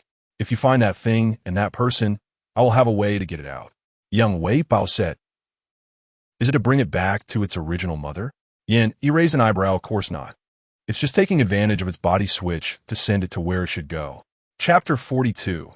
The ghost baby has a natural attachment to its mother. Otherwise, it wouldn't repeatedly be reincarnated in the same person's womb. It doesn't intend to harm anyone. It's just been abandoned time and again, accumulating resentment that lingers and doesn't dissipate, subconsciously seeking revenge on the mother who abandoned it. After 4 months, I can no longer help you. Why? Yin Yu suddenly looked up, terrified and astonished, clutching her skirt tightly at a loss. Because after 4 months, it will mature. It will completely transform from a ghost baby into a fetus with a heartbeat. And I cannot take a life. Yenny paused, looked in her eyes, and said seriously, so you better act quickly, or you will have to go to the hospital to terminate the pregnancy. But I must remind you, in doing so, you will undoubtedly face retaliation and lose your ability to conceive. Furthermore, he might entangle you in other ways. Losing the ability to conceive is because the stronger the ghost baby's abilities, the stronger its jealousy. It doesn't want any other child to compete for its mother. Yang Wei and Yin Yu felt a chill in their hearts. Fear surged, and they exchanged glances, seeing the fear reflected in each other's eyes. Contact me after you find someone. Once Yin Yi finished speaking, she stood up and left. Speaking of this ghost baby, it's quite pitiful. Adults commit sins, and the fetus suffers.